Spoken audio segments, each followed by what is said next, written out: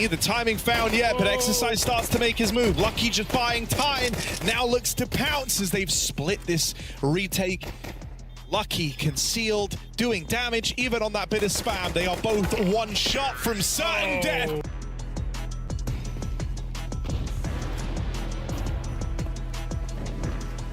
Ooh, Zeus.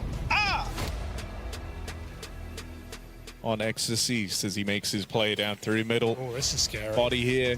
It's a triple setup for Enix at Body. Might have been good for the first one, but Electronic, oh my god! Flash is designed for Sori. Oh. What? A wall bang into cave hits. Stacked by the orb already. Oh, Rain's not looking. He doesn't have a confirmation. He's going to spot him now. And just like that, it's 11.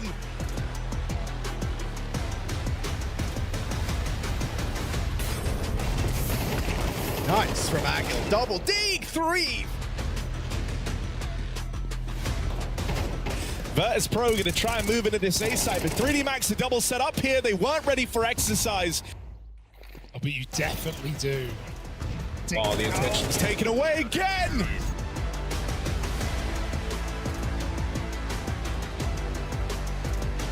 Skill, sorry. Oh, nice, good awareness that the vent is going to be utilized there by Brokey. Through the smoke, Story, another headshot, and it's 3 to finish. Lovely quad from Story.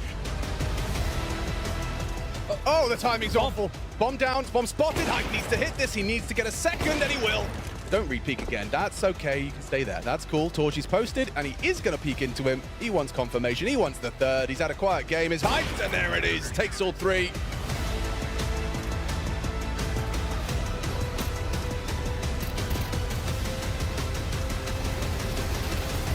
That's There's never, definitely a lot of opportunities there to make something more out of it.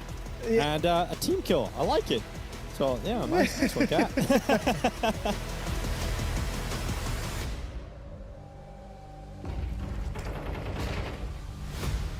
It's a cat setup instead. Oh, FlyQuest going into it. Just left the angle, but gets the spot off now. Regali takes the first. Yeah, 2 tags down range from this scout. Dexter finishes the job, and there's Nico. And that util designed just to fake. It was going back in for a bit more. It's a nice bash in upper tunnels. This is winnable. MOUZ gets his 1v1. He just takes him out of the air. Now pushes the smoke. MOUZ with the clutch. That is crazy good for MOUZ. Never mind the one ring, they need the one dig, but nothing has connected so far for the Falcons. Throw that up there, grab this. Now get ready to swing mid. They are right next to each other. Oh my god! No. Tess says they line up!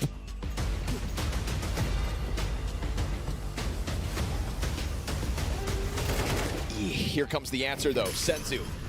Oh, that allows the plant to go down now, surely. You'd think. Actually hasn't crossed yet, but Senzu keeps fragging. Dude. JT's low health, trying to press in. Oh, good timing.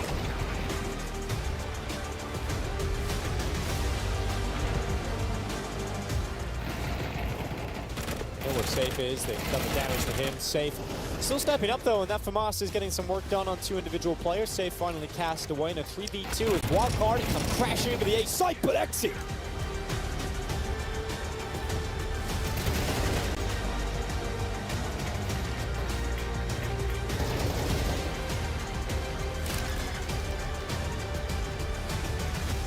There are no kits on these defenders, but Javi gets the better of Davideus after he's done so much. And with a flashbang on the doorway, NQZ trying to frazzle the 2 defenders on top of this bomb. He's got to get him off it. Javi still defusing. Now comes off and rolls to the 1-tap.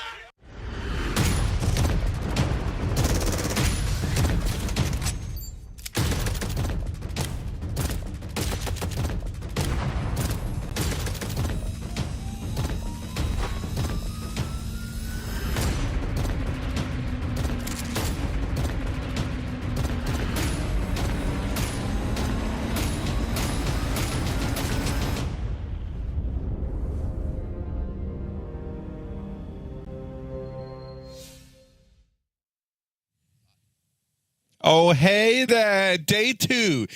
PGL Cluj-Napoca, huge Byron. Peace sign. Yeah, add a peace sign. Why not? We throw it all in there.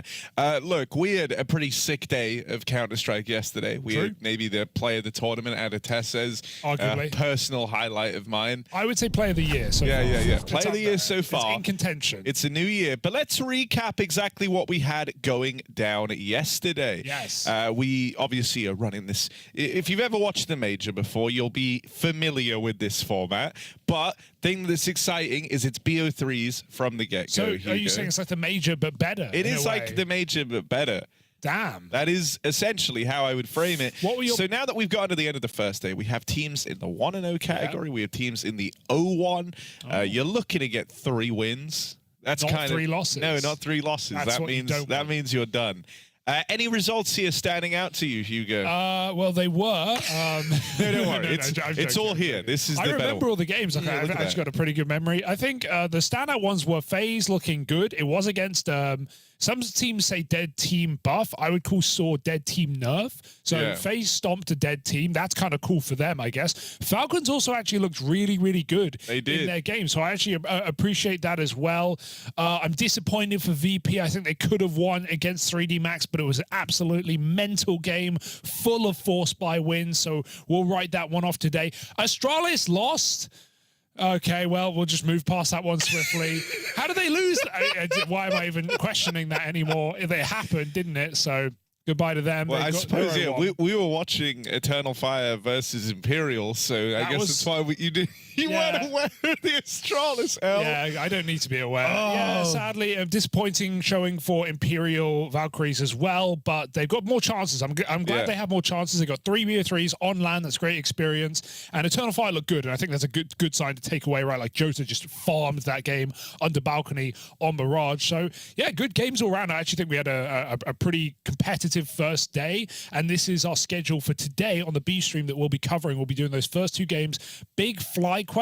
Not too sure how to feel about this one because FlyQuest, they left something to be desired yesterday, but I'd say this is a match more akin maybe to their level, but Big have actually shown kind of high peaks with this new roster. More on that later. And Complexity versus VP, which we saw actually as well already back at Bounty, and Cole picked into Train, were one of the only teams so far in Counter-Strike this year that have actually picked Train and had a good T side off the bat, because you're always going to start T, but then they still lost that game, I think in overtime, or at least 13-11. I think they had 8-round T side and they lost the game. So real disappointing for Cole, but a chance for revenge maybe. I hope we get a Train game in that game in that matchup. Yeah, the ones that we're not covering, it's Saw Astralis to end the day. Thank God, MIBR versus Thank God. 2 dead teams. I don't want to cast that Imperial Valkyries.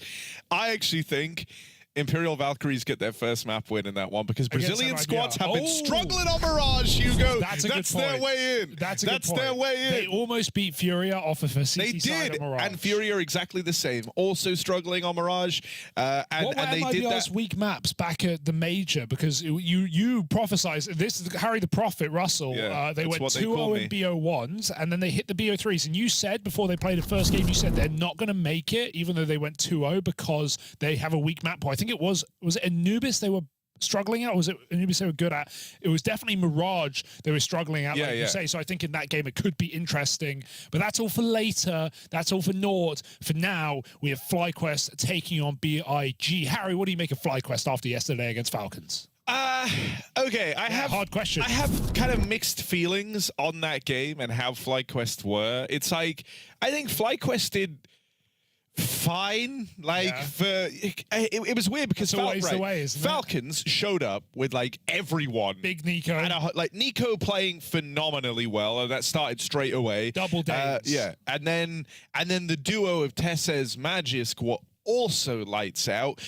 Dexter was quiet first map, but then was fully activated by the second, finished as like the second best player alongside Nico. But what do you make of FlyQuest? So it's like, hang on a second. I'm building up. I'm trolling. FlyQuest, they go into it up against like a super informed Falcons, and I think in that matchup, you kind of should lose it in a way, right? Yeah. Like, if Falcons are in form, and they did lose it, I wanted to see a bit more from Regali. It was a shame because guys like Liaz kind of started slow in that series, wasn't super inspired, but there were some good games in there from someone like Vexite, for example. He certainly had some good moments. Inns as well.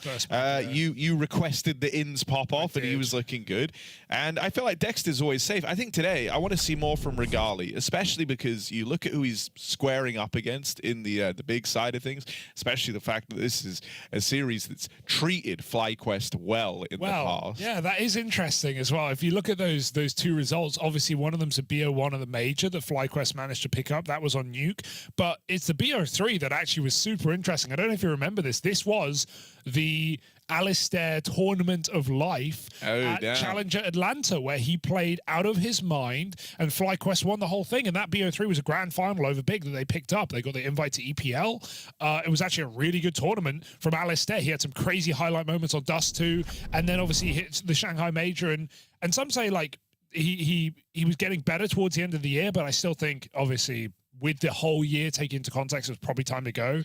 So yeah, I also just think like Regali has a higher ceiling and is more untapped. Yeah, and there's like a chance to mold him into exactly what you want in this team. Yeah, you can't say that this full FlyQuest roster didn't have a chance on the international stage against top teams. That would be very disingenuous. For a long time, they've had that chance. And we're kind of we're still waiting. We're hoping with this new roster, maybe they can exploit it. But despite those two matches going the way of FlyQuest recently, I've still got Big as my favorite today because I think Hyped has been a miracle on this team. Yeah, no, he's been really good. I think the clash of him and Regali is a lot of fun. Like a very, very cool one. Do you think they played in Academy? What was the timing of that? I think they might have. Yeah, I'm pretty sure they would have done. Yeah. I'm trying to think. Sure. Because Hyped wasn't. I want to say he wasn't in season 1, but maybe I'm wrong there. I can double check. Yeah, go on. But I'm pretty sure they were because Regali also played a couple of seasons of Academy League, as did Hyped. So yeah, they both came from Academy squads. And I don't know, I think they're both very flashy AWP players. The kind of guys who like to take risks early, like to try and create those kind of opportunities and force fights for their teams. They're very involved AWPers. These aren't passive AWP players. And I think that's going to be super cool to get to watch. Not just because, like we say, they came up kind of not together, not on the same team, but through the Academy League system. They did play against each other in season 4, at least. I'm looking at when Regali was on Fnatic Rising. At least he was, Hyped was obviously on Big Academy. We saw this guy in Big Academy, and Big Academy, and now he's back in Big, looking to make a mark. You forgot about his little stint over in alternate attacks. No, I didn't. Yeah? I'm just talking about those big. But that's games. also Big Academy. Recipe Sprout as well, while we're here. But we're into the pistol round, and my God, that's a quick shot. Liaz on the short side, hitting ahead, taps him dead. Regali follows up, and it's a massacre in middle. They're done. They're finished. It's over. FlyQuest win the pistol just like that. So all this talk of Hyped, all this talk of Big, it was actually the boys from down under to come through over the top. Yeah, one of the things that I always get nervous about with Big, and this is nerves that have never gone away. Ooh. Yeah, go on. Big can beat anyone, but like simultaneously can lose to anyone.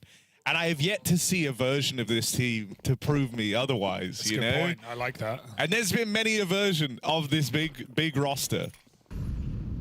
Okay. So would you say this is a team that is better at beating anyone or better at losing to everyone? Or no, it's just sort of like a wild coin toss on the day. Like at the Shanghai Major run, you remember how shocking it was? Like with the 3-0, like that did come out of left field. They were playing really good CS. Agree. And then it all fell apart. It did. As it often does. It didn't know to happen. But that's where I hope that like Hyped and QB are the kind of the fresh air that the squad needed. QB as well had like disastrous debut series with Big, but since that point he's had a couple of pop-off maps. Yeah. All right, little mid walk.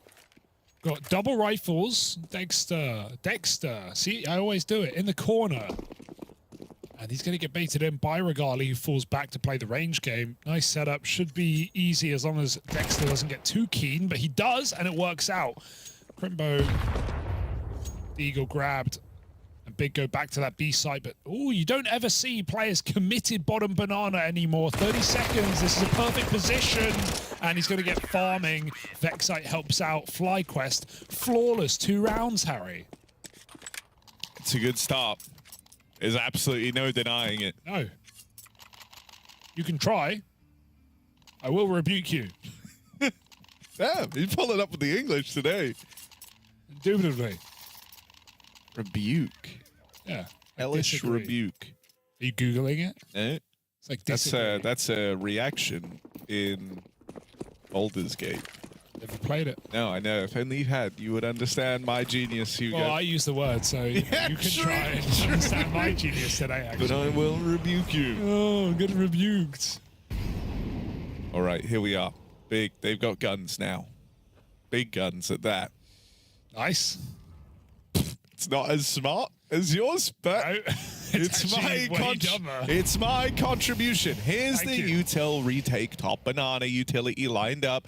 FlyQuest don't actually take the space back yet.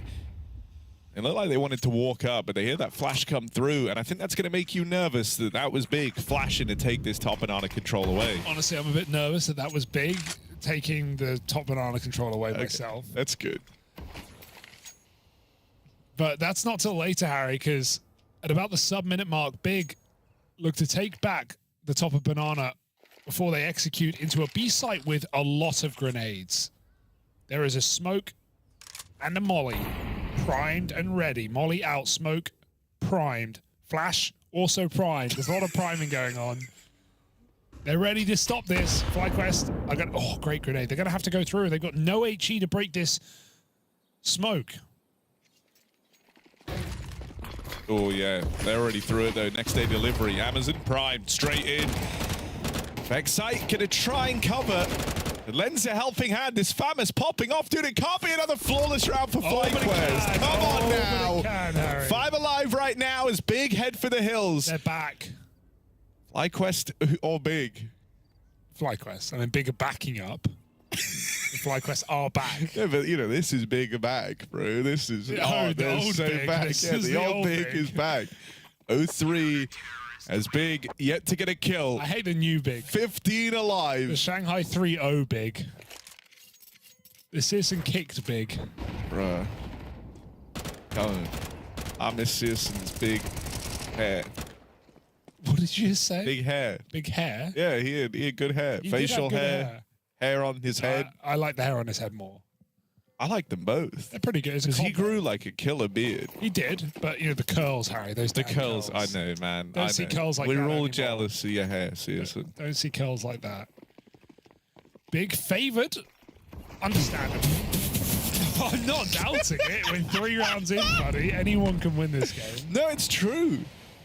A Big, legally, not legally. I'll take that back. Anyway, they're supposed to win this game, man. Yeah. No, they are. But, Well, FlyQuest, they are. FlyQuest haven't died yet. No. In 3 rounds of play. That will change now. Liaz, he's not going to ace it. He will get eventually traded. He's on the ante. He doesn't turn when the flash pops, though. It's kind of the core component of the anti-flash. They kill everyone. Big are in the bomb site. What is going on? You got to turn after they flash. Maybe he's waiting for a second one. I think, yeah, like it's pretty common there to throw like a double flash setup for Sure. that, to try and uproot Porch. Sure. So he's like waiting for a second flashback that never arrives. But the thing that is comical is his teammate is full blinded underneath him. So it's like, He's got to turn, man, I think. you know, if it worked, if there was a second flash and he dodged it, we'd all be going, oh, great awareness Yeah, from Liaz true. I'll to give him know that. that there's a second Or flashback. maybe he was just a bit slow to turn, Harry. Could it be that? No. Because it was quick. They killed him very quick. I'll give them that. I wouldn't even say they killed him that quickly. I would say they definitely killed him quick. the flash went off. He's Killed still him staring before the at bottom all. porch guy. Yeah, but the bottom porch guy is full blind, hiding behind the He's pillar. in cover, yeah, okay. Excellent round for Big. They get some kills. They win the round. Simple as that. Bosh. I hope we Maybe we can come to a consensus on that. On the porch? Yeah. Look, okay, I was giving him... No, you're right, it wasn't that quick. No. So I think, you know, it's just a case of he's expecting it's like the double flash setup. Yeah, sure. A second flash designed to stop someone playing anti, as is often the case, but Big just went off the back of the first. Tabson. Oh, Right. the body language. Get in there. I feel like let him know. Tabson brings more and more swagger every tournament. How'd he keep doing it? I mean, you know, he is, for all intents and purposes, he is big. He is big. And I mean Berlin International Gaming. I'm not talking large. like 7'3". Keto's 7'3". Is he? Well, he seems he's pretty tall. Just talking of German players that were big and I've are only still seen. big. No, you met him in the elevator. Me, you, I've and him seen were in the elevator. No, and I No one said remember a being word. stunned by how, because he always just gave off literally- short vibes. You know what I mean? Okay, not really, but sure. Sure. I'll allow that. Oh. No, I was shocked. For a moment, I didn't realize who it was because he was so tall. Yeah. So I guess I do get what you mean. Oh, that could be a good grenade. And it was. It's down the same. Down used to give off like short vibes. He's pretty tall. How tall is he? Pretty darn tall. Yeah. I think he's like 6'2". Yeah. Oh. Ooh, all right. Bit of a skirmish for Top Banana. Excite. Gonna open things up for FlyQuest. That nade is good, and Big get completely shut down on the attempt to take Banana, and now they're re-aggressing. Yeah. Hype gets out of there just in time. Not for long. Dodged. FlyQuest still hunting. Vexite still taking heads off. 3 kills deep, and Crimbo finished off next. It is a total wipeout as Big sent packing from that B site. FlyQuest gets straight back on the board. Bro, Vexite looking nasty. Dude, right I mean, he played well yesterday. Yeah, in one map, and the other In one map, he had an absolute stinker. 50% of maps so far, he's played well. That's some great statistics. It's not wrong, but it is disingenuous. I wouldn't say that. Say he played great yesterday. I think he played okay. I think he had a good map. His good map was Inferno, but then Dust 2 he disappeared. So here we are on Inferno, 9-0, and that was a sharp shot. Some good double HEs from FlyQuest put them up in control of this game. They reset Big off their first buy. And they are relentless here in Banana. This is a risky maneuver. Big run through the smoke. But then the flash, Team Flash, actually holds them back. And this gives time for FlyQuest to rotate a third over, make a setup happen. They got Regali's AWP on this B bomb site. And I don't think this will get flashed off, so he should have a 5v4 here for the team. Oh, they're setting up an excl though. We know Big like to get nerdy with this. What kind of play do we have? Will anyone dry swing this AW? Or are they going to jump it?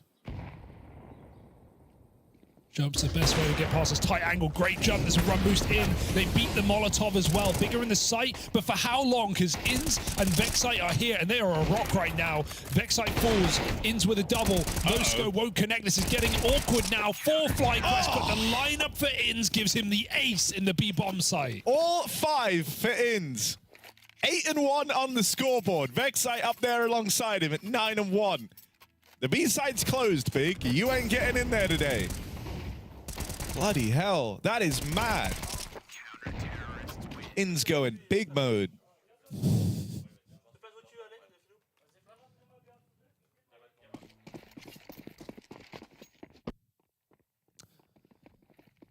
Fly cruising for a bruising. Bro, I mean, they're playing a good game. There's no denying it. Big.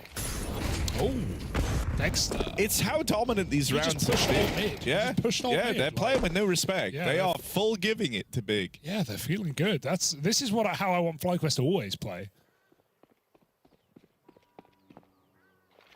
Getting away with murder right now. Big really trying to force this one at the B bomb side, but they have no bomb. Need success to land straight away, and that is anything but. Dexter on his rotate in the right place. Vexite holds on for one more. Inns' death matters not at Car, as big. Any other team would save here, but they are in the hole right now.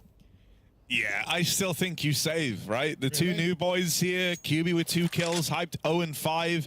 They've, outside of that round where, like, they exploded past the double porch setup, they've had, like, 1 kill past that point. So, you know, Big aren't really in this. I would not feel tempted by this 2v4, but they do have some runway over towards B. With FlyQuest kind of leaning into this more passive setup, just spotting it on Vex side. They're willingly giving over the site here. He's playing plant. They're not going to expect him CT. Good molly. And he's got cover. Oh, Hyped is stuck in front of the Molotov. Now they know he's fired off. Just got to run. Are they going to relent? I mean, they are pushing him mid. Could get out with that smoke. Don't have a kill yet. They want to try and knock this AWP out. Hyped is finally on the board, and that will guarantee the save of this AWP at least. It's something, but it's still a beautiful beginning to the day for FlyQuest. 6-1. Brother, I mean, they're running away with this game. True, right There's kind of no stopping them. Is that a prediction or is that a statement of accuracy? Both. It can be both. No, what is it though? Both. Okay. It is both a prediction and it's what's happening right now. I mean, it's definitely what's happening, but can Kakafu get on the mic and solve this problem? I just don't know what he's supposed to say. No. They've killed one person outside of their kind of... Got to re-inspire the troops, Harry. Fortunate round. Rather unfortunate for Big right now, I'd go as far to say. It's not wrong. Like, if you want to look for a silver lining, it's, you know, you are at max loss bonus and you have been for a hot minute, so you get to buy most rounds. You're always putting something into this. You're never far away from feeling like you could break through again.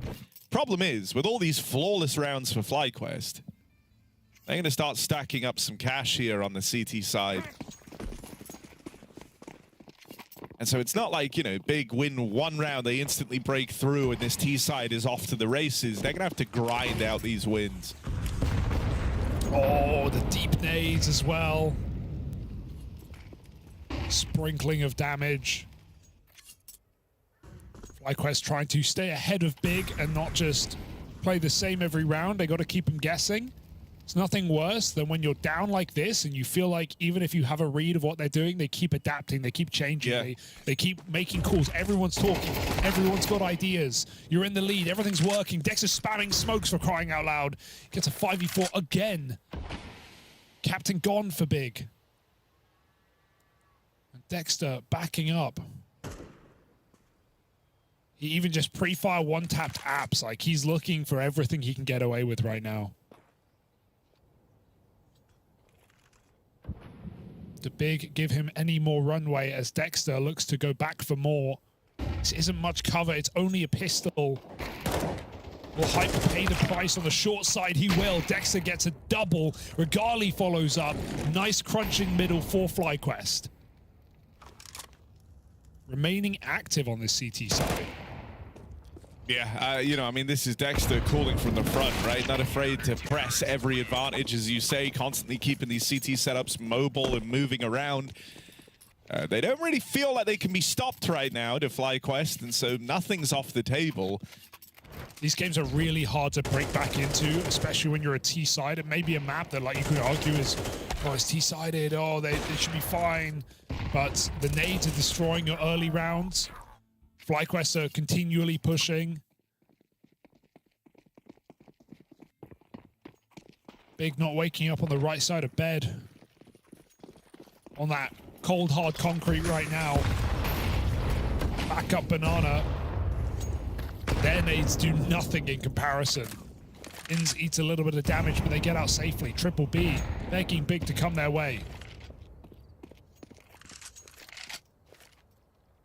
I mean, there's nearly three players on FlyQuest with more kills than all the Big combined, so it's a pretty rough streak you're on right now. Passed out towards long, Regali hits the shot, fade away on the smoke, even gets out of there, another untraded 5v4. There is only one player nice. actually in the site, right? It's only Liaz to get past, and he's not super warm here. The rounds have just sort of been going by without his say-so, but Dexter's made one hell of a move. Rushes through the motor smoke. The rest of the squad team in behind him. For Tapson, there is no winning this round. What can you expect there if you're big? That's so unfortunate. They get all the way up lane.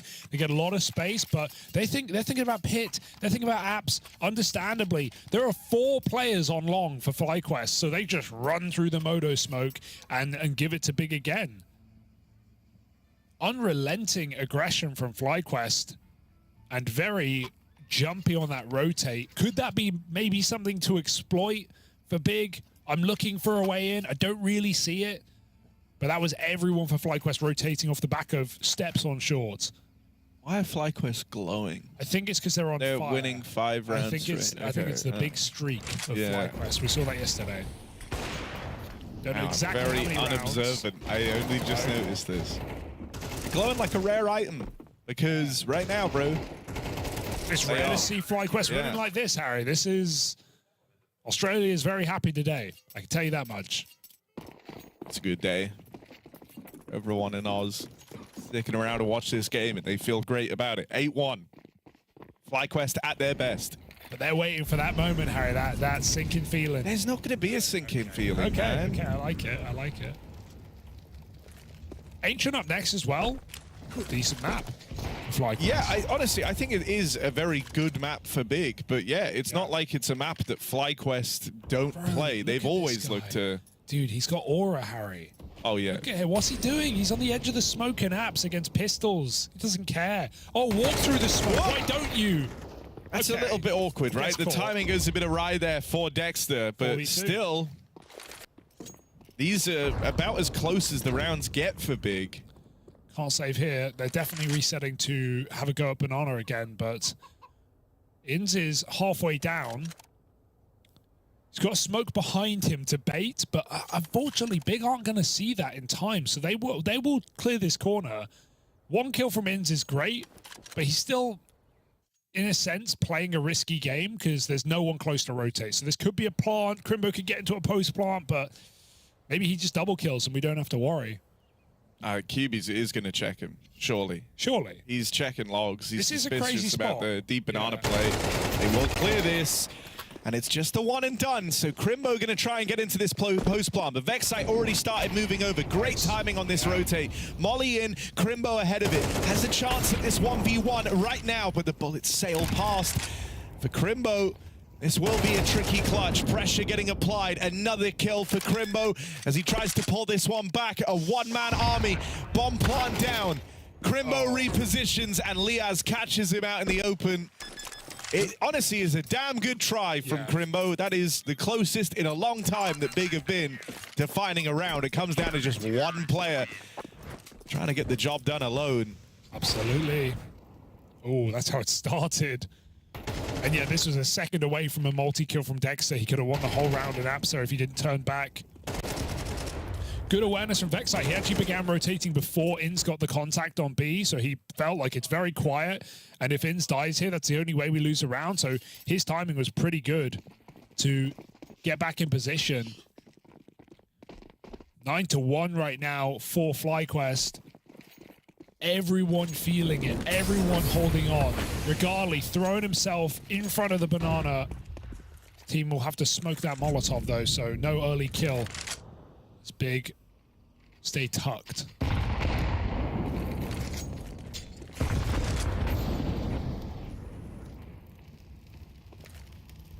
More default round where Big don't eat grenades.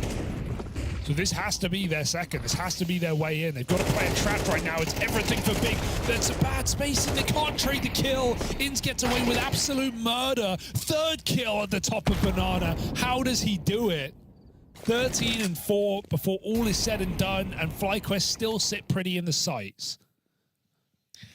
This is how good it can look when everyone on FlyQuest is feeling switched on. Oh, Liaz just missed that timing.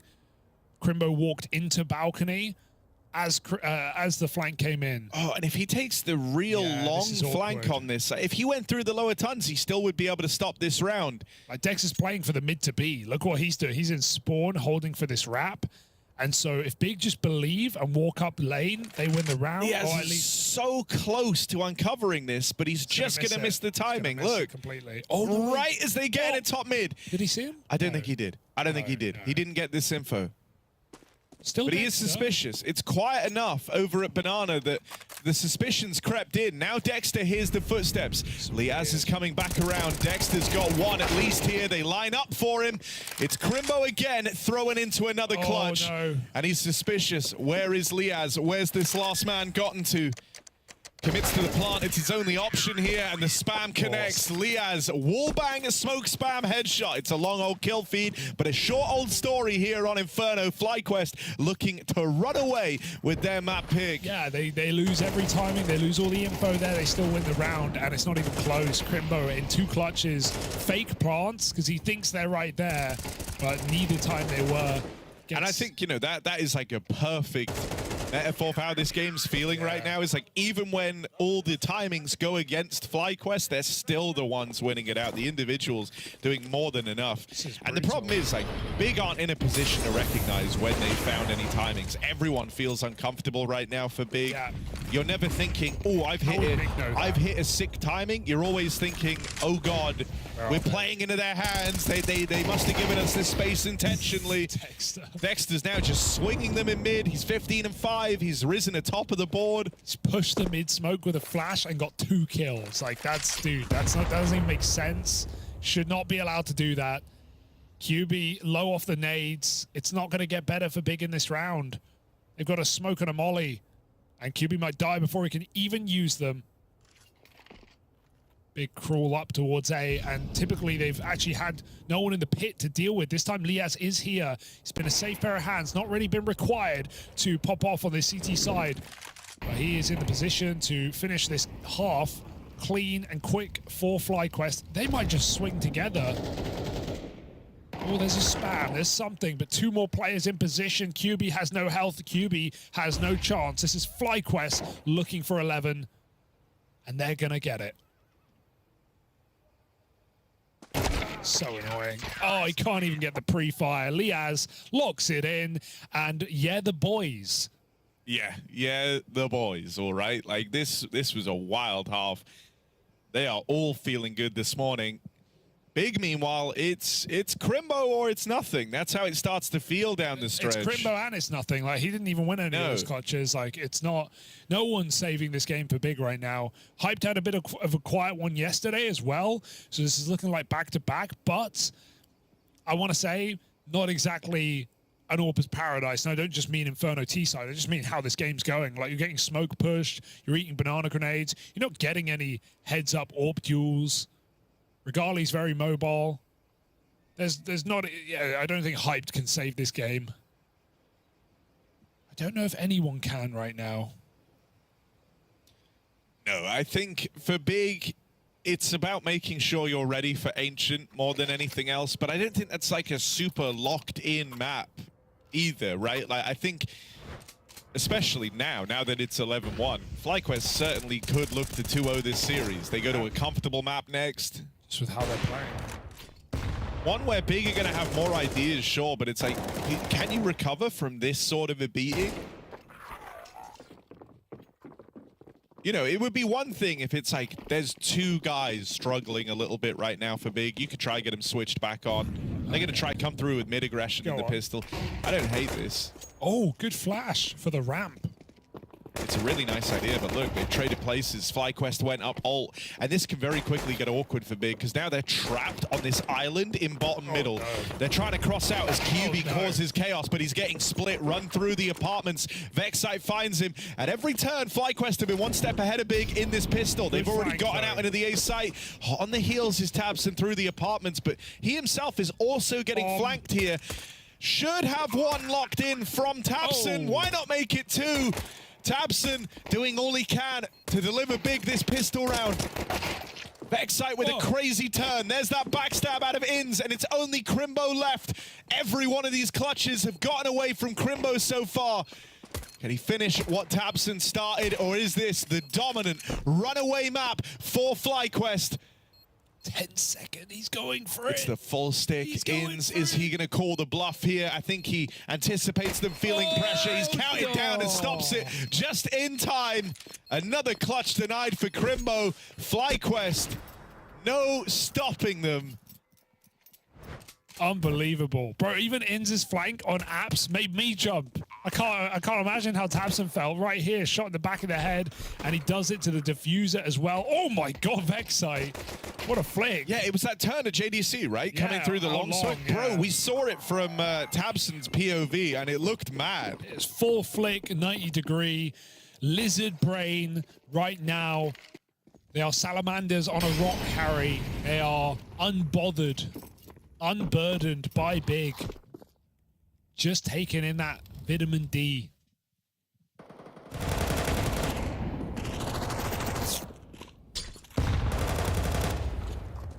This is kind of a brutal start to your day if you're Big. Yeah, it's not what I expected.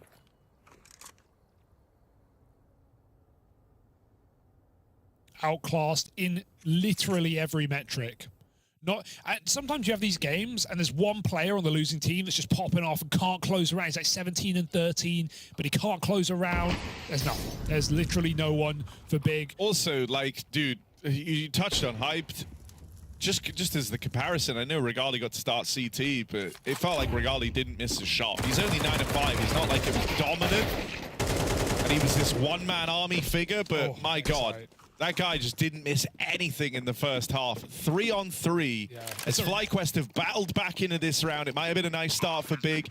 Very quickly, things have gotten awkward, and now this 4-spy left for the retake. It's a race to top of the board. 3 players on 15 kills. Everyone consistent here for FlyQuest.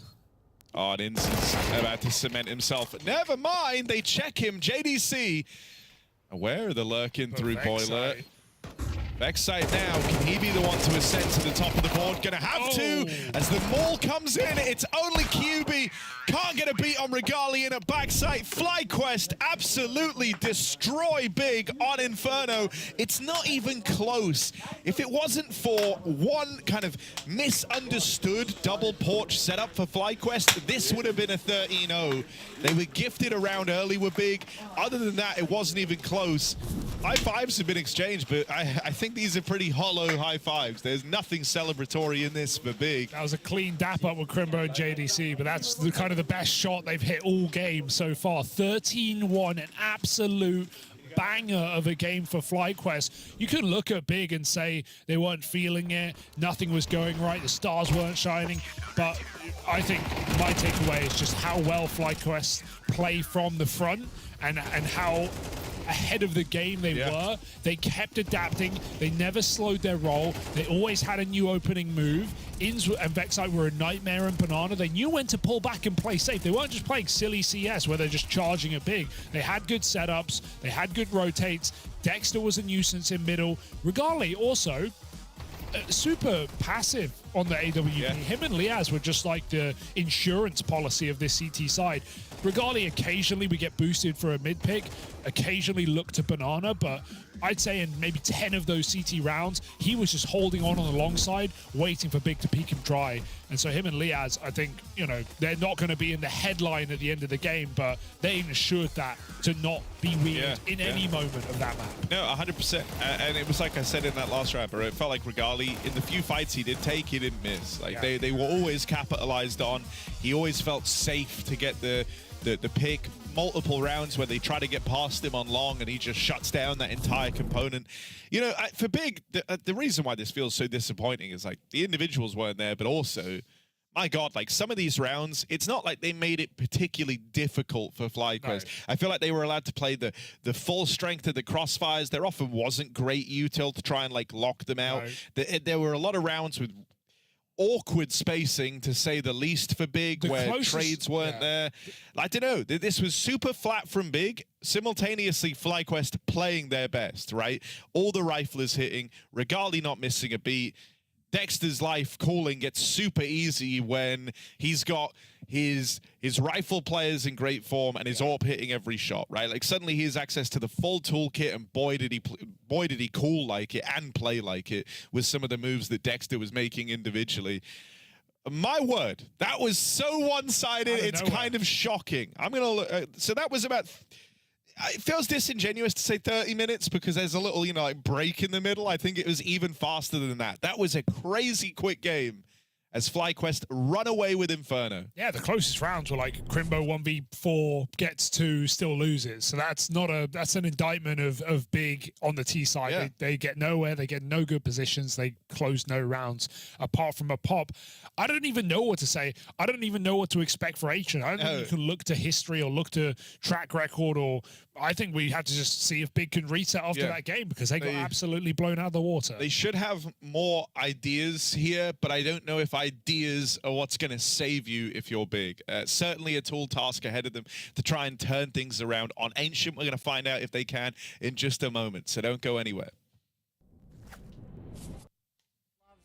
But she can't love me. But I love you.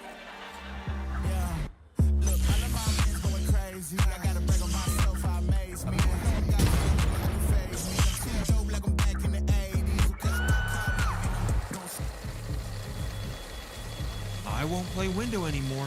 What's going on? Play your role. 1xbet.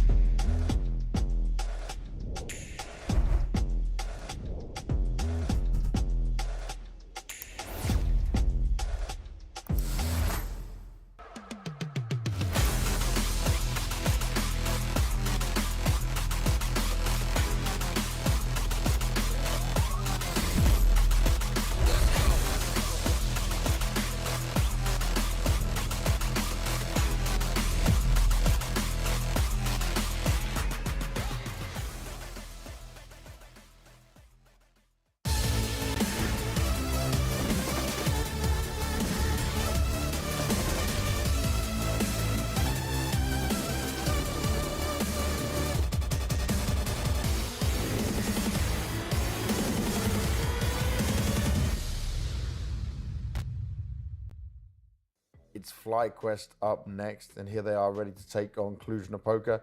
They've brought in Regali as the AWPer. He's had a bit of time to come into the team.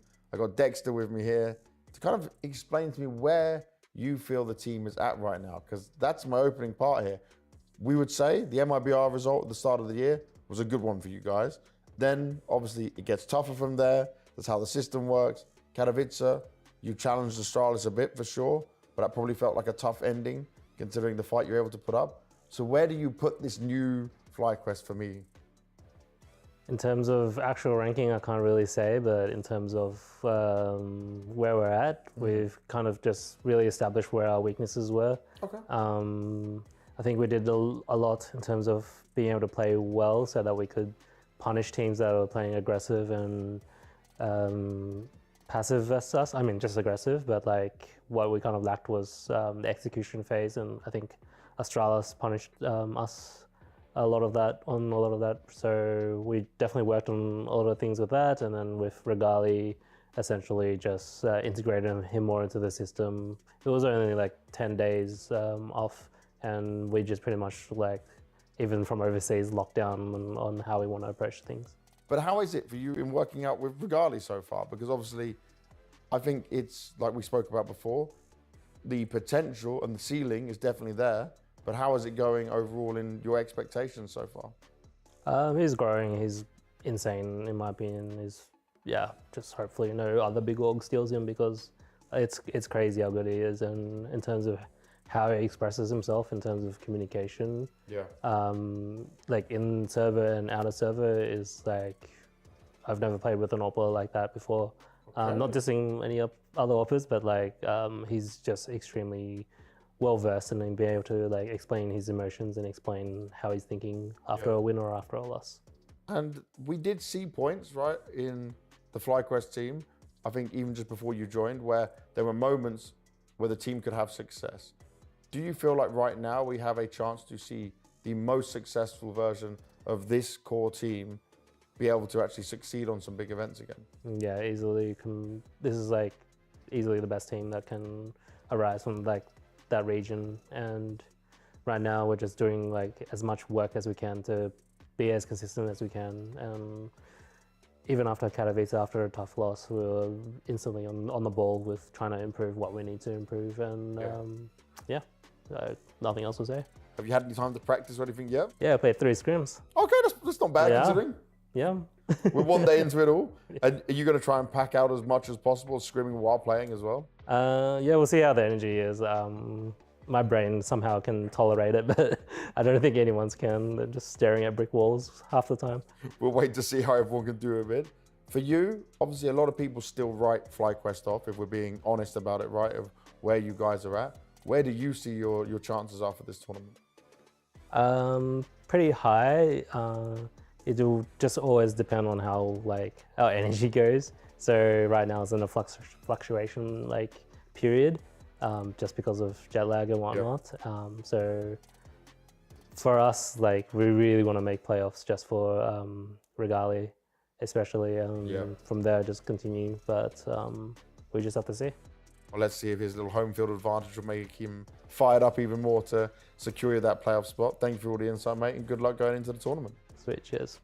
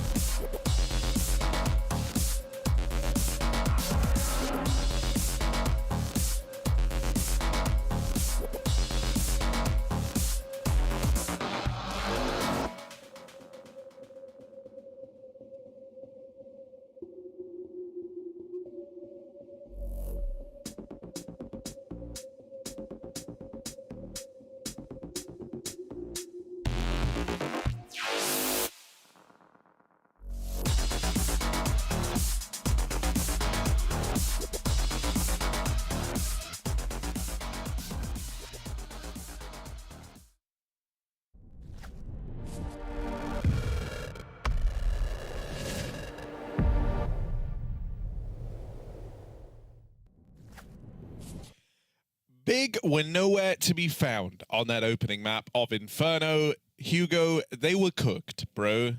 You looking for him still? I'm looking for him. I know, I don't man. see him. Look, we're kind of on our own version of Ancient with all the little plants and trees behind us. Huge Byron. That's the map we're going to next. That's Big's pick. Can they turn it all around, or is this the FlyQuest 2-0? It's a great question, Harry. I guess we'll have to find out, because I certainly couldn't give you an answer here. Obviously, it looks like the FlyQuest 2-0. Full stop. Yeah, I think the problem is, like, usually, if you take a big old L, yeah, there will be someone in the server, at least one person, who is looking good. And so then it's only a matter of like activating one or two more players, and slowly but surely you can kind of switch the game back online. Problem for Big there, there was no standout player. Harry, when you have a bad game, what, you know, in the rare times it happens, what do you do? How do you reset? How do you get back in before map 2? I log off and I say, I'll just play tomorrow. Well, what do you do in a situation where you're not allowed to do that and you are contractually obligated to play another map? You know, I think I would try get some fresh air, firstly. Like, wake up a little, slap in the face. Yeah. Like, slap myself, not like... Oh, I could do that. Yeah. And then lock in, do some DM. Like, just to feel comfortable, you know, the mouse hand. I sleep holding my mouse. So that I always... have I don't know. RSI. Yeah. No, it's just, you know, then you get used to its shape. Your hand is always ready to grab the mouse. Well, my hand kind of defaults to mouse size anyway. I don't sleep with my mouse. Oh, your big hands look so small when they're doing the mouse grip. That's I'm not straining. This is my default. You know, this is what 20,000. This is really cute. You're able to like shrink the bones down. Shrink the bones down. No, it's called curling my fingers actually. But yeah, where do we go from there? Well, here's FlyQuest. These guys are feeling. Oh, that's not FlyQuest. No, they didn't. They weren't celebrating. No, after that I mean win, when you just show up and you steamroll. Yeah. It feels, you know, you're like. I'd be like, yes. I wouldn't. I'd be like, yeah, let's just keep this vibe. Let's not throw anything like weird or embarrassing in by over celebrating map 1 and then we've won. It's over. No, I wouldn't do this. Big celebrated more at the end of it. They were like, let's go, boys, it's over. You only taught me how to dap someone up properly and actually get that big clap. Me and Oni had some great dap ups. Bro, you guys, we never got to the bottom of it. I had a couple, but they were never the first time. You had a couple of first-time daps that worked out. I just saw Crimbo and JDC hit a clean one there. But I know the strategy now. He's taught me the strategy. This is a bit on the fly, but do you want to try one? Yeah, you want to try a clean dap? Let's go. So you got to just keep the hand relaxed. Yeah. You got to look at the elbow. Hey, I nail this every time. Sorry. Let's go. One more. Wait, okay, no, one more. We can't do it. Just try one more. All right, that was pretty good. That was good. And right as we get in the game, FlyQuest versus Big. It's going down. Map 2, Big's map pick. FlyQuest run away with map 1, 13-1. Wasn't even close. Yep. And so let's see if Big can get activated. Tabson. Johans. Yeah, go on. Oh, has he got the Magic's molly? Is he mollying long? He's smoking. He's flashing. That was a decoy, I think, actually. First wave. They do decoys, Harry. They do decoys in the B-bomb site to fake nades, to force out Molotovs. It doesn't work. Dexter bringing his molly over. The second volley is enough. We have double smokes and a Molotov in the dark. Cubby. Crimbo just creeps in. I like this move for Big. It's a nice little execute in their home map, and they find a dink on top of it. In's pushed back. Bomb planted. There's even a molly for the post plant, Harry. QB's playing T-spawn. There's a smoke for Dexter, but if he throws that early on the ramp or the cave, QB can win the round off his Molotov. He's 100% playing this molly for the bomb. Yeah. Smoke is gone. Big have won the round. Big have won the round. FlyQuest have to go really fast. If they get kills quick, bait out that molly, it would be huge. But yeah, you're dead on. With so much time having elapsed, there shouldn't be a world where they win this. Tap on the bomb. That molly's come out now. Yes. Nextside tries to find a safe spot to defuse in, but he can't manage it. And so Big with the little Molotov gimmick there, lobbed in to deny that defuse. There was no hope for FlyQuest. That is a sexy pistol round. Double smoke, double molly, double decoy. They fake it with the decoys. They exec with the smokes. They molly dark. They save one more for the post plant. That's a big round right there, Harry. That's what we know this team to do. The smart, tactical, utility-based T-sides. That's what it's all about. Business for big. Things you love to see. Oh, they're getting activated, Harry.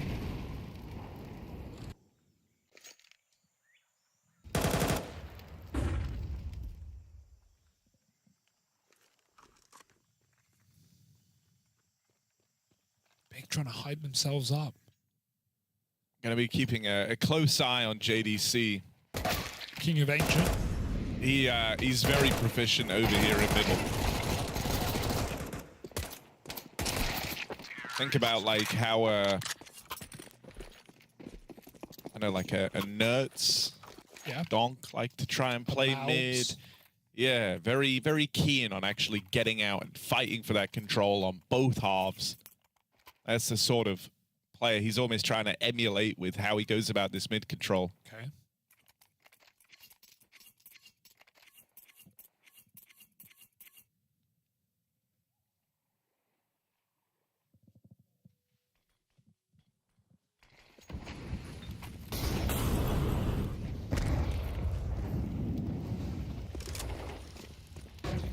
Heaven forbid JDC will come through the elbow smoke when required.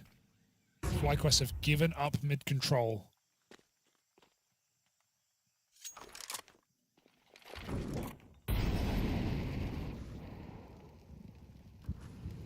They lose their info.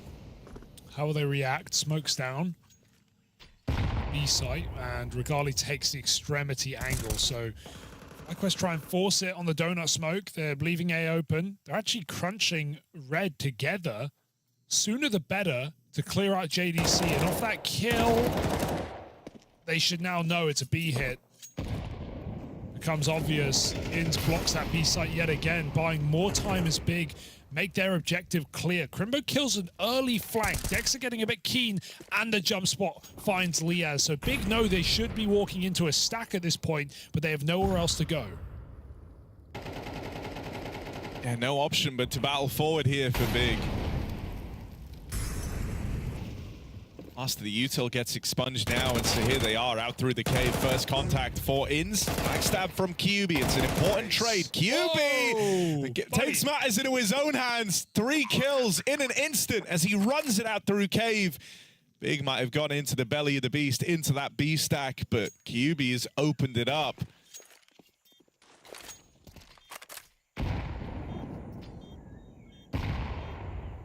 Liaz can try, but he really just should save his gun. They don't have the money on this CT side. I think this map is QB's map, bro. This was, I mean, I say that. This was like the game in his debut where I think he had like, he was like 4 and 10. Meanwhile, you love talking about that debut, like I know, like it matters. Like it I don't matters. know why. It sticks out to me. I've seen a couple of like games in that same. He's played like 20 games now. Exactly. He had one bad map. Yeah, exactly. Let it go, Harry. I'm going to request that. But here's the thing.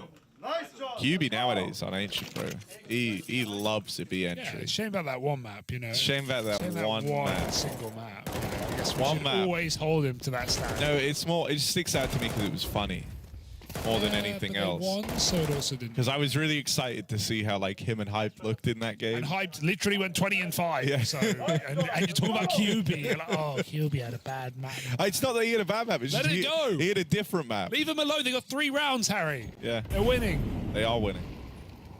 QB alone. Literally. All right, Liaz. I'm a QB fan. You don't even know where he played before Big. Fanatic. All right, you do know, but... You think I don't know what I'm talking about? Played there for like 6 months. You don't even know his full name.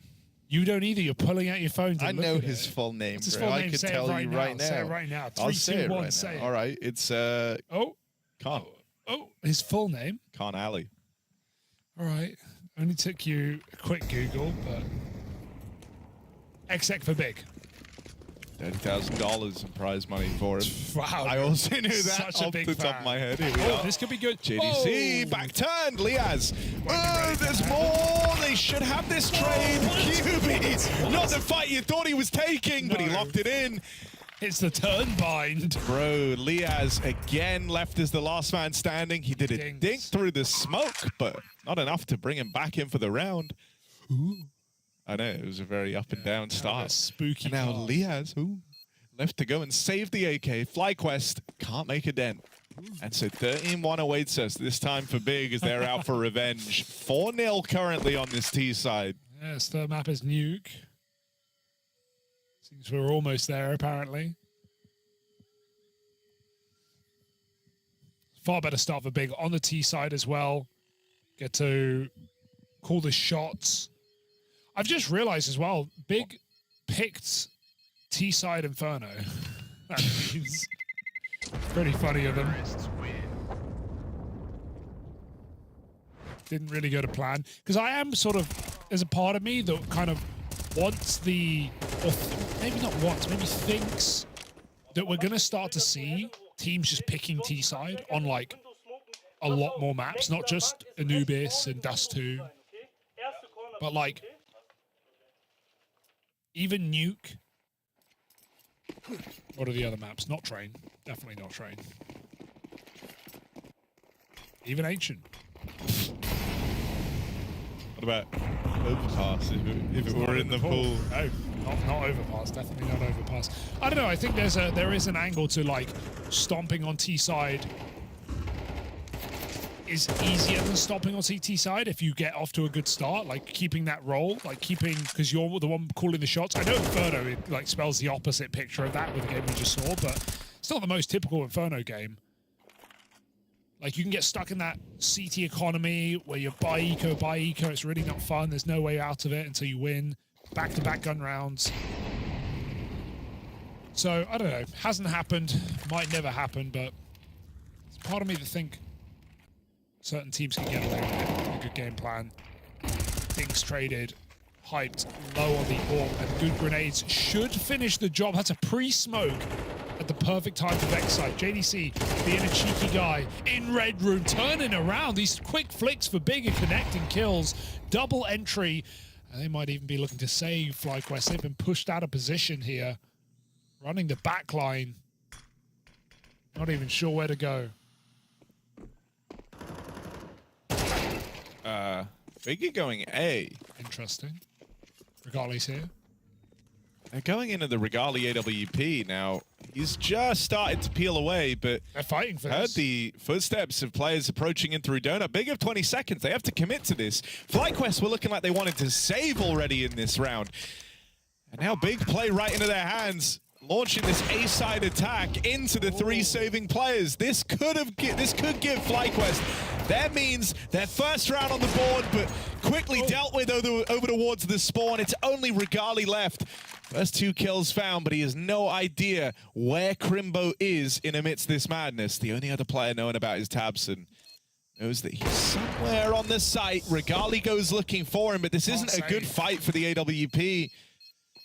Regali, feeling the pressure, just wants to save this orb, but he can't hit the headshot.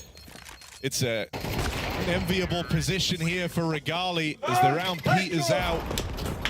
And Big, they're in that same sort of state that FlyQuest were. Even when things go bad, things go good for Big. Yeah, I think if Regali, he's so scared that they're splitting him A main, but that's actually just a panic mid-round for Big. If he stays CT and holds the donut angle, bro, he can win the round. There's 20 seconds, 4 guys or 3 coming out donut, Crimbo lurking red.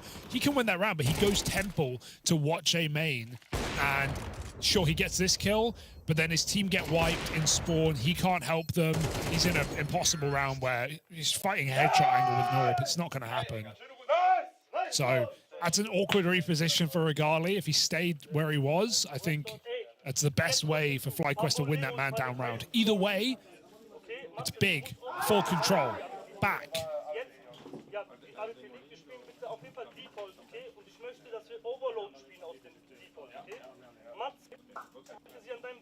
I'm plucking out words. Yeah, me too. What, default by any chance? Overload. Overload was in there. Yeah, he's throwing a lot of grenades. Default overload.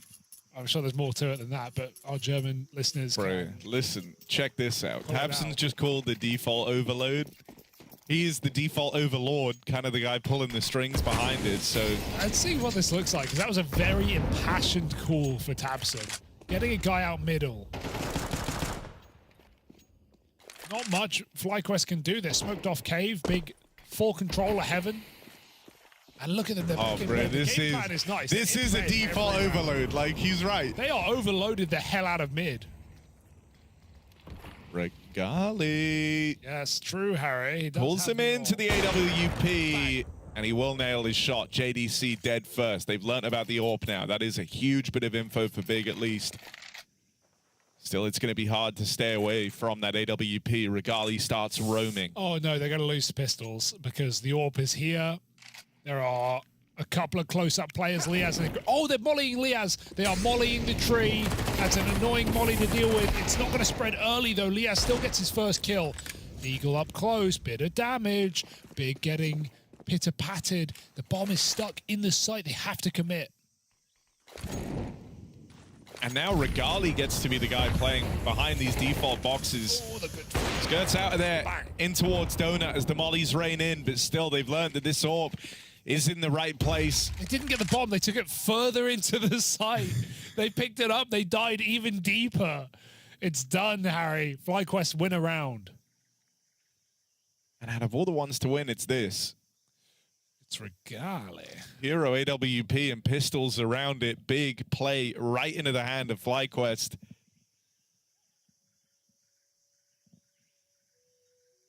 Default overload was not super effective. This was a rough round for Big to give over. There's no denying it. But, you know, saying that, on Inferno, Big did get one round. Okay. Sure. And then FlyQuest won every other round. So if Big just do that, that's what I'd be calling if I'm Tabson. All right, guys, this round, win every other round. Oh, we have fun, man.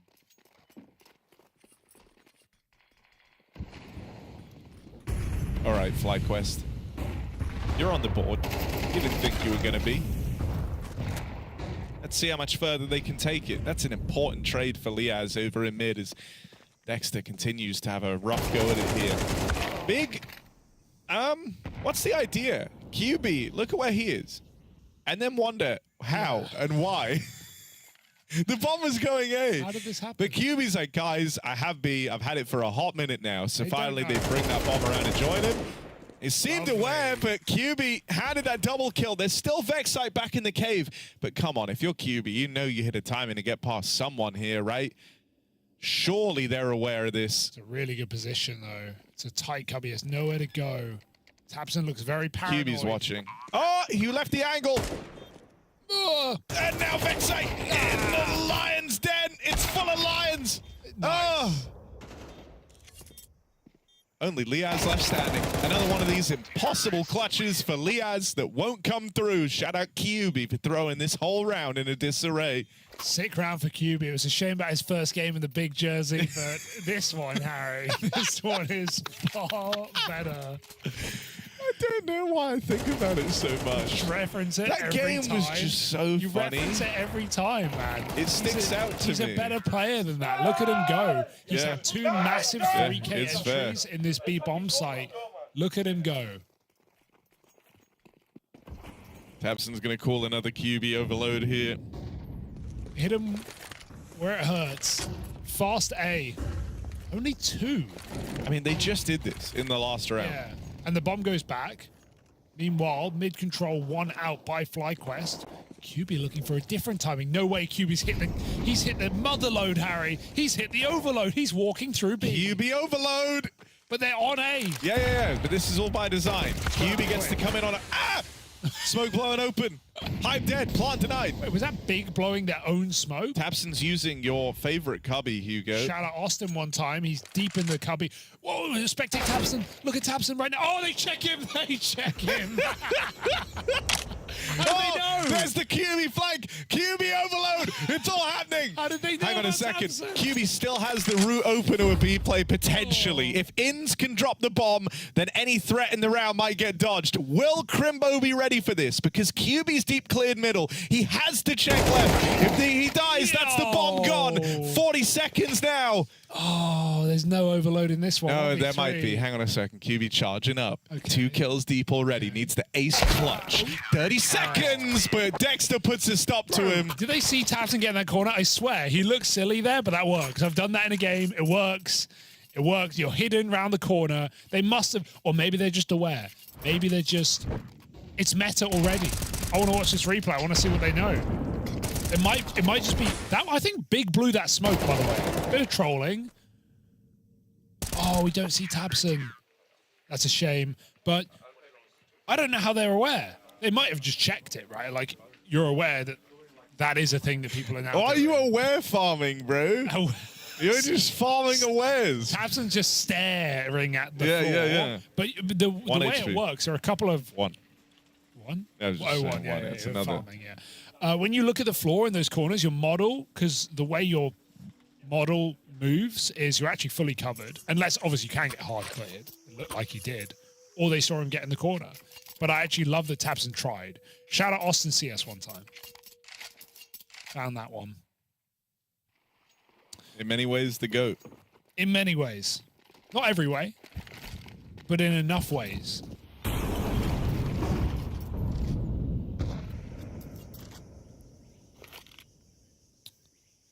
Are we going to have a fast A that actually has more than 2 people? That's the question here for Big. No, Hugo, I think you're misunderstanding the fast A. I'm joking. Oh, hang on a sec. Dexter. Yeah. They know, man. They hear him underhand the smoke. QB goes overload, runs it through the mid smoke. Fast A. Straight in. Bang. Blowing the smoke open again. Liaz. QB, bro, he's so good. That first game in the big jersey can be forgotten about because QB just might be the GOAT. Bro, they are running over FlyQuest right now. This is... I like that call. That's a great eco round for Big. They walk through a mid-smoke with 4 players. They just don't stop. So, can we talk about the A run? What about it? I love it. Well, because you're like double pumping, or... No, it's like setting QB up for a flank. So it's so common, right, for teams to go 2-3, but 2 mid, 3B, play for like lane and mid fights early, and then if you don't get contact mid, you rotate players back over the way. But because Big have been running out A main, with the bomb there, the bomb's the guy throwing util, teeing up the first guy in. Yeah. There's like 1 of 2 outcomes happens from running out A. Either you get all the space and then you commit with the bomb and you play the post plant. Sure. And that means they started 2 mid, 3B, or some variation of that. Maybe they have like a donut player. Or he just gets out, draws, rotates, so then the other sides get weaker as a result. And that's how QB's been finding the gaps on B, because they dismantle the stack. Dude, it's actually sick. Like, because it applies so much pressure. Teams don't go A fast. And so now FlyQuest are in this position where they're like, okay, we kind of have to start someone A because they're just running out. But then that starts to shut down. That's why in that pistol round, Dexter was alone mid, right? He didn't have support there because they started with a player over towards A. So, like, this is actually a sick game plan from Big. It's giving them a lot of options down the stretch, both in the round itself, but also disrupting the CT setup and removing options from them. I like that. Bro, I love this, man. tabseN, you've been cooking, man. They're back.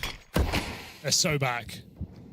Dude, tabseN's brain is just so huge, it hurts him. Like, pushes on the walls of his cranium. Mine skull. That's a throw in the mind. All right, hyped farming. Oh.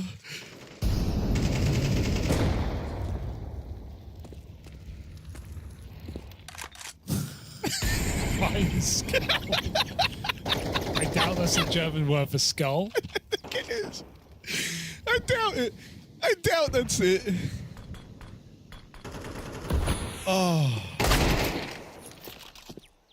Well, tabseN, you've done it again.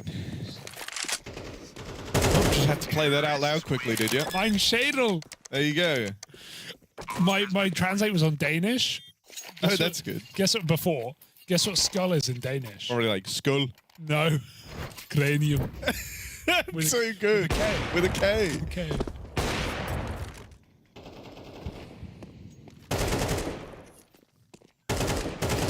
All right. Bigger here. Bigger definitely here. There's no denying it. FlyQuest are trying. We've not even talked about FlyQuest. What's there to say? Getting slapped around. A is open. Big go 5B. We're going to see a pop here. Putting a lot of pressure on Heaven, but I think they're just feigning this for the ramp here. Oh, I love those flashes. They go deep and long. They don't blind you as you scale up. Got a lot of control here. Smokes have to be dropped in defense of this site, but look at the push for tabseN all the way deep CT. Denied. Traded. Long taken. FlyQuest try and fight back in the bomb site, pushing the smoke, but everyone of Big getting a kill. This is a very weird round for FlyQuest, who just get run down, disrespected in their own bomb site for crying out loud. It's QB to close. Of course it is. 14-6. And Big, it's no 13-1, but it might be the next best thing. Yeah. Hey, dude, just listen to tabseN. The round ends, he is rallying out calls.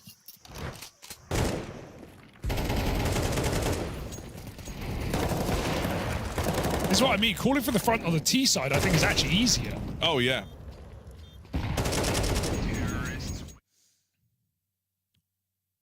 Just full disrespect B-Rush after they I think they go back to sending someone fast there, and they are doing that. They just like recondition mid and B, but JDC's already killed everyone. The round's already over, and now Crimbo's like, guys, the A thing worked. And tabseN goes, ha ha ha ha. But JDC's already ended the round, so it doesn't really matter. Still, this is a masterclass in conditioning, removing options from your opponent. tabseN, man, you should be proud of this turnaround. You have nailed this second map. I had nothing but doubts after how shaky everyone looked in map 1. I will say, the calls have been immaculate. I'm not. Yeah, bro. That's okay. I should end the sentence there. Yeah. But also, Big went from no one hitting anything to everyone hitting everything. So, huge comeback in this game for QB and Hype, specifically. Standout players of this T side. It's messy, and it's a 10-2 half, boys. This is why they were so hyped up at the end of Inferno. They knew Ancient was coming up next, and tabseN was going to have a field day. So was the rest of the gang. Oh, that is best strats for that one. QB, the timing goat. True. Opened up thanks to tabseN's calling, sure, but you still have to be there and actually, you know, making the judgment call to take that space, to recognize when you got it, and that's not easy. And it felt like QB had it every single time.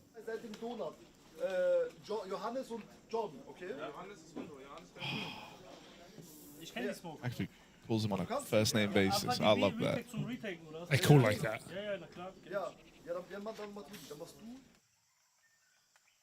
Oh. Yeah, it's for the best. Yeah. Fade it out. It's like, you know, staring through someone's window. It just feels a bit wrong. Fun, though, for a moment. Not for them. They don't want you to see them. And then you say, like, okay. Very cold. It's winter. Should get out of this tree. That's insane. Yep. Never climb a tree. Don't trust them. Trees are so good for climbing. Why do we even make ladders out of trees, huh? Because they're easier. True. Kind of, yeah, that one falls apart pretty quickly. Oh, really? Think about it. I did. Would you rather climb a rope or a tree? A rope. Ugh. Why? It's easy. Tree over rope any day. Depends on the tree. Could be a... Actually, if it's one of those ones that has like redwood, no branches, one of the so it's all great redwood trees great. Yeah, that you can't famously climb. tabseN looking like a great redwood today. And then he said a grapefruit, which is like just not the same thing. All right, Ben. tabseN built like a grapefruit. Here we are. What does that even mean? Mine's scalable. Okay, FlyQuest, come on, boys. You just had a 13-1. Where's the confidence gone? Yeah. Next thing, you have 2 kills. You were running at these guys through mid. Inns has 3. Now's the time. Dexter, This flank won't even happen because actually, oh, he stopped covering. Okay, he'll come back. There's 4A right now for Big. Call that a gamble where I'm from. And they're starting to go the other way because they're realizing this is a B execute for FlyQuest. Smoke the molly again, the extra smoke. They've done the big exec, but they don't have a molly for the post plant, and Big have kit smoke. Oh, it goes on deep default. Inns takes a bit of damage. And FlyQuest, this is a difficult round still. They've left no one in the bomb site. Let's see if that comes back to bite them. Yeah, playing, you know, fully around the bomb, but with smoke still for Big, that could be an issue. What? One half of this What? is going to get locked out. Did you see that smoke bounce?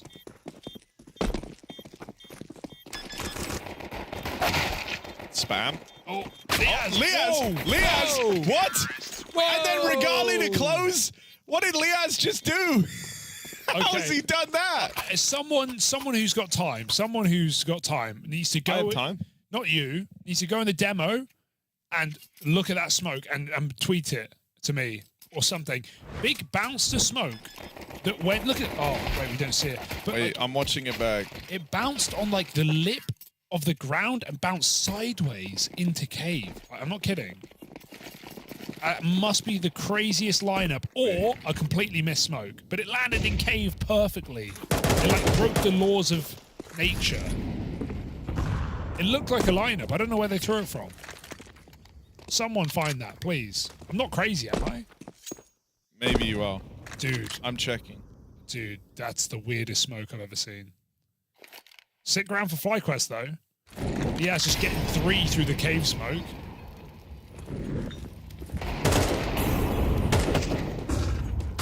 Can someone save this game, or are they just going to get ecoed in the second round? Jump is so important there to offset the crosshair. They run over this B bomb site. Easy enough for FlyQuest. Did you see what I mean? I mean, I didn't see exactly what you meant. No. It's I saw the trajectory of the smoke. They threw the smoke, and then it bounced like this. They threw the smoke off of from like CT lane, yeah, right? Like at the box, like this? And it bounces. You know, like the wall where if you want to smoke ramp, you line up with like the plants from site. This is okay. Wait. You see this wall right here, Hugo? I'm talking about big smoke. Yeah. I'm talking about the same smoke. Okay. That wall continues over to like long, right? Like the long wall. This like scenery. Yeah, no, we're not talking about the same smoke. No, we are. Okay. We are. I just watched it. Okay. They only had one. They threw one smoke. Okay, I know what I saw. You can't gaslight me. I'm just telling you, I just watched it back in real time. Okay. If you say so. I wish I could demonstrate to you clearer. But basically, it bounced off of the like long scenery. Okay. And then it went into cave. It's not what I saw. All right, bro. I don't know how to fight you. Like I watched it back myself and see if I'm crazy. Oh, I am crazy. Yeah. You are. It just bounced off the long wall. I mean, it didn't, but it did. Okay. Let me see. You got it up right now? Yeah. Look. Yeah, you see that? That's the long I'm talking wall. about that bounce. It's bouncing. Yeah. And then I missed it. I thought they threw it here. It bounced off this. And no. We're getting stuck in the wrong thing. Yeah. My bad, guys. My bad. I was just letting you know because it felt like you were overselling. I was overselling the smoke. I was overselling. All right, here we go. FlyQuest. They stuck the landing on the conversion, and so now they're looking to grind back in on this T side. Yes. We like smokes, so we had to talk about it. For 2 minutes. Sorry. Here we are. It's big. 10-4. Guns out now. JDC, that was an attempt at the kind of scaling info flash. They wanted him to shoot off. So they would know if he was in the red room. He didn't believe that anyone was nearby to punish.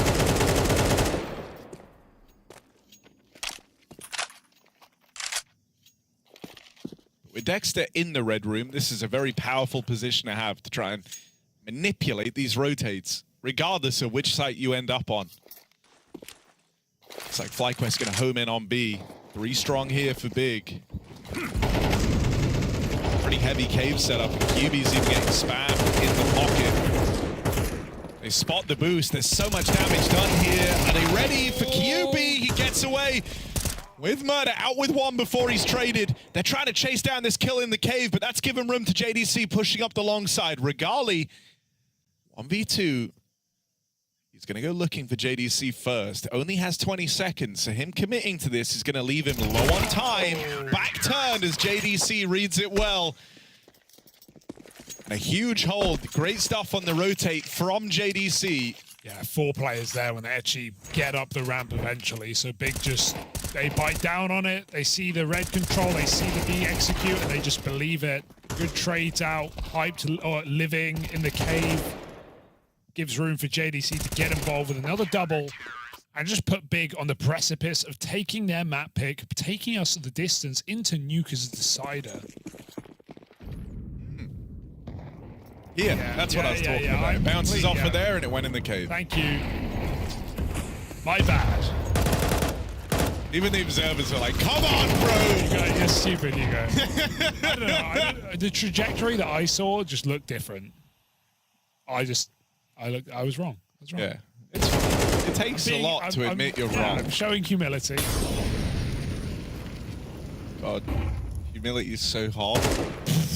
Oh, JDC though, not as clean as that, not as hot as that. Come on, give me more. JDC, yes. Ball's rolling now. JDC. Quick double suddenly puts Big back in the driver's seat. This was a 4v2. Oh, wow.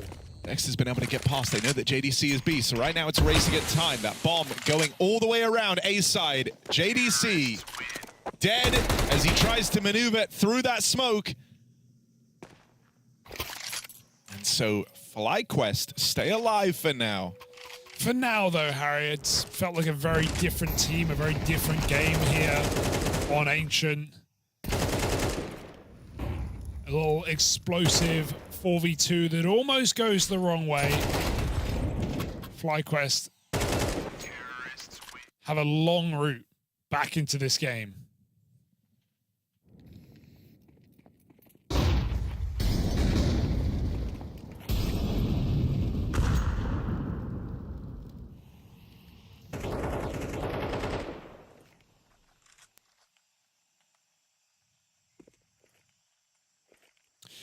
I like Big's reserved eco here. They could have just tried to keep the pressure on, but... What do you think of the Zeus placement here?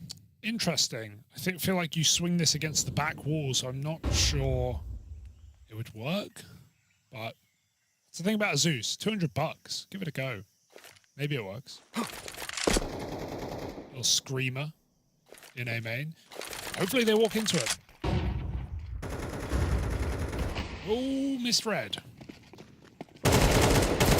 Cave push, and that will beckon them in. Oh, they are playing into the Zeus right now. Round him, Harry. Okay. Crimbo, long range with the Zeus. Oh, it's he's gonna get behind him. They haven't cleared him. He didn't know they're there either. Oh my God. That's one. And he gets away. And now the Zeus. Oh my God. Oh my God. And it's all cleared up by Regali. Thank goodness. Whoa. Oh, wait. No, never mind. QB Deagle. Hype suddenly throws one extra into the fray. QB overload. 2 kills. That Deagle delivers. And now it's all eyes on Liaz. He's been in many clutches across this map so far. This 1v3 versus the Pistols, a requirement for FlyQuest if they want Ancient to stay alive, but he's got 15 seconds, bomb down out in the open, and QB still to get past. He's just going to play this to time. QB knows with only 8 seconds, there's no reason to face this. There's no reason to fight this. He has to plant the bomb. QB has played this one perfectly. There is no winning it for Liaz. And Big, with nothing but pistols, pull up and move onto map point. Big smile on QB's face at the end of that round. Great shots. The German Deeg does it again. Fantastic frags coming out from the young man on the Big clan. And Liaz plays that clutch like they're going to give him the kills. They choose not to. They run away. And he gets left with nothing but the bomb. It's a perfect game from Big. Really nothing to complain about.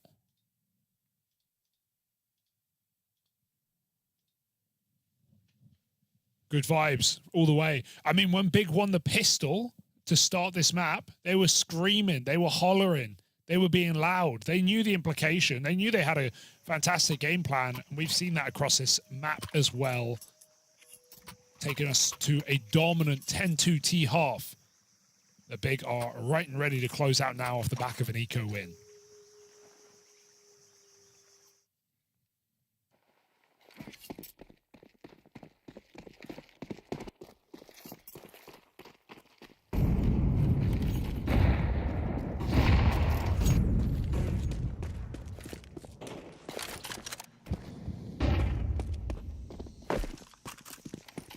excl trying to do the Big.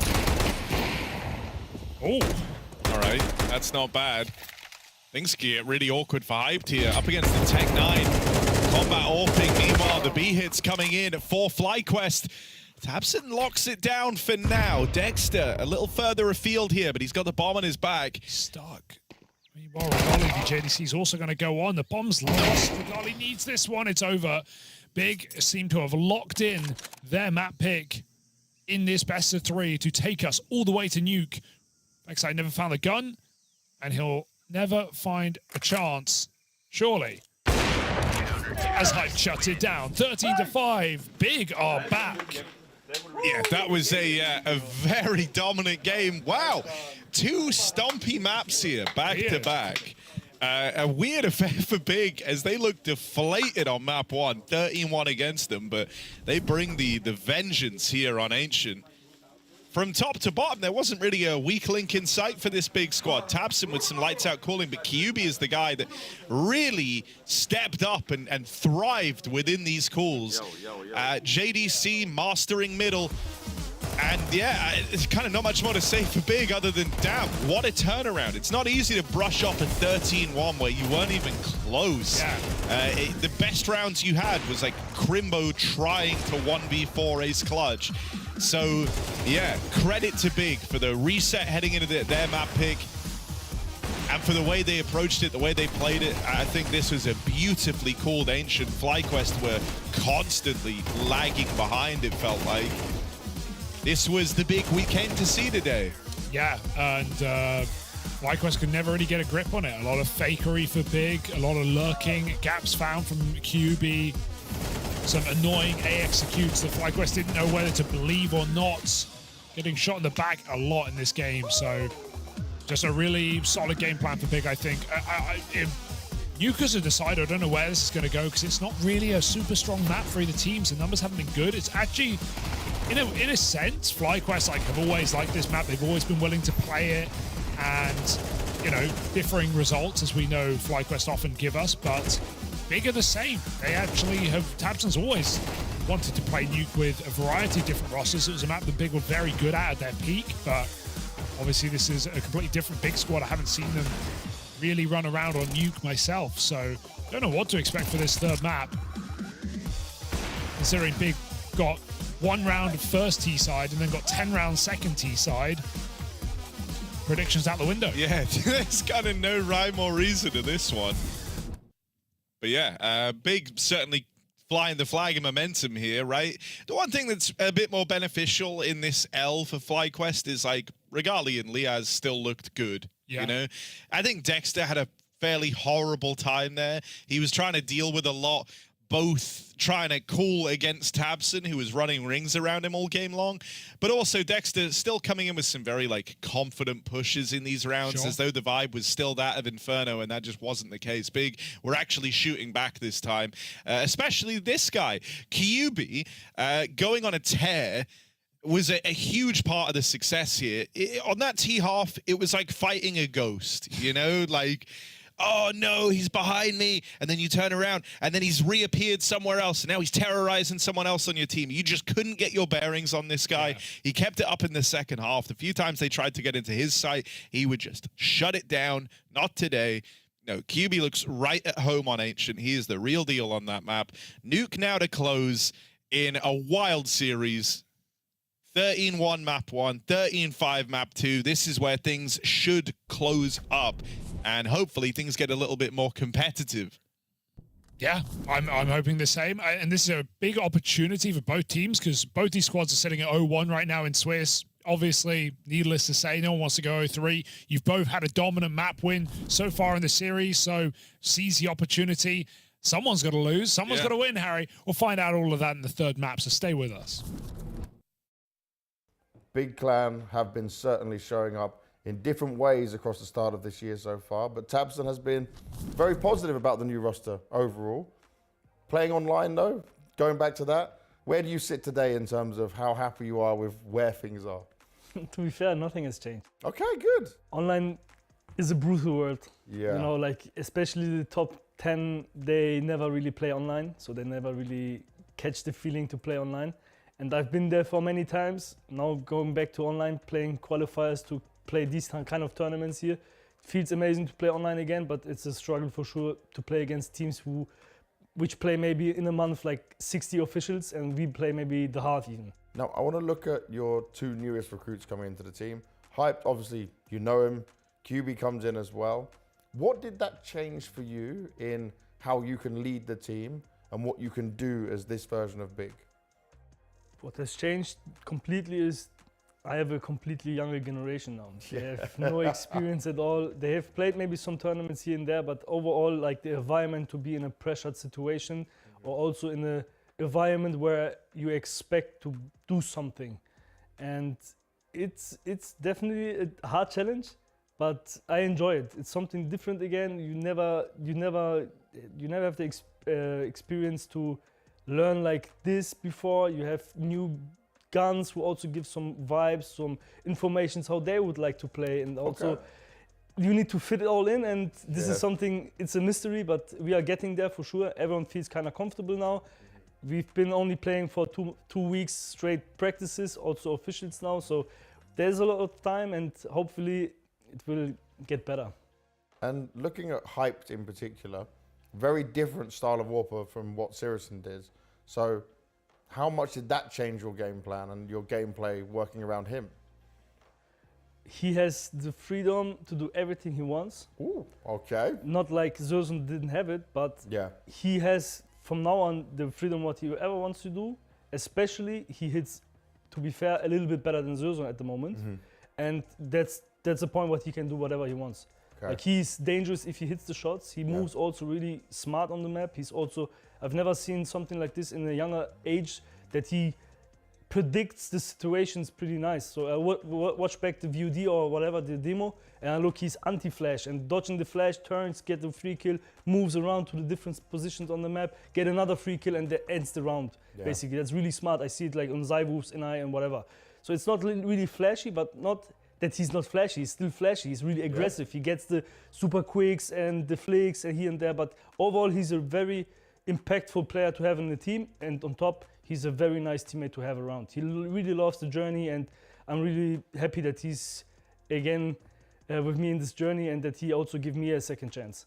And can you see how much he's developed in the time he was away from you guys? Definitely, yeah. He definitely knows what he wants now, and he also tells me if he doesn't feel comfortable or if he doesn't like it how we approach the game or whatever. And this is something he didn't do before because he was in the younger age, you know, and now he grew up for sure as a person, and also in-game he knows exactly what he wants to do. That's a good part for sure. Now when you're talking about growing up, someone that's grown up alongside you is Crimbo. For me, he's obviously always been such an important part of this Big in every generation you've had. He's also been very flexible in everything you want.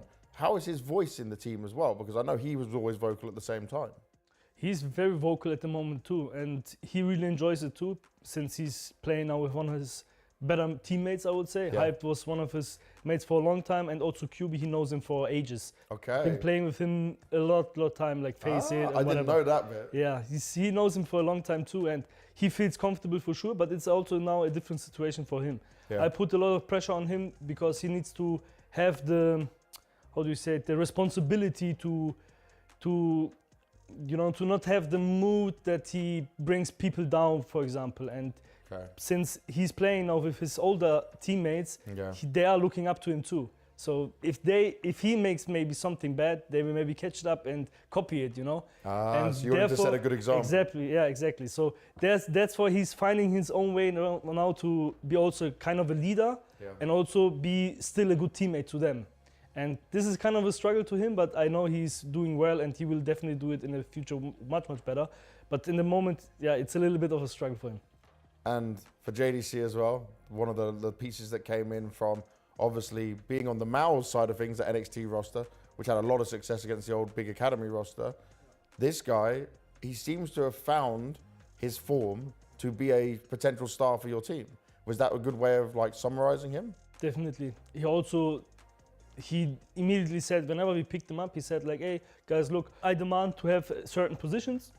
And I was like, definitely, yeah, okay, give it a try for sure. Like I can give up my positions if someone comes with this kind of confidence, you know, coming into the team, says, hey, look, I need this and this. I say, okay, we give it to you. We will see how it works. We put everything you want to make it work.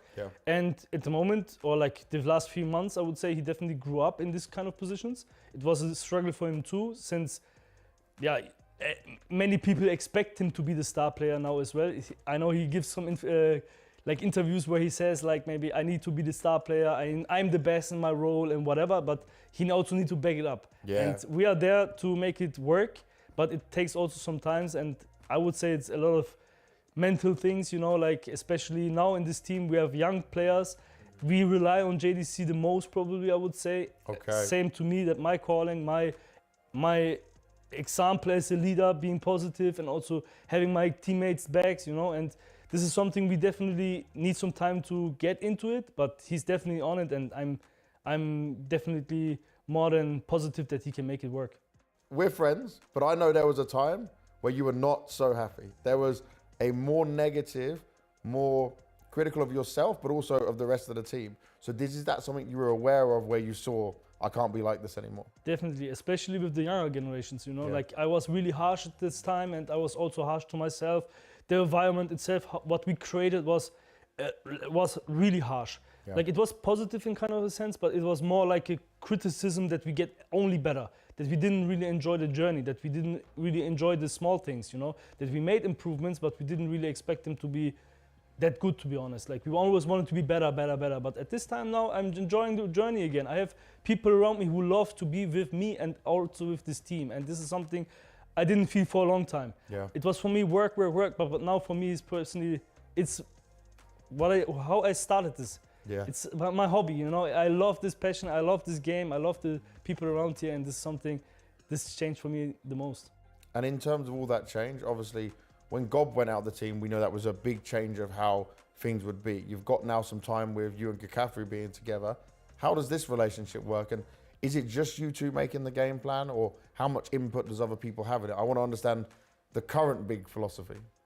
The current big philosophy is definitely the most Kakafri and me, but we also get input from the teammates. Like, hey, they played this and this, what do you want to do make against this? And we get them to also think about the game, and that we also think about the strategies we need to play, or what is the best against the others. And beforehand, it was more that, obviously, the responsibility was the most on Gob. He's one of the smartest people in CS, and therefore it was also for me like, I give you the responsibility because I know you can do it easily. And for me now, I need to have the responsibility too, because I want to have the share, you know, like I want to have 50-50 with my team. That I have the responsibility too, what we play, what I need to do on the server to replicate the game plan. And therefore, I also need my teammates to be on the same page. That's why I also take them from time to time, hey, listen, we need to do this. My coach says, hey, this is good, we need to do this, you know, be on my side. So I can be with him. So we create an environment where everyone helps everyone. And then I guess that helps with having the right vision for you all, right? You're all on the same page. Definitely. Okay, well, this sounds mighty positive. So my last thing is your expectations for this event, because you need some extra points at this point as well. This is a very important event where you can grind that. So where do you see yourself? From game to game, you know, like I want to, obviously what you mentioned is nowadays the points are the most important things, but for me, it's the journey. Like for me, it's most important that we enjoy the environment and enjoy also the tournament. I love to be at PGL. It's been a long time that I've been in such a good environment, you know, like the practice areas, the hotel rooms, or in general, the tournament, it feels amazing to be here. Okay. And therefore, this is also which shines to the players, you know, that they enjoy the environment, they've never been to this kind of place, and also they feel like that it makes me positive, it makes them positive, you know, and this is something I will do for this tournament for sure. It doesn't matter how it goes, game by game, but the positive will stay and we will learn from it. Well, you're making me feel very positive, and you've got a big smile on your face while saying this also. Just wish you the best of luck in all the games, mate. Appreciate it.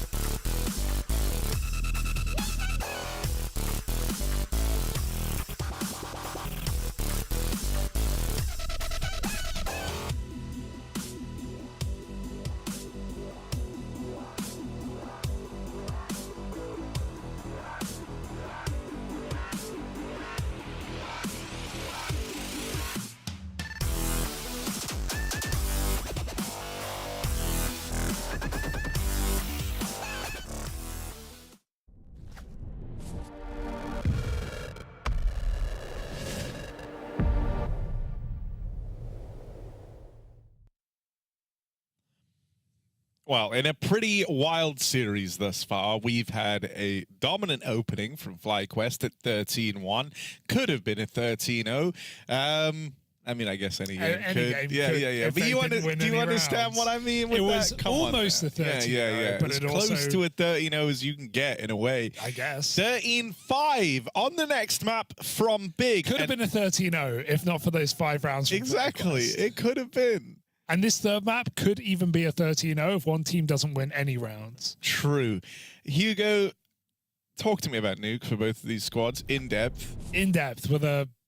I mean, what do you want to know? Well, no, come on. You weren't a fan of my 13-0 analysis, so what's your in-depth rundown of Nuke for both of these squads? How you feeling? It's been a pretty bad map for both teams, to be honest. Interesting. It's a map that both teams want to play. It's a map that both teams often leave as a third, but it's also a map that neither team has really been winning so far. Bigger on a 3-loss streak. FlyQuest picked it up over MIBR to start the year, and that's 2-0 stomp. I remember that game, because Dexter was just running crazy routes, jumping through the first smoke outside on T side, getting entries, and then the rounds would just crumble around MIBR.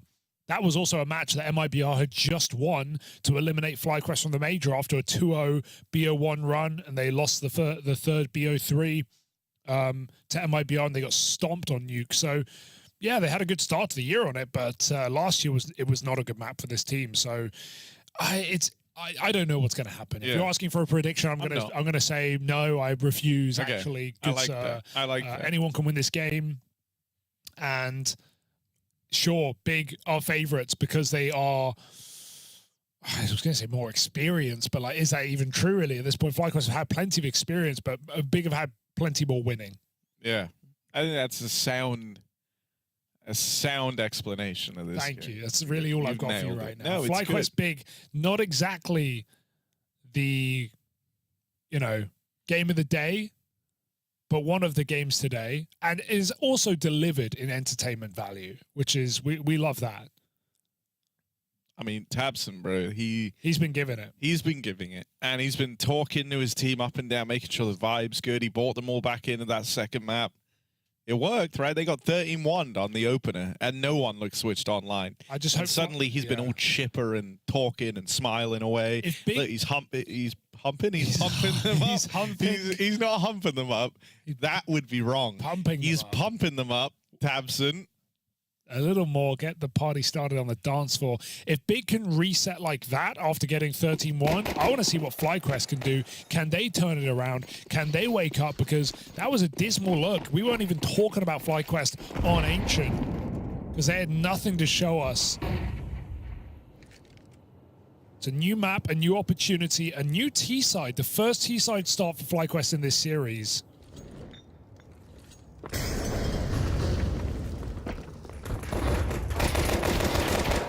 Out Hut, QB with his Julies. They do finish Tabson. They go down the vent because they're getting chased in the air. JDC flies in and picks a player right below him, 2v3. But FlyQuest have that B bomb site with a quick plant and a lot of damage done by Liaz. Maybe it's winnable for Dexter.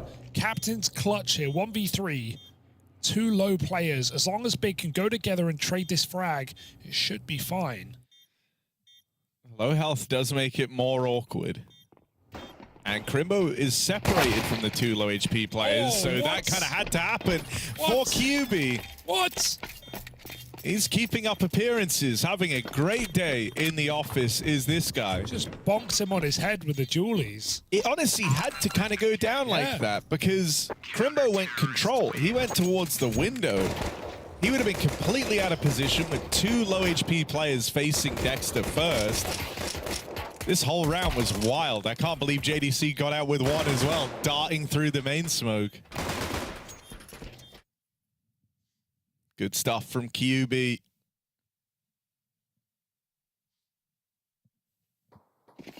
That's a happy man if ever I've seen one. Yeah, after last game, can you blame him? Trying to drag it into a second. Like the force for FlyQuest, triple Galil, lacking in util. Wall goes outside. Can they get down B with it? JDC already here. Players pathing behind the smokes, players pathing main. Oh, that's clean for Hyped. Liaz doesn't get more than 2 bullets out. Galil's look for range fights. They don't really get them. The rest of FlyQuest do creep down, unbeknownst to Big, but JDC is info gathering in the bottom B site.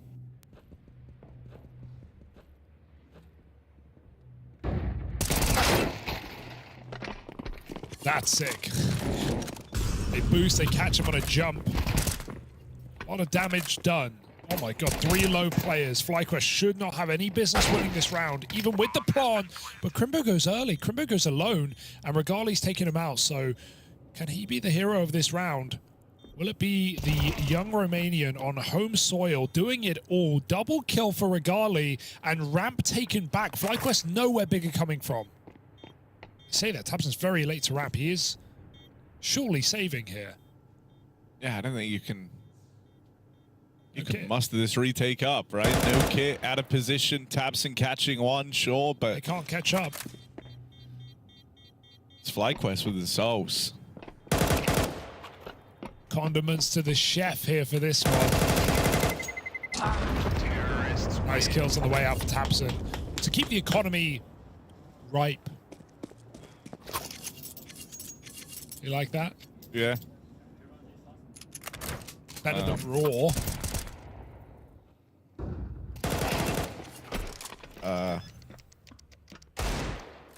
Yeah. Big Regali with the multi-kill, Harry. Thoughts? Home soil? Home soil. He does have the home soil buff. I mean, it's just good to see him playing well. He started the series off looking sharp on Inferno, albeit like not a huge requirement. But hitting every shot he had to, so hoping he can get back to that here for map number 3. Thinking about this, Regali must be showing these guys the spots. He must be, you know, I don't know if he's from... They're in Bucharest right now. You know, I don't know what the situation is. You know, is he a local? Or is he at least just showing FlyQuest the best places to eat? That's some good food. Yeah. In Bucharest. Okay, the pause, I was waiting. Yeah. Shout out Noodle Pack one time. No, you're trolling. You're trolling. I love Noodle Pack. No, I'm not doing this with you. You're trolling. It's not a Michelin star experience. Like, bro, you say there's good food and then you should pick them. No, not bro. I'm not buying in. You're not convincing me. Get the crispy tofu from Noodle Pack, Dexter. You'll love it. Regali will tell you how good it is. It's fast food, man. You know, it's not... Bro, why?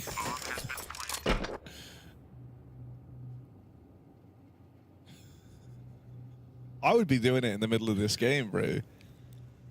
FlyQuest, they're winning right now. I'd place the order while the vibe's good. Yeah. Get, what is it, Glovo? Yeah, Glovo, yeah. Glovo that Noodle Pack straight to the... Straight to the studio. No one's paying you for these shout-outs. True. Oh. They're not. They could be. It's a taste of what's to come.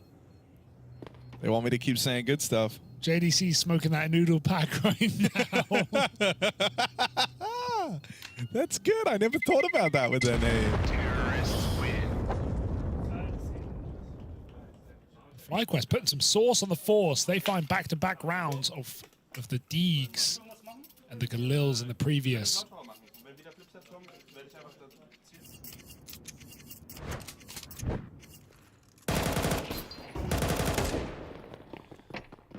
The entries for Liaz.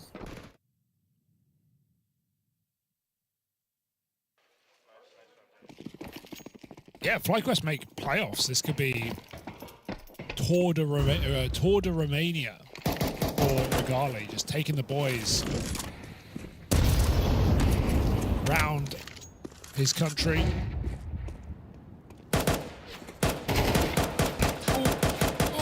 Oh, yeah, he squeezes out. Not sure. I mean, this is horrible. Yeah. This could get really ugly. That rifle doing work. Oh my god. Win the round. Okay. Somebody, they will. Not even close, apart from how close it got.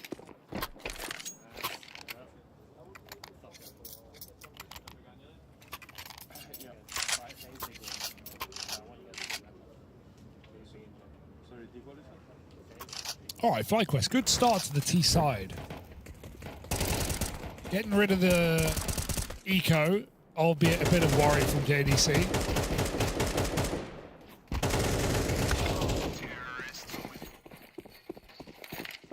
Got Hyped's first orb out.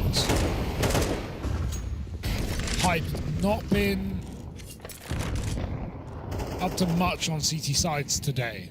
It's been a very T-sided game.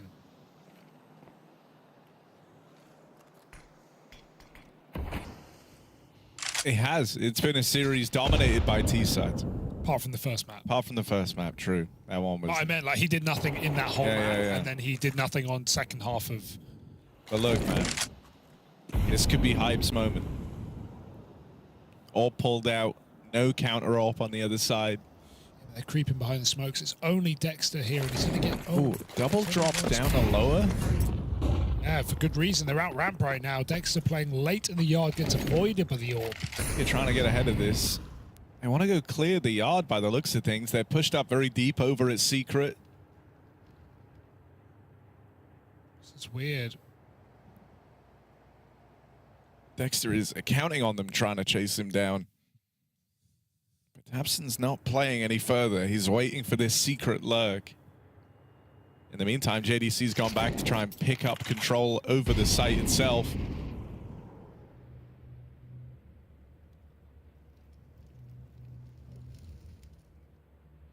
FlyQuest moving in. JDC still hasn't seen anything yet.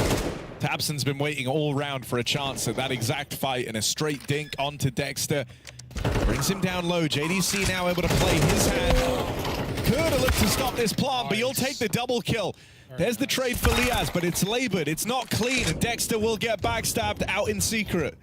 He bought a few seconds for them to get post plants, but how can you really win this? Someone needs to go absolutely massive. It might have to be Ins up on top. Door broken, info given, a lot of damage, and he's going to finish a first kill, but there's so many more. Ins over, looking for another. Hype trades it out, and Liaz can't connect the headshot as Crimbo beats him to the jiggle. Big beat them to the punch on that B-site retake. Das hat sich auch danach angefühlt, dass nur einer durch ist, ja? Oh, that was a close defuse. You heard it there.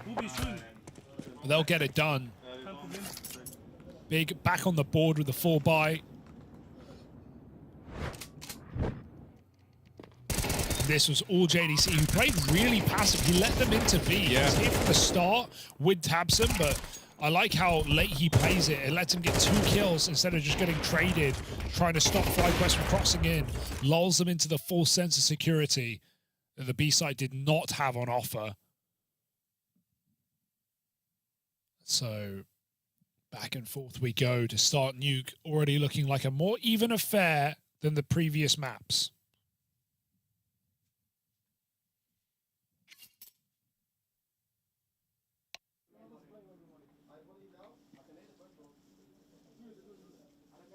It looks like we have a little tech pause. I think it was JDC who dropped out. Just a moment to get him back in. And they want him in. JDC with some very impactful moments for making that eco hero saved gun round close to the important multi-kill down at lower in that last round.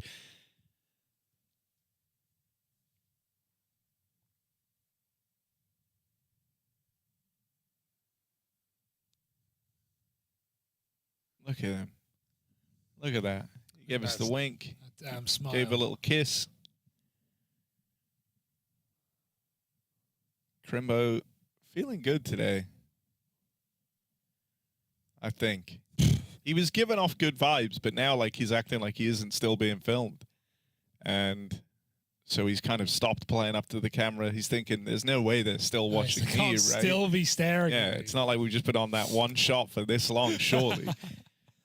Dexter, meanwhile, full focused. I didn't even realize there's other people in the room with him.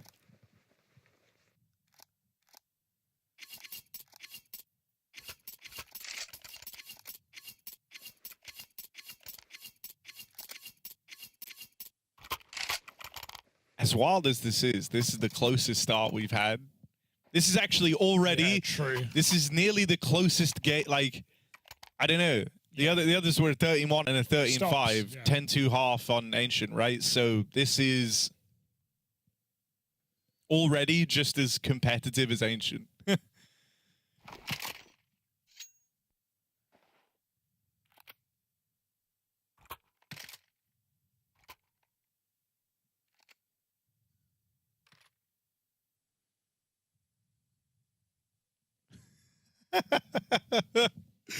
Oh, bro. It's good. I like it. The vibe is different from FlyQuest, man. Bigger, having a bit of fun in this timeout. Little smiles and glances being exchanged, but FlyQuest are trying to dial in. I think it's always harder to like return to form. You start the series off strong, you're feeling really good, and then you get slapped on that second map. I think it's harder to try and break back in how you were playing at the start of the day instead of like riding the momentum through, which is what Big are tasked with here. So it's easier for Big, you're saying at this point. Well, like the momentum certainly sides with them. And the fact that this is already more competitive than the other two maps. But I think a lot of players who just look at this map like, oh, we're in a BO1. Yeah, now, that is, no, that is, we've heard multiple times that like that's the mindset shift, right? You have to say, okay, it is essentially a BO1. I think it'd be different if FlyQuest went down 0-5 in this map. And they're like, oh no, they're getting flashbacks just a minute ago. But they win their early forces. They're in control. They're sending it outside. Liaz for the early kill does a lot of damage, pushes the AWP back. Meanwhile, FlyQuest get ready outside of A. Will they jump this one? Or does Liaz need more time? Look outside.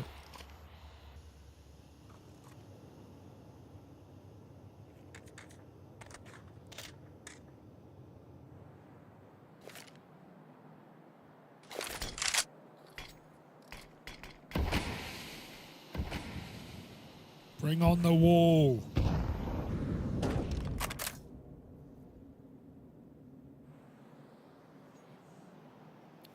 Is it another double lower drop? Crimbo moved out of heaven and went ramp. I figured maybe he was going to move down, but no, yeah, just retaking the outside position for now, leaving JDC to spot lower. And this is an A-pop, I think. There's Dexter coming in through main, so Liaz will get left out of the action here unless he does some sort of fake right now. They're going to walk out door. There's the important trade. They can still go down vent. Liaz has lower control. I think that's a better play right now, but do they believe the same? They trade out that A-frag really nicely. Crimbo's still here, though. At what point do FlyQuest bail? They've left their option open. That's a great rotation for Regali. Dropping down is the B site. No one's ready for that. I like that play for FlyQuest. If they get the A entries and they feel comfortable, they can go for that top site, but they still have the get-out option. Well, Big are going to give this a go, that's for sure. Oh, dear. Crimbo picking up Liaz on the vent drop, and now it's left to a low HP Regali. They're going to play this together, but they have to watch their spacing here. They're both tagged up. You don't want to get sprayed down, so they're going to play this one wide, split up, and try to trade the contact. They're playing this one well, but back turn on the first. You needed Crimbo to stand and deliver there in with the trade, and a huge round from Crimbo to find the equalizer for Big, denying Regali the path to that 1v2. That was well handled there for Big. That's a tricky one to close out. Crimbo's everywhere. He's rotation that round. So he starts ramp, he comes back up, Heaven, spams a smoke, drop back A site, gets multiple kills on A, and then comes down in with a retake on B. I do still really like that round for FlyQuest because I think if Liaz gets that quick outside kill, maybe they just go for the A split, but they mid-round it really nice. He gets down secret with late smokes, and FlyQuest don't rush top site. They go for a slow one-by-one sort of trade with Dexter playing off of him, and they're just seeing what they can get away with. Oh my god, where did this come from? Crimbo is feeling it, sends it through the smoke. Double kill, right back from the pistols. Careful, Big. Don't throw this one away. It's meant to be a freebie. Vexi gets an MP9. I mean, their best bet is walking out upper right now. There's only one guy back of the site. It's QB. Ah, that's awkward for Vexi. caught on the timing of the swing. It's just Regali left up against it now. Knows there's a player actually entrenched in A. Very reserved. I'm surprised QB doesn't just go for the swing there. He's waiting for Hype to move in. Why take the chance? They swing him together. Well handled in the 2v1. Big have been very good at closing out these, like, denying clutches the way of FlyQuest. Like, I actually think it would have been completely fair to him for him to full swing that and go for the kill, because his teammate did a lot of damage. I think it's a hard fight for Regali, but, like, playing by the numbers is the safe thing to do, is a smart thing to do. And Big do exactly that in the 2v1. Just fighting together. Very nice round for Big, even though it's a bit weird with the pistols. FlyQuest back in with another buy, and oh my god, Big are getting aggressive in the CT side. They're throwing themselves at FlyQuest. It was Crimbo pushing the ramp smoke. Now he gets one outside. JDC on the board. Hyped with the hot push, taps and top hut. There's nowhere in this round that FlyQuest finds safely. Now, when there's a minute 20 left and you're 1v5 hiding in back lobby because you're not even sure if they've full committed to the lobby take, you know you're in dire straits. And that's where Vexite finds himself right now. As he tries clearing out the lobby, even the smallest of oversteps would leave in the prying eyes of this aggro orb. Missed shot for Hype, picked up by Vexite, but he can't take this any further, surely. They know where he is, they're boxing him in, they're hot on his heels with the lobby aggro, and there's Tapson on top of the hut to deny him movement around the door. A clean round for Big. I'd be worried if I'm FlyQuest. They had the respectful rounds. The round they lost in the 1v2 post-spawn on B, where Big let them make their play. They let them do outside walls, lurk, out squeaky. Now we've got a Big that don't even want to let FlyQuest get out of spawn, making a lot of plays out of just instant. Hype pushing hut, Crimbo pushing ramp. Unrelenting for Big.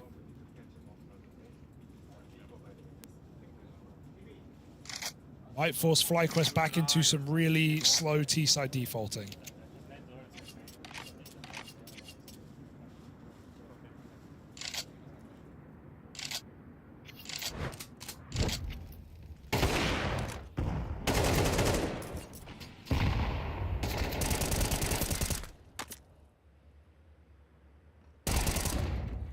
I mean, the same way this series started with us saying, you know, oh, this is FlyQuest at their best. Well, this is Big at theirs on this third map. Never letting them get comfortable. Crimbo, QB, and JDC all finding boatloads of success. They're the ones kind of setting the pace on this CT side. Oh, and then from bad to worse, collateral out of Hype. Go on, give us a sequence. Yeah, fun with that AWP. Hyped up for the ace. Won't get it, but 3 bullets, 4 kills from Big's Orpa. You love to see it. FlyQuest don't. That's a brutal eco round. They made some of these pretty interesting, pretty close, but dry into the orb. You get what you deserve. 3 shots indeed, and perfect accuracy for Hype.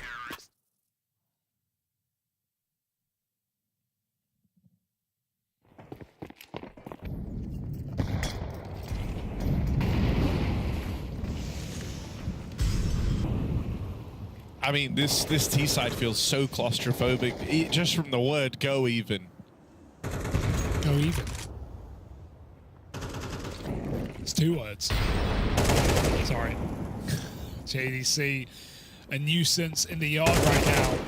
First aggressive round. Dude, they're not. They can't get past him. In the rounds where he's played it passive, he's been blowing the smokes open. He's been harassing from heaven and CT. They're not even shooting playing back. up close. Now he just has full dominion over the yard. Yeah, they didn't even fire a bullet at him, for crying out loud.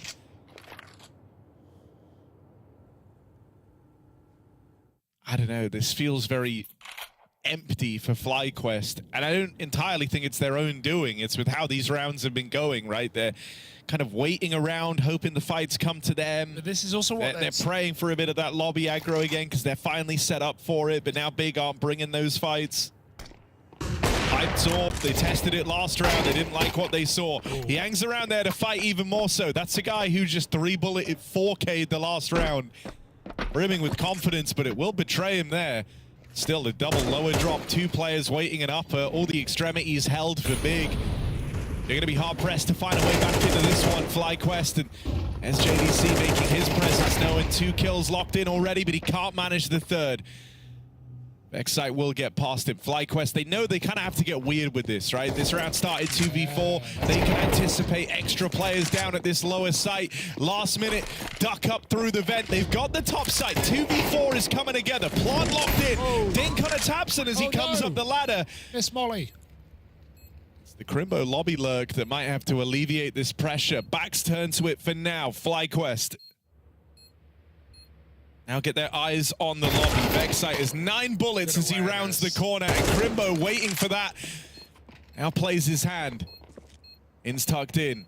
Crimbo tries to cross.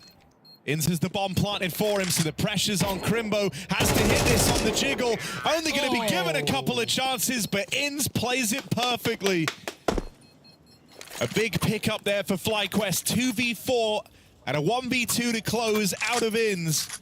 Very well played for FlyQuest when they get that B site. You know, I actually think Big played that round really well. JDC double outside, remember that's a 3v5, but then he plays ahead of the molly. He waits, he strikes. They still kill him on this push, and that's how the round unravels. Hunting vent kill, back up into A. Crimbo holds his nerve really well in that clutch. He waits for lobby player to make a mistake.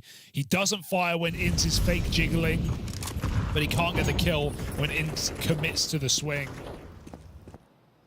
So I'm impressed that Inz can win that round with everything Big throw their way, but that's why he's on the team. High impact rounds for Inz to try and save this half of FlyQuest, looking for 6-6. Oh, that's awkward. Dex is having trouble, and I was trying to say this last round. I think this is part of when Dex is having a game like this. Oh, FlyQuest have difficulty on the T sides. They really need him to be finding these first kills and taking space early, because he's going to go for it. Whether or not he's succeeding is a different thing. 2 and 11. They do find a trade out, but this reposition for Tapson is beautiful. Completely unsuspected from Regali. As he crosses past the captain. It's going to be an A split. He has ops against Heaven. Wants to help the bomb get through main instead. It's very low, so this limits FlyQuest options. Lobby control, they don't know how deep it is, but Tapson shows his position, and they trade out altogether. Big have 3 in the lobby in that round, and they make it work. 7 off the CT side, all just trading contact. It's a very good half for Big, no matter how you shape it up now. Yeah. I mean, I think if you're able to get the 8-4, that's such a huge leg up, right? A pistol round puts you just there, 1 rifle round away from closing out this series.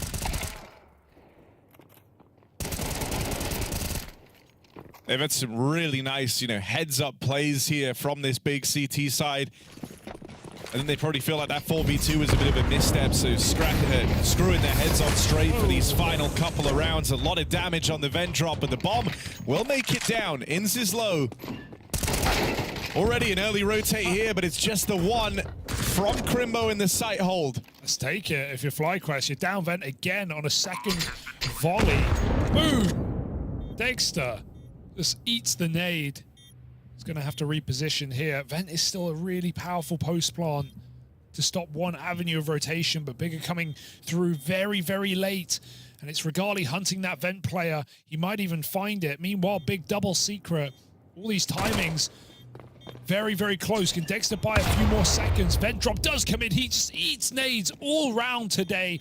Here's the late flank. Regali has to win this clutch.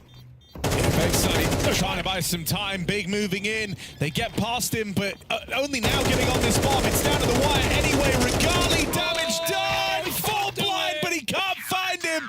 Big run away with that stuck defuse. It's QB hopping on it to solidify an 8-4 half. Milliseconds the difference on that round. 0.3 on the defuse. Oh, that's devastating. It felt like they'd already won because there was no clock. And that ramp player even gets 1 kill, but he's in the open. Easy trade. Big do it. That's insane they win that round. To even leave the retake that late in the first place, like Big had no margin for error there. Everything had to go perfectly. That nade kill onto Dexter suddenly makes a world of difference. Like if he even delayed them for 0.3 of a second, you know, like that's it. They win the round. Run control, just win. He was getting info, but didn't stop them, did he? Big just steamroll that B bomb site. They've won some unbelievable rounds in this map. I mean, without that ins clutch, this could have been a really one-sided game. And it still sort of is at 8-4 on a CT side. There is room for FlyQuest to come back in, but they've got to start immediately. Yeah, I mean, pistol round really decides your fate in this game if you're FlyQuest. Look at how close that is, I mean, the flash drop felt like it made a difference there. He was almost spraying the right way, and then he just lost it once he got blinded. Dropping a flash on the defuse. Okay, if Big win this pistol, they are 1 rifle round away from winning this series. FlyQuest try and force it instead. Kept honest by that push. Big popping A, and there is a fast flank. Recommitted his ins. So it's not coming down to the entries, although they are very clean. They even hold for ins. Liaz may be unsuspected, but in a 2v5, Big have the manpower to check every position. Oh, and they fully face him. They swing 3 players into the lobby. Big just brute force this pistol round.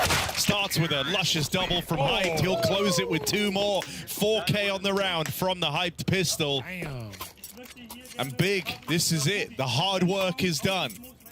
The path to victory is laid out ahead of them. Off the back of a stellar CT side, now winning the pistol to open up the second. FlyQuest, they need to find success as soon as these guns come out, or else this series is over. That 13-1 start, long since forgotten about.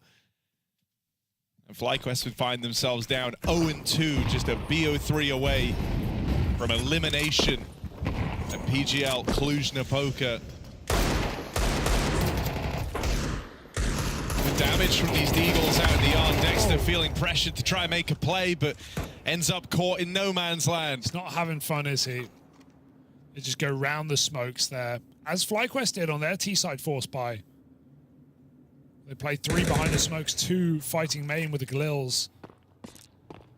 Get beat by their own tricks. Dexter having a rough go at things. 3-14. Big. No weak link right now. Get down secret silently. Even though FlyQuest have a stack here, still 4v2 in this B bomb site. Need some heroics. It looks like they're lending time to Hyped, and he's walking into A. Yeah. And he's going to say, boys, you're not going to believe it, but the A site's clear. I think they're all B. With QB having controlled vent the whole time, it's the smartest way to win this round. You leave nothing to chance. They sneak up vent.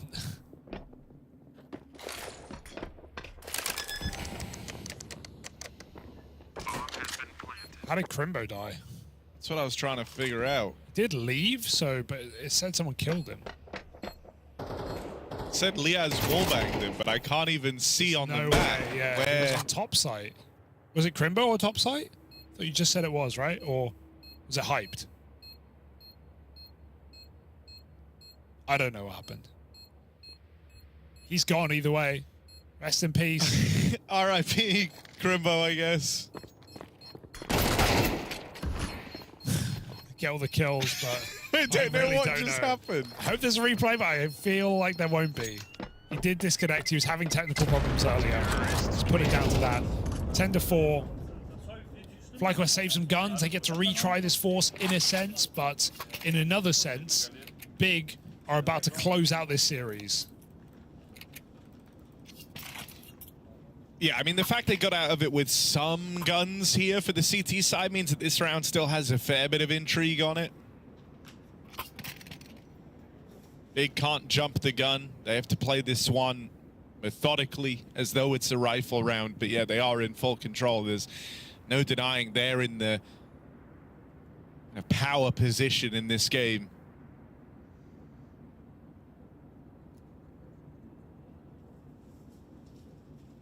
CT and Nuke might be a comfortable half, but CT comebacks are always hard to materialize because you have to win clean rounds and consecutive rounds at that to even start building up money. You know, even if you're like 4 rounds deep on a CT comeback, but you've had 2 or 3 players surviving each round, you're only ever, you know, a round or 2 away from being broken, and that would only make things more devastating. So yeah, for FlyQuest, there's no slow start to this CT half. It has to be very successful right away if they want to pull this comeback off.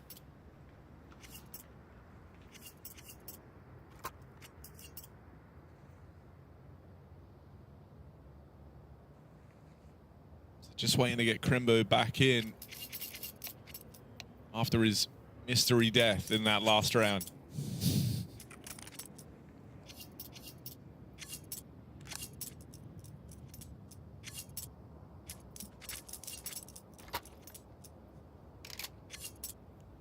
VP Complexity up next on this stream. And on the A side of things, MOUZ have gone 2-0 over 3D Max, putting them literally at 2-0 after beating Big yesterday as well. So MOUZ, new Spinks MOUZ, with a strong appearance after just bombing out at Kato. But obviously this is the debut with Spinks in the roster. And also kind of a spicy game coming up next on the A stream is the MongolZ Wildcard, which I think could have more than meets the eye. Wildcard continually impressing as of late. All right, we're back in. Yes, indeed. Primo is back. Big are back. FlyQuest. 2 AKs and a scout. Those saved gun players dropping pistols into the mix. You can see why Big have to treat this buy seriously, because this is a lot of firepower to have in the sort of repeat of your force round if you're FlyQuest. Double AK vent sneak. They got to come up secret. It's certainly, can't be passive. it's certainly unexpected, but yeah, you're dead on. They have to make moves. This can't be a passive B hold. As the outside smokes go in, it looked like Vexite was kind of considering going back up the vent, but he has committed to this lower play, hoping to clear the yard. However, now they lose ins in at the top site, and there's no other line of defense here. JDC's already beat the timing on the double secret drop. Big pick right, they move into an empty side of the map. And JDC positioned to try and shut down this secret split will get found. Liaz's AK opens up. Gotta be quick, there's no kit right now. Smoke on the door gives him a bit of room, but these Heaven players have got to find taps in the back of the site. Great flashbang from Main, gets a trade kill off. Scout connects his shot, but someone's got to get on that bomb, and they've got to get there quick. Tap. Now they're stuck with the AK as well. The cover will not do it. They're still on the bomb. They are still on the bomb. Crimbo's out of ammo. He's trying to find that wall bang, but he's not connecting the kill. And FlyQuest will win that round with nothing to their name but a couple of AKs. Robbed. Beautiful retake in a 4v4 on top site when they have no one there. It's all about that flash from Vexite. And a couple of very important kills to Big trying to play a lobby post plant. Yeah, I mean, also credit to Regali, right? That scout double kill out from Heaven. That's not a great fight for him. It's not one where he's holding some tremendous edge over his opponents, so really well handled from Regali. And now gets the dot to CT AWP as well. It's winnable. It's absolutely winnable from this position. CT side, you've got some AKs, you've got Big's money in the dirt. Yeah, I mean, winning that round in particular has already given you a huge leg up, right? It stopped Big moving on to 11. You build up a little bit of money now. However, Max turn, Crimbo! Oh my god, that's the whole mag. Tabson will at least help him out. Regali might have been good with the scout from this position, but already burnt out, and needing to save, really. If you want to have a buy in the next, you need to get out with these 3 guns. So I'm so surprised they only start 2 upper after you break Big's money. Surely you're thinking about that force pop with low econ with Mac 10s, Tech 9s. I think a bit of a false sense of security because they had a fast rotate on Regali, and then also, you know, they've dropped in the early util, so you're hoping that Big don't immediately run it back into a fast topside play. Really nice exec from Big, but feels like an oversight for FlyQuest. Something else that was cool is like it was just way more stripped back. Usually there's way more layers they get to before they do those top hits, right? They like to do the crisscross smokes out in the yard to get a player close main. That's JDC more often than not. They didn't do any of that, any of their usual posturing for the A hit. It was just a straight up A push out of spawn with some util layered in to try and help them. Waited the molly, smoked it late, just exploded.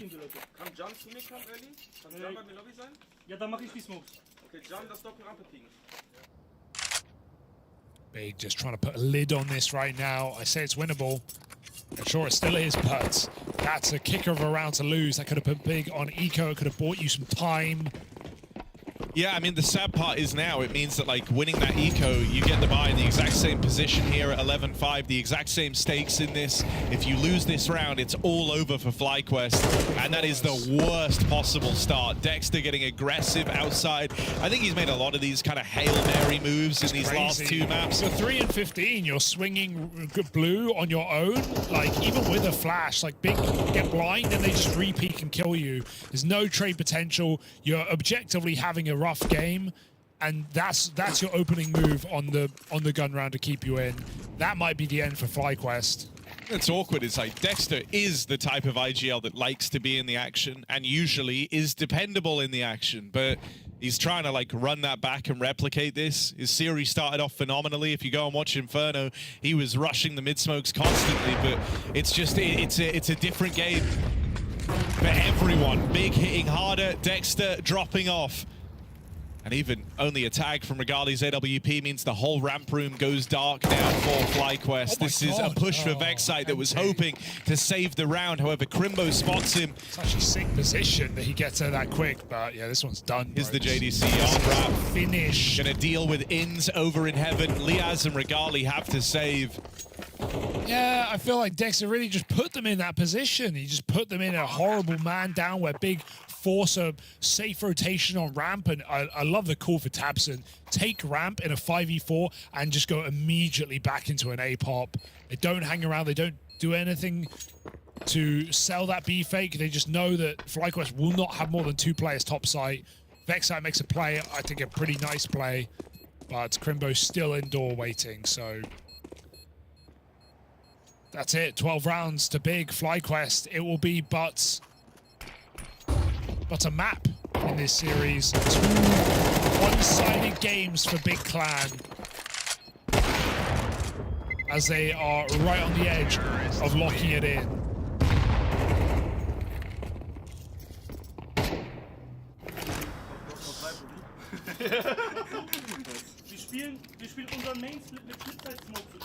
Yeah, I don't know. I think out of all the ways, you know, that was your last rifle round, and it was just horrible. Like, that was a horrible feeling for everyone. Especially because it made life so easy for Big. It let JDC get all this room out in the yard. It gave them the 5v4. Once they see the rifler push deep as well, they know the AWP likely isn't there, so they go and confirm their suspicions that Regali started ramp. They forced him down lower, and then they essentially just waited for reactions out of FlyQuest that got fed the round. Back to more trickery with these yard smokes. They're always doing something different out here a Big. They just storm this A side. Oh my god, Tabson double entry. Faking with the smokes, running into main, and now they've got everything but lobby. Big don't really need to care. This round is on a platter, this series on a plate, and it's being served up in the face of FlyQuest. Just gotta swallow. Liaz dead, puts Big right there, 13-5 on map 3 of this series. An absolute stomping on back-to-back maps from Big, despite getting 13-1 on that opening. Yeah, wow, what a wild series this one ended up being. The hottest of starts, but the coldest of finishes. FlyQuest get brought back down to earth. They're now 0-2, 1v03 away from elimination. For Big, they get to keep on fighting, right? A 1-1. Things start to open up a little bit now for Big. It was a shame because one of the big spiels that we had coming into this tournament was how it's a good chance for squads like a FlyQuest, like a Big, to try to leave an impression, right? Some of the top notable teams being absent from this, and some of the squads that are here that kind of fit the remit of being top teams in some state of flux, thinking of like a FaZe Clan, for example, right? Some valid questions around that roster's growth. This was meant to be a chance for a team like FlyQuest, who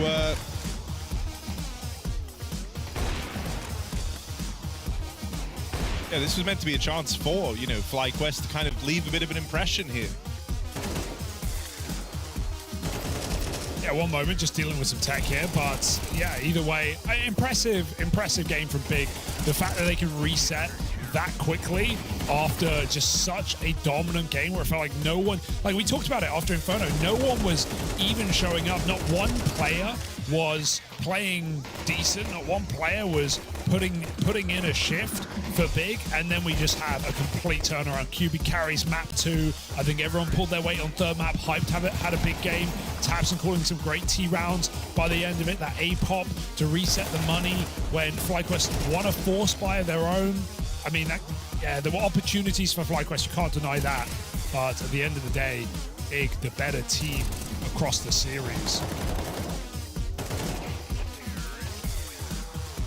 Yeah, credit to Big as well for the mental resilience required, right? Opening with a 13-1 and then bouncing back and hitting way harder across the remaining 2 maps is no small task. It was nice to see Hyped as well, getting a top the charts here, right? After a kind of tightly contested race for Big as to who was going to arrive as kind of the MVP of this matchup. QB certainly making a strong case for himself. He was key to their win on Ancient. Had some rather sizable moments, if I dare say so, on Nuke as well. I don't know. I think there wasn't really, outside of map 1, map 1 was such an anomaly, but other than that, Big just didn't have a weak link all day, it felt like. It feels like the most FlyQuest series, right? Like, it's so hard to know what you're going to get from this team. The highs, the lows, they're all over the place. The fact that they come through with that opening map and then just look like a different team entirely, and not in a good way, it makes this team continually hard to know what to expect, really, other than a lot of disappointment. You know, it must be hard being a FlyQuest fan. That's all I'm going to say. Yeah, I don't think today was. It started so good. That's what makes it feel so rough, man. Like, you were kind of sitting there thinking, you know, this is it. This is their moment. But that's not at all what happened. Real nice start to the day for FlyQuest that ended sour. 2-1 now. And 0-2 for the FlyQuest squad. Good to see Big's mental just continually be one of their best points, though. A team that really can win from any position and know how to reset really well. And that's the experience of someone like Tabson as an in-game leader. So Big recover the day. They go 1-1. They lose to MOUZ. They beat FlyQuest. They're right down the middle. They're in a good position to take it back. We have VP going up against Complexity next up after a very short break. So stay with us for VP Call up next. She said she loves you, but she can't love me. But I love you.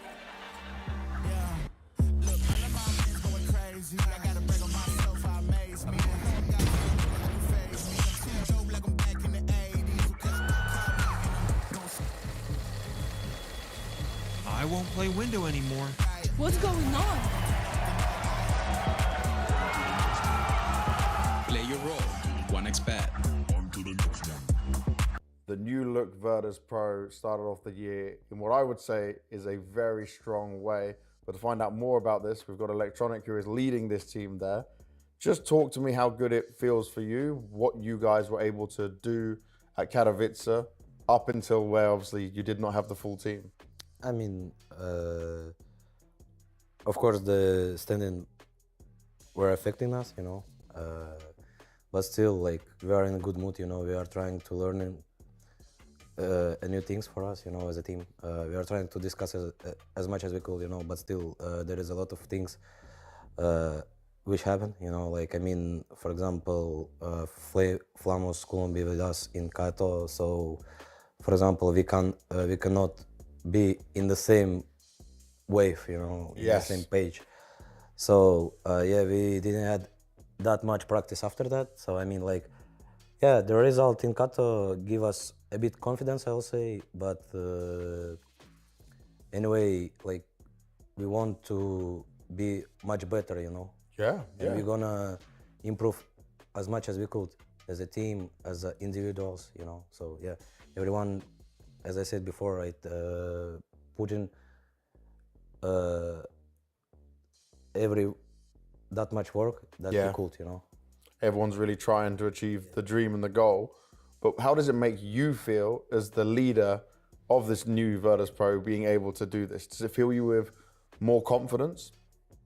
I mean, I feel like I need to improve myself a lot, you know, as a IGL with my tactic side, you know, strat side. I would say like micromanagement with the players, you know, what we're gonna do in some stuff, and I need also to.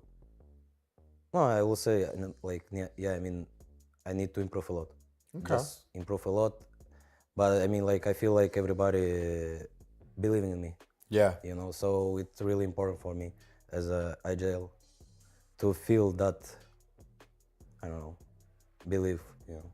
Now, I think during the Shanghai Major, everyone saw how good Flamus can be, so we know what we're going to get from him. Can you tell me, you've played with many great players, how good can Icy be? How much potential does this young player have? He can be one of the best, I'm pretty sure about that, you know. You see, he has a really good micro, you know, let's say. Also, from my perspective, I will say he has like a really good reading of the game, you know.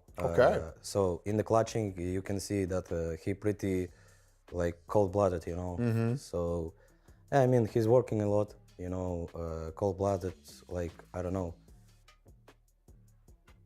I'm pretty sure if he gonna keep the work that he put in now, he will be a beast, 100%. And if he gets better, this makes you guys as a team very scary as well. It looks to me right now that when I see this current Virtus.pro, the potential is very huge. Do you feel like for you right now, the main thing is just getting a deep strat book? I think, yeah. I mean, not 100%. We need to understand each other much better, you know. Okay.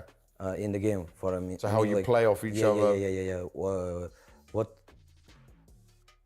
type of game style we gonna play in some games, you know, what, how we gonna affect on some situations on the map, you know, on some rotations, for example. So yeah, I mean, like, we just need to work as lot as we could, you know. So yeah, I think. For you, you have so much experience, you know, you've had so much success in your career. How do you want to see your identity as an in-game leader, like the way you lead a team? Because like you've worked on the Blade, right? You had Boomage there by the side of you. You've had this great career. You've seen what people can do. How do you view your way of doing it? I don't know, like, I was thinking about it, you know, sometimes, but I was like, okay, I've been playing with Blade, you know, with Zeus, with Hooch, with even, I've been talking with Starix, you know. Oh, wow, yeah. IGLing in some days back in the days. The old school days, yeah. So, yeah, I feel like I've been playing with the all greatest captains in series, right? I agree. So, yeah, I feel like I can take something from this, from one guy, from second, you know. Yeah. So yeah, I mean, like, anyway, I want to make my own identity, you know, but I didn't. Still, I'm not sure which is gonna be. But that's good though. We get to learn what it's gonna be. I like what I'm hearing. I like what I'm gonna see already. What we've seen so far from you guys. So best of luck. Let's see what you can do. Thank you.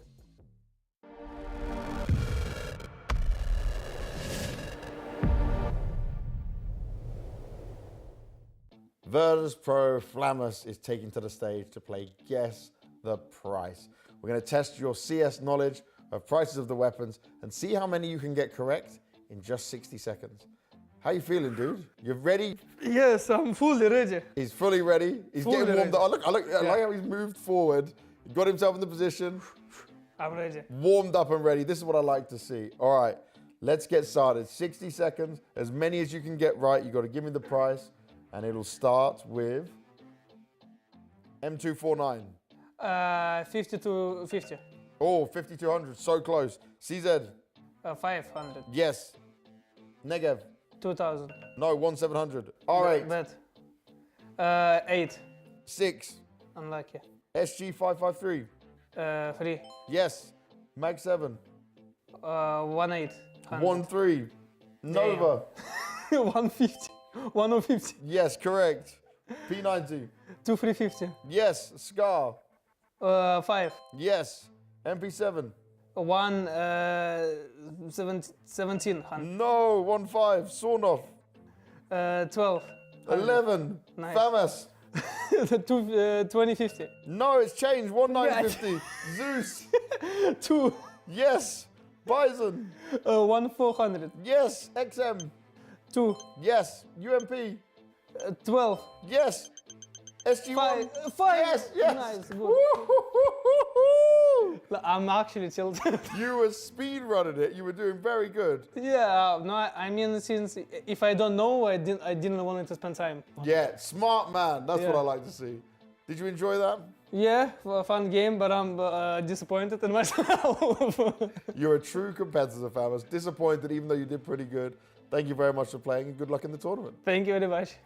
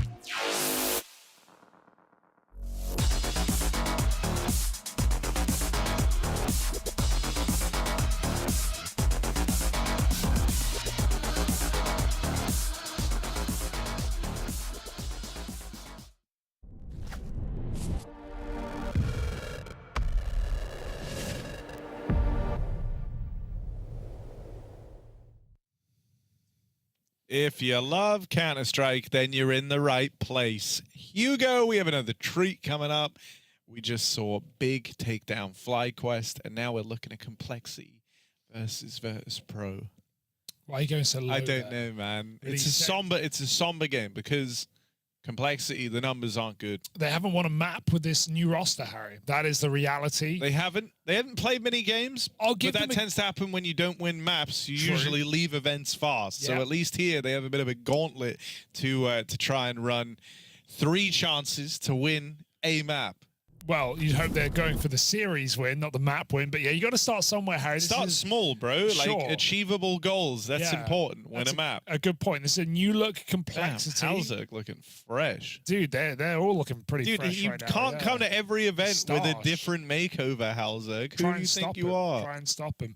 Yeah, new look Complexity trying to but trying to bring up some young talent, some inexperienced players from the North American region. I respect that as a move. So far hasn't paid off.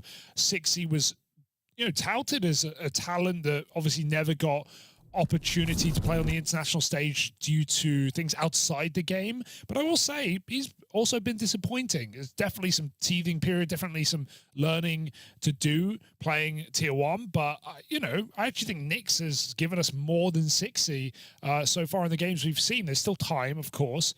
But I think Cole are still looking for some results here, considering it is that 3BO3, bare minimum here in Bucharest. So for Cluj. So it's hard for Cole because on one hand, yes, they haven't won a single map. But on the other hand, if you actually look at the teams they've played, they've not had a quote unquote easy game. They've not played an unproven roster. They played MongolZ, Liquid, Eternal Fire, and VP, of course, who eliminated them from Bounty in a single elim format. So, yeah, I wouldn't actually say that their games have been easy by any means. They've had very difficult matchups. I mentioned their train on the pre-show today. I got one thing wrong. I said it was VP they got 8 rounds against. It was actually Eternal Fire. I just double-checked it. They picked Train. They started T-side. They got 8 rounds. They still lost the game. Obviously, Woxic went crazy on that map. But I'd be interested if we see another Train today. Maybe VP float it. I don't think they need to, as it's not been picked. So, yeah, VP second ban. Anubis Decider. Yeah, kind of classic. VP loving a Dust 2 right now. Even Spirit wouldn't pick it against them. Cole go for Inferno, something, pretty standard, middle of the road. Nothing wrong with the veto here. It makes sense, but this is still going to be a bit of a mountain to climb for Complexity, who have yet to prove themselves with this new roster. Losing the best. The most, is this a hot take? The most informed North American player right now, I think. As there's still the GOAT debate between Twist and Elige, but I think Elige is playing some great CS at the moment. And obviously, in his time in Complexity, very big boost to fill. Size 12s, I hear. Yeah. Huge shoes. Huge shoes. No, I think, like, the map pool here, interesting. Interesting why? Inferno is interesting to me. But out of nowhere? Yeah, because doing some work, maybe? I think, like, the thing is, Complexity's Inferno. I remember we saw them play Liquid in the Katowice play-in. Okay.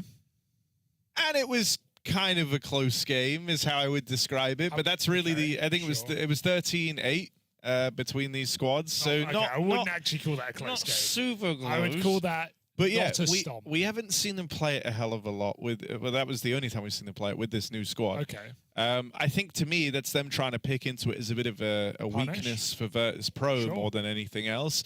But even then, when you look at VP's track record in Inferno, sure they did get blown out of the water by 3D Max on this map yesterday. That wasn't close. Yeah. However, then back at Kato, this was one of the maps they beat G2 on in that 2-0 game for Virtus.pro.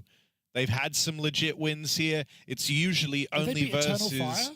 I feel like they did. They beat them, but was it on Inferno? Let me double check that for you right now. No. Okay, sorry. No, it was not. But that's fine. Look, here's what I was gonna say is like they've had wins versus good teams, have Virtus.pro. The only squads that they really like struggle against are kind of either the best of the best teams like Vitality on this map, Yeah. or kind of Inferno specialized teams, which is what I would say is like a 3D Max could fit in the category of, right? Like one of their go-to maps, kind of one of the home maps for that team and one that suits their style very well. I don't know. Could it be a way in for Complexity? Yes. But Complexity haven't won anything yet, and so it's like, yeah, they need to play their best CS. Yeah, they I'm need not to looking at level this up. through the angle of Complexity. I'm looking at it at what VP do we get today, because they disappointed in the way they lost yesterday, but they also played a close series down to the very end, down to the wire. Just So remembered how that game ended. sorry for the reminder. I'd like successfully memory hold that whole experience, and destined to forget about it forever. But the back and forth, like both teams just trying to give it away to each other, and then VP ended up being the ones actually giving it away. Still, I think, you know, there were some good takeaways from that series. I think, you know, like Electronic had a fair few moments where he would tee the team up in like a nice way to start the round. His individual performances were looking good. Flit, Fame, nice mileage. Icy as well, all the way until map number 3 was actually like a powerhouse for Virtus.pro on maps 1 and 2. Map 3, and then Harry. he completely dropped off. But still, like, there's been some positives for Virtus.pro, right? I That actually was series really yesterday enjoying was it, kind of messed up because it ended all weird. But yeah, no, this is a VP actually going from strength to strength, which is a relief to see. Obviously, they just made it to the Katowice playoffs as well, where they didn't have Flamus. He couldn't make it. And so they were kind of doomed. Yeah. Oh. They also matched up against You know who Spirit. played great yesterday? True. You know who played great yesterday? I mean, you should remember. Old boy Fame. Yeah. Fame put in a shift yesterday. He played some phenomenal Counter-Strike. Came out swinging against 3D Max. I want to see what Grimithy is going to do. True. When we saw this last time, do you remember this game? It was when we saw VP Cole back at Bounty. Blast Bounty, yeah. Grimithy was doing the work on Dust 2. He was trying real hard, But man. he was left out at long alone. He went 20 and 13. He was left out at long alone. I remember And this. they kept doing mid to Bs, like VP love to do. They love a B hit. I mean, I think B is just B is so in right now on this map. But like all the best teams are abusing mid to Bs. And Grim was stuck at long, and he actually got left out of the fight so many times. Yeah, the game just kind of started passing him by, even though he was playing phenomenally in that match. Oh my God, lower rush, and it's stuck in front of the Molotov. They still go 1 for 1. Grim gets out with a single kill. This is BT50. Pokes ahead. It's a very aggressive pistol where Grim is just running at them. He doesn't want to be left out of the picture. He is the picture. He's the painting right now. Bomb dropped in T-spawn. It's a recovery mission for VP.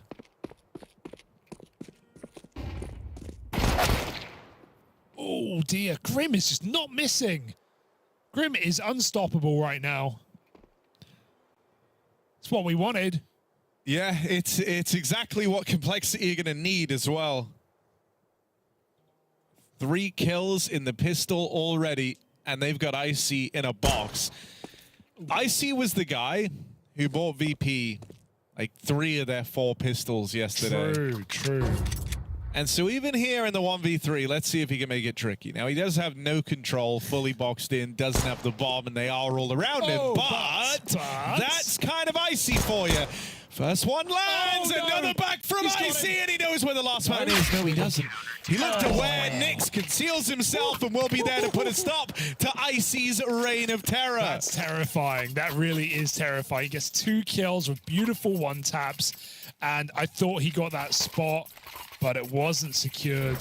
Nix with a very important kill to not let down Grim after just slaughters them in B tunnels.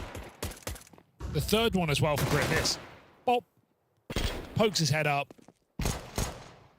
Really nice try for Icy. Dude, if he just started this series with another 1v3 clutch. The guy's a clutcher. The guy's cool. You know, if he knew that last position, I have no doubt he nails it. So here we go. Force for VP. 1 AK. Icy drops it over. Trying to get Flit in this game early. Fame. Running down lower. Tech9 busted. Broken. Gets that headshot. 60. Oh, he can't back up in time, Harry. Oh, they can't lose like this. It's not the dream start to this round. We'll say that 3v5. No means of recovering this.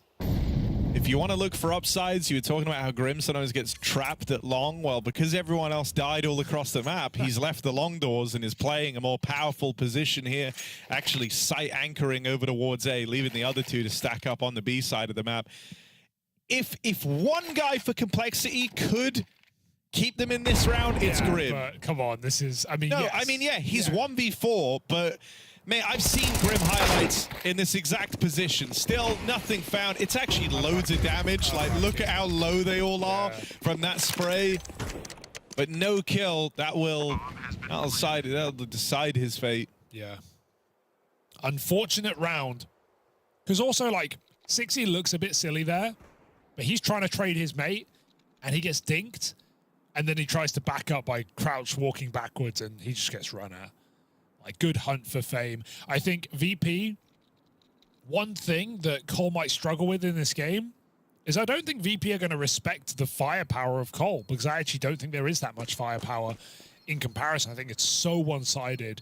No, I think this team, sadly, is down a lot to the performance of two individuals. Yeah.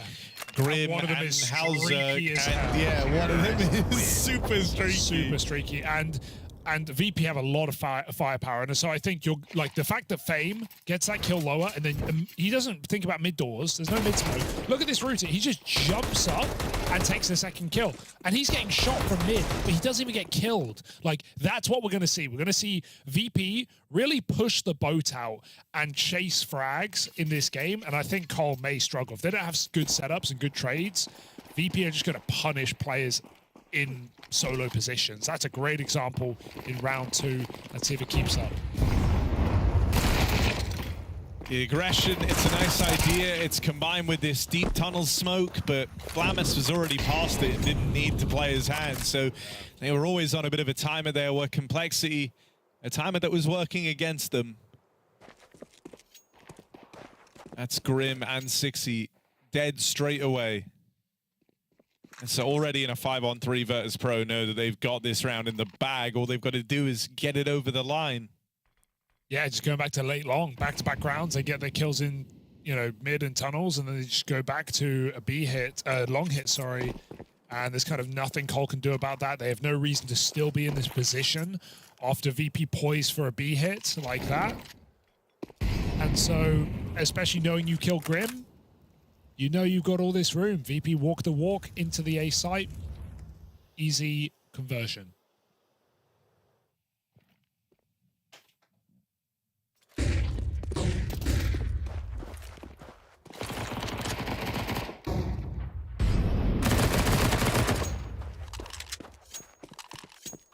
that should just be the save.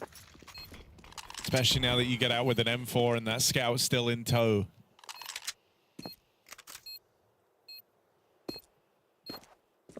Another strong start from Icy to this game. He's got 2 maps of good CS in him. So hopefully they can get it over the line before then.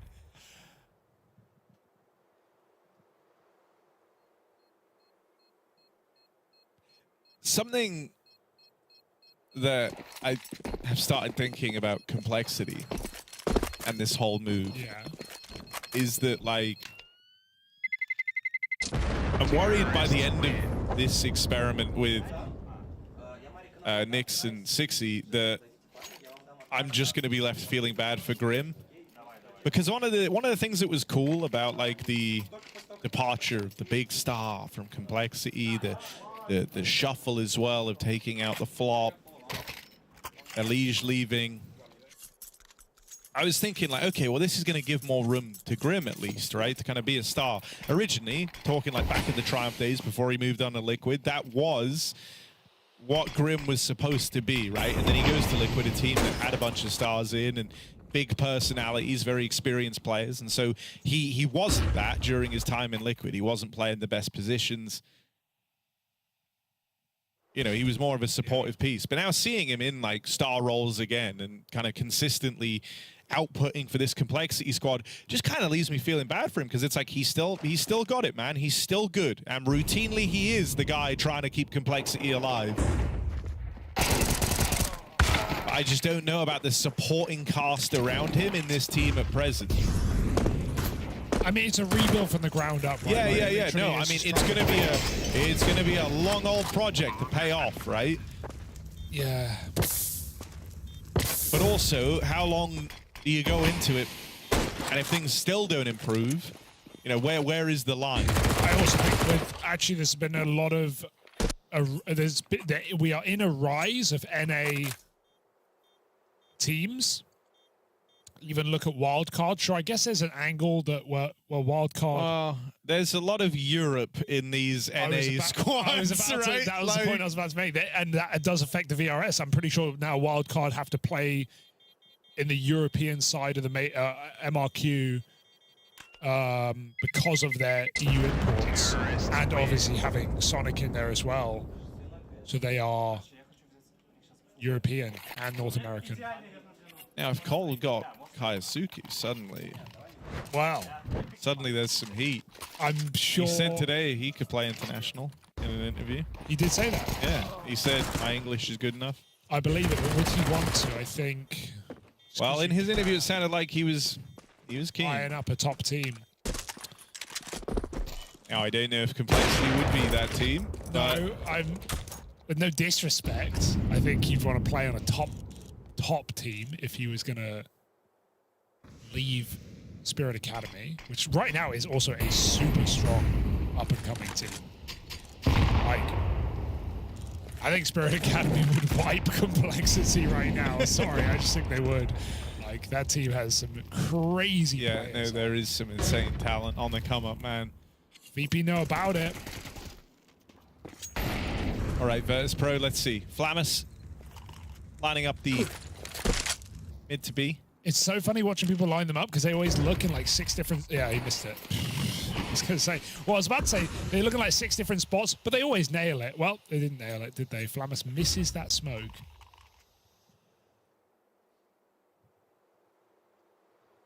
Up cat he goes, outside along with the bomb. Virtus.pro. Maybe a mid to B here, Harry.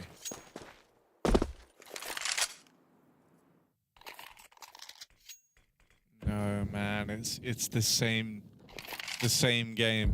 It's the same game as the last time, it really bro. Is. Poor Look at Grim, oh, number 3 on the mini map. Long, guys. Long's and clear. he's saying, guys, I don't hear anyone at long. Long's and so the fine, B guys. players are trying to lock in right now, but if Nyx and JT both fall, getting nothing done, this round is over. That's 1 from Nyx. JT should have a second on a platter here, and there's no trade. You're dead on. Flip, gonna go looking for this mid-air, hoping that throws the crosshair off, but JT gonna emerge victorious when all is said and done. True. That's kind of like a really ugly exec out of Virtus.pro. Like, I understand, you know, you said you think they're going to come in flexing a little bit, trying to like... No, where's the trade? No, yeah, but where's the trade? You got 3 players on tunnels. One of them's jumping off the top. Even the timing on the mid-air jump versus the swing was bad. Yeah, exactly. Like, it's one thing to bait Fame for info there, but then Flip jumps. And then where's the trade? Where's the trade? Where's the trade? Missed shot. Super late. So that was not VP's best work. Great hold from JT. I feel like Icy can't hit the easy shots either. Oh, is he one of those? Yeah, I think he is a trick shot Andy. Trick shot. Right there. Like, genuinely, you will never see him kill anyone when they just walk into his scope. They just walked into his scope. But if he is to hit like a 180 onto the lower tunnels push right now, he would nail Harry, it. you'll love this news. Fresh out the pipeline, Grim has pushed the long smoke. Yeah. He's had enough of sitting around. So he's going to sit around in an advanced position. I mean, yeah, this position is just the best position, though. You have the shadow advantage. It's way stronger than waiting further in over towards the long doors. He just needs to find the right timing to make a move. Yeah. Well, it also means there's like one less layer of intrepidation behind this push. Like, usually it takes a lot of guts to even go through the first set of doors, let alone the second. He's already gone through that first stage of clearing all these angles, so he will be a little bit faster in his ability to flank.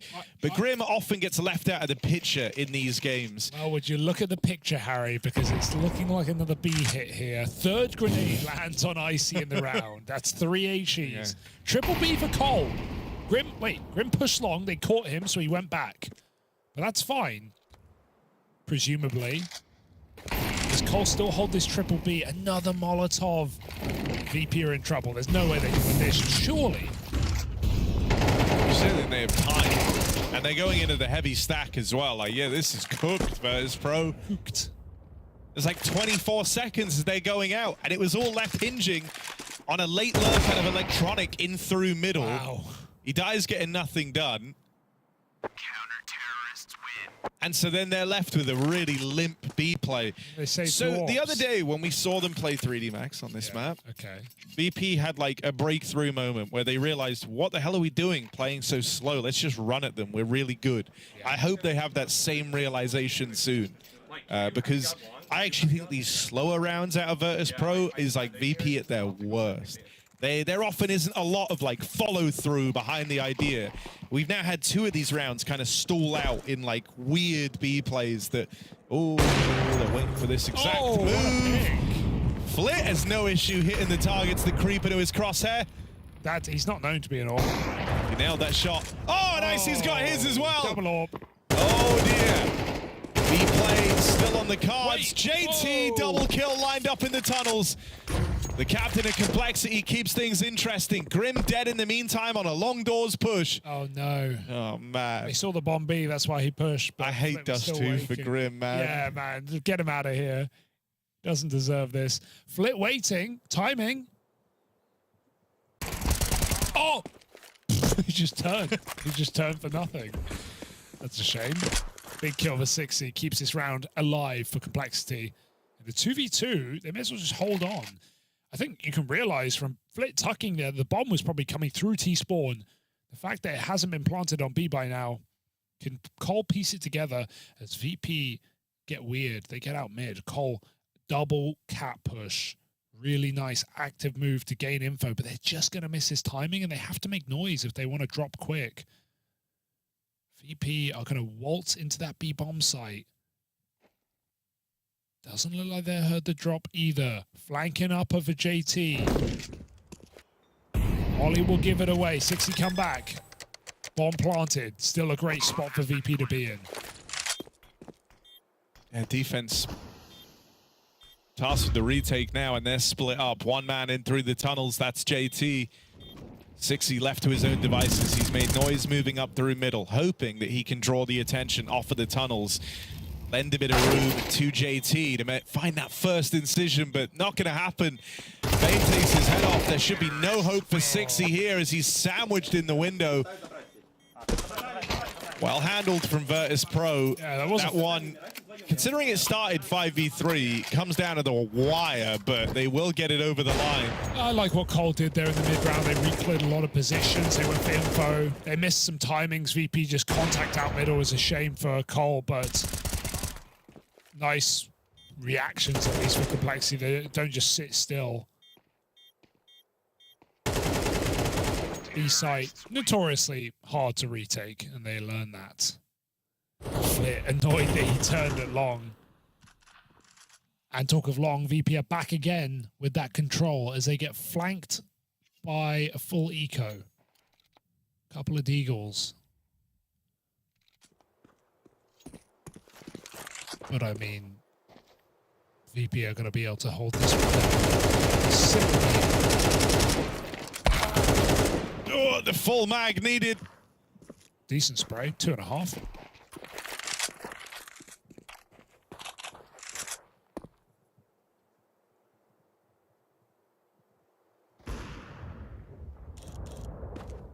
Icy got dinked.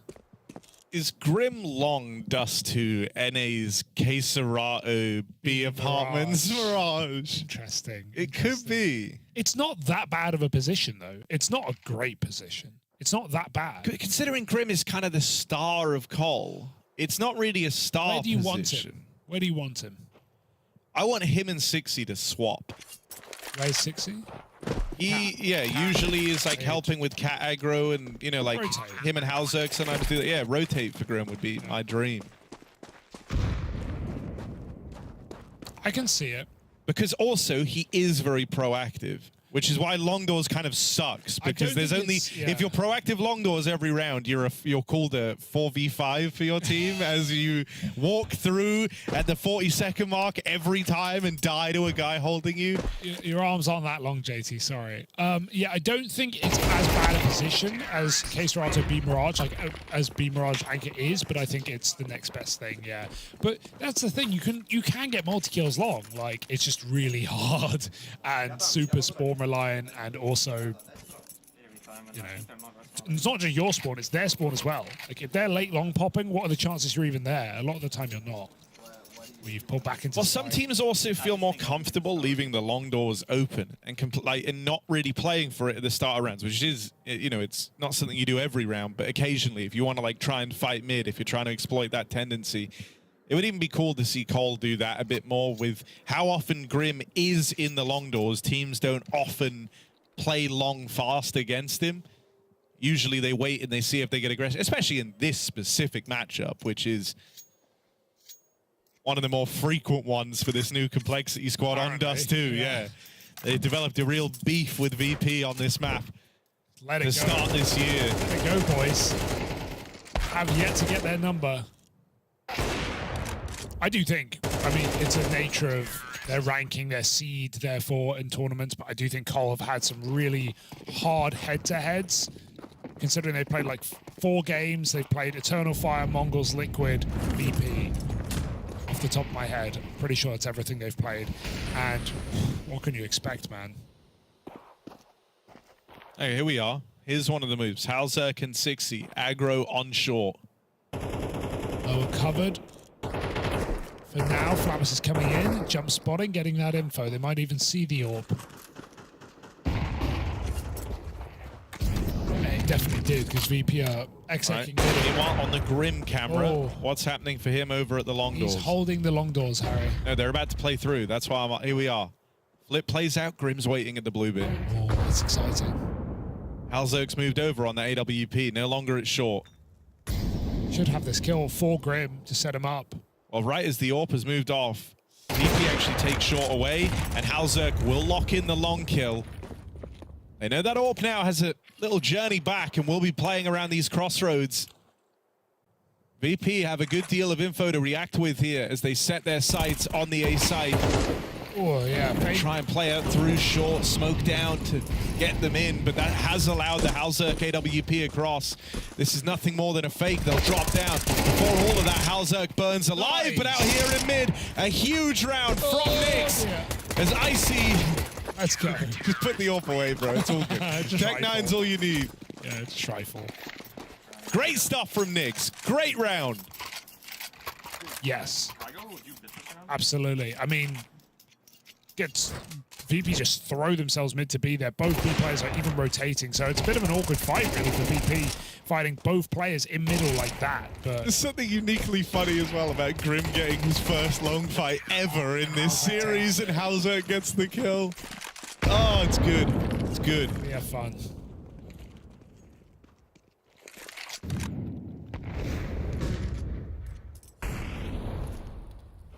Oh my god, there's another fight. Oh no, no. Smoked off, 60 aggro and it's on Bit of a change of pace out of Complexity. 60, brave face on, it goes full aggro. He's in trouble here though, getting out of this one. Not gonna happen. Molly just, smoked by his teammate. Still gonna get cleared, but hey, Grim's here, somehow. Don't go any further. This is...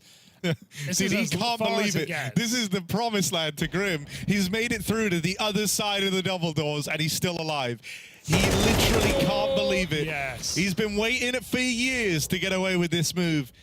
And aggressive through the long doors, Grimathy finds success. And now he's got them in a box. But It's the big mistake here would be Cole thinking they've won this round. Like, they need to be very cautious. They don't know where VP could be. They could even be in upper B tunnels. They could be out long. There are so many timings available, and Cole like trying to trade in middle. So this is really scary. Likely starting to get a bit nervous about the catwalk as well, as timings were open earlier in the round for players to hop up as Grim was going deep into T-spawn. Instead, they've gotten past him. They moved around him, and now JT, surprised, able to wrestle with that AK, regains control, and will deal with Electronic. Fame in this clutch, 1v3. They were not on the same page there. Electronic's trying to cross and fight. Fame's trying to smoke. Like, they're doing two opposite things. Fight together or wait for the smoke. Still Fame capable pair of hands here. They won't make life easy for him. First swing comes through, but JT, chance on his side. Mid-air, going to deal with that man and put a stop to the clutch from Fame. Yeah, I don't know, like, the long cross there. Either one is fight together or don't fight. Don't one guy smoke, one guy fight. Because then Fame can't trade Electronic when he commits. And if Fame trades Electronic and then crosses in, that's fine. He gets a 1v2, he gets a plant. Very winnable. So I'd say a bit of a wasted opportunity there for VP, but a nice push for 60 nonetheless. Gets up top mid, gets a double kill, buys a few more seconds for Grim to get out long doors. It's a good plan, good call out of spawn for Complexity to keep VP on their toes. Don't want VP to feel like they can get away with everything here.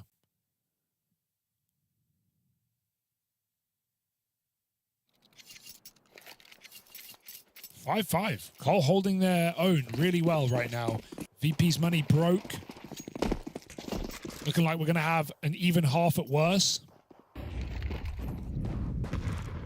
Another attempt for Halzerk.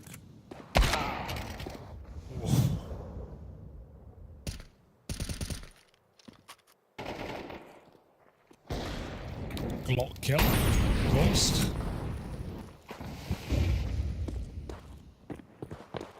And Grim on Cat Harry, you love that. Eco comes around. Grim gets involved. VP, it feels like a bit of a shame the bomb is so late, right? They would have loved the extra money. But Electronic only just arriving in the tunnels now. Nyx has already dropped in. This is a bit of a heads-up play from him to try and stop this bomb crossing. He was spooked by the presence of Flip. Oh, God! Dear. Oh, God! Thank goodness. 60 there to trade out Grim in the tunnels. Shouldn't be winnable. Should be unthrowable. I liked it. Flit's using the dig. Needs the instant headshot. Yeah. Gonna go look at the fight in the tunnels, but now that he's been spotted, there's that re-swing out of Halzerk. Well paced, well handled in the 2v1. Complexity up in the lead, 6-5. A chance to win out on this CT side. Absolutely. Had a couple of cheeky rounds up their sleeve. Stopped the B hits for the most part against VP, which is impressive. Kept them honest. Don't need to talk about all the pistol kills here. What pistol kills? And VP get a 6th on this T side.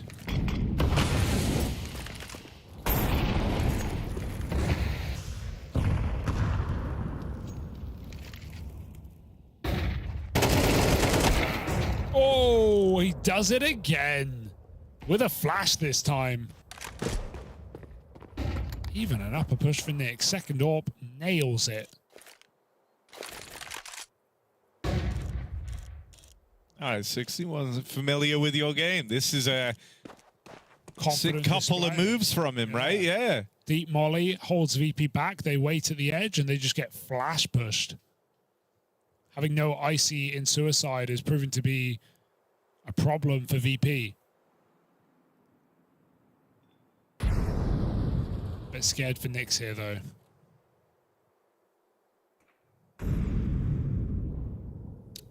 As long as he's barely moving. And there it is, the Oh, classic yes. quintessential He got legged, bro. ICP. You got legged. Oh, Flit, 1v4. Can he finish the tagged up AWPer? No, he's going to take one to the leg himself. Complexity looking good to win out on the CT half here.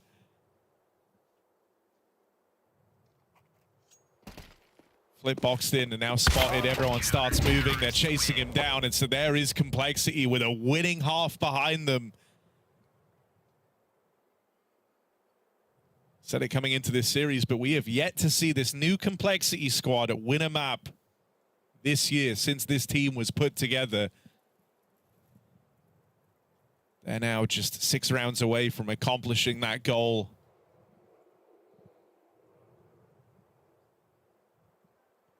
For Virtus.pro on their home map of Dust 2. And I think they're happy with how this game feels like it got away from them. They had a really good chance to leave an impression here. Sure, they fell short in the pistol, so there was always going to be a slow start to the half, but for a long while there, it felt like they had Complexity on the ropes.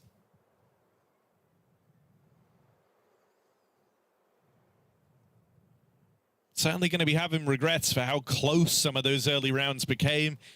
It went on to kind of wreck the money situation in the remainder of the half of Virtus.pro.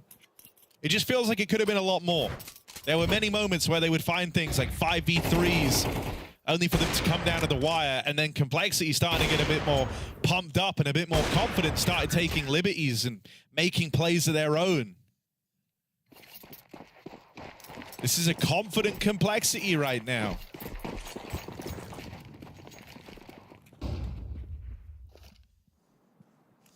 Only one man in the B site. Oh, but it's Fame, Harry. He's good. He's got dual Berettas and a smoke as well, ready to lob in, but it's just the sheer number of bodies that are going to come up against him here. Smoke in the way. Complexity, that was the bulk of their util used over here at B. Now they've lost JT down in the lower tunnels. They don't commit to the insta-B hit. They don't follow through and go through that smoke.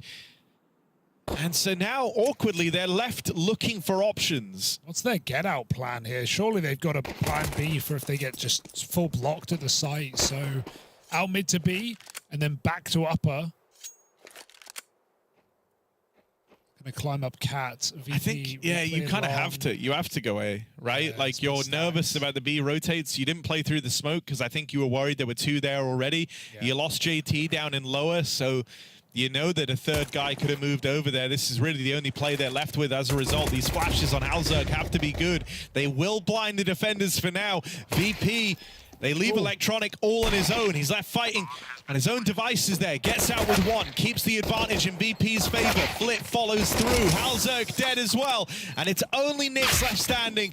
1v4, he'll get run down. Icy with another good pistol round here for Virtus.pro. He's the pistol guy for VP. Just wins them every pistol he can. Incredible shots from him and Flit in that round. Despite a nice mid-round for Cole that at least gets him a plant, gives us some intrigue. But it's going to have to be the force buy for Complexity if they want to win this out early. Always viable on Dust 2, though. A couple of Galils put to use. Look at these shots, man. Oh! Damn.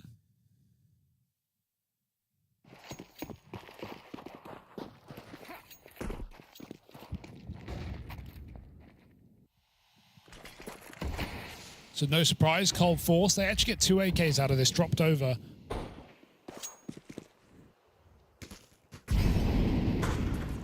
Two new boys give the old guard the guns.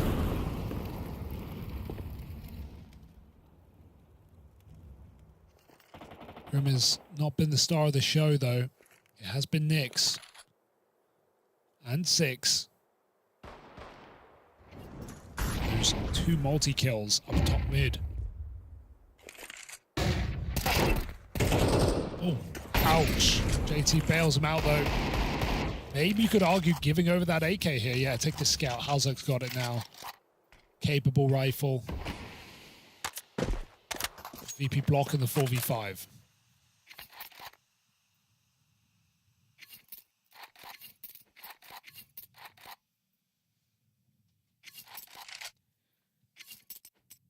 There's a world where this gets really weird for Complexity. They're waiting for this smoke to fade over on shore, but there's a re-smoke, right? There was still one on Flamus ready to come in a little bit later.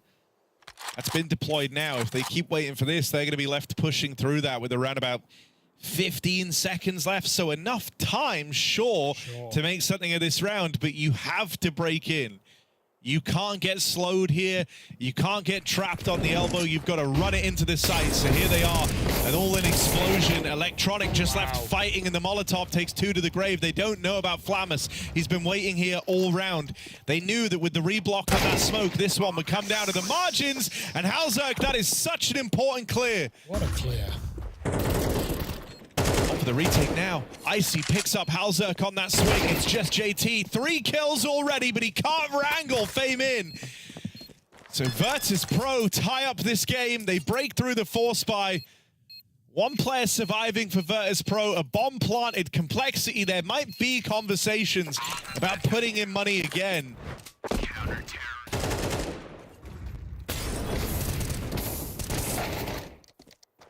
How does Electronic get 2 inside of a Molotov? I know they have no helmets, but it's out of nowhere.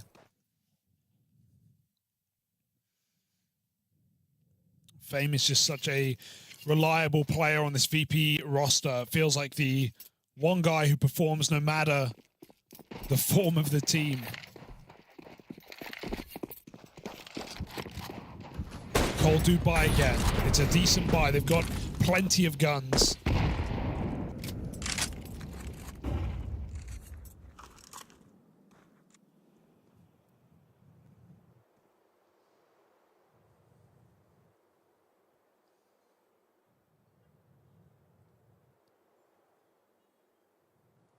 What kind of smoke does Flamus throw? If he sees him swing out, he's not going to get it in the long doors. I just have to throw, you know, long, wide, long smoke. Yeah, block smoke. Here comes the pop. Icy does have flashes for him. Yeah, sure. If he wanted to try and like recommit to the long fight here. He'd have a gun out.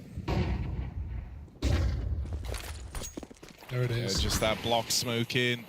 Still, I like that he waits till it's confirmed that they're actually coming out before he throws that in. It's not timing dependent. He just reacts after the flashes and that first player spotted. It's a good mileage on the limited util that VP had. JT, there are a lot of guys trying to take short away from Complexity. 60 knows these fights are going to be coming his way. Ouch. Grim might make it up into the site, but as 60 falls, pressure is on. Complexity trying to wrangle that bomb plant. It comes down to Grim, left in this clutch. 1v3. They are all around him, and Grim just doesn't know where to look. They're whittling him down. And finally finishing things off are Virtus.pro. Another close round, another bomb plant for Complexity means the buys keep coming out for this T side, but they're no closer to breaking through. Yeah, it's you feel like you're in a trap when you're in this position where you almost feel like you have to buy because, oh, they're so close to eco. They're so close to reset. If we take an eco ourselves now, we let them back in, or I say let them in, but we, you know, let them rebuild their money. And if we keep getting them down to 1 or 2 players surviving, plus bomb plants, plus our loss bonus is increasing, you just keep buying if you're Complexity. It just means you're not going to get any AWPs. You won't have full util AK. And you keep, yeah, it's within sight the whole time. But it is still the right play, surely. Yeah, I mean, the reward's there if you get your round, if you break through. But if you don't, you're going to end up with a bunch of strung out buys in this second half. A long while before you get to have all the proper pieces. And if you only concede when, you know, there's like a 5 alive round for Virtus.pro, then that might be too late in the game. So they've gone for a bit of a middle ground decision here. It looks like a hero AK purchased up. That's entrusted onto Grim.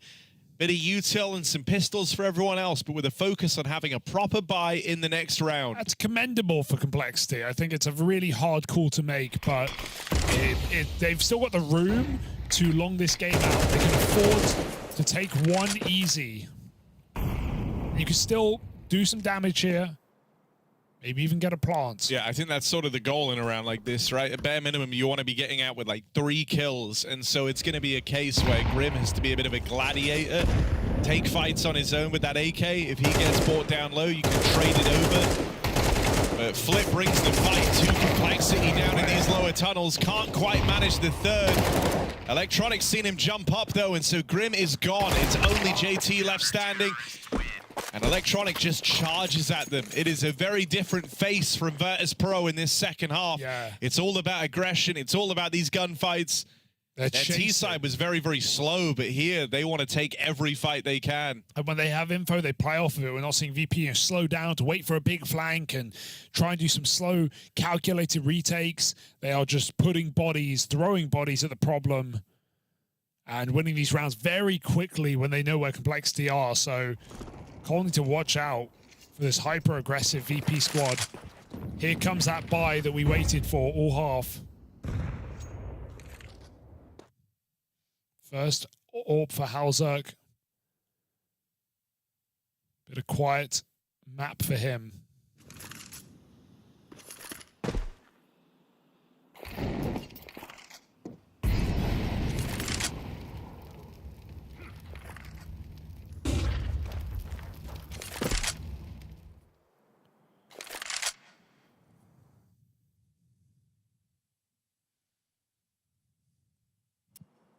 Might just be a bog standard B hit, but it's so early in the round, there's plenty of grenades. Flit has a full belt.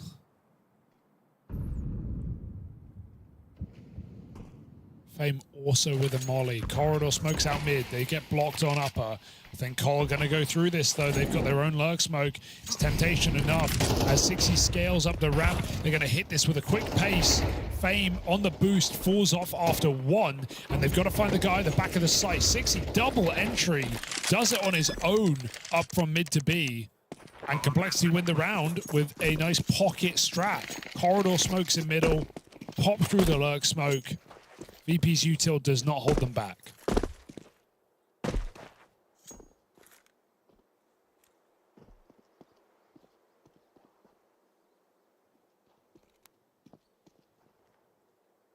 It's a bit of a shame. That round felt very, very conservative for Virtus.pro, just playing a 3-2 split, no eyes on mid, no real info about long or cat either. They've done some super aggressive rounds, so I think they just wanted to play something more default. But hey, Cole found the gap. Pulled out a set play. If you're running a mid to B and there's absolutely no pressure from that CT side of things, right? Like spamming the mid smoke, breaking it open with nades. That is a huge issue for your B players to try and deal with, especially when they've been lurk smoked at the tunnels. So a sigh of relief for Complexity as they finally break through. The wait for this full buy was worth it. Thanks to the save. There's still guns here for VP.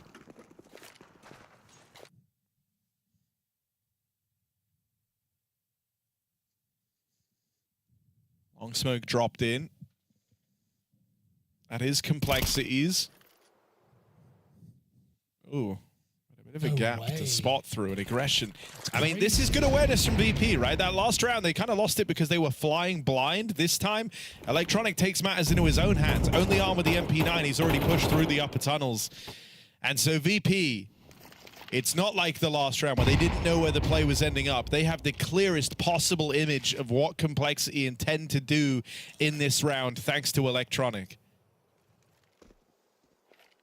A triple setup on the catwalk, playing, you know, retake over this A site. They're going to be able to fight cat as Complexity try to break in. Then goes a bit further afield here, looking for these ramp fights. Does deal with the first man. Icy's AWP follows up. Nix needs these trades, and nothing's being offered yet. Chance for it, but Flamus just a little too fast. There is this mid-lurk for JT that now springs to life, but VP have a flank of their own, and Halzerk learns that the hard way. JT 1v4 knows he can't win this. And so that's far better for Virtus.pro. Way more active, working within limitations. They didn't like how blind they felt last round, and so Electronic runs it in through upper. Yeah, It's not just that. Obviously, that's huge info that lets VP play this, but the triple cat is really, really nice. They clear out mid entirely. They know that's a bulk long hit. And VP are able to still get a man in the sight in time to set up the AWP. I mean, the heavy cap play as well means that, like, Electronic didn't waste any time considering clearing out lower. He got to park straight in a spawn, commit to that big flank. And so, yeah, just very, very aware from Virtus.pro what the kind of pitfalls of that last round were. They didn't want to repeat that same mistake. Good stuff for Electronic. Final timeout used for Complexity in a T side that is fast running out of room to regain control over this game. 7-5 on the half. So close to breaking through in every one of these early rounds since the pistol, but only able to do it once and then unable to capitalize and actually break the money of VP. If they don't find success here and now in this rifle round, then Dust 2 might just get away from them after all. Despite all that, I feel like I've still seen improvements in Complexity's game. Obviously, since their debut back at Bounty in this exact same matchup. But VP still proved to be too hot to handle.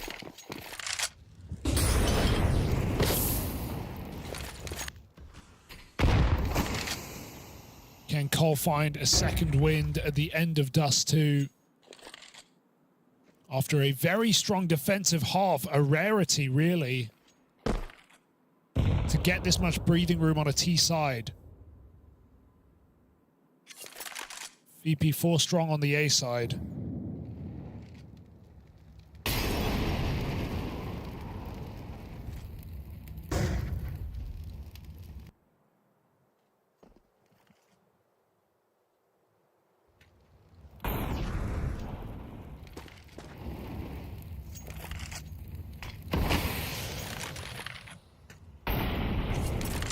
Might play right into that stack. Up on the catwalk now, no control over the upper tunnels. This doesn't look like it's building to be a B split. Nice. It's a big nade. Hauser cops a lot of damage. Cole throughout the corridor, smokes in mid, but I don't expect they want to do much with this.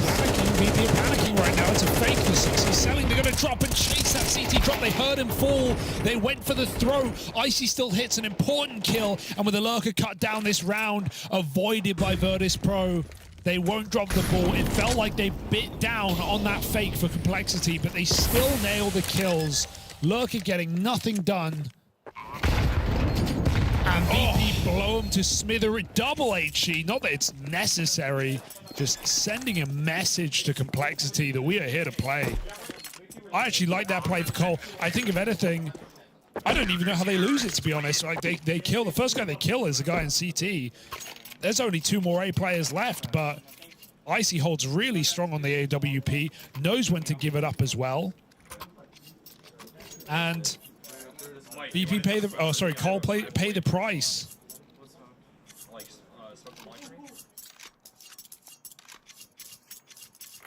It's an unfortunate round to lose, and they only get one proper buy here.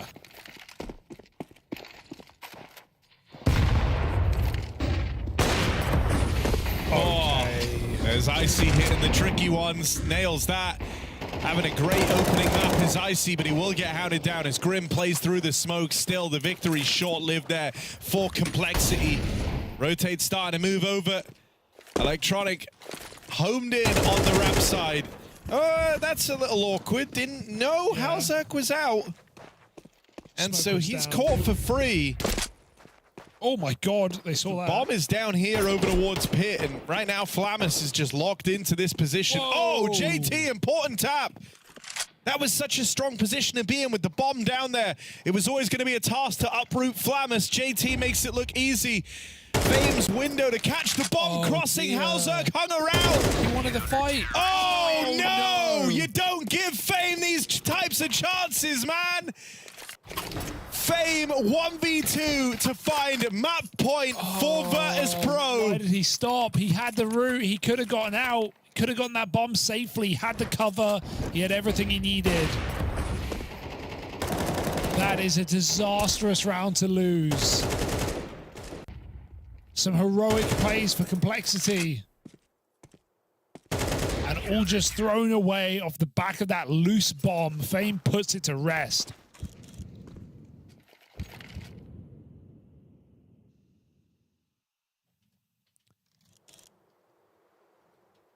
And this might be it. A 7-round CT side for Complexity. And VP on the cusp of closing. Grenade, break, miss shot for Icy. Grim walks through the mid-smoke. There is a block at B. One player forced through it. The other backs out. Cole get cut into 2. Can this mid to B save them again? 60 has before. Now it's got to be Grim. Smoke blown open. That takes the attention away. Flip plays at the back of it. Oh, and FaZe with another multi-kill to close this. It's only JT left standing.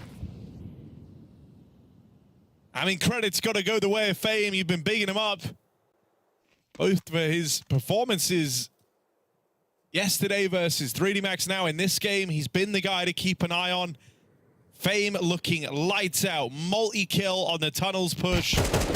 Him and Flit on that side of the map together is just a terrifying prospect. And so Virtus.pro lock this one in. 7-5 first half, but Complexity barely moved past that point. Once VP got onto that CT side, it felt so over. Yeah, and I like the dynamic setups for VP. They, we saw Complexity have these really aggressive mid pushes on occasion. VP didn't do exactly anything like that, but they had good crossfires from lower pushes and cover on catwalk. Icy was a rock on the CT side on the long corner towards short as well. And Electronic was reliable in the site as an anchor on A. So I just think there was kind of no weak link for VP on CT. When you're thinking about breaking into a Flit Fame B bomb site, it doesn't make it any easier either. So that's going to be a bitter pill to swallow for Complexity, considering they actually put up a really good half on the harder side.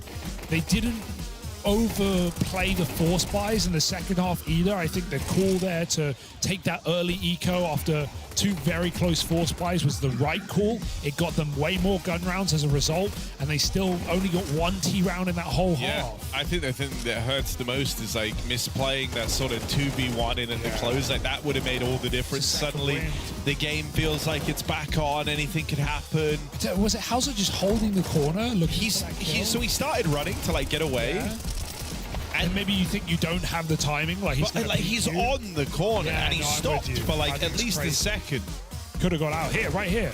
He's standing still. Like he actually moves back into the line of fire. Also, he starts safe and then swings out after FaZe took a step. Yeah, he's trying to peek into the angle, but he could have got out. He had his teammate there. They can trade. That's a really ugly round to lose. I guess you could say it's like there's some. Oh, it's so unexpected. Like, why would I be fighting? He thinks I'm running away with the bomb, but also it's Fame's so good at those it's moments. Unexpected. But with the game that Fame's having, with how good he looked, Fame's ready for anything. Fame's a really good counter strafer. I was saying this yesterday. We saw him going up on Ancient Ramp, and he kept getting these rounds where he was scaling up ramp on T side, and someone would peek him long, just a fast lightning peak, and he would counter strafe while Wing and just nail the headshot. Like perfect crosshair placement. His crosshair placement's great. His counter strafing as a result makes his time to kill really nice. This guy is such a talent and a really young player as well. I want to say 20, 21 max years. I'm pretty sure he's 20. And so no way, that doesn't even feel right. He joined long he joined this team like 2 years ago. He's 21. He joined this team 3 years ago. So he was playing because Flatmus is in his position now. He's the 20-year-old. Yeah. He's fresh into tier 1. Dude, Fame is. It's weird because he's playing well now. He's a major winner. He's not come out of nowhere, has he? But he doesn't have many achievements other than a major trophy, which is a really weird thing to say, right? But he joined VP back in May 22. So almost 3 years on VP. And yeah, he's still playing really, really well, despite VP's ups and downs. And they've had bad runs. They've had weird rosters. They've had stand-ins, Norbert in, out, James now gone. He's remained consistent. So I'm a Fame fan myself.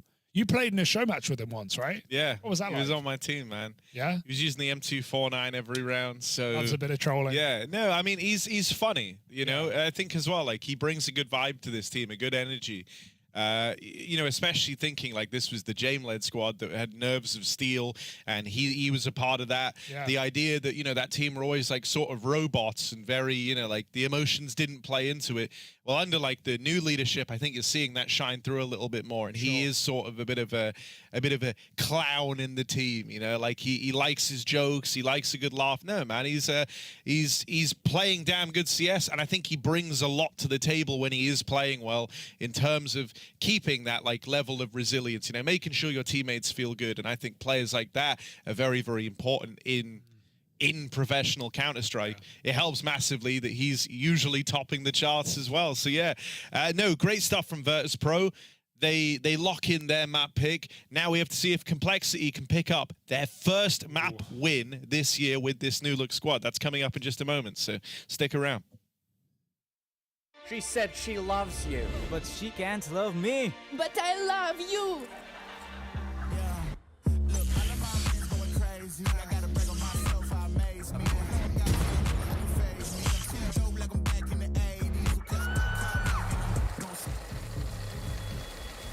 I won't play window anymore. What's going on? Play your role. 1xBet. On to the next one.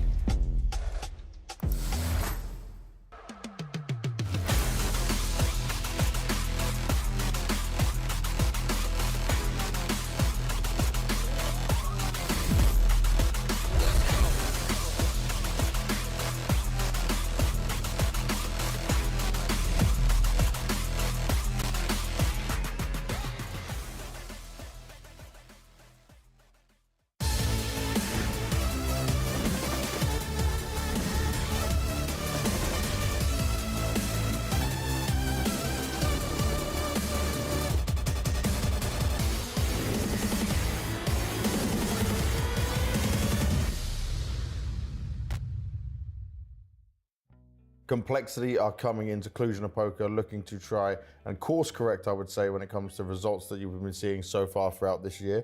But we can understand why it hasn't been easy. You had new players coming into the team, you make some big changes, you lose a Liege as well. Obviously, when we're looking at that, what kind of expectations have you put on yourselves and how long it will take to find the way you want to play and find your form again? I wouldn't say there's any expectations really. I mean, just we want to play as best as we can, but I think with the way the new system works, I mean, we have to get wins and we have to play well in the first like 3 months. So what we need to do is we need to stay like around the rank that we are and try and overtake the other NA teams to try to get a berth into the major. The focus right now really is just learning and getting better and getting the rookies comfortable. Yeah. And then the wins will just follow through with that as long as we're successful. Then things will kind of just work out, but we'll have to see what happens because bringing 2 new rookies into the team, losing Liege is a big change for everyone. It's the first time that these 2 guys have been to like Europe and been boot camping, not to Europe in general. I think CXCI went to some like challenger events. Okay. But in terms of tier 1 events, it's the first time for both of them, and just it takes some getting used to, so I'm hoping that they're getting comfortable now. We've been boot camping for like 6 weeks, so hopefully the results coming out of this event. And that's crazy, right? You were ready for the start of this year. You told me you got it on the 6th of January. You've been boot camping non-stop. You've been playing events as well. Can you start to see some progress? Yeah, definitely. I mean, I think when we first started boot camping, I think we had like there was a week where we lost like almost every single scrim. Oh no. But now, like, I mean, practice is going well most of the time. I think the players are gelling well. We're really comfortable with each other again. Okay. Do you notice a difference in the rookie players in terms of how they play when they get into some of these officials against tough opposition? Can you see a difference compared to when they're playing in practice? Are they still learning through that? I mean, I think it's difficult for me to say because we've only we've only played 3 matches actually like on LAN already this year. I mean, we lost all of them, but they were really close games, and I think we were playing like top teams, so it was always going to be hard for us to beat those teams just from the get-go. But in terms of like communication and stuff like that, I don't feel like the guys are getting that nervous or anything like that. I know they've mentioned to me that like they're a little nervous, but I mean that's expected when you're playing. Everyone gets nervous, and especially for your first big games. I think when I was first playing my Tier 1 events, I was also getting nervous, and I think that's normal. We know obviously losing a Liege is a big thing in terms of the firepower, but how is it for you as a leader in terms of the voice you had in the team as well? It's a little different. I think when playing with Elise, like he has a lot of his own ideas and he has a lot of things that he wants to do in his own part of the map. And now for me, it's more just like taking the reins back on certain things. So there's a lot more. I think back when it was with Elise, maybe it was like 70% me and 30% him, but now it's like back to like 85, 90% me. I mean, Elise is just a big voice in general. That's just how he likes to play. I'm sure like back in FaZe now, he's doing the same thing that he was in our team. But I'd say like, yeah, it's just a lot more work for me now than it was before. Now, obviously, if we look at MongolZ, if we look at Grim in there as well, they've been with you for a long time. Is someone else on that thing, do you want them to step up as well and have more of a voice and help you with some more of it? I think CXCI is actually doing a pretty good job. Oh, really? Yeah, he's doing a pretty good job. Okay, I didn't expect that. That's very good. He's in those positions, a lot of the positions that Elise was in, so it's kind of like part of the role that he needs to step up in terms of mid-round calling and his roles and speaking about like what we should be doing next and what he should be doing in his positions. It's just baby steps. Like we have to see how it goes, but I think that he's doing a good job. Well, that's a positive sign that he's really willing to take some of that. So maybe in time it will grow into more and help balance that load for you. For your expectations at Cluj, it is getting worrying for you guys, obviously, with the results you said, and you need some points here. Like, what are you aiming for? Like, to get the first win, what's the goals? I mean, for me, I want to make the playoffs. I kind of miss playing in front of the arenas. Yeah, it's been like, I think it's probably been like over a year being in an arena. Like, we've made playoffs at Pro League or something like that, but it's been a long time since being in an arena for me. So for me, playoffs, but I think for the team, like we just have to focus on getting that first win now because we haven't even gotten a win this year besides in open qualifiers. I mean, after that, for me, it's just playoffs and getting enough points for invites for the next events. Very nice. Well, step by step, it is a grind, but you seem like you're ready for the challenge, so best of luck, JT. Thank you.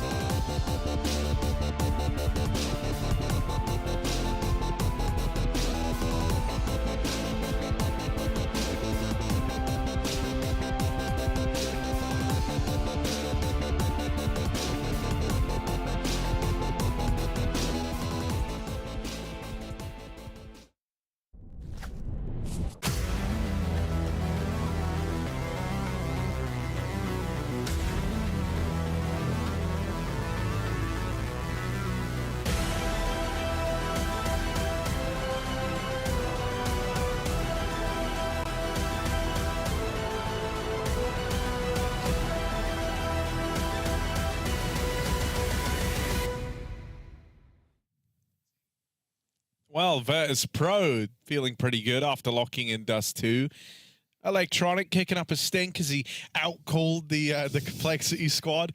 Cole, are they going to get their first map win this year? Huge, Byron? This year, they're going to get it this year. You're right. No, this this year, Complexity will win a map, Harry. Yes, I would hold your horses there. Don't be too sure. I meant in this series. Oh, I'm going to go with a no, dog. I will say, Inferno is pretty good. Like, I'd say there's a shot, but if I had to bet on it, Harry, this isn't financial advice, but if I had to bet on it, I'd say no. VP looked really solid in that game. Like, it's not You know, this isn't a go-to map for VP. That's the way in, I guess. But even though Cole had a really good start, which I've seen, oh, Harry, I've seen that a couple times now. I've seen this new Cole team have really good starts. But you know the issue with that is it's all about the end. It's all about how you finish. And they didn't finish too well, did they? They got 8 rounds against Eternal Fire T-Side Train. Couldn't win that game, could they? 7 rounds, CT Side Dust 2 against VP. They do all the hard stuff. But then the easy bit, which I guess clearly isn't easy, in closing out that match, VP able to storm a comeback pretty quickly. Yeah, I don't know what to expect from Cole on this map. I'm hoping they have more things up their sleeve. I will say they look a lot better prepped in these later games after a bit of time in Europe and a few pracs and some officials under their belt. Definitely some better ideas. 60 looked more confident making hero plays, pushing up top mid. So I want to believe that, yeah, Cole definitely improved in the short amount of time we've seen them playing, but have they improved enough to be a hot Virtus.pro, Virtus professional even, with a ferocious Fame on the other team? And I'd say Electronic, in those 2 games we covered now from VP, has fragged out across the board. He had a really good A anchor map in that previous. He had a really good game yesterday as well. So I'm feeling pretty good about VP right now. I don't think this is the one for Cole. Yeah, you know, I mean, the other thing that's like a little uncomfortable is Sixy and Nyx both played really well. They finished up towards the top of the board, but that in and of itself can be a little bit problematic, right? Like, you want Grim up there, you want Halzerk having a lot of impact. JT top frag. Well, that's not, weirdly, it's not crazy unusual for JT. Frag, he is a fragging IGL. But it's a bit of an indictment of everyone else. Yeah, exactly. It's certainly a bad omen. Yeah, I haven't seen enough Cole to make a good judgment call, I think, at this point. And I've definitely seen enough VP in these few days to know that this is a team that's definitely got it right now. And they're looking to kind of come into the new year and bang out a few good teams. So in we go. And JT starting how he finished off, strong. Pistol kill up mid.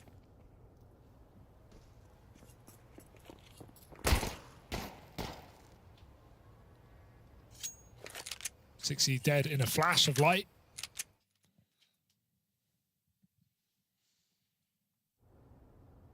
And Complexity, with apartments cleared, they go back to B.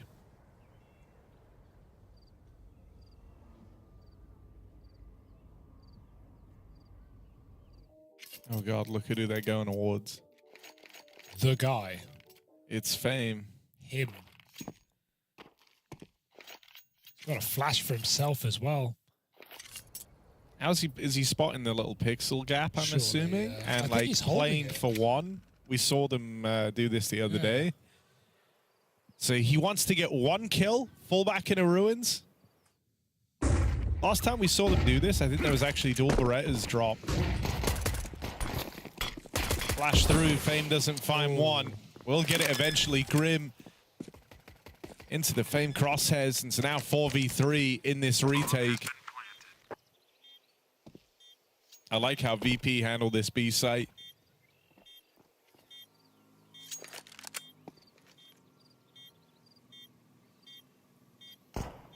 Complexity time to steal themselves away and get set up to play this post plant, but here comes 3 out from the ruins. It doesn't go well for the first 2 in. Flit and Fame fed to Complexity, but there's the turnaround. JT trying to clutch up. Flamus gets rid of him. What a wild pistol out from Flamus. He did all of that. Just out of nowhere. I thought Cole had already won it. And bop, bop, bop. 3 dead. It was done. And VP run away with the pistol. I like that angle from Nyx in the post barn. A little elevated and dark, but yeah, just clearly traded immediately. Here's Flamus just doing it all. Boom. And boom. I see you there as well. Oh, Flamus screaming it down. Saw that in Shanghai. And force up for Cole.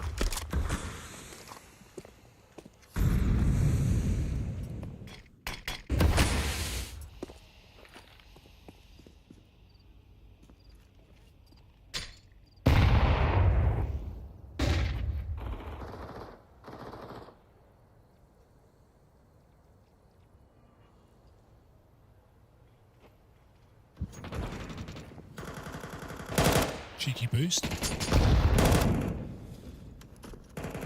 Don't know why I don't see this often. I've seen it before, but not every day.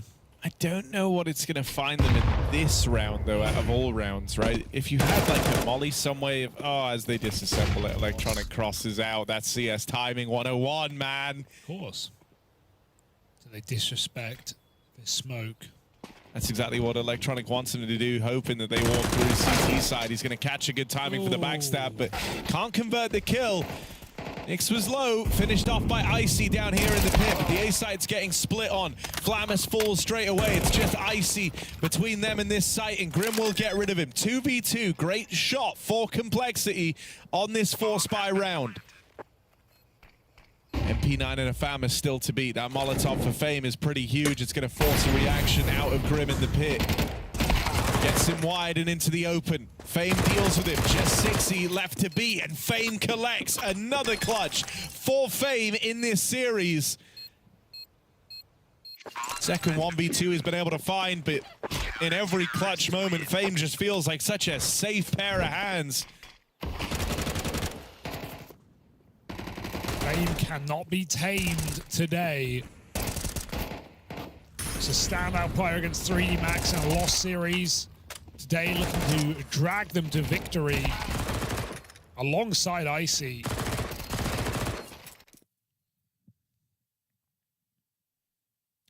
Relief from Icy. Just relief. I mean, you know, he had reason to be worried. That was balancing on a knife's edge after his double kill holding the site. He thought that was enough. VP, I like how they're flexing in this game already, though, playing for the first kill in every round, fighting middle in the pistol. I mean, this already is a similar vibe to the second half of Dust 2, right? Yeah, with the back-to-back forces at a call now. True. Both times having it come down to clutches, come down to the wire, but it looks like VP want to put a stop to that here and now. They want to end this 4-spy war. They want to stop Complexity in their tracks, force the eco to come through. A clean round would do exactly that. 5 alive currently in the 5v3. So now's the time to tuck in, play the numbers game, play it safe. Flip provides covering fire, and actually now they play through this smoke, throwing caution to the wind. 1 kill is all Complexity managed. Yeah, it's a shame. They knew about site CT, but they didn't know about the boost on the third. So as they catch a player in CT dropping nades, Flit just provides perfect cover on top of that boost. So Cole try and jump at Virtus.pro, and it's a decent round to do so on that reforce, but yeah, this is where, you're right, Harry, they will have to let their foot off the pedal, coast a little bit on an eco. As VP take full control, it's Flint again, peeking down Banana for the entry kill in that round. And he's going to get it every single time. VP, unrelenting. Icy's rifling has actually been great as well. Classic. That's just Orcas right now. Kind of the Nikodos of Virtus.pro. No, come on, his Orping's better than that, Harry.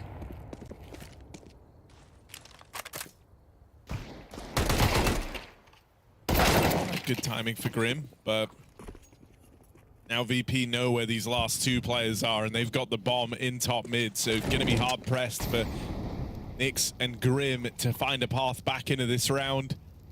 Shouldn't check this. Is such a... Oh, weird reroute. Nyx is ready. Good awareness. Still going to be traded. Double apps, double mid. Death at every corner for Complexity.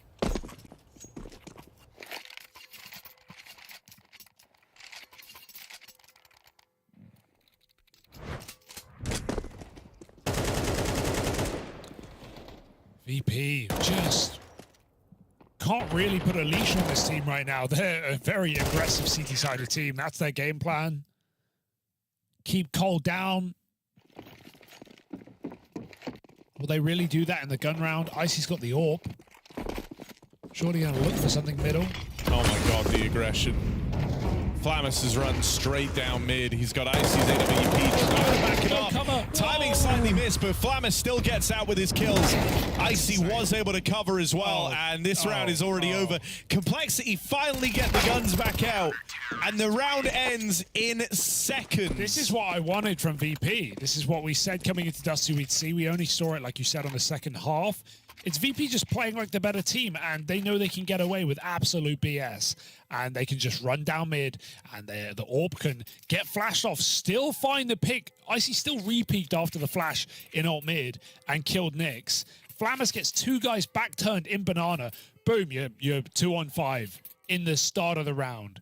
And even one of those players survives, doesn't get traded. So I've got bad news for Cole. You throw your game plan out the window. Right now, the game plan is stop Virtus.pro from running at you. Force them to play a standard game of Counter-Strike, or they will keep doing this.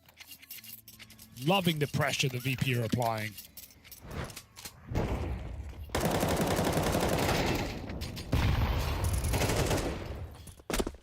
thing that was weird there was like Halzerg was watching mid. I don't know how Flammus gets past without him ever knowing. No idea. You saw him trying to like chase the trade, realizing, oh god, I've got everyone killed. He had a tight angle, and so Flammus gets to past him too late. All right, well, Flammus is doing it again. More aggression out of Flammus as he pushes through the apartments, bringing the fight to complexity. That was a bit overzealous from Virtus.pro. They tried to re-aggro into the top of Banana, into the Tech 9s, and that gives over both kills at B. So Virtus.pro are on for a retake now. Full belter util. See if they make this work. Oh, Nate going out. Save some for the CT smoke, maybe, because there are re-smokes available. They've been used now. Coffins, half gone.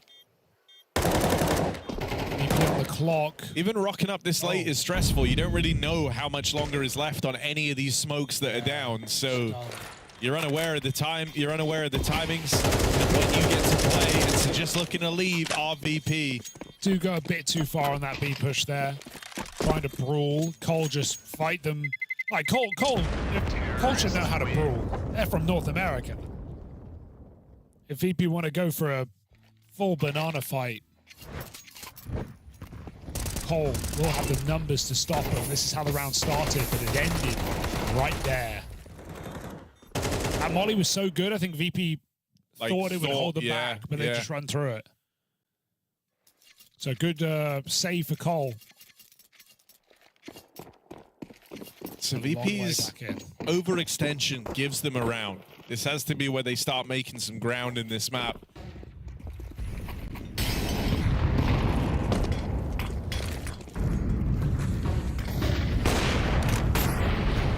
Triple stack over towards B early. Flammer still aggressive in middle. JT getting bullied by the util here. They've got him pinned into the logs, and Icy's going to find him nice and easy for Icy. He's hit the easy shots in this map so far. Cole going to speed up.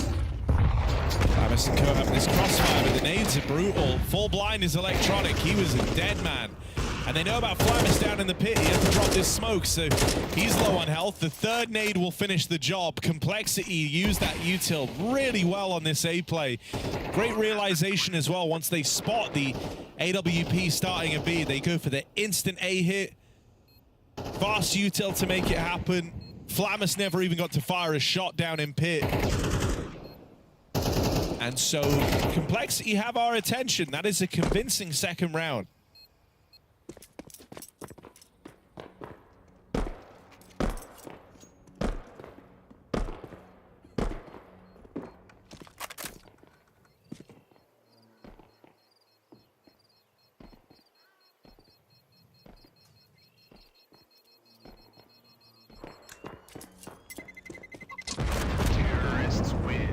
Okay, Complexity. Some quicker pace. Catching VP by surprise. And even some smiles for 6E as well, as Complexity avoid what felt like it was building into a beating with those first 5 rounds. 3 nades on Flammers. Whatever you can do to stop him.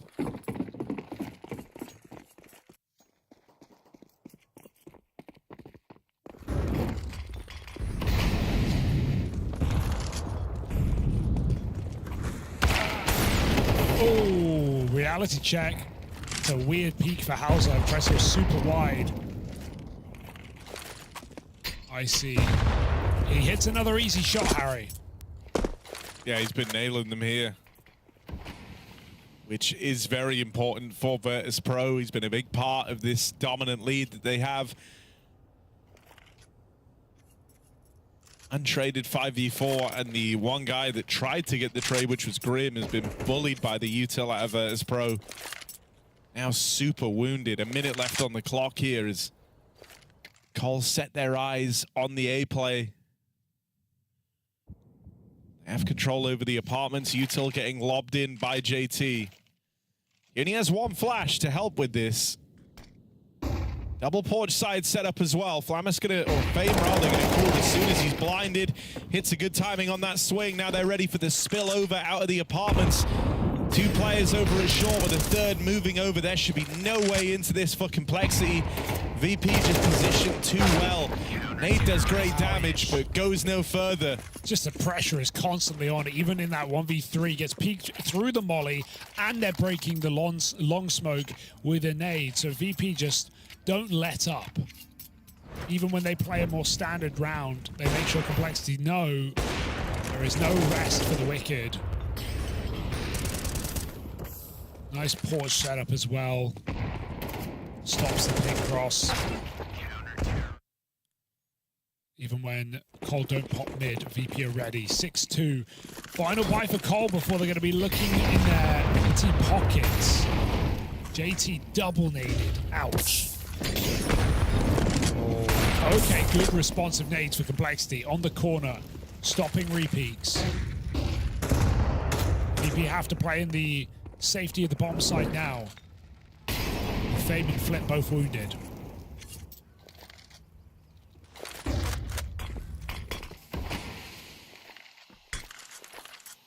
Oh, I would love to see just a flat out B execute here for Complexity. They're going to double pump it, go back, clear out middle. I feel like with this default, you're still looking to end B. With their nade damage, it's a very tempting prospect. Got no control other than apartments. So Nyx will throw out a bit of a fake before we see this B hit into the stack. I mean, Electronics pieced this one together already. He's moved around here to be the third man over at B. Icy Zorp on a very strong line as well. There is still that option. That back door is still open thanks to Nyx, but at this point they are very committed. Electronic gonna get out with one. JT on that island with the bomb as Grim tries to make the round-winning play. He managed to sneak past Electronic in the smoke, but he's being held. Gets the info now. Electronic with the instant trade. One hell of a turnaround for Electronic. And Nyx just left too far removed.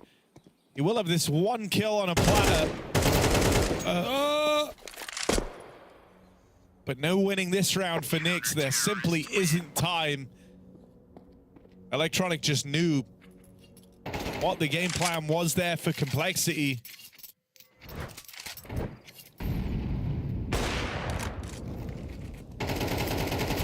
Yeah, they were ready for it. They were holding for it just in case. I feel like her timing must be called like what. Also hit inside of it. So they're considering it full Complexity out of B because they're waiting for a flank. VP keep an eye on it. Electronic just finding a lot of individual impact in this series, as was in yesterday's. Now just that saved AK and a Galil against an unstoppable Virtus.pro. Molly ready for Flamus. He's got just enough pixel that early. They're going to run through it. It's a CT molly after all. No need to respect that, but look at the double setup, man. Call it a triple with Icy on the long side. Flamus may die, but it is not in vain. It baits Complexity into the lion's den. Chewed up. Oh, this gets weird now. What the hell is that? Halzerg holding on for the push out through mid. is ready for the double push up through Banana, and now we end up in a 2v2 with guns gathered. The bomb is still pit side for Complexity. Can't believe Electronics going B, though. This is crazy. Like, is he going to push down Banana for a big flank? Like, they should know they have bombs, so he's going to just check it out, and now he knows they're both mid and apps.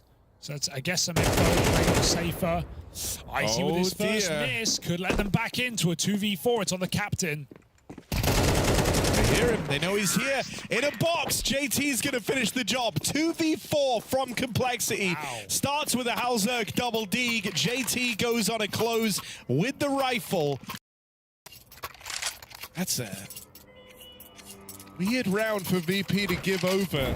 I think it's just the cost of business when you're playing this aggressive, pushing in a 4v2, flank dealt with. Wow, that second shot is miraculous. And Icy misses one shot.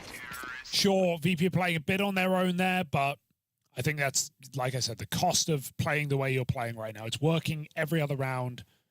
Complex managed to punish them finally for their aggression. It's when VP should relax and just tie this one up 9-3, knotted.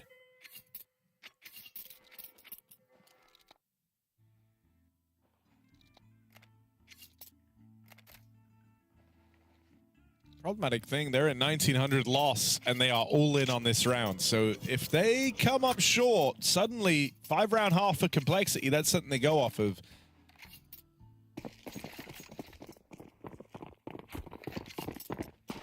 So this is a chance for Cole to kind of rejuvenate themselves on Inferno. Give themselves a fighting chance here. It feels like they're expecting something a bit more passive as well. How quickly they've played through Banana. Usually they're respectful here. The util's been very punishing, but instead they try to go quickly. Flit farms 2, gets out at 1 HP. 99 damage done to Flit as he gets out with the double. That's rough. And so the worst of starts for Cole here.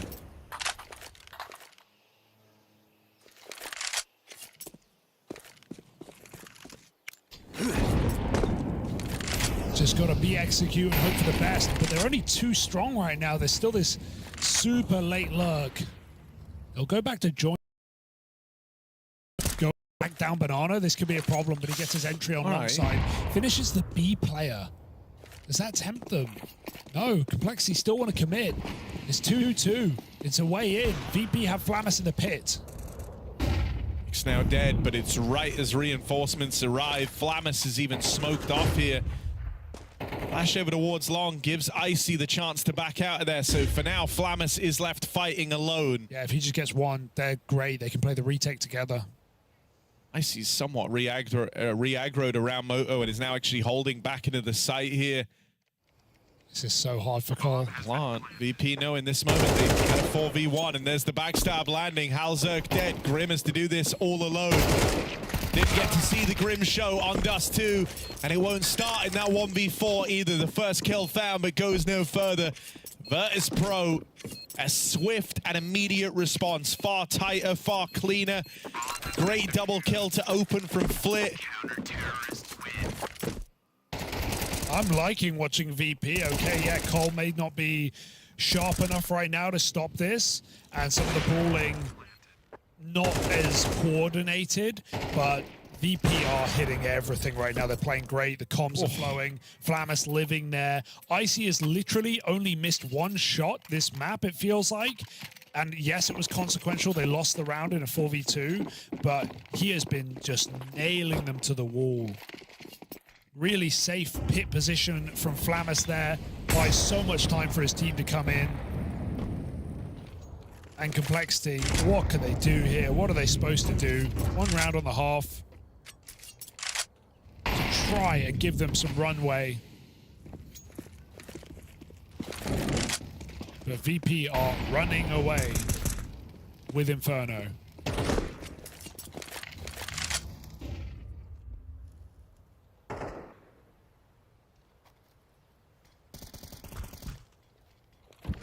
Oh, damage connected on a Grim on that spam, but Electronic hasn't hung around to discover it. Thank goodness the info flash works wonders, because now Electronic has wisened up to the fact they made it past Moto. Still release, dropping into the pit.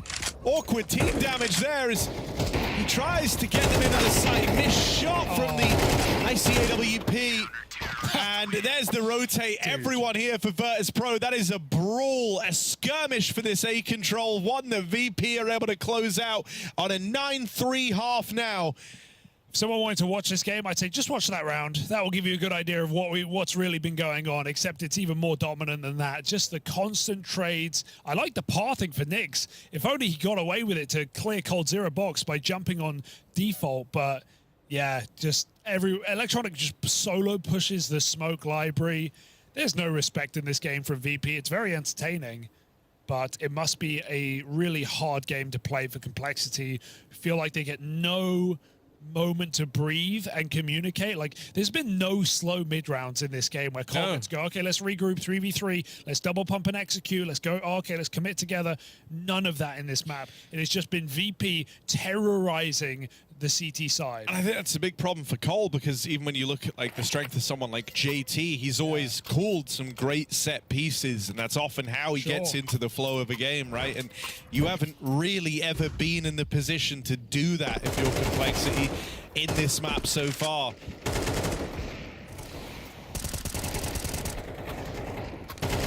Just chaos, pure chaos.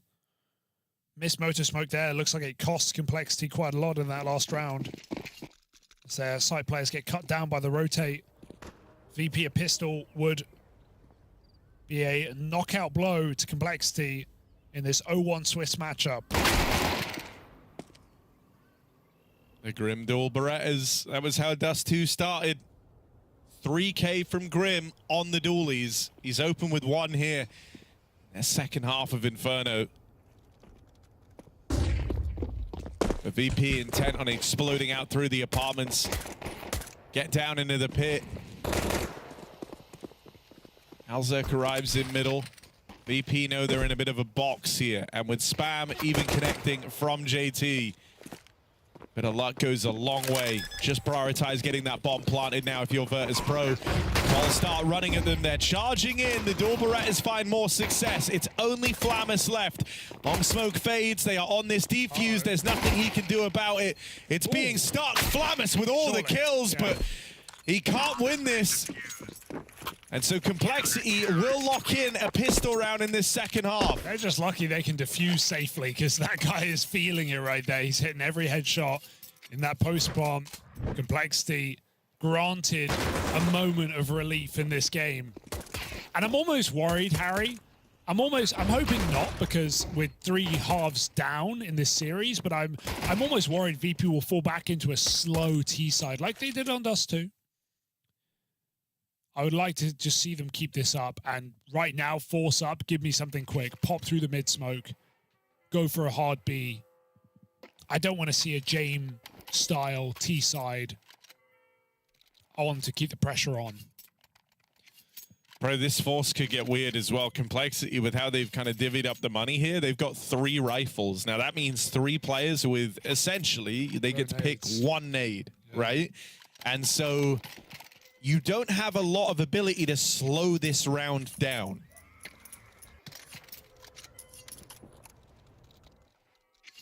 Halzerk, no nades.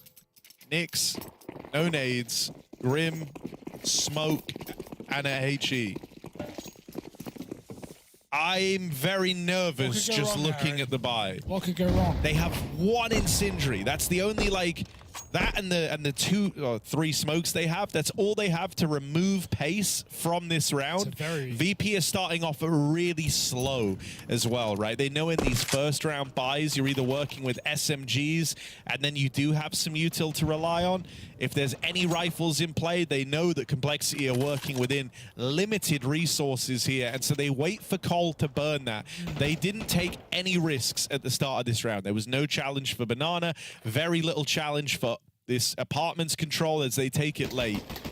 And so they have let Complexity burn almost all of their util at the start of this round. This could get weird. The individuals are going to have to make up for this for Cole now. Right, you decided to go for the firepower over the util. You have to show us why. Cole took bottom banana, but VP pushed them out with a Molotov, and they did the same one short. So Cole have been pushed into passive setups. It comes down to MongolZ re-clearing middle at 45 seconds, so he's going to rotate B. That is the rotate that could save Complexity, and around with no utility, just this Molotov on the B bomb site. VP edged their way closer with 5 players into a 3-man hold. To be honest, Harry, there's no excuses. Cole have to win this round. Util or not, they have to win this round. Here comes Virtus.pro into the 3-man stack. MOUZ and JT to open. And they will start chewing through this defense from Virtus.pro. Well done. MOUZ, well handled with 4. And his captain there alongside him lends a helping hand. Complexity put the worries to rest as they deal with that 4 spy. It's reassuring, if nothing else. They get the important info that VP tried to deny from them. They hit a nice Molotov. And even though VP execute, Complexity barely take a scratch on that B hold.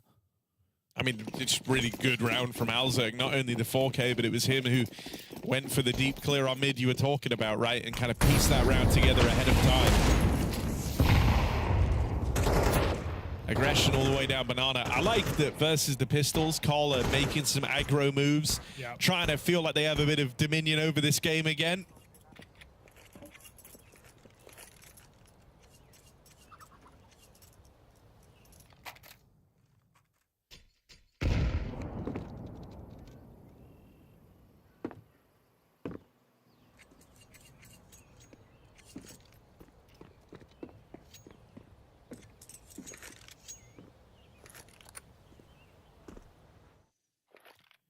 VP bleeding the clock and the reserves dry. They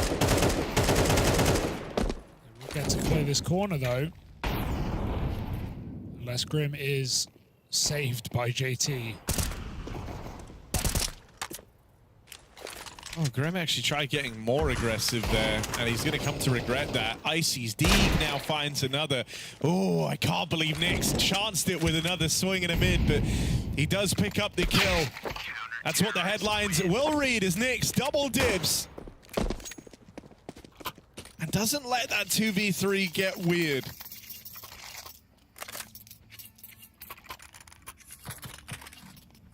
All right, Complexity. Haven't seen it full buy for VP. I'm not. No, exactly. I'm not counting my chickens they've yet. put themselves within shooting distance of a tie game. They've done the bare minimum. They've done the necessary work. But they still need a really strong second half. And that is, like I said, coming into it, it's been the problem. Cole have had some really good first starts. But it's closing the games where it has to count. Something that Cole have yet to do in 2025 with a single map.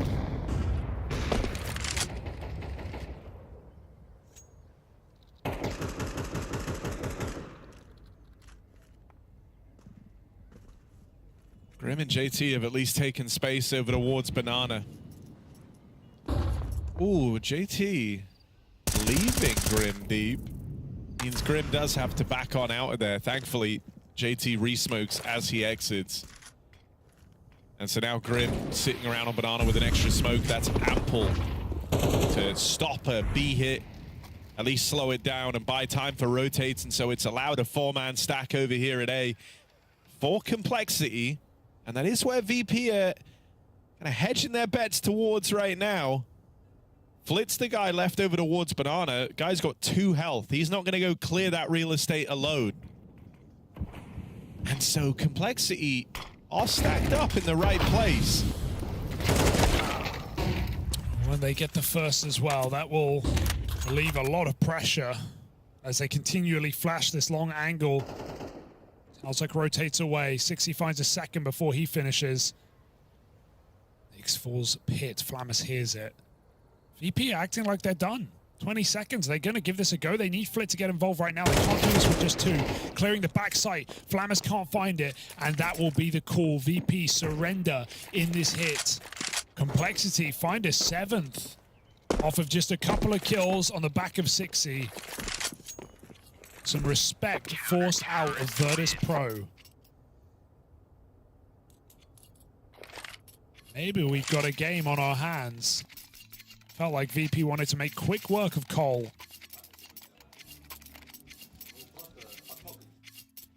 T-side is proving tougher than anticipated.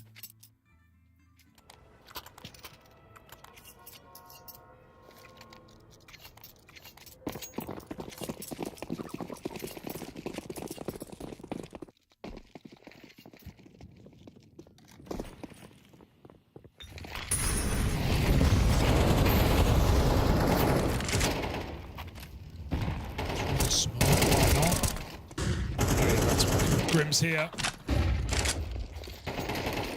Triple B.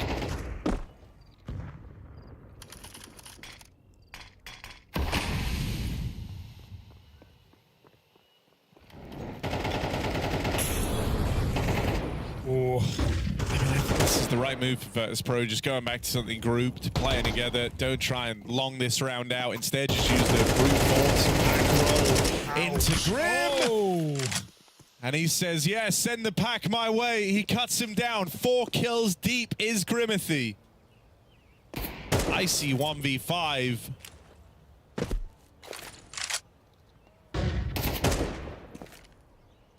I don't see it happening.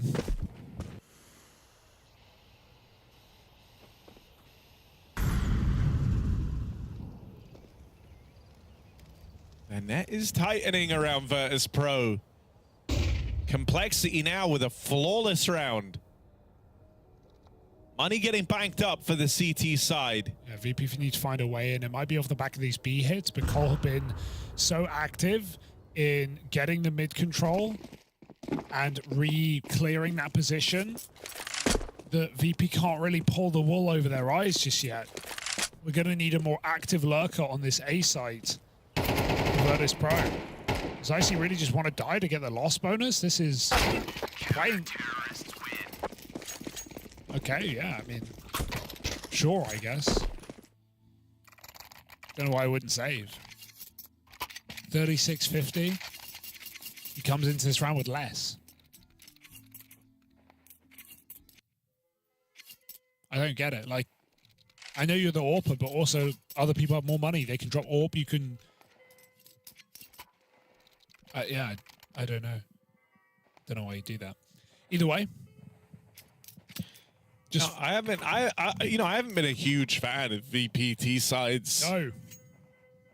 They get a bit confused and slow and bogged down, but there's no like refined sick ending to a lot of it, right? Like the amount of sort of VPT side rounds that just kind of peter out and don't amount to much is high in supply, and that's the same on almost every map for VP. The only map they have like a winning T-side percentage on is obviously Anubis, right?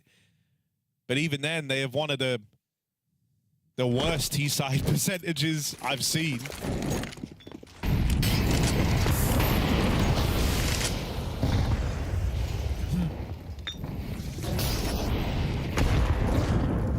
oh dear. That's a brutal way to start as well. They don't know about Electronic up close, and that might suddenly give VP a way back in. 60 was here as that third man. The thorn in their side stops this play spilling over into the B site. Icy still tries to make moves, but 60 holds the line with an important double kill to stop this round getting out of control. A very impactful series right now for 60. One man who they haven't been able to stop in clutches yet. His name is Fame, and he's in a 1v3 right now with an open route into this A site. Complexity fully chomped down on those B rotates, and so Fame has all the time in the world to pick his post plant here. Realizing very late on this one. And so Fame, he's scared they're still here, but as more time passes, he realizes he has more room. Does he want to leave the site? The issue is the bomb is on the site at the back.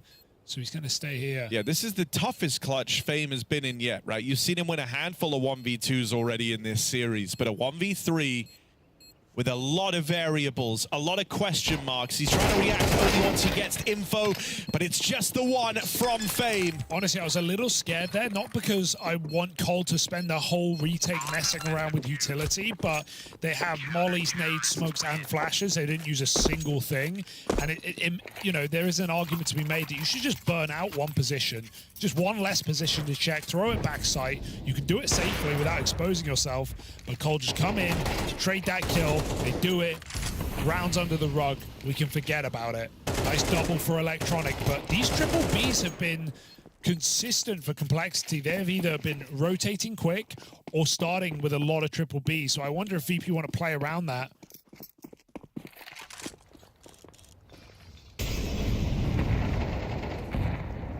Warp in middle.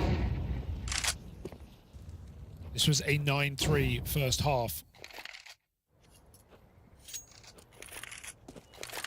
Complexity looking to lock in their first map of the season.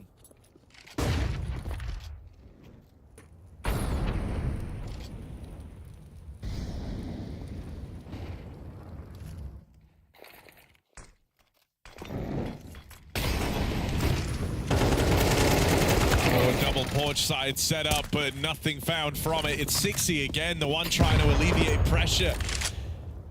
Important trade, sure, but 60 still has more to do, and not a lot of space to do it in. He's boxed out, and now iced out of the round. Just one from 60, and one kill will not be enough here. Flit even hunting in at the close does give a kill away. They're too far, though. They have loads of money, but it's a long way back round to that A site, so Cole are going to call it off. Yeah, I don't mind it. I think this is fine. You probably wouldn't win the 2v3 anyway with how late you're going to be arriving. And you don't want to be in that position where you kind of gamble it on a round like this. Then you have to fully reinvest, so then you have like, what, you'd be down to kind of no, it's something 2-3 players running low on cash, and suddenly you can get reset, and then you lose the game. It's not something you're not going to be adding the money up 4 rounds from now, but it will matter. This game is going to be close, so nothing wrong with that call. Shame 60 can't find a third. Electronic on his last legs. I think the thing that probably hurts the most about that round for Complexity is you know, they've loved these triple B starts. That was VP trying to adjust to that. Complexity and JT had actually gotten ahead of it by moving away from the triple B beginning, starting 3 on A with a triple short setup. It was tailor-made to try and shut down this mid-aggression, and it doesn't pan out. That feels frustrating because you had the right read of the game. You knew what VP were going to do in that round, but you fell down in the execution of it. And so now the final timeout called for VP. You won't have any more left. And the tail end of this map, a very, very close second map here versus Complexity. Electronic's got to fly solo for the remainder of regulation.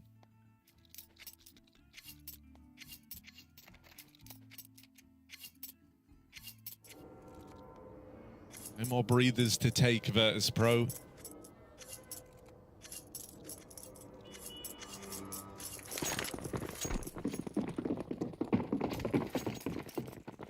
Icy just rifling. Nothing wrong with that. T side here. Be break up alt mid as Cole go for late nade stack down mid and banana.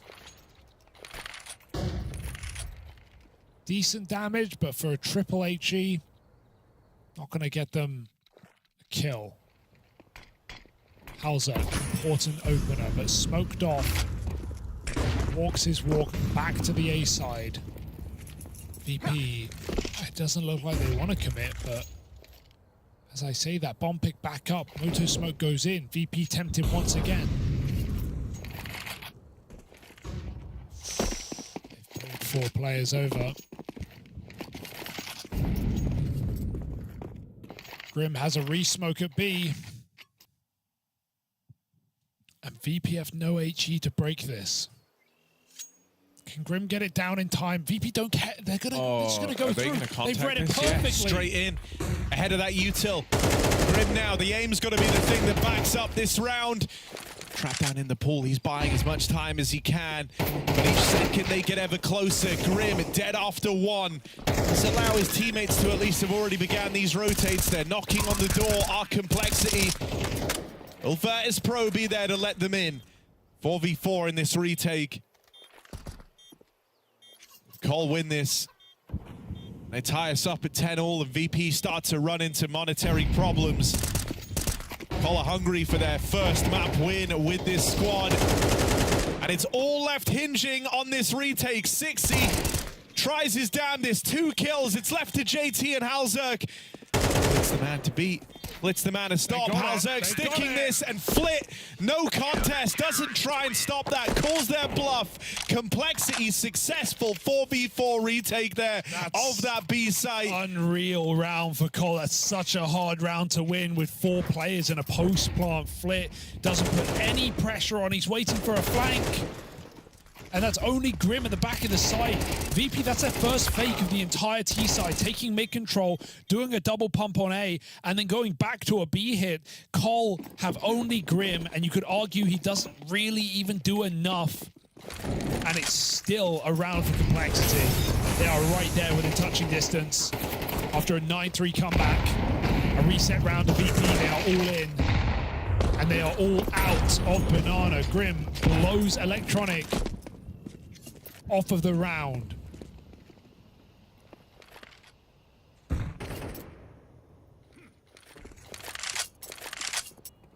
This is happening whether you like it or not, VP.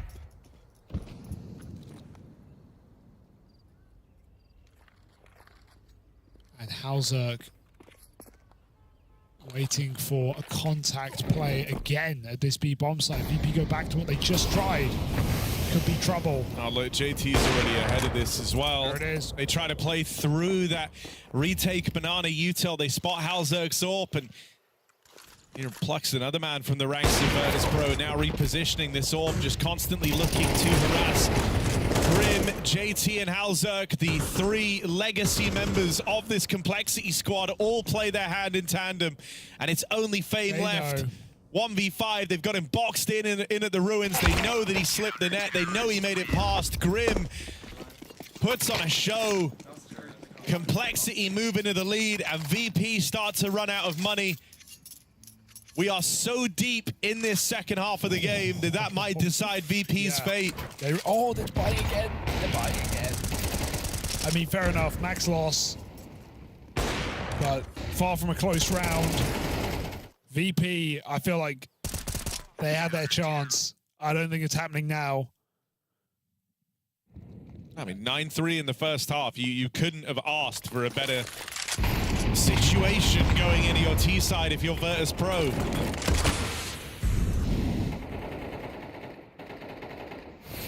Missed Insta. VP are going to be kicking themselves about that 4v4 post plant. Flake could have spammed them off the bomb. An opportunity missed. And maybe a map dropped is the cost for VP. Playing this one reserved. A big risk for Grim. He's walking through. Oh, there's the flash. Perfect timing. Hey, he killed the guy at the back. Yeah, not even his intended target, but a stray bullet strikes Fame out of the round. Flit is also wounded.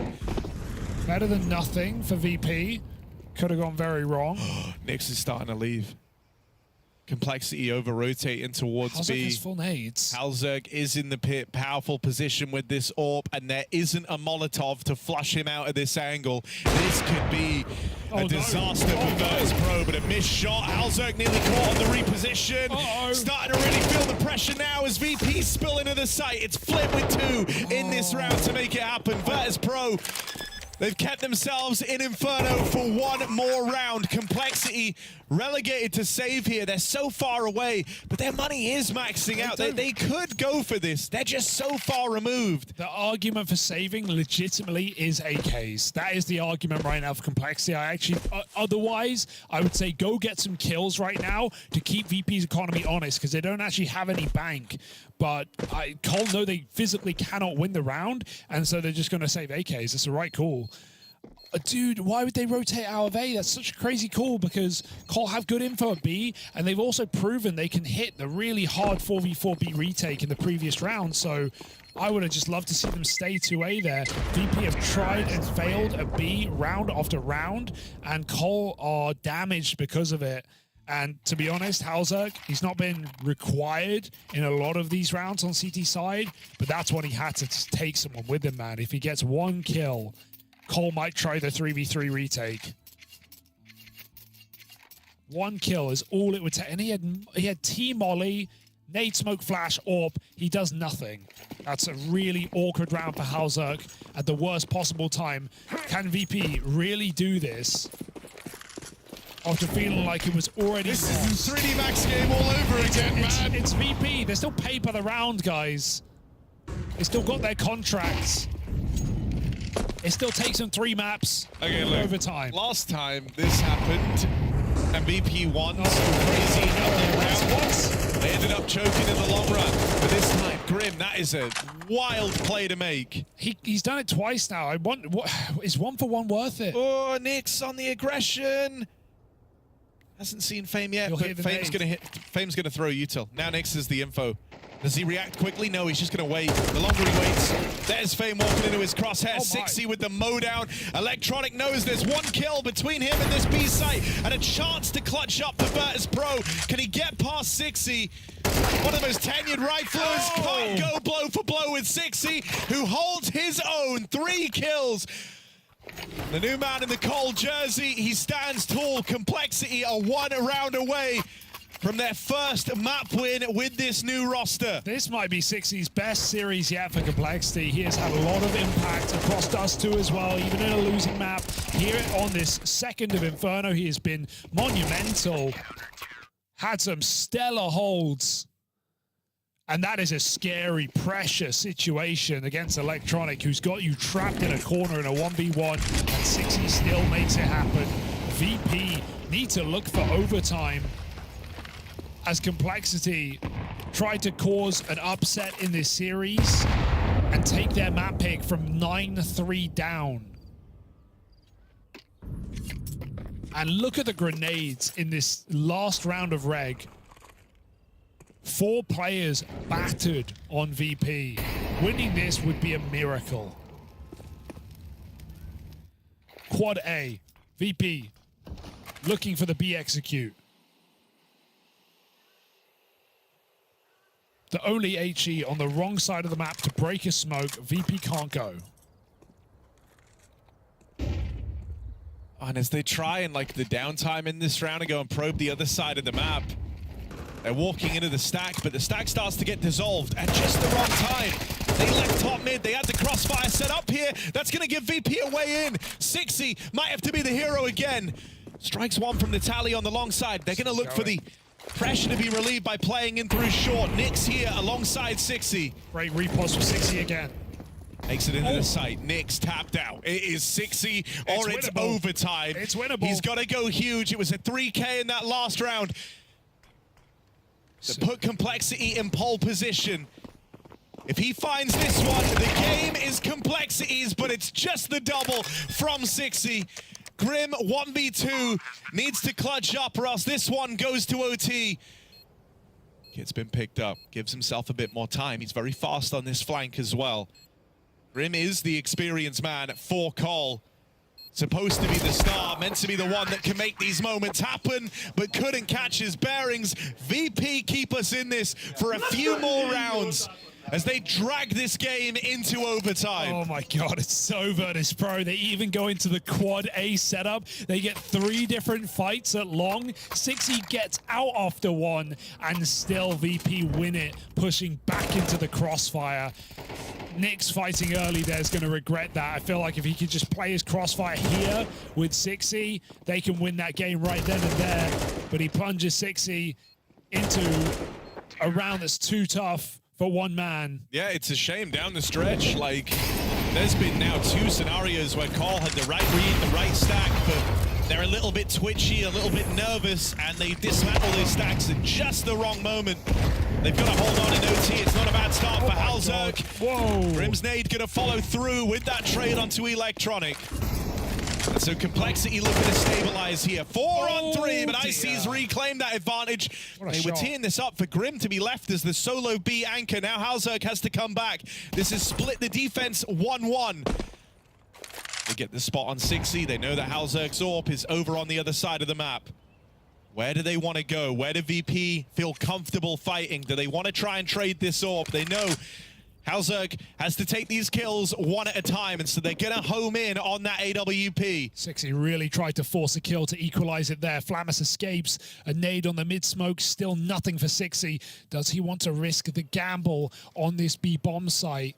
He's hanging around, leaving Halzerg to hold the line. He's got a 1v3 on his plate. You kind of have to execute. Kind of have to just split the defense here, right? If you gamble wrong, 2v3, you're going to be left saving. That's not how you want to start overtime, and But so it requires a multi-kill. It does, and Halzerg's got to be the one to do it. He has to take 3 separate shots, have time to reposition and put another bullet in this AWP. Halzerg makes it look so easy. It's anything but. That is all Halzerg, man. 4 kills to keep Complexity in good standing in this map. Halzerg might have had a quiet time in regulation, but that is a very loud round from Complexity's AWPer. Cannot believe he nails it. VP, they try to play it by the book. They get all the nades in, they clear all the angles, and it's Halzerg dancing behind the pillar with every single shot on that B-bomb site. Right when Complexity need him.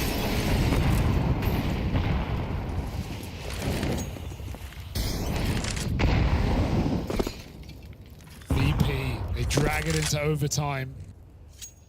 Was it worth the wait?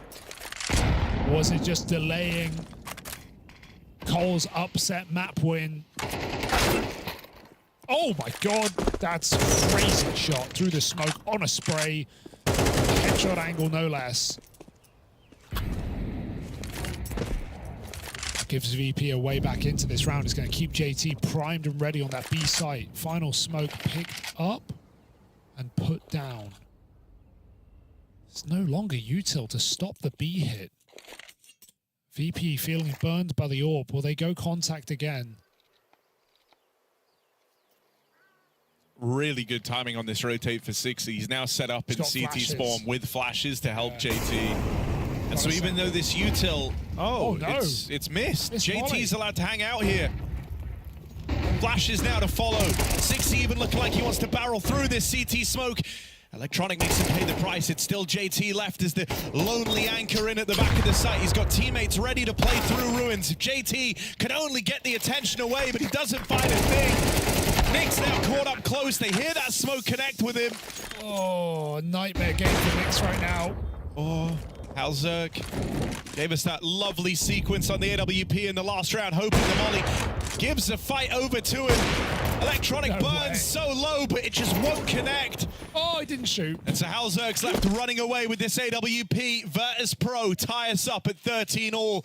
This next round feels very important. This has been a map dominated by the CT half. And so Complexity need to, in the same vein, if Virtus.pro pick up a second T round here, that's almost as well as they did in the entirety of that second half. And so that would tee them up for a win. Halzerg at least survives on this AWP. With the one round that they won coming down to just 2 players surviving for Complexity, I'm really wondering what the money's looking like here as well. The AWP save certainly helps. They should have everything they need, but there could be some limitations here for Complexity. Stress is setting in. You see Electronic looking a little bit bewildered as to how this one's dragged on so long. It became a very stressful game since that 9-3 first half that VP fielded. I think the best part of the CT side for Complexity has been the rotations. They've always been really, really quick to make the right read. There's been one exception to the rule when they gambled B in a 4v4, but otherwise it's been kind of just perfect rotations being called by Complexity. And reliable anchors. Round after round. Will Grim keep up his aggression in Banana? Because he's been getting 1-for-1 in a lot of these rounds, and that's kind of made his score more even. He's been in the bomb site, he's been good for multiple kills. We've been very aggressive on this half.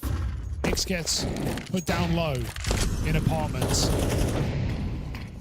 The fact he even went for an aggressive peak with a triple B start for Complexity is wild. Now he's wounded and hurt. And so that might put a bit of pressure to dismantle this triple B start for Complexity. There's also just been a lot of nades lobbed down Banana. I feel like VP should be aware that this is one of those triple B starts. Yeah, they look like it. And if they do look to go faster in this A site with a wounded Nyx down in the pit, Cole tried to get ahead of this by rotating around early. They're still at the whim of this util from Virtus.pro. 4 here, and VP go back. That's crazy. Hauzuk's on the line in Banana. This could go very wrong for VP. They found the weakest site, but a missed shot for Hauzuk off of the flash. He's got a backup. He's got no blocking util. VP are going to run down the AWP again. Needs to be another sequence from Hauzuk. Has to be. Oh no, Electronic was waiting that whole 30 time. seconds. And now VP go back, trying to link up with Electronic. Cole have been pulled all around the map. They started 3B. Nyx is low. Assembled the 4-man A stack. Back to 3B. And now back over the way again. They've been around the world and then some. But JT and Grim alleviate the pressure. They still haven't spotted Nyx, but they'll finally deal with him. VP getting his bomb planted. Swing from Flammers looks to seal the deal. Hell of a hat trick. As Flammers throws down the gauntlet, VP go looking for these 2 T-side rounds they need if they want to close out this game. Complexity did such a good job to pull this one back into overtime in the first place. From 9-3 down. But if Hauzuk can't clutch up here, they have a very tall task ahead of them. So much time ticked off this bomb, and there's Fame with the closer. 2 rounds straight in the first OT for Virtus.pro. You'd like to think that could be enough, but right now, anything is possible. VP, it took them a long time after a dominant first half. And they almost bottle it right at the end. That was a full deathmatch. That was a 5-on-5 with no grenades in the round. When Electronic kills the long player and VP rotate back in. Poor Nyx, who's so low, he feels like he can't play, and he's just being held by Flammers, who even swings Moto in the post plant. VP keep on their aggression. And they go back to, if we remember, regulation, an extremely oppressive CT side. They were pushing mid, they were fighting Banana with 3. They would never let off the gas against Complexity. Is that the style they're going to bring into overtime? Against a full buy, against a definite AWP on Hauzuk.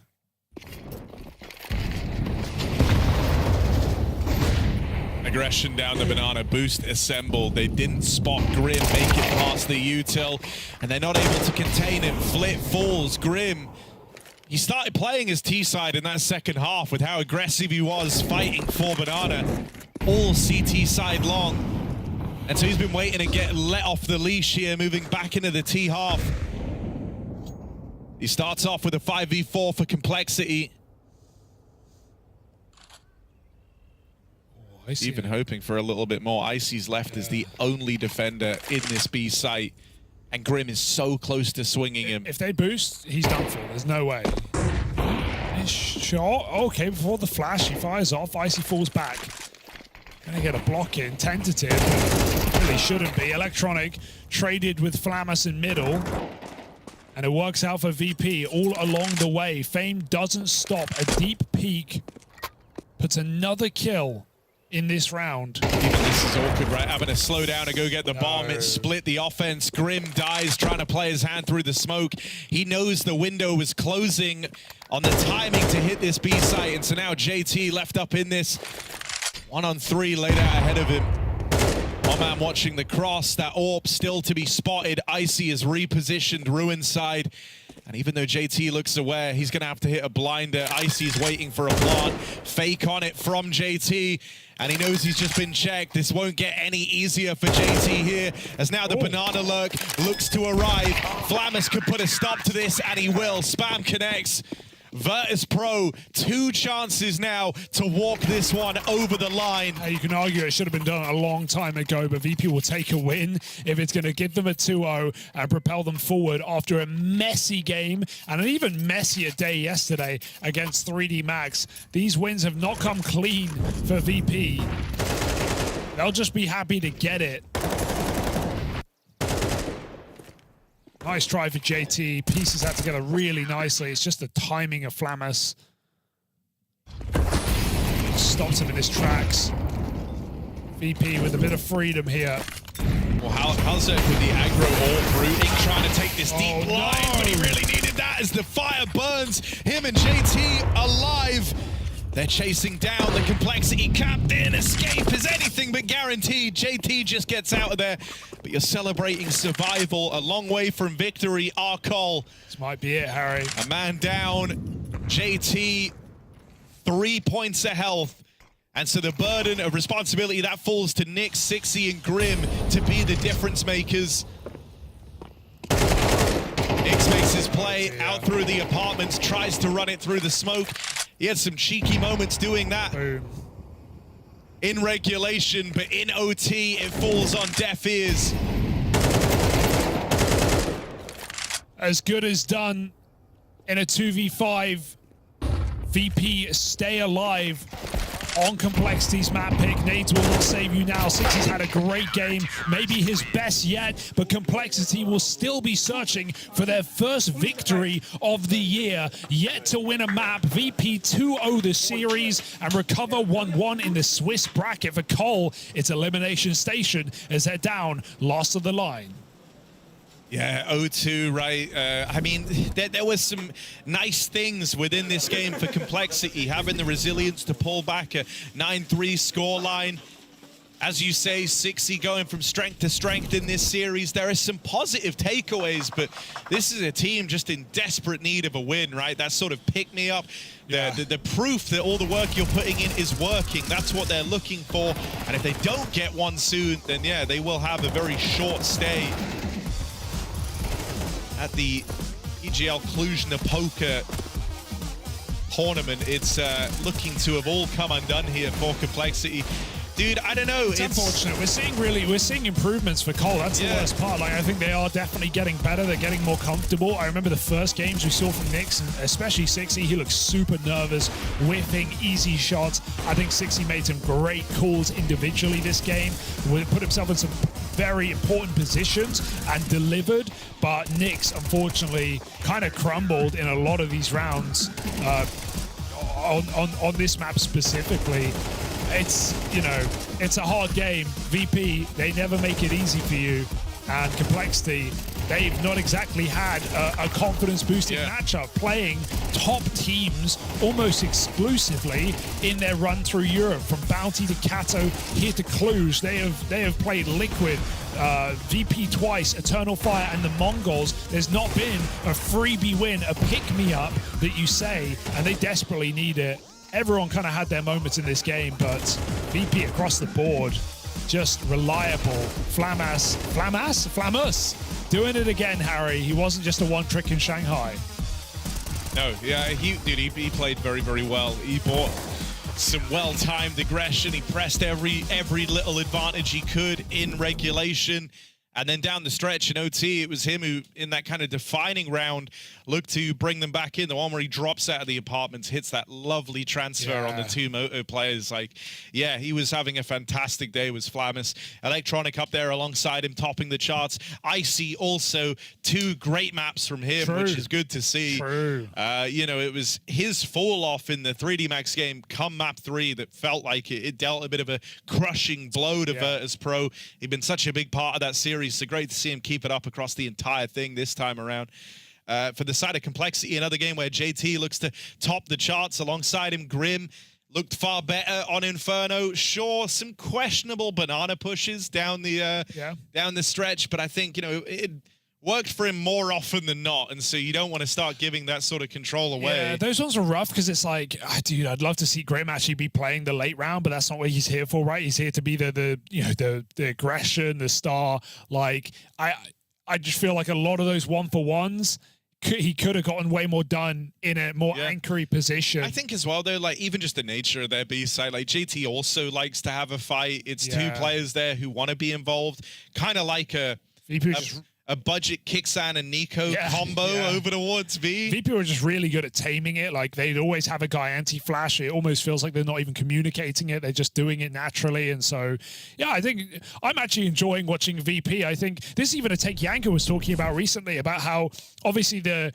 bad vibe, the bad omen always follows VP, because for 2-3 years, this organization, this team, and even this X-Core, I guess, were kind of a nightmare to watch. They won a major off of playing nightmarish CS, but I actually think that they are a very fun team to watch at the moment. There are stressful moments. Electronics certainly not proven as a tier 1 in-game leader, but in terms of the pieces they have and the way they use them, I actually think VP games are always entertaining. I think my take on it is I love watching VP's CT sides. Their T sides, I think, need a lot of work. True. I don't think it's going to stand the test of time versus a top lot of squads. CIS teams are struggling with that, though. Look at even Spirit. Like, don't get me wrong, Spirit are in a different league to VP right now, but they have their troubles on T side as well. So a lot of teams are starting to struggle there, maybe VP being one of them, but they survive and they go 1-1, Harry, and they'll take that as far as they're concerned. 2-0 over complexity. Here are our games for the rest of the day.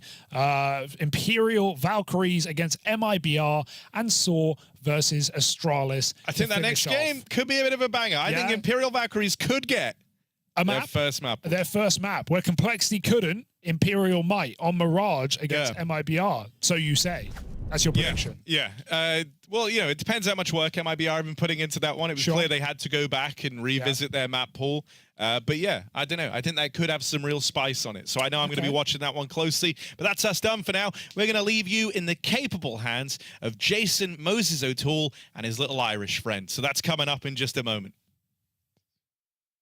She said she loves you, but she can't love me. But I love you.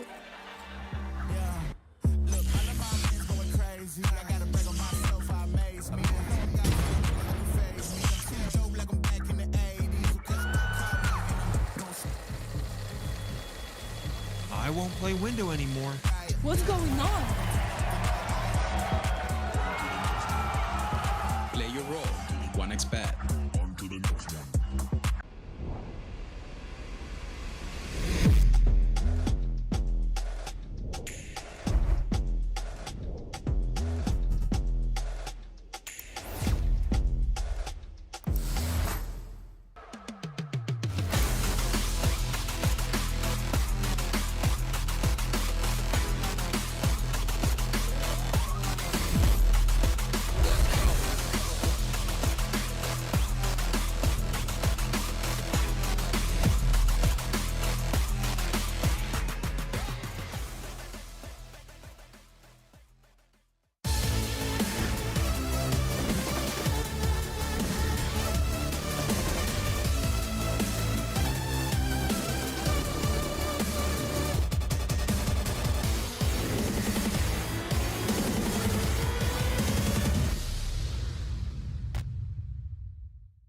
Imperial Valkyries are here with another chance coming into Cluj-Napoca, and it's a bit of a home field advantage for Anna as she's here in Romania to try and make another run at it all.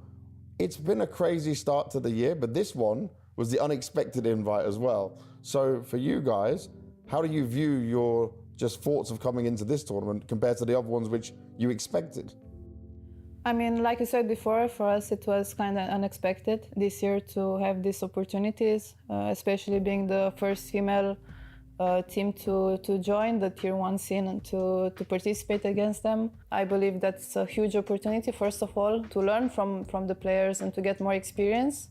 And obviously to show that even if we are like a female team, we can prove them that we know some CS. And looking at you guys now having this more experience, are you noticing that you've seen some improvements in your game when practicing? I know you've not been able to have like so many officials, right, other than what we've seen here, but can you see a difference in your gameplay at all? For sure. For example, before we didn't have much opportunities even in pracs. We weren't like having these opportunities to play with better individual players like tier 1, for example. Yeah.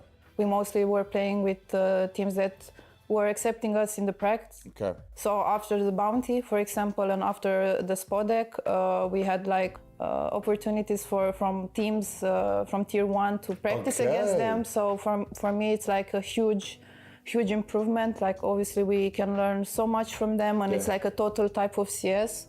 And I think we improving like not like very fast, but I can see the improvements like every day with the team. When you look at it now, do you feel more pressure coming on your shoulders? Because you were at the top of the female scene and you guys dominated it, right? There was no problems. But then now you're on this side, you're kind of paving the way and you're inspiring a lot of people around you. But like, do you still start to feel there's pressure because of that at all? Or are you used to it? How does it feel? I mean, in my opinion, I think every time doesn't matter when there is going to be a kind of pressure.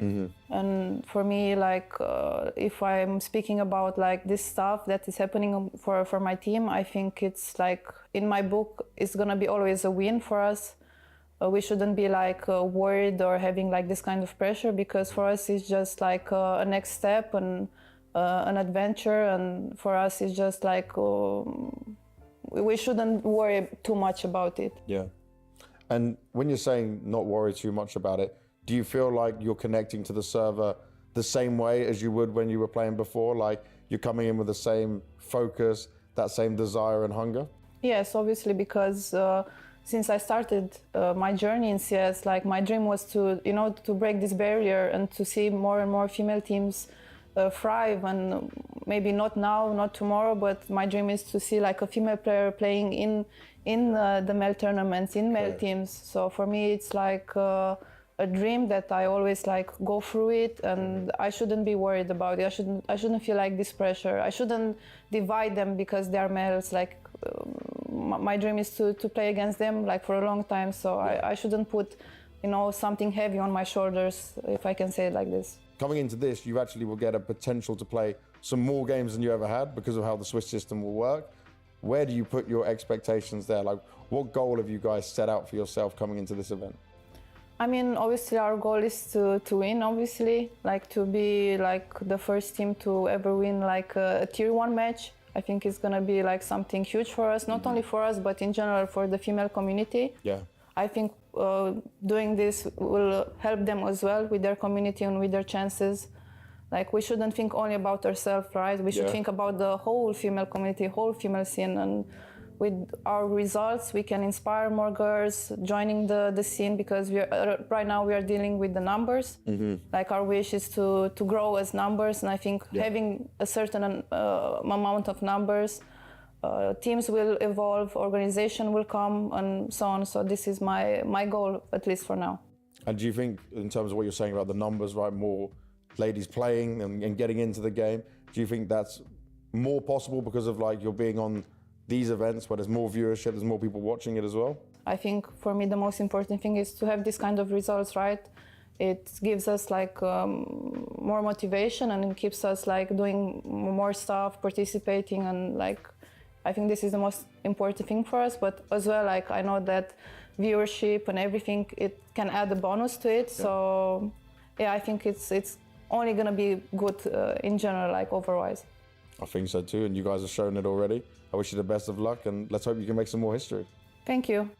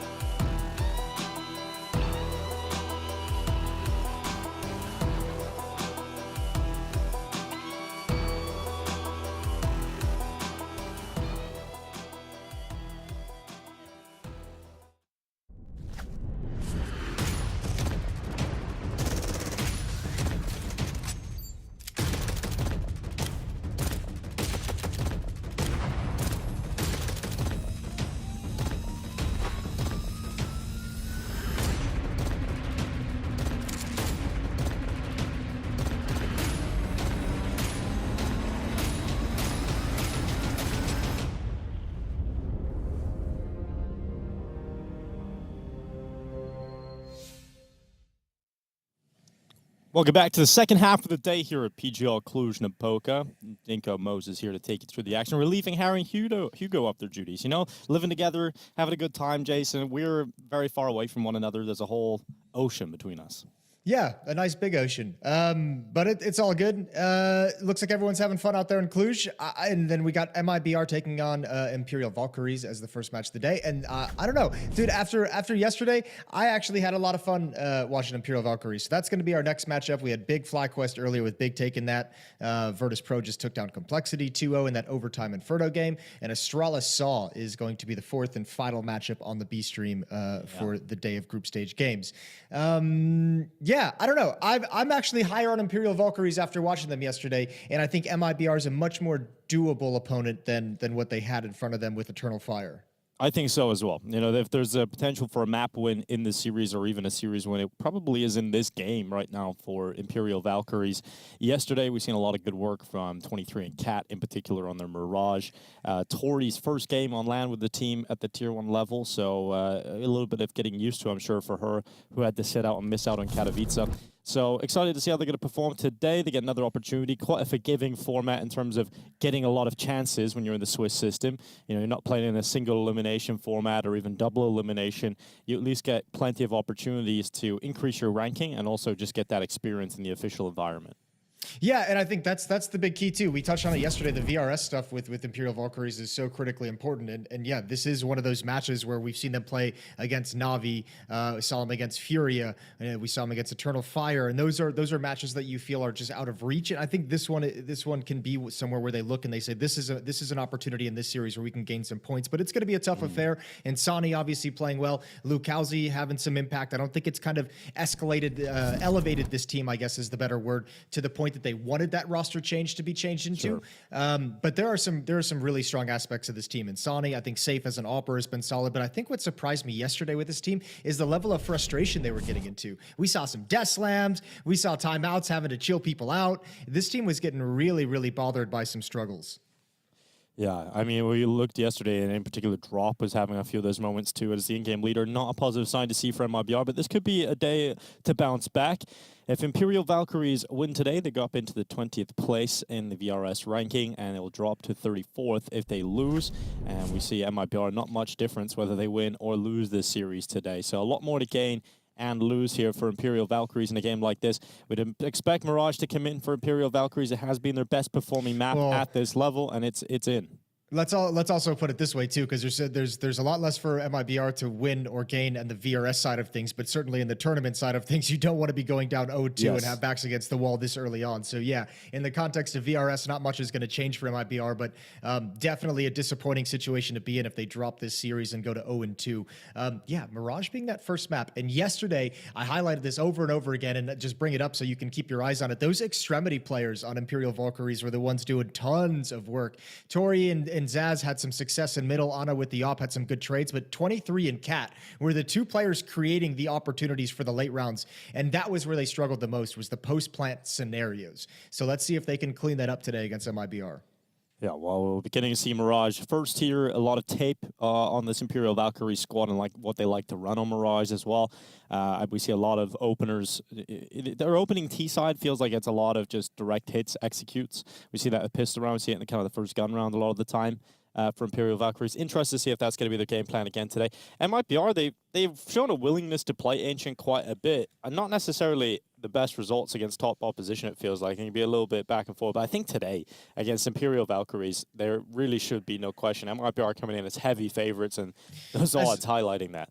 As they should be. We still have yet to see Imperial Valkyries take down, opposition of this level at this caliber of events, despite some good showings and some impressive showing and some things that it makes us happy with the eye test, but the results haven't been there just yet. And that's kind of the key to this one, is it's like no matter how much you want to pump up and be happy about these performances and how good they look in terms of the way they play the game, some individual highlights out of the individuals, the results have to be there eventually. And they're kind of running out of opportunities for those results to come to fruition at these top level events, which is going to, in the future, take opportunities away from them. So every game that Imperial Valkyrie steps into is kind of like a must win if they want to continue having the benefit of this VRS system, bringing them into these events with invites.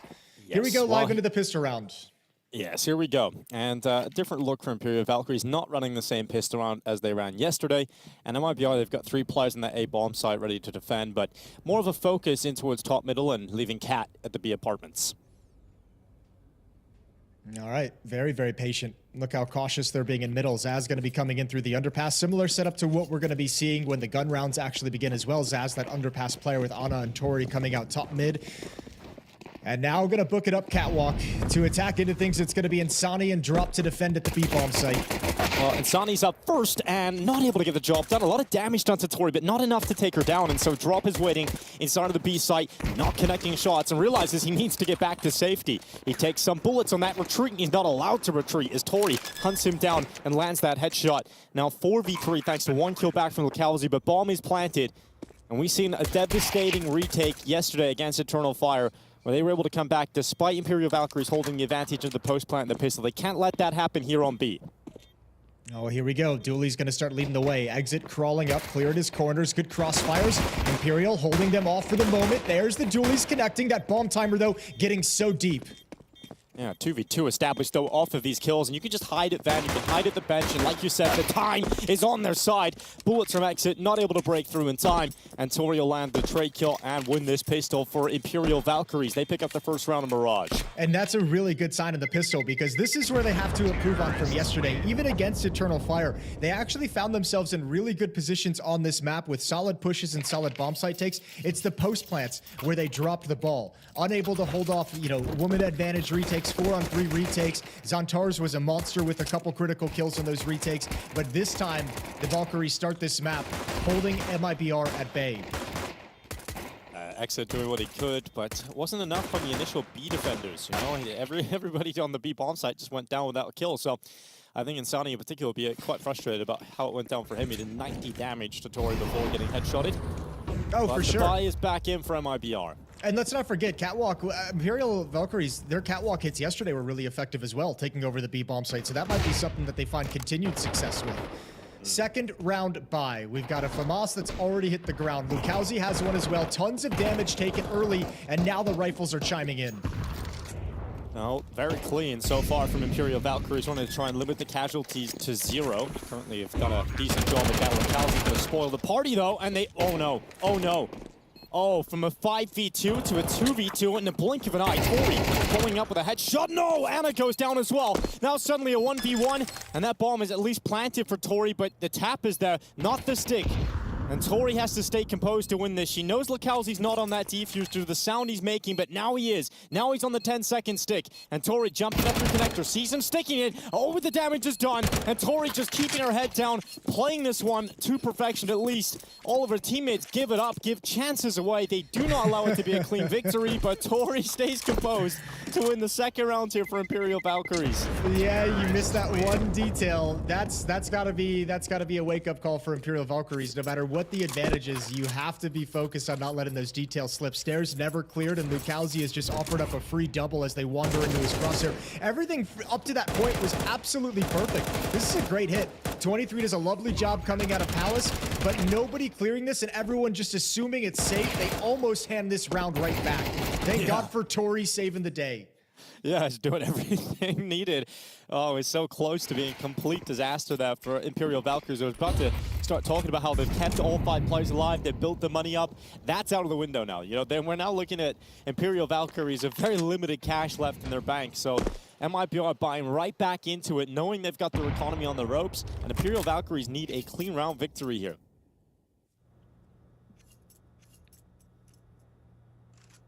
Big conversation yesterday, Jason, was how different of a story could have been against Eternal Fire if Imperial Valkyries didn't lose some of those early T rounds where, they got into a good situation in the pistol round. They lost the retake. They lost the clutch to Xantaras in the follow-up round.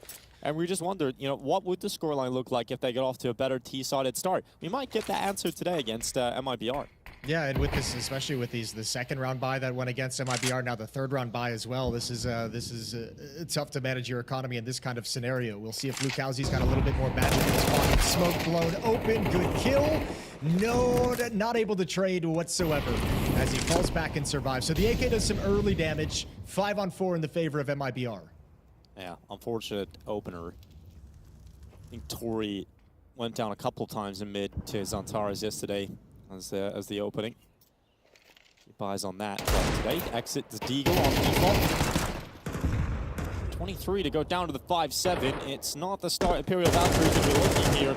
MIBR coming in with all the opening frags and 23 seconds left in the round, and nowhere really to go here for the Imperial Valkyries. Nowhere to go at all. Just going to be backing away, saving the weapons. Nice job from MIBR. This time stalling them out.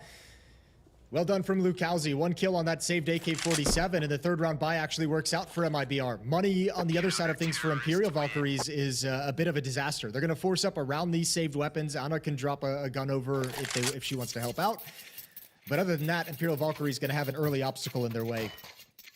Yeah, MongolZ's had a great start to the game, Jason. 6-0 right now for him. This is the opening fight. Tori just not ready for that smoke break. They broke in the right spot. They broke the con smoke at the same exact time. Oh, so it just threw her off. Well, there was that with Tori was going to be occupied with window, but the underpass players are kind of occupied with that con smoke breaking, and no one's able to really work together to kind of punish any of those kind of aggressive peaks. So nice little idea from MIBR. Good timing on that as well as they do it at the same time, and just confuse Imperial's mid hold. Bubble having an in-depth conversation between Zaz and Tori.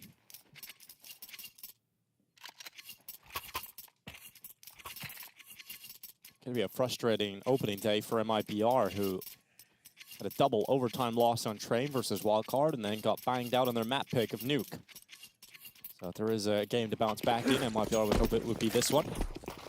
You can see Imperial Valkyries' money is taking a huge hit over the last 2 rounds, even though one of them was a victory. Losing that previous round has put them on Tech 9s on 2 and a Galil for Tori alongside the 2 AK-47 for Zaz and Cat.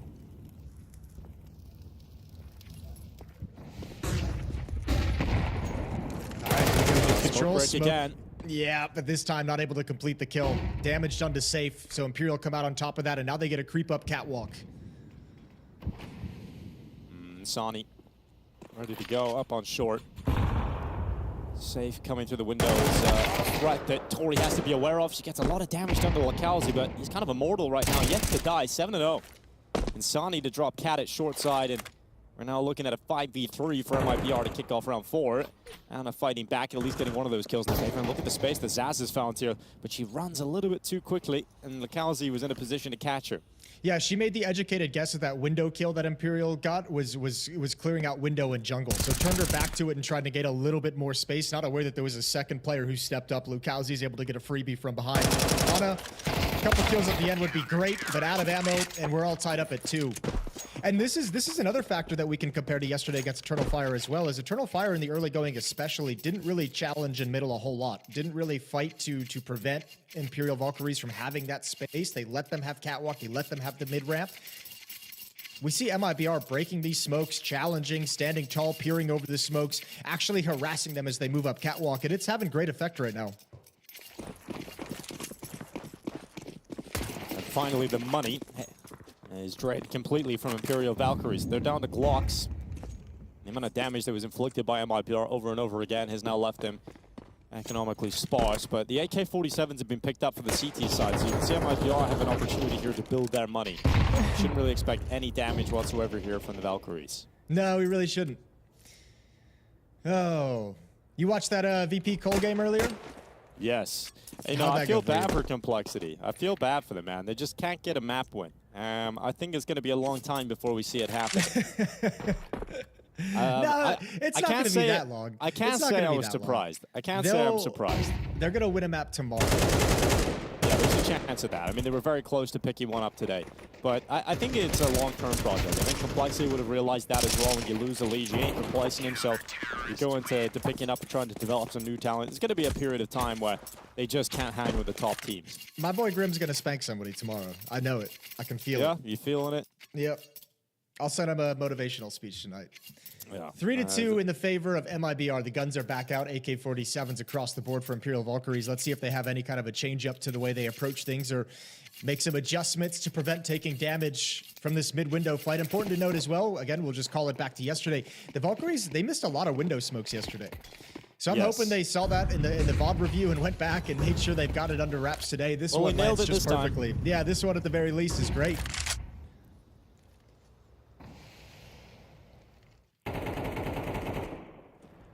23 passive, holding the A ramp pressure. MIBR have sent 2 players over there, but they're not going to force the issue and push all the way down the ramp. They'll just leave Exit in that more advanced position. Tori to re-smoke the window. It's also some space to play with. It's also the change up, the adjustment came on the MIBR side. This time they didn't challenge middle early. They've done it a number of times. It looks like they want to come back and set something up for late. There's a bounce smoke to break the window smoke from Catwalk. Creative way to do it, showing different looks to challenge in middle. A little bit of damage, but not the result they would have wanted out of this. Double nade underneath the window. It's Zaz to take the chip damage. And we're passing the 1 minute mark. As Imperial Valkyries line up for an execute into the B bomb site. Drop to defend from Dark. Yeah, you brought up this point yesterday. They did find a number of successful rounds towards the B bomb site. Not always getting them converted into round victories, but getting into the site and getting that bomb planted. So Imperial Valkyries look at the rock that style again, and it's Drop looking to defend this B bomb site. There's a lot of steps coming towards him. Gets that first pick. Second is better, and spots out 23, leaping down to the van with a bomb in her back. Her teammates now arriving. Anna at the back of the pack, taken out as well by Drop, who does very well from short side to develop into 3 kills and allow MIBR their 4th round victory. Yeah, that's a beautiful round from Drop when you think about it. A good timing on his defensive Molotov when the map goes quiet. He senses that timing of a realignment into the B holes. Molotov gets a tick of damage, also gives him the sound cue, so he's able to pull a teammate over for help, and good repositions after the kills. Kill here, slides out to help his teammate over at Catwalk, and then obviously a new position. Ana's expecting to be in the dark corner, and he's at a wider angle. So a beautiful round from start to finish from Drop. Once again, Imperial Valkyries having to go down to pistols. Rakowski going aggressive towards ramp, ready to just lay down some spray. Zaz caught on the other side of that fire. Tori through connector. She's actually got here very quickly. Doesn't look like it's going to be able to do too much unless 23 from Palace can come out with a Tech 9. She's got another kill. She can hunt down the ramp player, and another kill for 23. So a better weapon on the ground, and the bomb could be picked up. Getting flanked, though. That's a bit of a problem. That B player Drop, he's coming around the backside. I don't think 23 is considering this yet. She's going to walk all the way back, knife out, straight into Drop. And there was a slight chance for her to get her gun back out there, but Drop still able to make it work. Oh, he's starting to have quite the impact. Lukowski's up to 11-1, so things are going great for MIBR. No issues handling.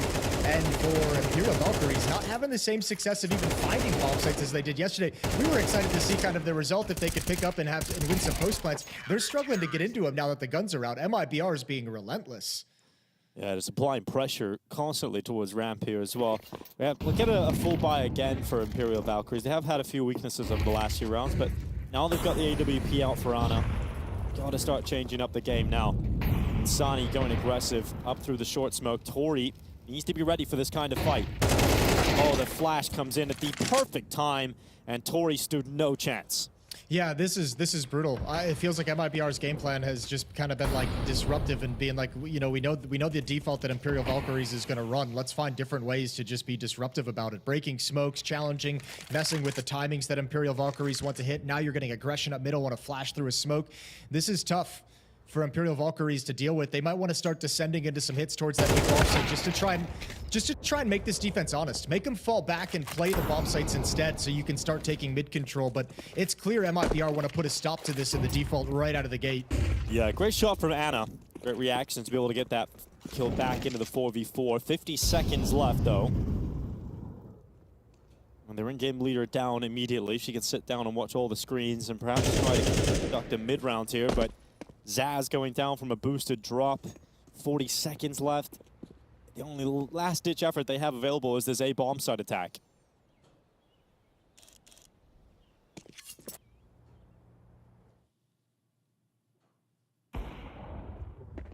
Got to exit out towards stairs. Safe should be a problem, really. He really could prove effective here for the MIBR defenses unless the smoke comes in and severs off his vision. Exit's going to be fast back into the con, but Smoke comes up, and still doesn't matter. Safe has the angle, despite the smoke covering off his vision, and they just can't catch the break. Now 4 seconds, at least Cat goes down before time, but 6-2 as there's no slowing down here for MIBR. No, not at all. They're being super proactive on the map right now, and now we're also finding that the tough part of 23 and Cat on the extremities. While they did such a good job yesterday, they're really struggling to find some openings and opportunities against MIBR. This is getting rough. So now you have Tech-9s. I think this is one of those rounds where it's almost easy to kind of descend into a bomb site hit. It's also probably easy to read that knowing the economic situation if you're MIBR. They're going to have success at the A or B site if they want to alleviate some of this pressure at middle.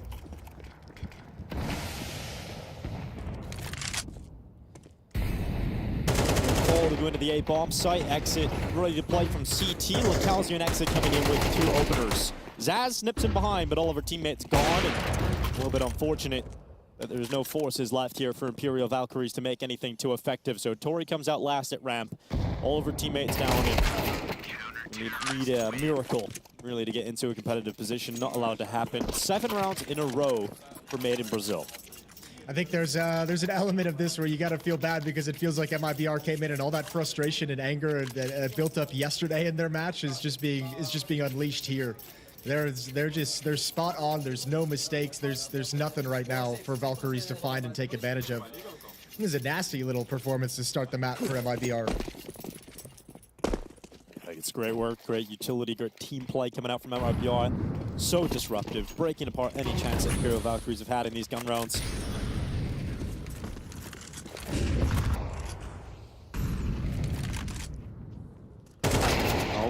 Oh, great shot from 23. It looked like that was about to be a big opener for Exit. Now, Safe has played this position numerous times throughout this first half. Will they be able to get rid of him with utility? That's the most important factor. Fire goes down in front of him. He's forced to change up his position, and 23 and Zaz come in firing. So 4v2, Imperial Valkyries need to close this one out, but Safe is still here causing problems. A kill on Zaz down in middle. And a 3v2 now for Imperial Valkyries. They still hold the woman advantage for the time being with just over a minute on that clock. And Drop's been very good in these situations where he's got some time to read and got some time to make decisions. Safe is going to go for a long flank, so Drop is going to play this passively. Anna's holding for the swing. Here's the Molotov out, flashbang over. Anna's going to be taken off the angle. There's the shot, and Drop, he's going to challenge for it. Going to try and keep her pinned down as Safe comes in on the flank from A ramp. Yeah, the flank is huge here from Safe, but he wants to play with the Tech-9. He's got low HP, but Anna not looking the right way, not considering this. Here comes Safe, about to unravel all of their plans, and he knows that that scope is up, so there's less risk to walk and buy his time. Drop comes in with a shot on Tori. It's now 23, 1v2. Grenade to break the smoke and spot the diffuser, and in fact, it's lethal on the blast. It's a 4K from 23, and Imperial Valkyries get another round in this first half. All right, a much-needed clutch. Let's see if they can turn it into something. Really well done from 23. Nade timing is just coincidentally perfect for the low HP Safe coming in to defuse the bomb. A stellar clutch, and Imperial Valkyries get another round on the board.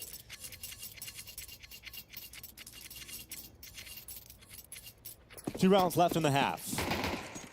Problem is for Imperial Valkyries, they will never break the money now of MIBR. You're gonna get 5 rounds for the rest of the half here.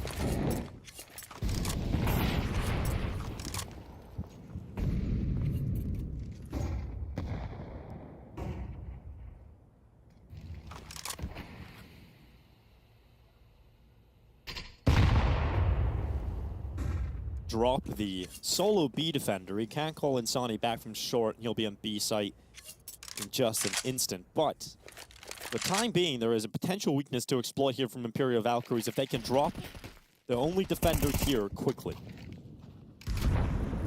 Had to save myself there, Jason. Nearly said drop. I couldn't quite I know, say and that. when that happens, it's like, oh, I can't really get out of this. Big round from Big. Oh, Well, good kill from Lacalzi over the top of that smoke. Tori down again. So really, it feels like there's a timer on the play now for Imperial. Well, also, I mean, I think it just gives the indication of what's coming. There's your mid player. You know they like splitting the B bomb site. So yeah, both your defenders here are going to be on notice and ready to go. And Sani playing underneath the window, ready for the jump out. Drop at an off angle, back in the site. First kill is easy. Second kill as well. And even though Insani goes down, Drop is still here. Again, plenty of time to pick and choose his battles. And Anna removed by Drop at the end, so Imperial Valkyrie struggled to put 2 rounds together. outside of the initial, picked up pistol and follow-up conversion. That's a bumblebee. That is a bumblebee. Looks Love handmade as well. Love the bees. Big fan Save of the bees. Vitality. Shut up. You know I hate that. The bees. The bees are here. All right, smoke out for the mid window, smoke out towards the base of, oh, not the mid window, it's base of Catwalk and Con. So they want to swing around and got to be a little bit careful. There is a player challenging, it's Lukowski, but they want to go fast behind the Molotov. Turning the corner though, taken down. 23, no access to Catwalk quickly, and this is Imperial with some weaker weapons, trying to introduce some chaos, and it has gone the other way entirely. Yeah, unfortunate here. This T side is not going to amount to much. It ends in a 9-3 half, which is, I believe, the exact same scoreline they had against Eternal Fire yesterday. Not ideal. Not ideal at all. Not ideal at all. I mean, they had a decent start in the second half. Just, fortunately lost to Pistols pretty early on in that second half, which killed any dreams of a comeback. Well, also, it looks like MIBR's not messing around today. This is, I mean, they've come in and they're just putting some punishment here. This is a MIBR team that looks like they're not making too many mistakes, and more than anything, the aggressive nature, the assertive nature is just throwing off Imperial Valkyries, who are just praying for a little bit more breathing room. That's never come throughout this half. So Cat's left in the 1v5. Gonna do a donk impression. Here we go. Nope, damn. Yeah, tough to do a donk impression. It is hard to do a donk impression. Yeah, he came about as close as you possibly can, didn't he? In fact, arguably better. Arguably better. I don't know, man. Just kind of special. That'd be a tough plus. one. Which one was better? I don't actually know. Well, Donk won the award for Best Play of the Year, so yeah, I guess that answers it. Although they need a lot of miracles to go their way, really, to come back in the second half. I mean, they need everything to go right. They need to win the pistol, the follow-up, the first gun round, and from that point onwards, you got to hope that Anna picks up the AWP and starts taking over the server, similar to how she did it against Furia. It's tough for Imperial Valkyries, and you know they've had a lot of opportunities, and I think yesterday there were still smiles on their faces, but I think you could see the disappointment. They're all competitors, and I think they just want to do better, considering they started so strong at Blast Bounty.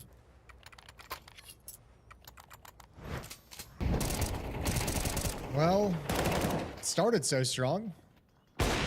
Didn't end that way, though, did it, Dinko? No, not in this first half, for sure. I mean, the pistol was strong, second follow-up was good, but yeah, they just had a lot of issues with the money. I mean, well.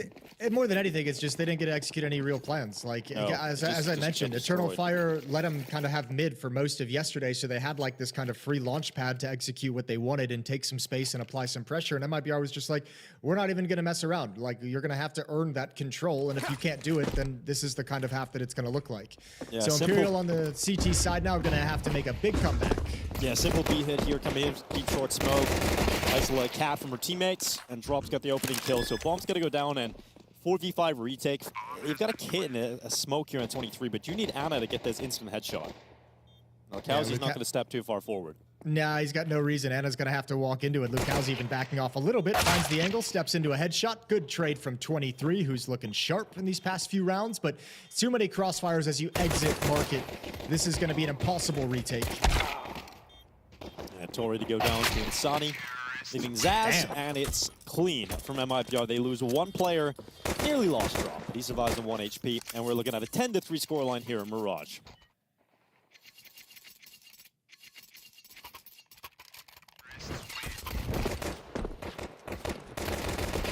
Oh, this is how Drop got it then. He actually got, I think he got hit by his teammate, that's why he went down to 1 HP.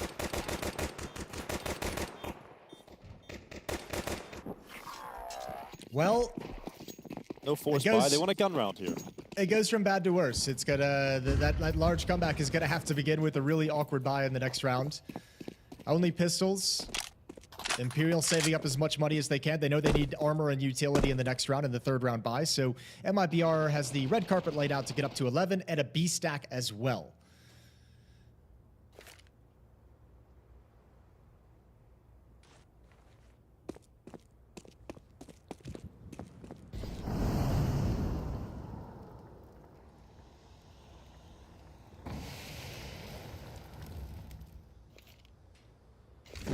not going to be too much defense here.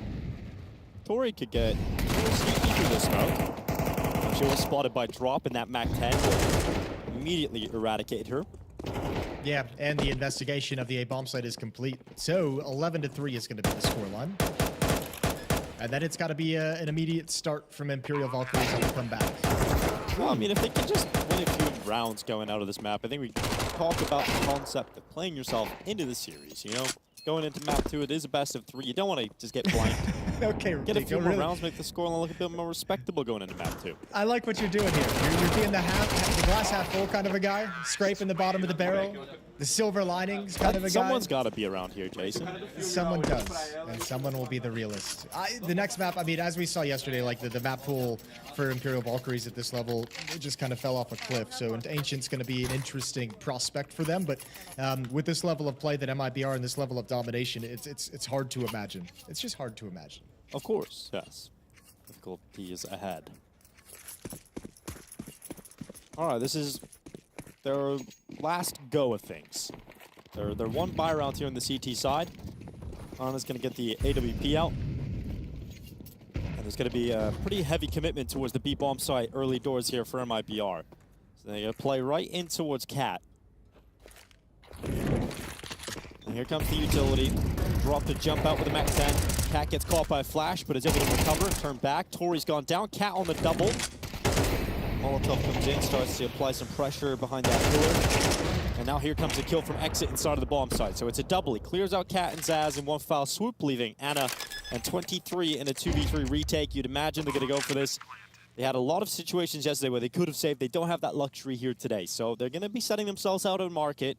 They're going to hope that they can somehow claw their way into a 2v3 retake here. You might just want to save here. There's no kit, there's one smoke, and especially now that that's gone down, save the off for the final round. Yeah, even in that 2-on-3, that was always going to be a tough ask. I think even the save in that scenario would have been justified. But regardless, what are you supposed to do right now if you're Imperial Valkyries? Look at Lukowski, 17-4. Look at Exit, 17-4. Like, these guys are just beasting you whenever they get the opportunity, and that's a beautiful shot. Ana goes down last, and it's 9 opportunities to close out the map for MIBR. Yeah, relentless from MIBR, even hunting down the safe right at the end, making sure that AWP doesn't go into the next. They want to close this out as quickly and as cleanly as possible and recover from their initial loss here at PGL Cluj-Napoca. They lost to Wildcard yesterday in a 2-0 fashion. And they want a clean 2-0 victory today versus Imperial Valkyries.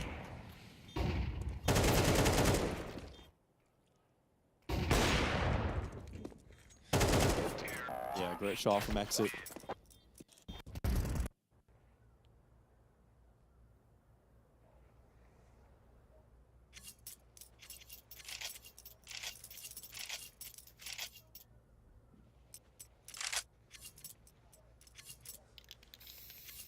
Alrighty, well, it's got to begin right now.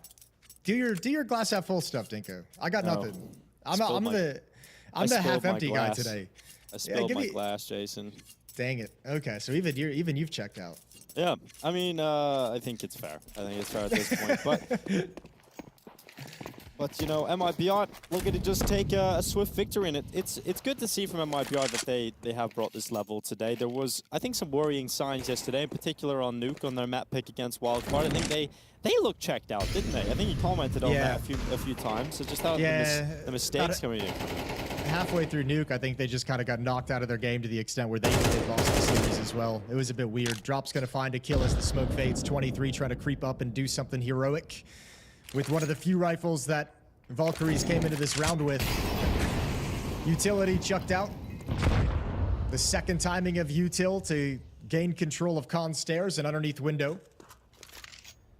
As MIBR moves into a split onto this A bomb site, 2 coming ramp, and it's going to be easy access as Zaz is flashed in and just not the weaponry to stop anything at all. Nope, Tori gets one dig on the way out, but that is it. Cat now left 1v4, and MIBR come into Imperial Valkyries map pick, and they will win it 13-3.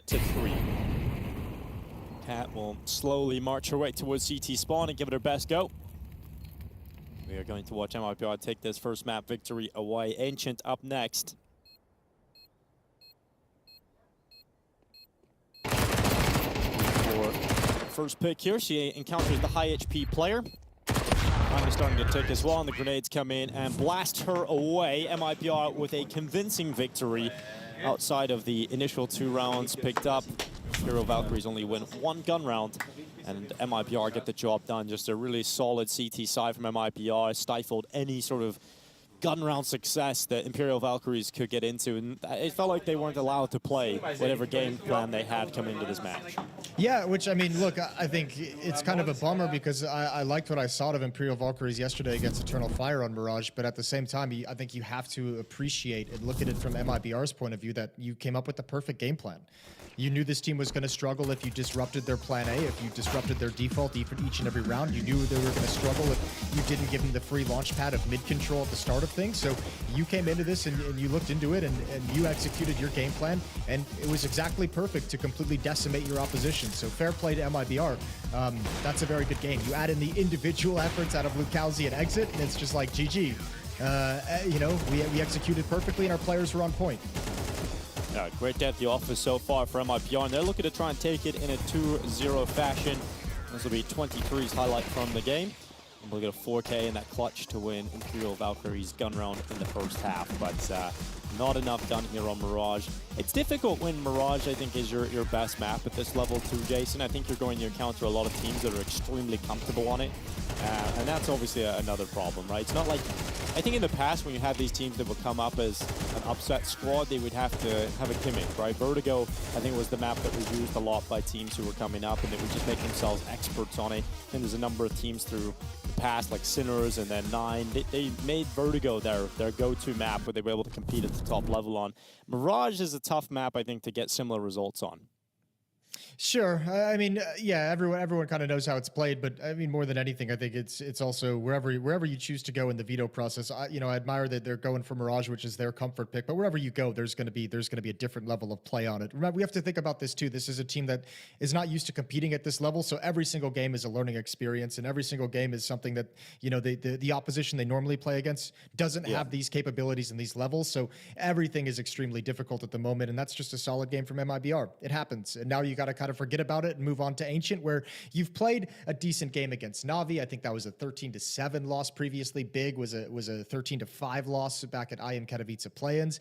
And you got to think back to those and the lessons you might have learned coming out of those Ancient games and kind of prepare them for the next map.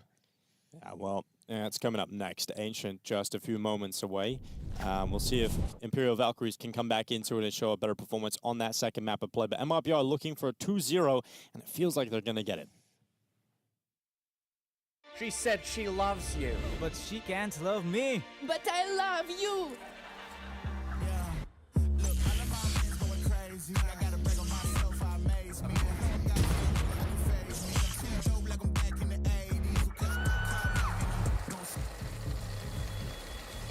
I won't play window anymore.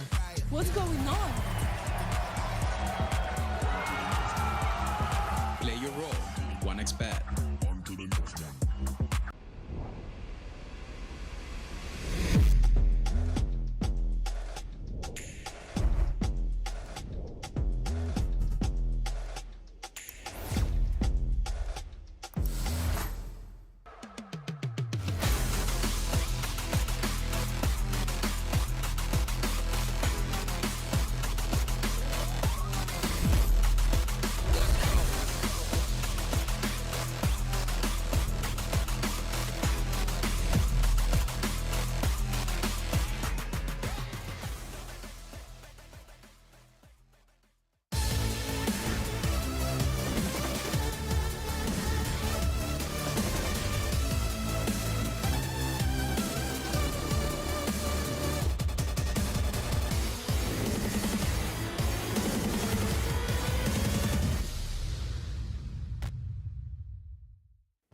MIBR are coming into Cluj-Napoca, looking to make an improvement on what we saw from them at Katowice, I'm sure Drop would say here, because I think we were quite hyped about what we might see from you guys coming into Katowice.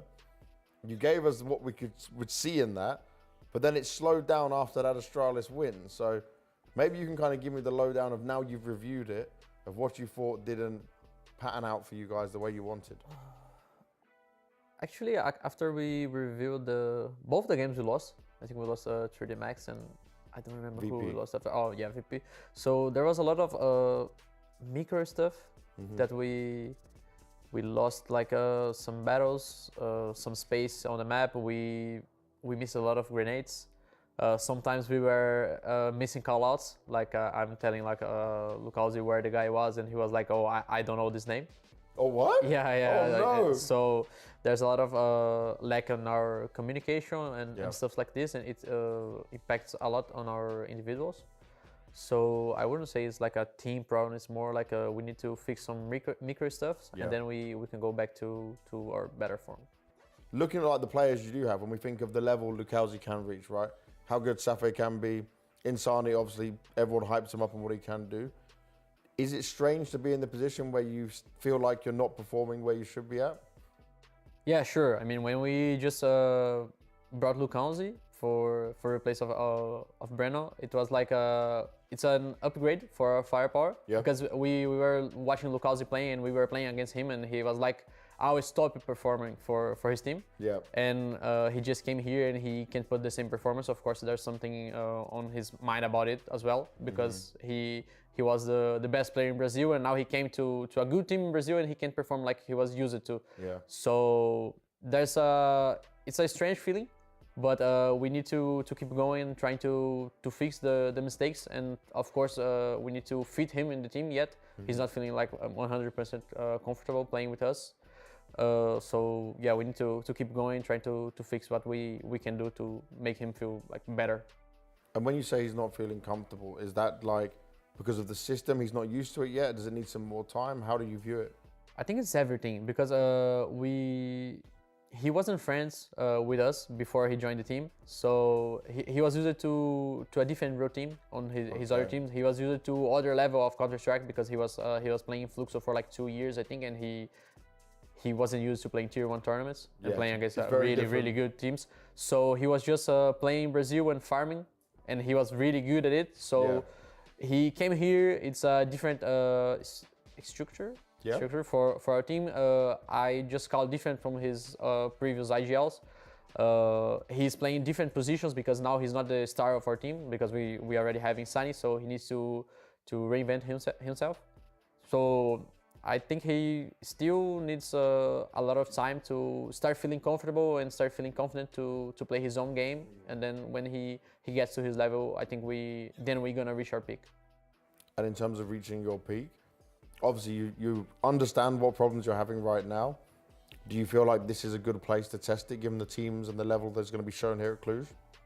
I would say every tournament we play, it's good, because now playing with MIBR 12, it's kind of weird, because we were just beating Astralis, and then like after 1 or 2 weeks we were playing in Brazil and we were lost to Imperial in a close game. Yeah. So I would say like if we just met FaZe here, we can beat them, and at the same time we can just get a not that strong opposition and we can lose to them. So every tournament is important, because you can fix a lot of mistakes and you can start building your trust and your confidence in your teammates.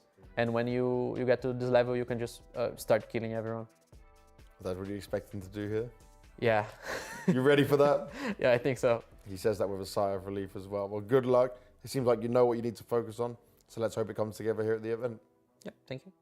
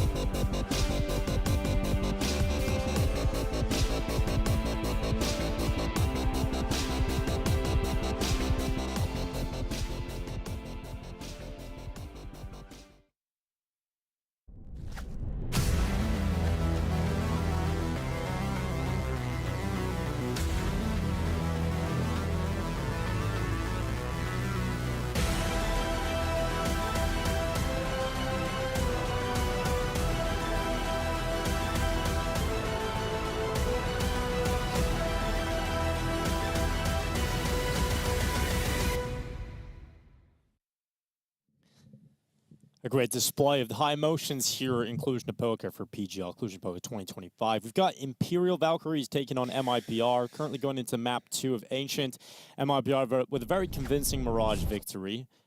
Looking like it's going to be a pretty similar result just with the form that MIBR are in today. Yeah, I mean, I think that's the big thing. And obviously, I mean, individually, Lucauzi and Exit just at a different level, but they were obviously very motivated to play some proactive and very focused and very, you know, engaged Counter-Strike at the moment. So if they're going to go on and be that disruptive, and especially on a map like Ancient with kind of how easy it is to be disruptive, pushing down middle, pushing up the B lane on the CT side, this can be another very, very difficult affair for Imperial Valkyries. So we'll have to see if they can step up their effort in this one and step up their game to be able to slow down and actually change MIBR's game plan the way that MIBR did to them on Mirage. Ooh, winner is guaranteed at least $18,750. Dang, that ain't bad. What would you buy with? Well, if you got given $18,750 just to spend right now, Jason, what would you buy? And I had to buy something with it. Yeah, to buy something. Man, what would I do? I think I'd buy a sauna for the house. I'd just buy like a banging ass sauna, you know? Yeah, like a rock sauna. Or I don't know. I haven't really looked into saunas, but if I had, you know, $18,000, I feel like I'd do some research and I'd pick a really nice one. I made a discovery the other day that I didn't realize. So I've been living in this like apartment area, and behind me the entire time that I've been here has been this sauna park. So it's quite like a nice sauna park, and I was like, damn, I gotta go there. So it has swimming pools, lots of different saunas. And so I go there, and I didn't realize it was a full nude sauna, Jason. So everyone's, you know, walking around butt naked. There's like 55 people. How is that? Like, all right, cool, this feels freeing. So, you know, strip down, walk around.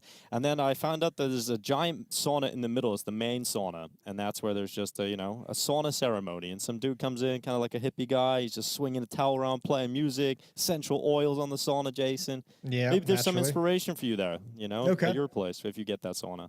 Yeah, I guess so. That's a invite great everybody idea. over. What would you get with $18,000? I'd just put it all on red, Jason. Let it ride. Yeah. All right. You absolute psycho. It came out of nowhere. You know, there's so many places you could go with that question, and you picked the absolute worst answer possible. So I'm going to commend you on that.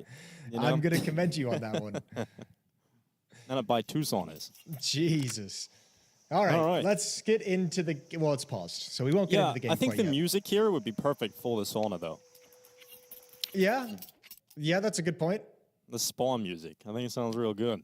All right, throw a speaker in there and just have Ancient music, Ancient T-Spawn playing on loop for hours at a time. Pistol round. Gonna go live. MIBR on the T side attacking into Imperial Valkyries defense. Dooley's picked up on Ana. We've got Kit and Smoke on Tori. Dooley's on 23 as well. On the MIBR side, it's all armor. So I expect this to be a rush, and it's looking like it's gonna be a rush out middle. Oh, not live. It's not. Not lies. You lied to all of us, Jason. Oh, it was so close though. They were about to turn that corner. Did you ever do athletics where you had this sprint and they shoot the gun and you have to run off the line? No, like the track and field kind of thing. Yeah. No, I didn't do track and field when I was in high school. Oh. I have done sports where I've had to run though, if that's what you're asking. Okay. Yeah. Well, that's not what I'm asking. It was a track and field where the guy shoots the gun and then you run. There's nothing quite as anxiety-inducing in the final few seconds before. Yeah, waiting. Because you know, like, you just want to get off the line quickly, Jason, and then So, you know, jump the gun. I got disqualified from the javelin. Why? What'd you do with the javelin? Did you chuck it out of the designated javelin field? No, I was actually eating a sort of portion of French fries with cheese, and I was told by the PE teacher that was not athlete food, and I got disqualified for setting a bad example. So literally could have got disqualified for any reason with the javelin. That was not one that I expected. So yeah, it could have been a professional javelin thrower. But that would be a cool career path. Can you be a professional javelin thrower? Can you make enough money off javelin throwing to build a career? Maybe, you know, if you got enough, if you had a big personality, I think you could bring a lot to the javelin world. Let me see. How much do pro javelin throwers get paid? They get paid. There's no documented information. Yeah. Well, not really a whole lot, it would seem. So no, kind of not worth it, I suppose. Okay, so javelin throwing is not a viable Dude, career path. I'm reading $15,000 annually. Okay, so you'd probably have to do a couple of different events in the track and field category. Yeah. 50% of the track athletes who rank in the top 10 in the U.S. earn less than $15,000. You know, both of these teams are guaranteed to earn just below that number by being in this game right now, Jason. So I think Counter-Strike is the way. Yeah, well, it's certainly over javelin throwing at the very least. Yeah, so if your parents are trying to force you into athletics, just play Counter-Strike, guys. Just play Counter-Strike. Well, we have a tech issue. We're hearing everyone kind of in spawn trying to match medic the situation or restart the game and get it ready to go, but we're seeing headphones come off, so a little bit of a delay here as we wait for map number 2 to start over on the main stream. The game being played over on the A stream is FaZe Eternal Fire, as map 2 has just begun. And I believe, is that with Scrawny and Launders? I believe so as well. Yes, it is. Yeah, it is. Scrawny and Launders. All right. Those guys. SNL, as they're affectionately known. Probably better than most episodes of SNL. I watched it today. Nice reference. It's not aged well, has it? No, I was watching an episode today in the coffee shop before work, Jason. I was just like, this is not funny. No, old school SNL was great though. When you had like Jeopardy, I loved old school SNL. Yeah, I'm sure some of it's still good, just not the bits I've watched so far. All right, let's check in with the community sentiment, shall we? I think I heard Harry and Hugo talking to the chat earlier. I think that's always a dangerous thing to do, but maybe there's something interesting. So if you have anything to say and this pause goes on, maybe Jason will answer your question. So send them in the chat. I'm not watching Twitch chat. Are you crazy? I mean, I'll look at it and I'll ask the question. You can filter the questions for me. Yes, if you have a question for Jason or me, just ask it in the chat, and if it's reasonable, perhaps we'll read it. You need to screen my calls, Dinko. Yeah, I'm like the secretary. Yeah, how do you like your coffee, Jason? I don't take calls from just anybody. Yeah. How do you like your coffee? Black. Yeah. Cold so or I'm easy. Cold brew or we talking hot? Well, it's the winter, so I'm going to be taking a hot coffee now. That's fair. The summer hits, nice little cold brew. I tell you who could use some warm coffee is these MIBR guys in the booth. Everyone's kind of laying back. They're chilling. Yeah, they should be getting some coffee right now. Yeah, they really should. And Sonny kind of does this thing, though. When he comes into the games, he has kind of a moment of meditation. Yeah, he does. When there's like tech pauses, he does like the whole eyes closed, breathing exercise kind of thing, finding his center. There's a guy called Jason in the chat, Jason. Nice. And he said, what's Jason's middle name? Because he's also Jason, and his middle name is Alan. Oh, well, my middle name's not Alan. And even if it was, I feel like we'd have different last names. My middle name is Matthew. There you go. So we now all we need is his social security number, guys, and we're halfway there. Worst pizza topping? Definitely pineapple. Actually, tuna. Anders said he has tuna on his pizza. Yeah, which I think that's it gross. is tuna. It is tuna. Tuna pizza is disgusting. Don't ever slander pineapple on pizza like that ever again. Just gonna throw it out there as a casual thing. Pineapple on pizza is delicious, and y'all are incorrect if you think otherwise. Tuna is the worst, actually. All right, back into the game. Here we go. Jewel Berettas on Ana and 23. Kit available for Tori. And let's see what Ancient looks like. MIBR coming storming into middle. I like that MIBR is just running the same pistol. Smoke comes up. Oh, they are not going to disrespect it. Good timing on that smoke. Stops them in their tracks. So now they're going to have to back away. And if they fall back to the B bomb site, they're falling right into the stack. Exactly what Valkyries would want to happen. Oh, and there's a dualies crossfire set up in cave. 23 ready to go with the Julies, and Ana gets the double as one. Yeah, that was a deadly crossfire for sure. Bomb goes down, and a big problem ahead here for MIBR to try and recover this, and it just is unrecoverable. So Imperial Valkyries with a stunning pistol win. They only lose 23. Yeah, shout out to Tori with that smoke. She's the one that drops it in Red Room at that timing, and if that doesn't happen, they bust all the way through, and they ain't slowing down. But you funnel them right back to the dualies crossfire, exactly what you were hoping for with this kind of a stack, and Valkyries get the pistol much like the first map.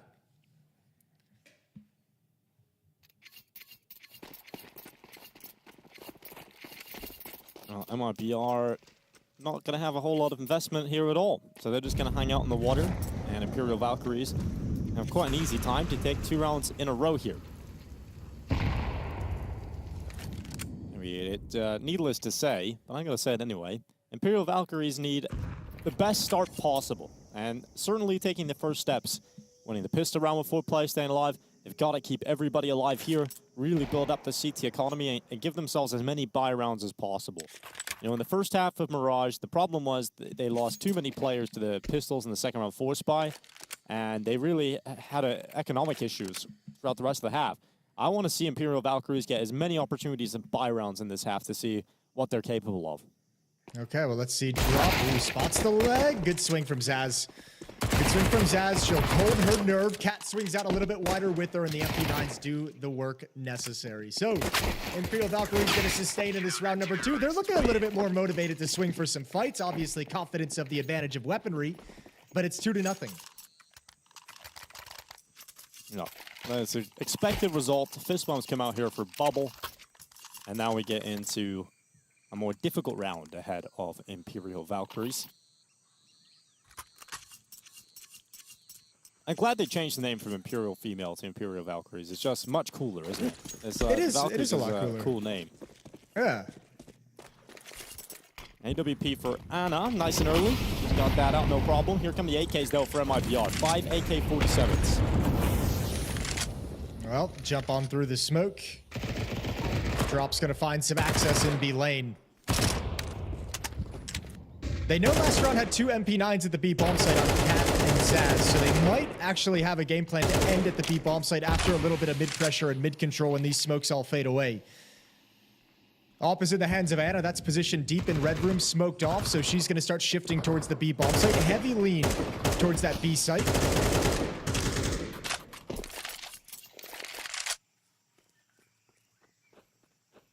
Looks like we're gonna get a fight for Zaz coming up here with the MP9. That's what I mean. I think it makes sense from MIBR, like wanting to lean and obviously kind of prioritizing heading towards the B bomb site where there's 2 MP9s. And it also is a good call from the defense, setting up the AWP here, bringing over an extra rifle as well, understanding the weakness of the MP9s, and I might bring MIBR to this bomb site. 45 seconds left. Ana going back into the peak. Just holding down Cave. Great timing on that resmoke. 35 seconds, making things uncomfortable here for MIBR. There's no flashbang to get through that smoke either. They're going to have to wait it out. Yeah, this is going to be a tough finish. There's even more utility left, in particular on Ana. I don't think she's going to unscope to throw it, though. And here they come, 20 seconds. Cat taking the first pick. Safe able to come back in. Ana chimes in, 23 at the top of the ramp. Stops any further pushes, and Safe has to be focused on the Cave player, which gives Tori the chance for damage, and will be finished off by Ana on the Jewel Berettas. So 3 in a row here for Imperial Valkyries. Yeah, that's actually a sick round from Imperial Valkyries. A really nice read, a really nice lean towards that B bomb site to supplement the MP9s, and a perfectly timed smoke at the B ramp that just pretty much sealed the round in their favor. Nothing really MIBR could do to go through it whatsoever. They just get completely stalled out by util this entire round. 3-0. Yeah, no bomb plant, so no extra cash on top here for MIBR. Likely to see a couple of upgrade pistols. In fact, they'll throw a Hero AK on Insani. Best case scenario right now for Imperial Valkyries. Winning the pistol, conversion, and first gun round, but Insani getting to work with that Hero AK is taking the first kill onto Tori.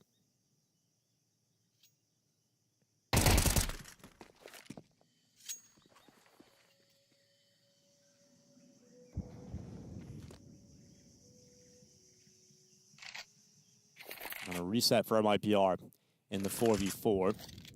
23 able to get the kill back. Ana's going to be over towards Donut alone.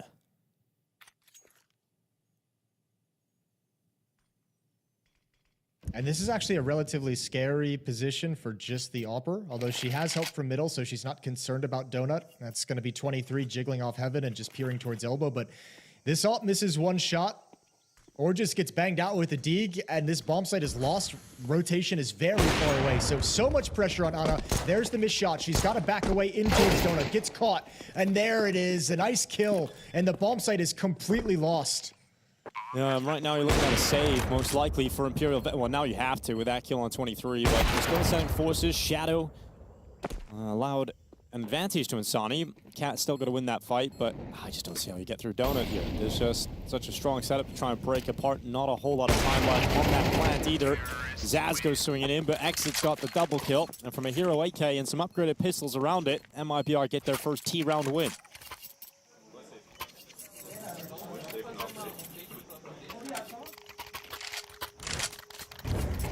That's a shame. And that, remember, this is too, yesterday against Eternal Fire, that Mirage, as much of a good performance it was, this was a similar kind of situation that stopped the comeback, was losing to a low buy. And here it's just Ana just getting wrecked. No support close by. And a good recovery from MIBR. They get their first round of the board, and how much can they climb back up into it? Well, Tori climbing up straight away onto the ledge, running down into the B lane, but I guess that was a miss smoke or one that just didn't throw for Imperial Valkyries, because Tori seemed to be completely convinced that Elbow would have been smoked out, and unfortunately the aggressive maneuver from Imperial Valkyries is immediately blocked by the fact that Elbow is either not covered or smoked. All right, second round for MIBR. The question is, can they take the final guns away? And I think they will. Imperial Valkyries is really committed to coming in and trying to, like, in a 2v4, trying to make this comeback, trying to turn it into a retake, I guess. And it's like, those weapons probably should save them. So stuck around 2K. Imperial Valkyries about to lose that lead they built up. I think that's something I have noticed from watching more and more of Imperial Valkyries, is they are willing to attempt a lot more what we would call unwinnable retakes than the top squads. I think we've become so used to watching the top teams just call it off and play the percentage. And I think even when you look at some of the teams outside of the top 30, they'll attempt a lot more retakes, they'll attempt a lot more clutches that look unlikely. And I think Imperial Valkyries fall into that category. Well, it's one of the learning lessons that takes time to kind of get into your head. But I mean, I imagine in those situations where we see them going for it, where normally a top team would go for a save, is those are rounds that they can probably turn around when they're competing mostly in you know, the Impact League. I bet they win a lot of those rounds that they go for that seem unwinnable. But here against MIBR and against other top teams, against your Navis and your Bigs that they've all played against, you're not going to get that same benefit. Utility usage to give drop access over towards Cave and Jaguar. He steps through, so starting to pressure this B bomb site. There is a stack here, but it's only USPs and unarmored pistols. So going to be a pretty quick cleanup and a pretty quick third round for MIBR. Well, nice and clean. No problems here. 23 gets caught as well, and everybody goes down. It is a scoreline that is now tied up at 3.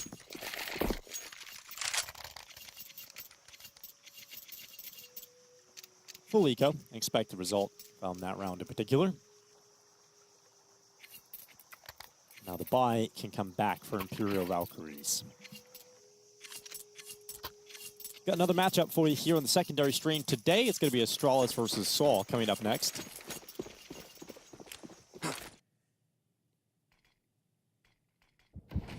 Instant door smoke from Imperial Valkyries thrown out. Ana back to the AWP.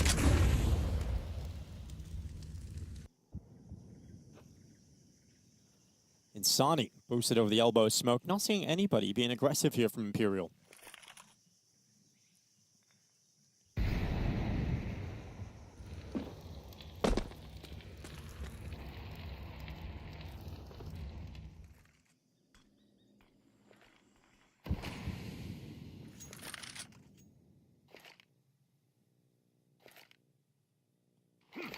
Mid control established for the Brazilians. They're going to move quite swiftly towards red. That smoke is about to fade, and Drop is in a decent position. Tori on the other side of it. It's going to be a tough fight for her because look how many players are here. Yeah, 1 for 1 at most, I think. And oh, she's going to get cleared out as well. They spot the elbow. There's the step up for the next. Cat gets a double. That's nice, but is it enough? They're going to wrap around this A bomb site. Still 2 defenders here, but they're evacuating towards mid. And actually, Donut is being left entirely. Ana's AWP has moved out of position, so should be a pretty easy plant for the MIBR side. No, backing in towards Ana, who's been quiet in the donut. And is able to come out on top with a kill on Insani. And now things get uncomfortable because they're flanking again. It's 23 coming in. Oh, they line up. Alicia gets one out of that scenario. Looked a little uncomfortable for a second.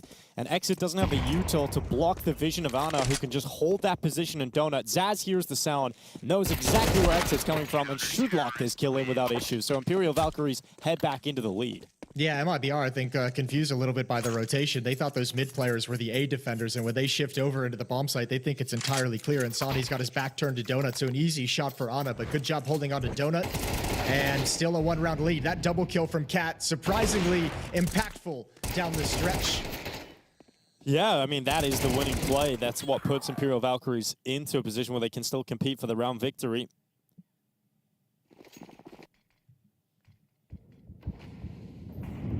Smoke to doors again, but it's going to be disrespected as MIBR run right through it.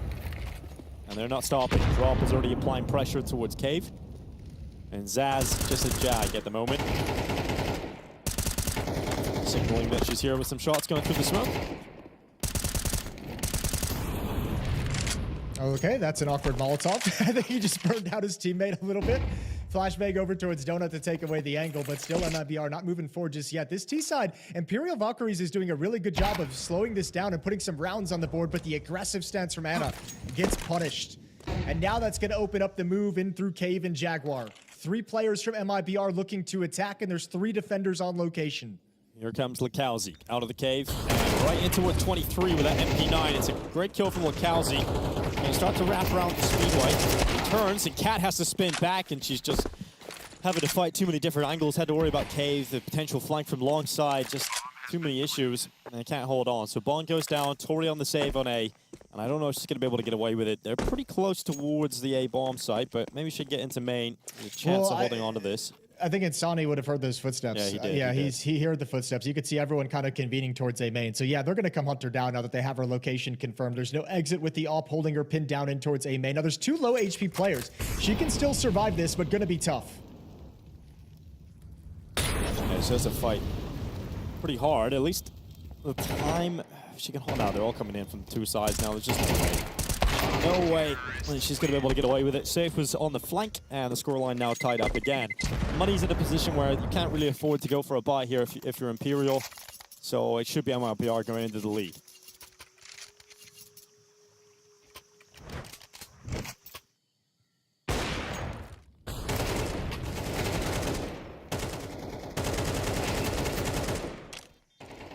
And it's unfortunate too because Imperial Valkyries is struggling to put rounds on the board in a row. They get aggressive right after a round win and just get straight up punished by it. So just back to the save immediately. Yeah, this economy is getting brutal for Imperial.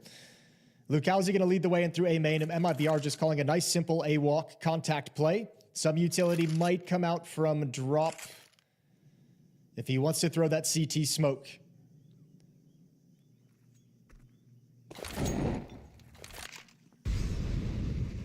Okay, that's a cool Molotov. Learn that one. Impress all your friends. You use that one in your own games. Lakowski, gonna get a blast open that smoke. And combined with the Molotov, it is a kill on Tori. Cat to fall very quickly after. Expected results here against Pistols. MIBR cleanup. Yeah, now going to look to go on a run on it to end this first half with this economic control. Run on the scoreboard, it's going to be 5-4 when all is said and done. MIBR take a lead yet again. Let's see if Imperial Valkyrie have another fight back in them to tie things up.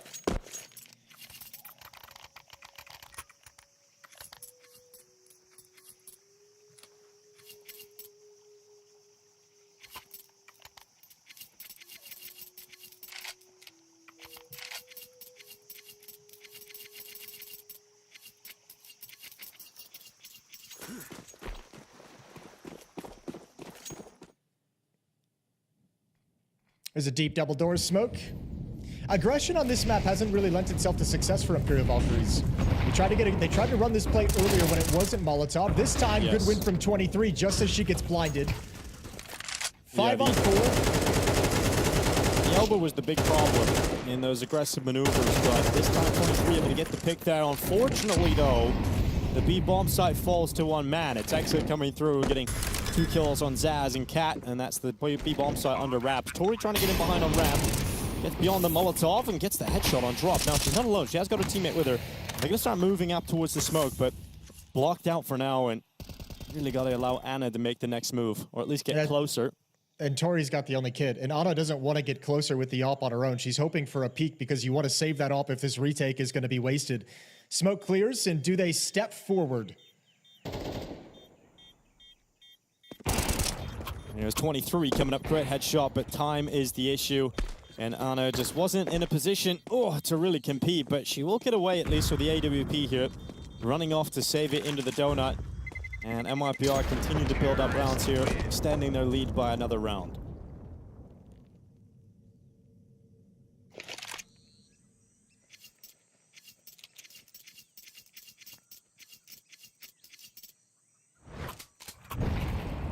Well, that lead at 2. Good opening kill, but this is also just a really good understanding of reaction. Like you see that kind of aggression down middle, you feel like you can maybe try and challenge, like it's going to take a defender away from this B bomb site, and Exit just grabs a double on the entry.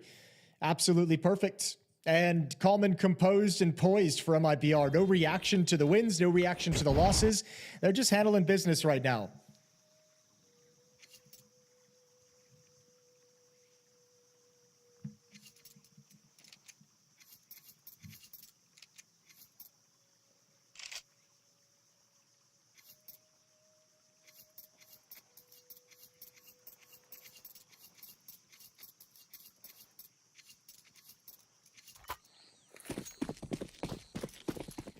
Yeah, all still in hands of Anna, but this is the kind of round where you really want her to step up. Only pistols around it, so she goes more aggressive. Well, this is a really aggressive opening move, but I like it. She gives up the angle. Could have been a fantastic opener. Her teammates do get up towards heaven, though. These pistols can cause some problems for drop. And they're coming through the smoke. Insani putting pressure onto the AWP.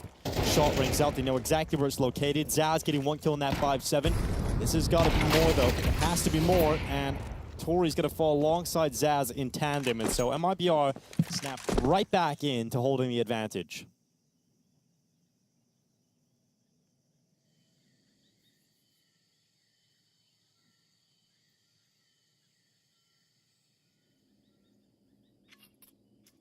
All right, Drop leading the way. Priority's got to be saving this AWP, so I don't even want to see 23 really move. She's kind of like the one keeping space for Anna. This is a lost round. You're not going to win it. But Anna's AWP is even sliding over towards middle as well to try and get a flank on, almost like Imperial Valkyries is just so desperate to put rounds on the board, they're willing to risk it all, but now's not the time. Save it for the final round as Anna backs away, and that's really the only positive thing that can come out of this round for Valkyries, since she's already under pressure, and I think there's going to be a relative hunt here from MIBR. And Sani and Exit already chasing after Anna. Yeah, they've got time, and they know where the AWP is. There's a ninja attempt coming in. Doesn't have a kit. This ain't gonna happen. Yeah, doesn't have a kit. Drop hung around to make sure that it didn't happen. I like the attempt, though, from Cat. Yeah, it's fair play. Nobody ever cleared her, but, you know, again, MIBR coming into today, not missing a detail, so Drop's just chilling. And Anna looking like she will survive with the AWP. Yep, comes down, yep, gets around the corner, does not peek into the open, and oh my god, last second stolen away. Kind of very unfortunate there for Anna, not to carry the AWP over. Yeah, bad to worse. Will she be able to afford another one in this final round? I know they have quite a losing bonus, so the cash might have been there to rebuy, and indeed she will be missing a little bit of utility, but I guess not the biggest deal at the end of the day. Good job from Safe with his AWP.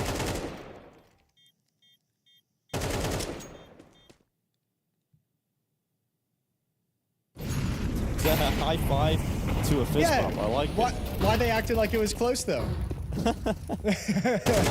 He gave like a big sigh of relief, as if like that was something that could have ruined the world, and dropped the bender the whole time. Final chance for Imperial Valkyries to get a 5th round on the board. Safe, waiting for the peek from long. Anna's going to be coming in from the other side if she does want to go for the fight.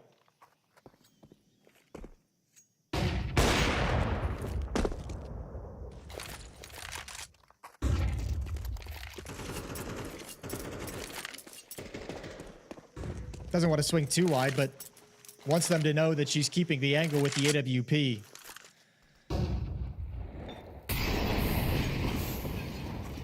Well, holding in cave, not wanting to give up the angle. Her teammates forced away. Anna being patient, but a second Molotov comes in. This one forces her to change her position but go more passive, but Anna is just a heap of utility coming towards the AWP. She kept looking to move back into that position, but util's too good from MIBR. They're starting to move through towards A with that bomb, trying to keep their attention pinned towards the B bomb side, but it's all a fake.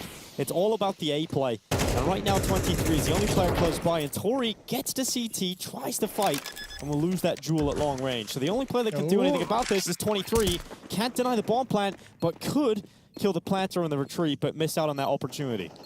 Yeah, well, speaking of the opportunity, Safe is going to step up next to keep her pinned down inside of Donut. 3 on 4. Man disadvantage for MIBR as they try and hold on to the bomb site. And once the smoke clears, Safe has to get aggressive now, and he does to success. Oh, missed shot, though.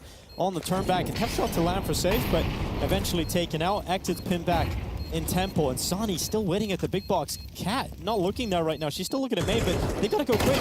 Not a lot of time on this, and Cat gets caught by Exit. It's an 8-4 half by MIBR, and quite the lead against Imperial Valkyries right now, despite a strong start in the half from the CTs. And mounting more resistance here on Ancient than they had on Mirage, which was nice to see, but still MIBR just relentless. Like a combination of just, you know, quicker decision making and protocols and reactions to different scenarios, and obviously some nice simple calls, you know, through Donut up B ramp. They had a couple nice hits at the A bomb site. They didn't have to do anything super creative.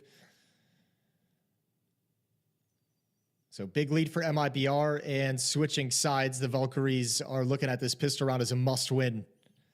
It's the luxury they've had in both their halves that have gotten like a, you know, this gets 4 rounds on the board, they win the first 2 rounds of the half. Same with Mirage, they got the first 2 rounds with the pistol round and got 3. Gun rounds are going to be tough, so you need the pistol to help supplement the rounds that you have.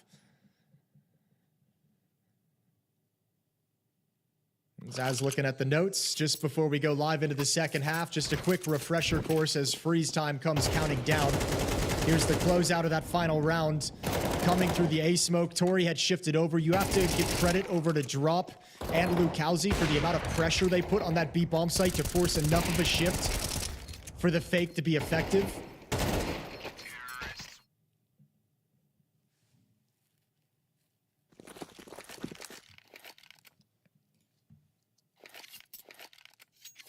Imperial Valkyries keeping it simple into the pistol round. It's going to be a heavy commitment towards the A bomb site. One player here tasked with dealing with it. He's had a hot game today, Exit. 13 and 5. He's got smoke. He'll deploy it, but likely to come in just a little bit too late. So they're going to go with the Molotov, force themselves into the open, and Exit able to peel away with 1 kill still. Good find to set up the retake, and 2 players in Donut. Not going to come through, but this retake might come fast. Tori's coming late towards A main to be that final piece of the puzzle to prevent the defuse, but it's all on this Temple fight, and it goes the way of MIBR. Here comes Drop out of Temple. Long range with the dual Berettas. 2v4 post plant for Imperial Valkyries, and now they fall to just Tori. The plant will give them a force buy in the next round, but Drop is not missing with his dual Berettas, and we are looking at 9-4.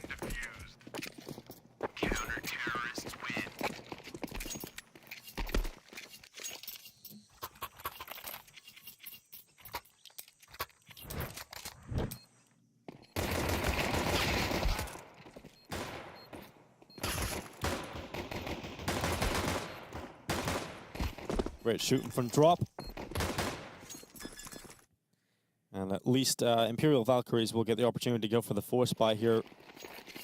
So they're going to throw the Galils into the mix. 3 Galils, 2 Tech 9s for Imperial Valkyries. Still a little bit of utility here and there.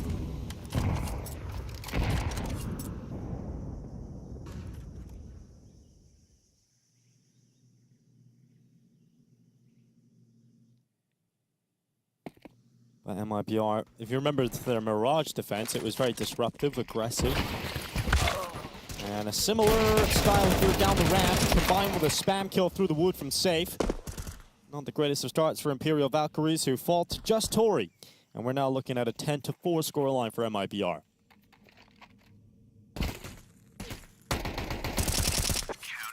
And Tori goes down last. 6-round lead. MIBR looking to march towards this 2-0 nice and easy. Guns are going to come out now for Imperial. Ooh, no, they're not. Do you force buy? Do you force buy, Dinko, if it's you? If you're the IGL, are you force buying here? I want to have one gun round. I want to have one full gun round. One round of AK-47s. Yeah, that's what I would like to do. Okay. Well, let's see. Let's see the mentality that Tori goes with here. No, I think they're going to go with what you just said right now. Yeah. I'd like to see that. Couple pistols picked up, but yeah, let's find one gun round in the second half. Tori kind of shoved into the open behind the flames, can't find anything. There's that aggression down middle. Round like this with no util and no rifles, you're never going to slow this. So Lucalzian and Sani going to mount some aggression. And these B Double Doors players are in some trouble. I don't think MIBR is going to slow down and shy away from this fight whatsoever. 23 to be forced into the open with the fire. And Lucalzi makes sure it's quick work.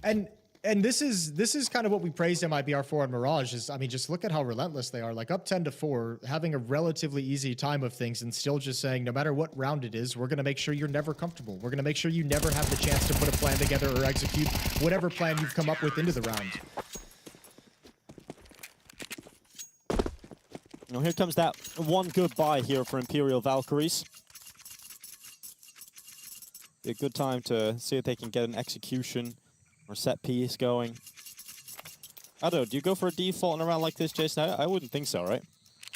I mean, I think you go with whatever you're kind of comfortable with, how you've been playing. If you have a pocket strategy that you feel like is going to work, like now's the time to call it. But if you don't have something specific for MIBR, yeah, set up in this default and see what this half is going to look like. It's going to, if you're going to make a comeback happen, it's going to be a long one. You're going to have to win a default eventually, regardless. Well, they do settle in to the default. A little bit of aggression being thrown in. Looking to overwhelm the Donut defender. 23 does pretty well to trade out her teammate Tori, so 4v4 to kick things off. And Zaz, I felt so bad for her in the last round. She just gets spammed down through the wood. Surely it can't happen again.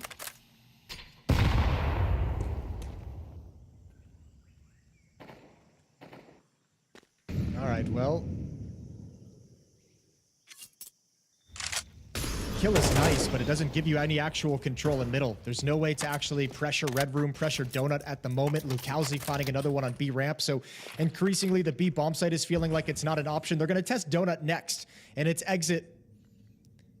Waiting inside on the back end. No Molotov to clear him out. They're trying to go quiet, trying to keep their plan secret for now. Good find from 23. And they step forward. The rotation is on, but another post plant here for Imperial Valkyries. I gotta say, 23 has looked sharp at times throughout this game even.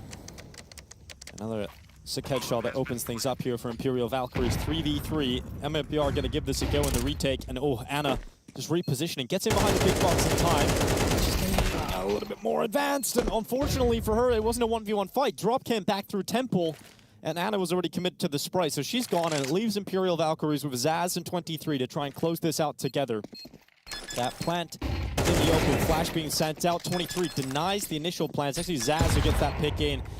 Drop now on the defuse, but Lucalzi gets the 1v1 to go his way, and back to the defuse for an MIBR victory. Yeah, nicely done from MIBR, making sure they get those trades on the swing each time. Happy to sacrifice the planter to make sure you get the kills. Kit drops right on top of the bomb. And a nice move out of Temple, seizing the opportunity, seeing a moment of opportunity to actually step out, get behind Big Box, force Anna to make an awkward play.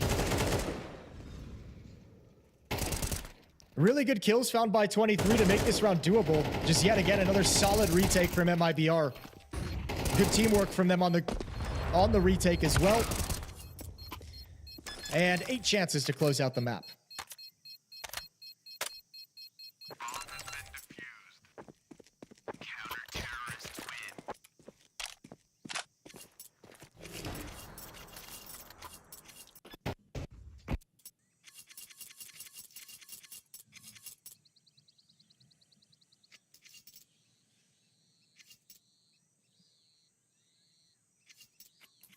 final chance as Bubble passes out some fist bumps, some claps.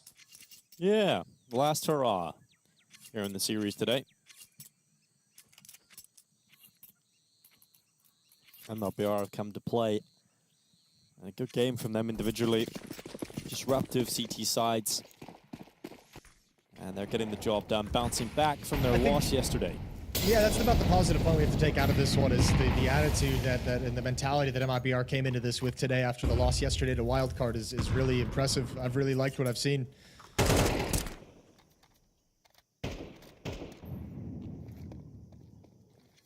Default setup in this round for Imperial, but really quickly everyone's sliding and shifting into position to be aggressive towards this B bomb site. Molotovs to give some space over, but over the flames.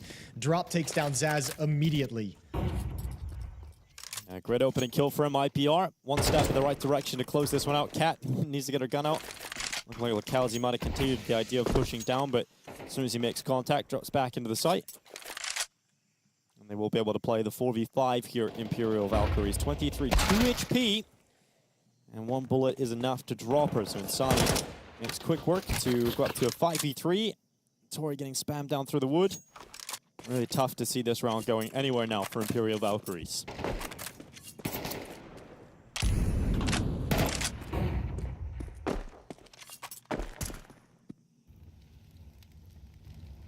Tori, ooh, I like this play. Oh, just didn't see LocalZ. The smoke just blocking out the vision just enough. Anna charges forward into the fight. Tori to go down at top ramp, and Cat, the last remaining member in a 1v5. She'll do what she can, but it's only one, and it is another clean victory here for MIBR. They bounce back after their opening day loss to Wildcard with a 2-0 over Imperial Valkyries. Yeah, and like this is lovely from MIBR. Let's focus on them for the moment out of this victory because we talked a lot. Yesterday seemed like they kind of got knocked out of their game and probably had a really long conversation after the match last night. Came in today with a message to send, with something to prove, probably mostly to themselves in terms of the way that first day went. But for Valkyries, I think the bummer is yesterday against Eternal Fire, we at least had some positives on Mirage of eye test wise and the way they played. Today, man, MIBR just didn't let them do anything. They disrupted all their initial plans, and there was nothing for Valkyries to switch into.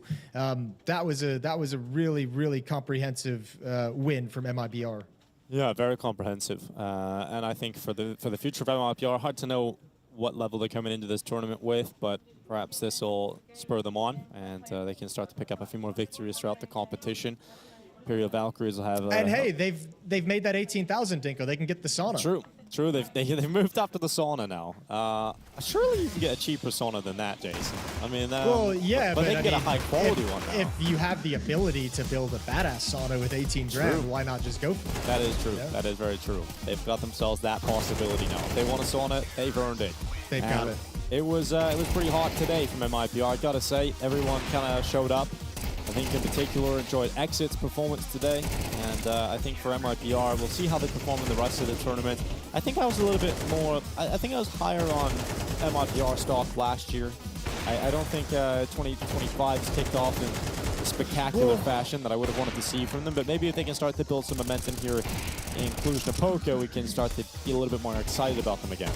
Brazilian Counter-Strike's just been in a weird place ever since like the original like OG kind of SK LG lineups and like the MIBR forming lineup kind of have fallen off a little bit. Is where I feel like Brazil has one incredible team, maybe even a second really good team, but all the players that you would use to form those are on like different rosters at the moment, which means every roster is kind of like right there. MIBR, Pain, Furia, they're kind of like at that point, but to elevate it, I feel like there's a roster change needed to consolidate some of the talent, and that's just not happening over the course of years. So Brazilian Counter-Strike is actually sneakily in a pretty strong place. It's just their strength is so spread out across multiple teams, which is kind of a bummer.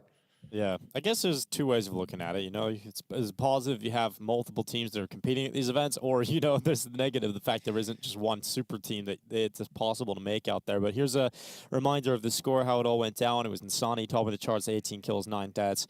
Exit coming in with 16-9 performance. Imperial Valkyries just struggled today to get up to the level of MIBR. And a disappointing loss for them in a 2-0 fashion, 13-3, 13-4. On Mirage into Ancient. We didn't have to see Trey, but we'll get to see Imperial Valkyries have another last chance here in Cluj-Napoca to see what they can do. You know, as we've mentioned, coming to this tournament, they didn't even expect to be here. Fury had dropped out of the tournament. Imperial Valkyries, through the ranking, got invited. And with the amount of chances and them being a little bit lower down on the VRS ranking, one win at this tournament can do a lot for their ranking, so we'll see if they can get into a position for that. But they're just making the most of the opportunities. And I think for a team that is so used to winning, Jason, there is probably something to learn from taking some losses. You know, this is a team that don't really lose, you know, I mean, regularly. Yeah, I think...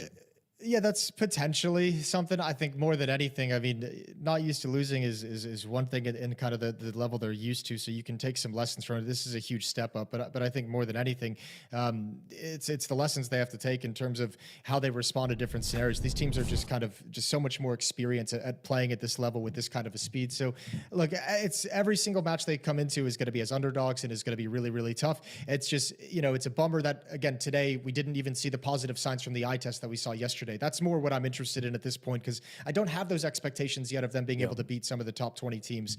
But I want to see good things coming out of the team that I didn't get today. So we'll just see what they do tomorrow. Yeah, well, that's what we'll have to wait and see for Imperial Valkyries. From MIBR, it is a win. They now go 1-1 here in PGL Cluj-Napoca. We've got a break. When we come back, we've got Astralis versus Saul. She said she loves you, but she can't love me. But I love you.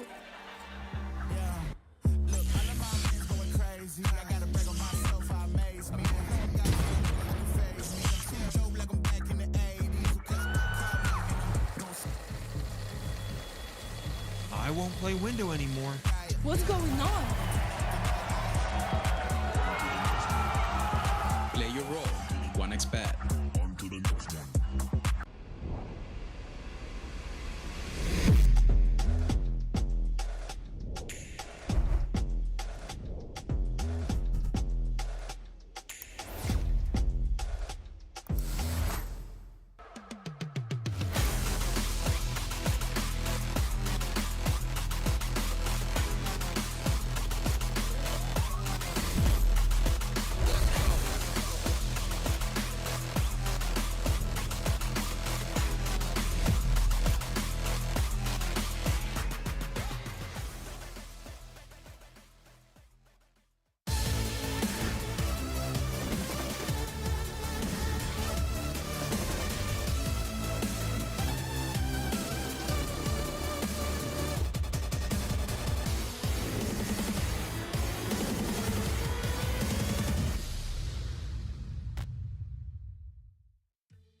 Astralis are coming into Cluj-Napoca off the back of a lot of online tournaments and a lot of playing and a lot of grinding right now. So let me just ask you how that's been, because you're still trying to make it through things, but it's been constant games. So are you getting much practice in at the same time? We had 2 practice games since Katowice ended. So yeah, we were playing Saturday, Sunday, Monday, Tuesday. And we were supposed to play yesterday, but we had 2 planes to get here to Romania. Yep. So we had to postpone the last game. So yeah, there's been plenty of playing, but not much practicing. But I remember when you exited Katowice, you said it wasn't so much about like what the calling was like or what it was in terms of how the system, it was more the individuals that let you guys down. You were honest about that. But it seems like I have not seen this problem when I look back at these online results. So was there a team talk afterwards? Was it an easy thing to just be like, it was an off day for us? How do you view it? We definitely had like a team talk to try and share our vision on why we didn't perform exactly how we wanted. I don't think the results were necessarily bad. We had like a bad game against MIBR, and then Gamer Legion is a team we want to beat. But I think the way we played against Pain was really great to see, because I think they're a team that's been on the rise for quite some time. In the qualifiers, we still had some of those moments where we make like silly mistakes and people's decision making is not up to the level we want to. I think the ceiling is high, but the floor is still too low. Okay, and in terms of when you say the floor is too low, what do you put that down to? Is it just the individual part, or is there a mix of other stuff as well? I mean, I think overall also we have a lot of players both in the Danish scene, but maybe especially in this team, who thrived a lot in CSGO and are playing the right way of CS, the perfect CS. You flash someone off an angle, you get the angle, they re-peek, you win. In CS2, bro, you just swing. You just need to swing. And I think we're still at times maybe not matching the the movements of some of the best CS2 players, where you really have to stay active. Like you're just not getting rewarded from getting the good angle and stuff like this. So you have to learn the game still even more. And I think sometimes that's one thing. Other times it's just not reacting to things quickly enough. So yeah, we'll try to do that better. I would say though, for like you guys all speaking the same language stuff and some of the synergy this team should have in terms of knowing each other, reacting to things should be quite easy. So what do you mean by that? Maybe like me, Down and Jabi, we were used to one way and Stan Device was used to another one, and then they found some kind of middle ground, and now maybe we're leaning a bit more towards my side of how we did things in the past. So I think it's just everyone getting on the same page, but still finding a way where Stan is able to be comfortable in his role. Device, as the star operator he is, has space to get his peaks in and stuff like this. And then sometimes when it's go time and you gotta run. But I also still think that it's good that I think a lot of the mistakes are fixable. Now, for you personally, obviously it wasn't just the role change, but obviously coming into the Astralis jersey is a big deal for just looking at Danish Counter-Strike. How are you feeling right now with where you're personally at with all of this change you've had to go through? Because it wasn't just simply taking on a new team, it was taking on a lot of different roles and responsibilities. Yeah. Well, I think in terms of outside pressure, I feel absolutely nothing. Like, as always. it doesn't affect me the slightest. I think nobody out there has like higher expectations for myself than I do. I think, you know, there's games where I feel awful for not being able to put up better numbers or stuff like this. I think my calling is overall really, really good. But I think there's games where I don't feel like I can have the impact individually as I want to. I think kind of also talking about my floor, or like the team's floor and the team's ceiling. For me, I kind of feel like the same. I have some maps where I'm like fucking excellent, and then I have some where I'm like awful. And I need to find something a little more in between. It comes with time though, and one thing I know is you will always grind to make that happen. For your expectations of this event though, where do we put it? Because I think a lot of people still look at Astralis, the players you have, we should be looking at title contenders, but it might seem a bit too far away from where you're currently at. So where do you look at it? Reading kind of people's visions of how this tournament is going to go down, I don't see anyone expecting us to like be a top 5 contender of the tournament. Wow, really? Yeah, I think we'll do pretty good. That's all I can say. And he says it with a big smile on his face as well, which makes me intrigued to see what he's been cooking up. We'll have to see how it goes. I wish you the best of luck. I'm excited to see what we can do. Thank you, James.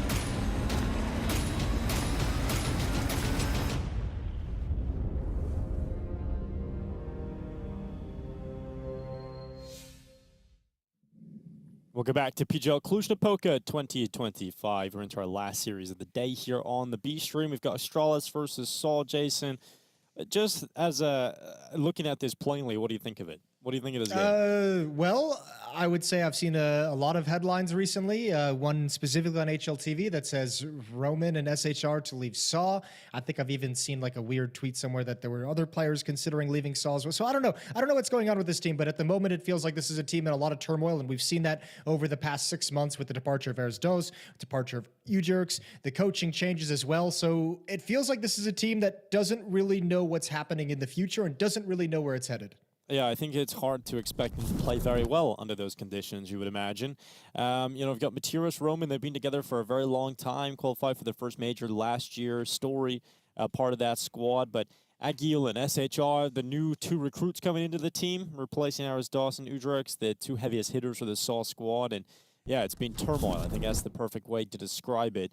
Not exactly what you want from the Portuguese team. And I think it's very difficult to maintain the level of success that they had last year with just having to play with players in Portugal. You know, it's not a very fleshed out scene, right? You don't have a lot of depth you can go to and select players. We're seeing a lot of teams struggle to maintain full squads from their own nation. I think even in a country as deep as Denmark, Astralis have struggled to keep a team of all 5 Danish nationals. Yeah, and I mean they have you know 5 of the top Danes you'd want on it, but still this project feels like it hasn't really figured it out either. Like another team that just feels like, you know, what they've tried to do, at least in the start of this project, hasn't panned out the way they would like. I know, like when we did the podcast, the Talk Encounter with me, Yanko, and Sponge of the day, I asked the question of like which of these 3 teams is the most screwed. It was like Astralis, G2, and the third one I think was like maybe Falcons, and like overwhelmingly it's Astralis. Like it feels like there's role confusion. It feels like the players who you're expecting to have the greatest impact aren't able to find any comfort within the team, and just like miscues watching them play. So like this is the Astralis team. I don't know, like they should win. They should be overwhelming favorites considering all the upheaval on the Saw side of things, but it still feels like there's just an element of weakness that can maybe be overcome, and you never know if you're going to get like the dead team that's backs against the wall playing lights out strong, or like the dead team that is just going to capitulate and fall over. So kind of a weird matchup in my mind. Yeah, well, Astralis guaranteed 18,750. So are Saw if they win this game. And we know the way they like saunas over in Denmark, Dinko. Yeah, they even have the word sauna. Saunas make their jersey, Jason. So it's all adding up. It's all adding up. It's all come full circle. Yeah, I think with Astralis, though, it would be absolutely shocking for them to lose today. You know, considering all the headlines around the Saw team, considering their performances recently, Astralis should win this game. We're going to see Nuke get picked into by Saw. Astralis going into the Inferno selection, and left over is the grand old map of Dust 2. And I think when you're looking at this game overall, Saw have, you know, a huge jump up in the VRS rankings if they win this, but I don't even know if that matters necessarily if the roster doesn't stay together. So I think, yeah, today's narrative is all around Astralis getting the win. And I think Cadian was talking about something quite interesting in that interview before the game. He was saying we've actually kind of struggled as a team to adjust to the mechanics of the game. If you're looking at the best CS2 players, he feels like sometimes the Astralis players aren't as comfortable with the mechanics of CS2 in comparison to CSGO. Okay, well, taking that at face value, because I haven't seen or read the interview whatsoever, if I'm hearing that now that we're like 1.5 years into CS2, that's a very worrying thing to say out loud. Like, how long is it going to take, bro? Like, what do you mean? How much longer do you need here? Yeah. Is the question.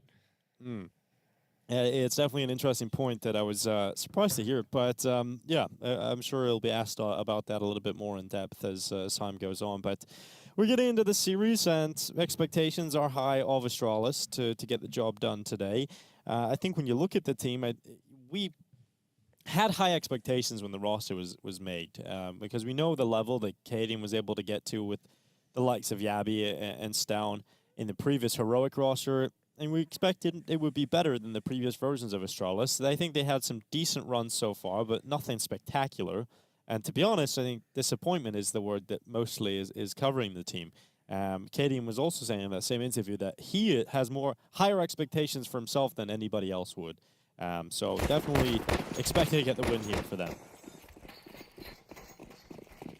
Well, alrighty. PGL is live. One of the factors of picking Nuke means you start on the T side, and we're going to get kicked off with an upper rush. Dooley's on top of Hut.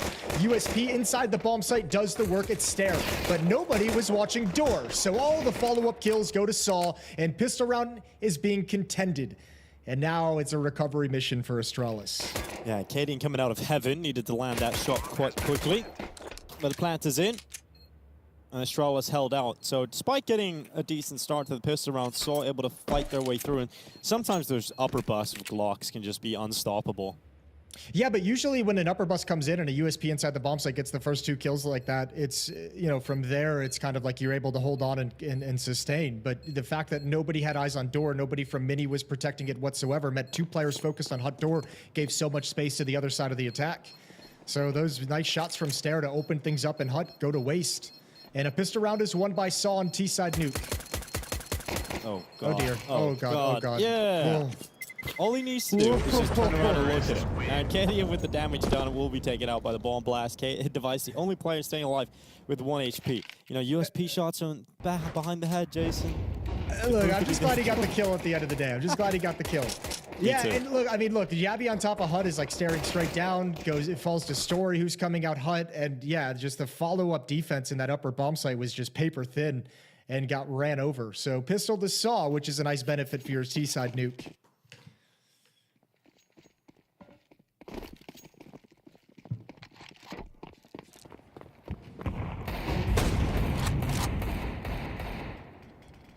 Damage to Mutiris early doors. Vice looking to bring some heat with a scout. If you can soften up some of these opponents, well, then you can get a couple of these pistols working pretty deadly. But it's 1 kill onto Mutiris, Device down immediately after. So 1-for-1 trade to kick things off. Astralis is forced by, still going to be difficult to win this. Got a decent chance of it because Stair's got another kill, make it a double with that MP9. SHR and Roman left 2v4, and Astralis have a great chance here to tie up the scoreline. Yeah, they really do, but this play in from Mini, oh, it doesn't actually work up with the player from Door. They don't sync, they don't work together. Cadian and Big Garage with the scout. Is he going to be found by SHR, who's traveling all the way around? There's that kill. Roman goes down and Squeak Door, and it's just the one player looking to wrap up heaven. Now, I will say, Astralis could get caught off guard by this because Cadian's position means they won't really think this is possible. The top Hut player certainly not thinking it's possible. A lot of noise distracting SHR. If he takes Cadian first, that gives away the game. So he doesn't. And he goes into the A bomb site. Look at this. 2-3 kills if he can snatch the top Hut player, but it's the third of the door that he's just not ready for. Yabby comes around, saves the day. A nice attempt. That was the only way that there could have been a round victory in the end there for Saw, but Astralis bounced back with a 4-spy victory. That's the shot. Okay. Yeah, that's the one. Nicely done through the blue box. So an immediate rebuttal with the weaponry. At top Hut position with the MP9 doing great work, and Astralis tie things up. They bounce back after the lost pistol round, and let's see how much they can build upon this. Hey, the MP9's a pretty good gun, Jason, isn't it?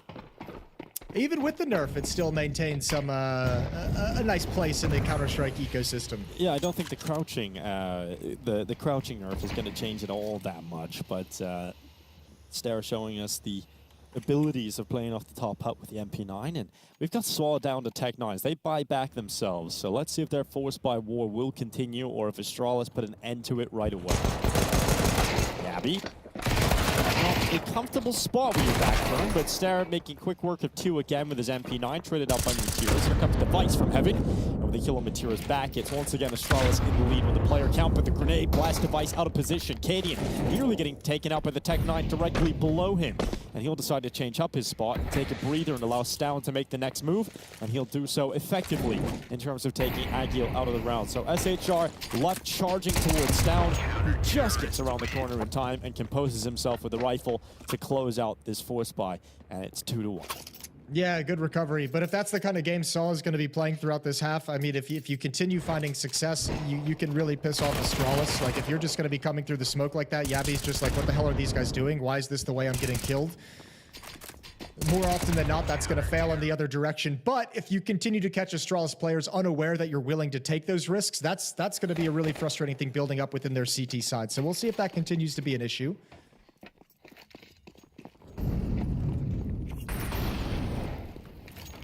down to Glocks, and Astralis about to take a 3-1 lead.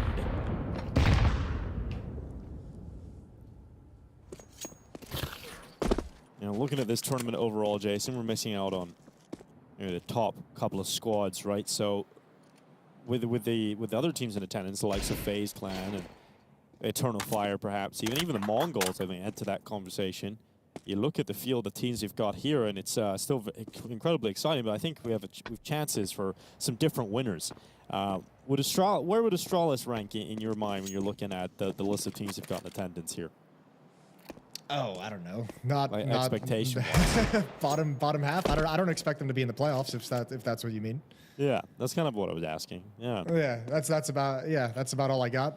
This is not a playoff team in my mind. Isn't that crazy to think about when you look at the players on this team and you know what they're capable of, but you're looking at a tournament like this and you can't even consider them a playoff. I mean, kind of, but at the same time, like look at the results and look at the play recently. In that sense, it's not like like the names from towards the end of CS:GO, obviously Heroic and Device and everything like that, huge names. But with the way that they performed in this Astralis lineup thus far, I don't think it's a surprise at all to think that they would kind of disappoint with their end result. Yeah, that's a fair point. Here we go. Saul getting back into the purchase. They'll have the AK-47s. And the wheel in the hands of Story.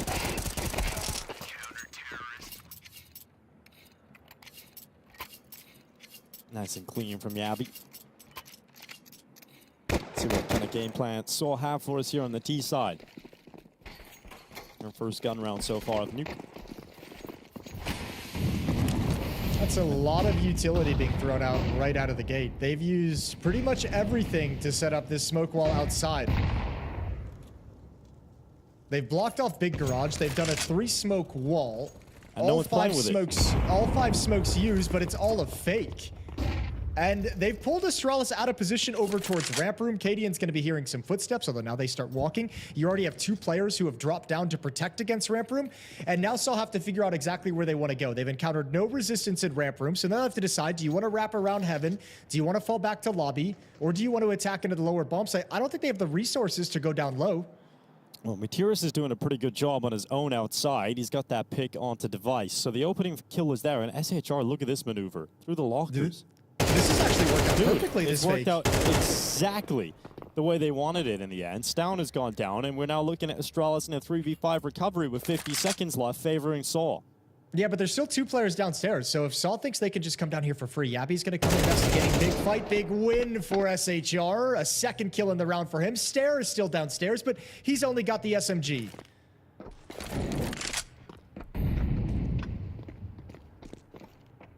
"30 seconds. You know what Stare can do with the MP9? Trigger discipline for the first, but the spacing quite spaced out as Saul come in a little bit later and confirm that trade kill on Stare. Cadian left in the club, 1v3.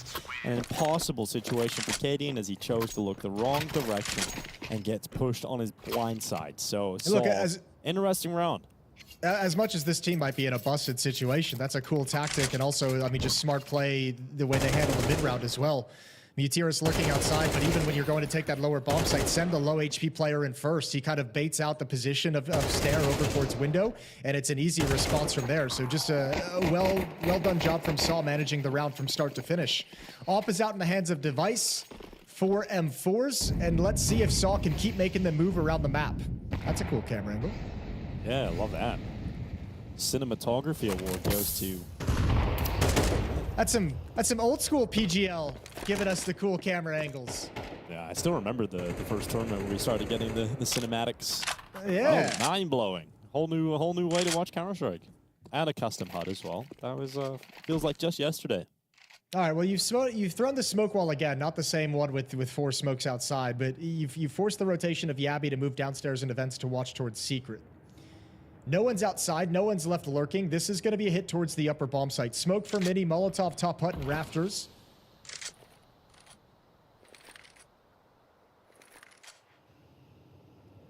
Stown and Stare to defend. And they've got 2 counter Molotovs as well. That can be quite a nice feature of the defense.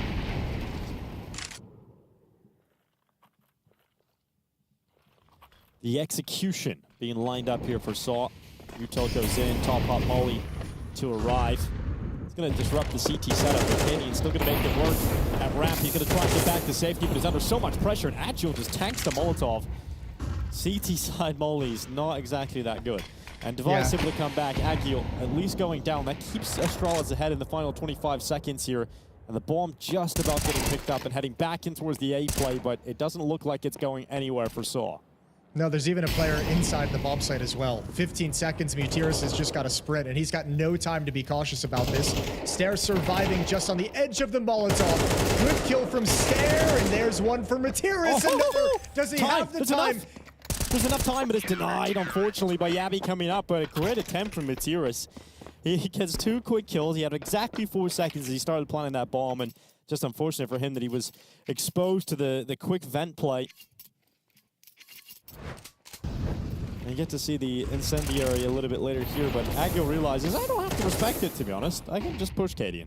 Yeah, that would piss me off on Cadian, though. I'd be like, what the hell? He just ran through the full Molotov. I got that out in time, and he still just runs through the entire thing. Well, Mutiris does his best, but there was no chance in the final kill. Yabi had him beat, but some nice frags to keep the money low. I don't know if the offers are covered. Astralis might not have it moving forward, so economy is going to be in a rough place for both teams.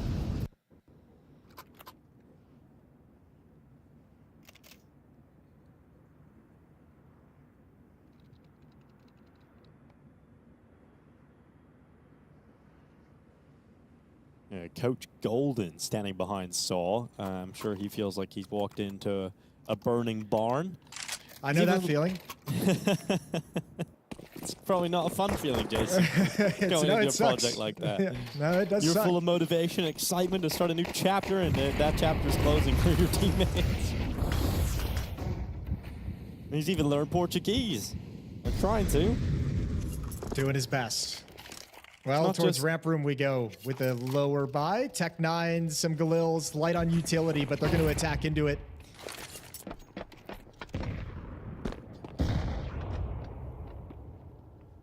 Device.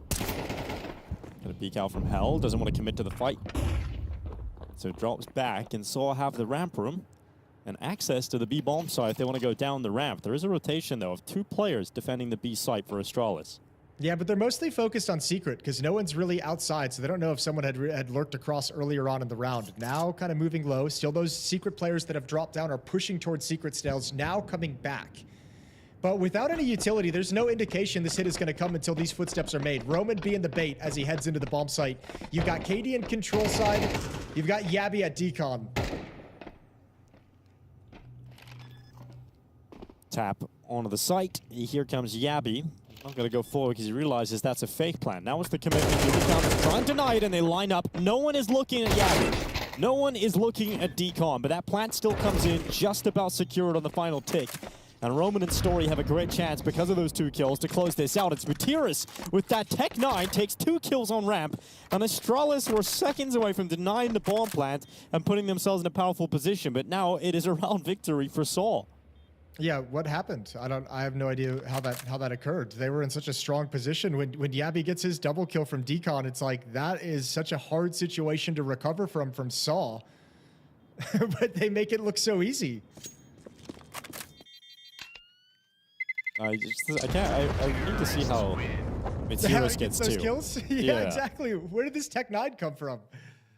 I guess he just might have got like a good timing as he pushed ramp. Like he could have just pushed on the ramp side where they're looking the wrong way. This is look how close he is. Oh, so close to denying the bomb plant. That would have thrown everything away. But I'm surprised he committed after that, to be honest with you. They just didn't check him, and then they lost. That Device loses the fight. All right, well. That's one way for it to go down. I'm surprised Yabi, after that double kill, didn't just back up into decon, into safety, and let somebody else play. But I mean, yeah, those kills, you get Cadian jumping out control side window. You get Device just kind of, or Mutiris, I should say, pouncing at the right moment. Stair not clearing his corners. That's a brutal way to lose a round that you had control of. And Astralis are sitting here looking at the scoreboard like, this should be 5-2. We should have tons of money. We should be fine. And now we're scraping together whatever we can to continue fighting. You think there's a small world in which Yabi thought he denied the bomb plant, and that's why he's just swinging? He's like, they haven't planted. But So close to it, just unfortunate he couldn't stop the planting. We saw that's a miracle round for them to pull out Meteorus in the Tech 9, loving the fact he got those 2 kills that cancelled any retake attempt. And Saw looking to tie up the scoreline here as Astralis only have 1 rifle, everybody else on pistols.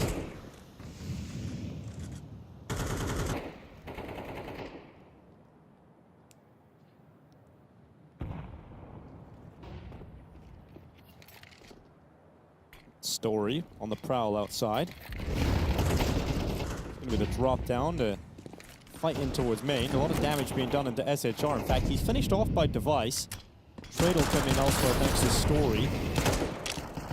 And a 4v4 established with Agil biting back onto Device. So should still be good here for Saw.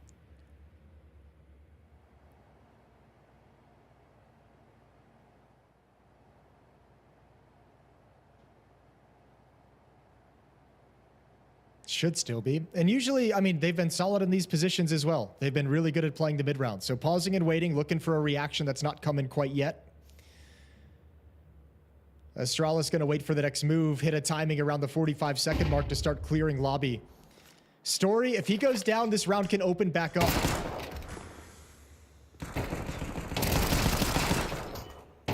Nice kills from Yabby. Oh. One more would be a thing of beauty, but that's a lot to ask for. Meanwhile, here's Stare flanking behind, and the 5-7's doing work. Round is turned on its head because why the hell not? I guess Bomb in control of Mutirus, and he drops down vents. That's why we always have to say should be, Jason, because there's always a way in Counter-Strike with these pistols to get involved in the action. Now the double dive down the vent. Mutirus is going to hear those steps. He's going to start planting, commit to it, and now a 1v2 to try and close out with the AK-47. He's going for the inspect, it's bold, and it's stylish, and he's got one, but couldn't stop Cadian from swinging on it. And Astralis with 1 rifle and 4 pistols come back and win it. Oh man, again, they get punished by the exact same thing Astralis lost to in the previous round, which is not clearing your corners, which is losing that detail. Stare and Mini able to get a double with the 5-7 is wild.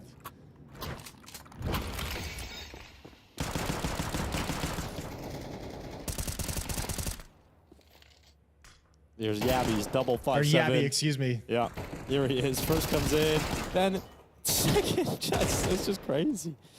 Okay, very scrappy game of Counter-Strike so far, Jason, between Astralis and Saw. Yeah, it really is. Putting it in a weird place, though, but I mean, Astralis going to be happy they rebound immediately with that force buy. So their money is saved. A buy up from Saw, but again, utility has been an issue on this T side. They've had some solid buys in terms of weaponry, but utility sometimes been a problem. They've made the most of it so far, but how long can that last? This time bringing forces to bear outside. All 5 players going to be heading along the red box behind this wall. A lot of damage done. Materials finished off. Down still around here outside, but left looking a little red in the face because he's caught looking in so many different positions and then just too much to handle for Down. So he's gone. And we've got a 4v4 thanks to that. Yabby's been getting fed in towards main. There's another free kill for him as Roman walks right into his crosshair.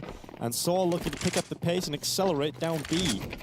Yeah, they're going to hear these footsteps, and you already have one player, Cadian, coming over from ramp room with the AK-47. He's got to live, so takes a little shot on the cross, but doesn't commit to anything. Now he's got to back off in case they aggress his position. Meanwhile, the rest of the 3 Astralis players have not rotated yet. They don't have control of vents, so it's going to be a long rotation, and they've only got the 1 kit on Stare. So a tense situation for Astralis lining up for a 4-on-3 retake.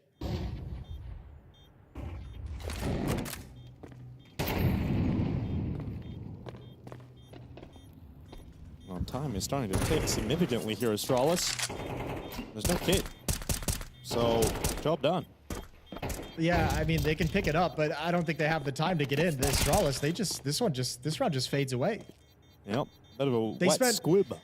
Well, because they couldn't get down vents, they had to rotate. A vent player had to wait for them players to get in position so that he can go down while they're taking the tension away. That's over half the bomb just ticked off. So, I mean, that's a pretty, I don't know, wet noodle of a way to end the round. Yeah, sloppy noodle, Jason. Not good at all. But this is Down outside. Once he gets the initial kill, he can't run anywhere. So he's stuck, gets traded. Yabby gets the follow-up kill for Astralis. You start to think it's looking pretty good. The retake setup looks okay. But they never, like, I mean, the situation for the retake was looking okay, but it felt like they never actually pulled the trigger to go for the retake. It just kind of faded out. Back to fast-paced upper, and they're gonna dive down vent immediately. One player's made it down the tag aisle, and over towards ramp room, it looks like SHR wants to bring the team, but Stout's gonna come through, clears the smoke, and finds the kill. Yeah, great kill from Stown. Just some aggression that SHR was not ready for. Do they have this information? Do they? Surely they do. Yeah, well, they're coming down to have a look. And they're going to see that big old door open up. So they're going to check for him. Are you going to clear dark, though? Yes. Eventually. Yes. Oh, no. Oh, no. Finally, they get the trade kill. Cadian able to get back on Akil. At least it was 2 of them, Jason. Confirms the kill and keeps Astralis ahead by 1 player. And the only thing that that Saul can really do is likely to head down to this lower bomb site. Good kill from Story. That's Device who's been found, but they're going to hear the sound cues of his reposition outside. And still Saw is waiting patiently. Cadian is going to have to just kind of tuck behind this silo and spend the whole round waiting for the attack that he feels is coming. 40 seconds left on the clock.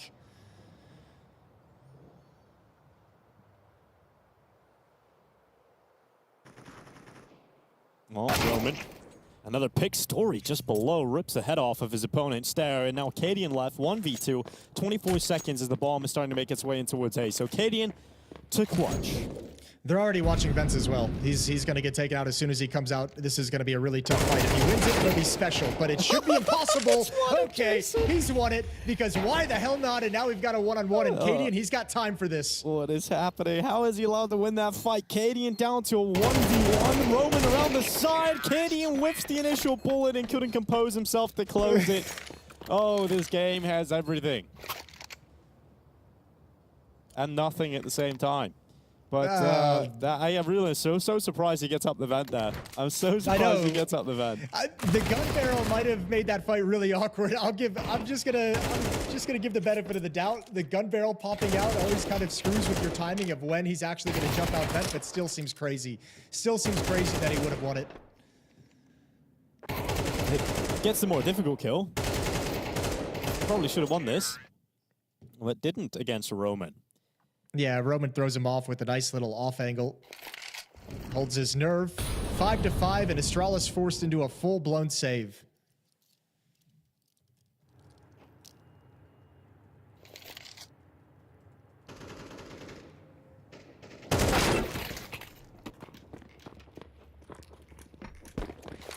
All right, now he's just got one on the USB. Is it going to happen, Jason? No, it's not. It's not. It's going to be 6-5 in the favor of Saw. Bomb plant in. And if they could save this AK-47, they might actually need it. Money's going to be a little bit tight into the next round, but Saw's looking pretty ruthless in terms of denying that. Mutira's kind of trapped in aggression, and it doesn't matter. It's the fight he was looking for anyways. So 6-5. And we'll see what Astralis can scrape together for the final round. Stare's a little bit busted on Money, so is Stown. But losing bonus should help them out in a big way. Stown wants the AK, but, you know, so are going to be aware of that. And they're going to make sure that AK doesn't get saved over. Stown gets on the roof. Should be able to snatch one here at the end. Nice shot. And boom! Over the fence, 10 points. Nicely done. Judges love it. The fans are on their feet. And that is the best performance so far. Yep, that is the gold medal winner right there. Stown over the top, but fist bumps coming in. And that beautiful mustached man, Golden, as we were getting ready to go into the last round of this first half.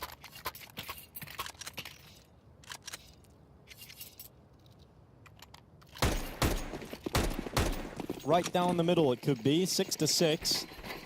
Astralis have a bye going into the last round of this half, but it's been a very scrappy game of Counter-Strike. I think it's fair to say.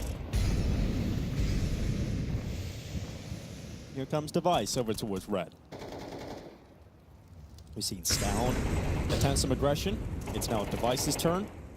And he is going to apply that pressure around into the back lines, and he will, in fact, collect Mutiris and get away.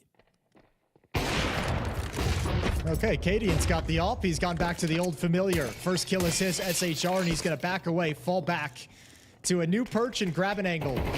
And they have to chase down to him. This is the only option left for Saul. And all of Astralis is here, and this will be a retake. 5-on-3 at the moment, so they can be patient behind these smokes. Minute left on the clock. No plant coming in yet because they can be rather patient about it. So the plant is now through. Akil confirming it. And Device not peeking. Now, we have seen a number of fluffed retakes from Astralis. This cannot afford to be one. It's a 5 versus 3 in their favor. Canadian patience. Oh, it nearly pays off. But he doesn't get his crosshair in the right position. Fortunately for Cadian, though, Device and Yabby looking to close this out together. And just too many players, too many positions for Story to worry about. And Astralis coming to tie up the scoreline at the half. But you know what? I'll say this. For all the deficiencies that I thought there'd be in the side of SAW because of all this roster upheaval, the changes that seem to be coming with Roman and SHR leaving the team, or the report that they'll be leaving the team, they played a much better game. And they were able to force Astralis to stub their toe just enough times with just enough silly, devastating losses to give themselves a very good T-half. You combine that with the pistol, this is great for SAW. Much better than I expected coming into this, tied up at 6 as we switch sides. Yeah, I mean, Nuke has always been a map that they've been pretty proficient on, but yeah, really impressive T-side, a lot of cool rounds from them. And being able to stay in it, even when Astralis could break their money, they were winning these force buys, they were winning these scenarios with weaker weapons that kept them competitive throughout that entire first half showing. And 6 rounds is certainly going to be enough to feel comfortable going into the second half here, especially if you can win a pistol round.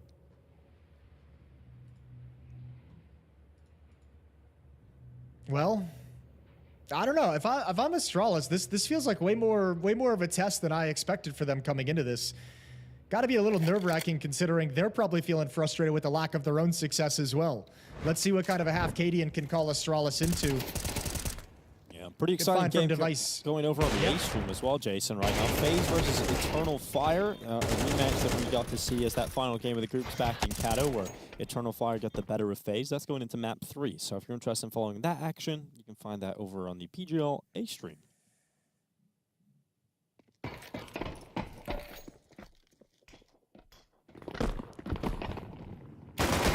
It's SHR. Second half gets kicked off. The Jewel Berettas firing down into the ramp room. Story makes a quick rotation in towards Hell, but Stown doing good work here for Astralis, able to keep them flowing. Agile still quick rotation to Hell. Gets information spotting Astralis, not committing down into B.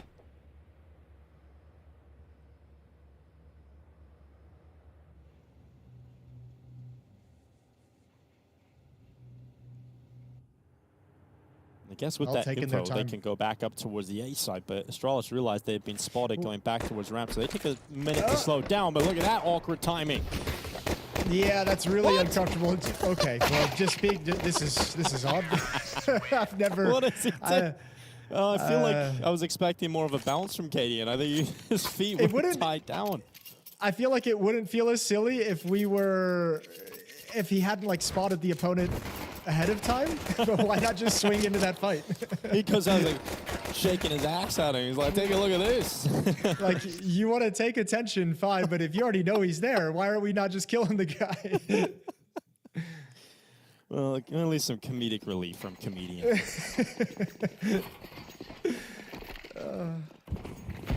Also, the idea that we're in his POV makes that feel like a little extra stupid, doesn't it? Yeah, I guess if we've seen that from another perspective. From the CT POV, it's like, all right, he's just trying to throw off the aim. But from his POV, it's like, what the hell? Yeah, comedian delivering again. And here's SAW, 5-7s and a deagle. So we did see them have a number of rounds with pistols like this in the first half that made Astralis sweat.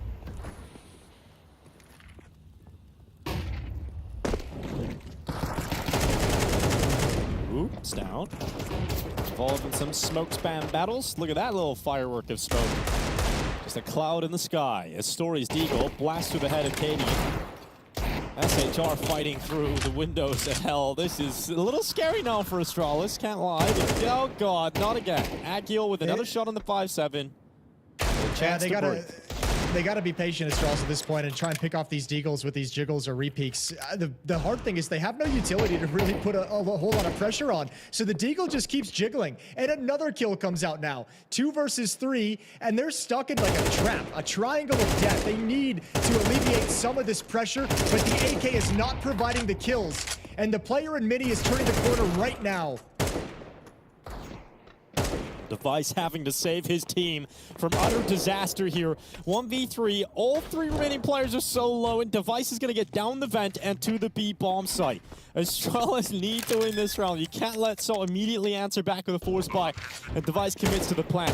They're running down the ramp, 2 sides. Utility going in towards Device. It's a smoke to pit him back in the corner, and now he can't see them, and a deagle shot lands. Oh no, Astralis, they lose to the pistols, and Saul can't quite believe they picked it up. Yeah, they just get so contained outside by pistols at range. They could not find the kills. It's just the constant jiggle peaks of the Deagle. Oh, man.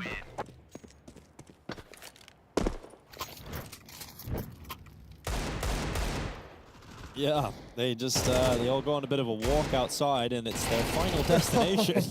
Just some bangers being landed, to be fair. Yeah, I know. I was going to say some of these kills are a little outrageous as well. So it doesn't like, I mean, some credit over to Saul for some spectacular shots, but Astralis really walked themselves right into a trap. Well, everything is primed for this to be an upset from a team that feels underwhelming in the Saul side of things just due to the news that's been coming out. Yeah, but like you said, there can be that sort of dead team buff. So when the game gets scrappy, Saul loving it. Oh, SHR with 3. Should be an easy cleanup from here for these last two. Cadian's going to extend this a little bit, trying to go for an extra kill on a lobby push, but Roman's playing it smart. 8-7 in the favor of Saul, but Astralis did fully save in this round, so next round is a complete buy, AK-47s and utility.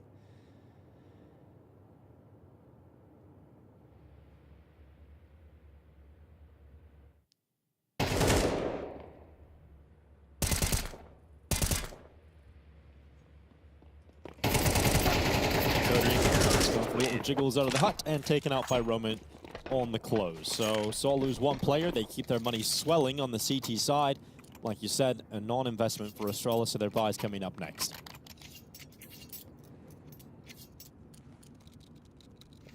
Good chance for Saul to avoid the problems that Astralis had in their first half. If they can build the money on the CT side here. Well, let's see how clean this round can be. Let's see what Astralis can do and if they can do any damage and keep that money a little bit low. But yeah, you're right. Saul have a great chance to balloon this early on and build up a good advantage in terms of the economy. Smoke wall set up outside to allow Stare across with speed. Yabby looking for this push and still loses it. Good damage done, but 5-on-4 advantage to Saul.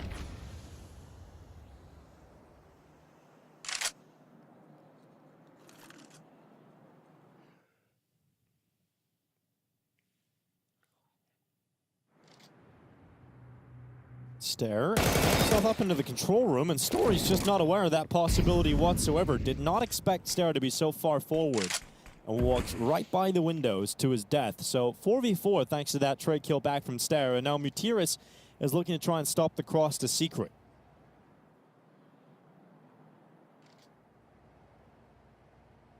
He should be able to get away with this. Mutiris on the first, and damage to the second, finished off by Roman. 3v2 in favor of Saul's defensive. Oh my god, the timing is impeccable for Stare to come up the vent. They just look away and combines the device as he comes through main. So both of those kills swept under the rug, and Astralis should close this to tie up the scoreline 8 apiece. I don't even think SHR should go for this. Normally a 1v2 at this situation with this early in the bomb, I'd say, yeah, challenge for it. Maybe you get this kill, but with 8 HP, even if you get 1. What are the chances you can find the next good kill from SHR? 1v1 now, but Device knows his position, and 1 bullet will do it. Oh my god. SHR slipped through. Will he be able to be at? Oh my god, timing. Oh, he's got, it looked dead on. It looked dead on, but Device able to get the kill in the 1v1 to save Astralis, but that comes way too close, and really, it did look like he had won it. SHR looked like he was about to grab that. I think he was still moving just a little bit. I think he was still moving. Saw the barrel, almost had the time for the reaction. What a win from Astralis. They're going to get away with one here. Good round from Stare. As you mentioned, his climb up the vent is pure timing. That's got to be so frustrating when you watch this back. Oh, yeah, it was so close. And Device just goes into the wall. Yeah, it shakes it off. Yeah. Okay, and he's right back to firing. So Story to go down. Astralis have tied up the scoreline, and they come into the following round 1 player up immediately. Oh, and there's that push. A lot of risk being taken. Yabby not caught off by it this time. Finds SHR, and Astralis in the driver's seat from now. Op is covering the crossover towards Secret. And with this much time on the clock, Astralis going to pump the brakes, look for the reaction before choosing where to go next. Device looking for this push from Roman.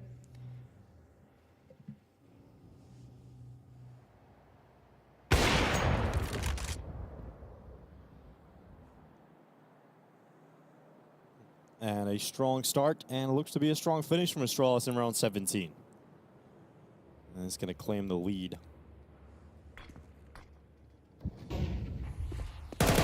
Stare to go into main fight. Cirrus drops, and the second in for Stare is lovely. And yeah, Rug is more happy with that kind of round from Astralis.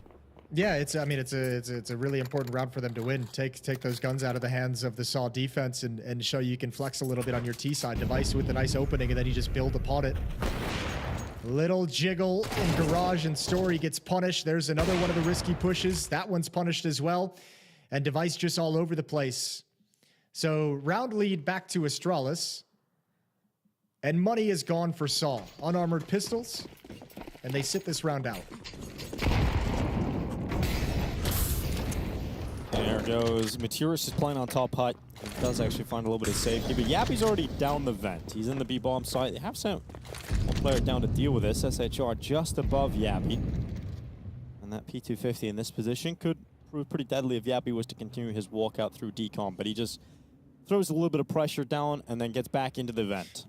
Yeah, I mean, he tries to pressure it, but that's going to be a call like, hey, there's actually nobody here. What scares me about this one, Cadian, don't go a little bit too early. Don't go solo over and hut. Looking out, just clearing the rafters a little bit, set things up for later. Shadow shows, good kill from Yabby. So now that's some true pressure finally applied to that lower bomb site, and Astralis is going to wait and see if there's a push anywhere else.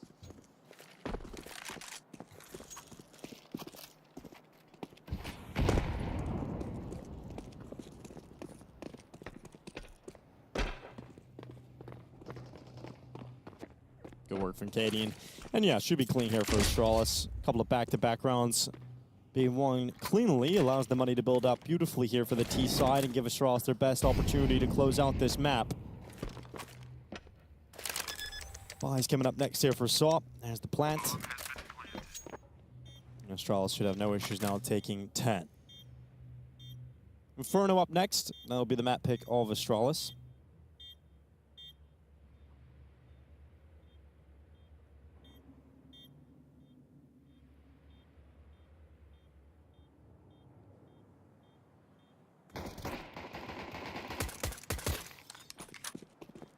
I think Saw has to be one of the most confusing storylines of the last year.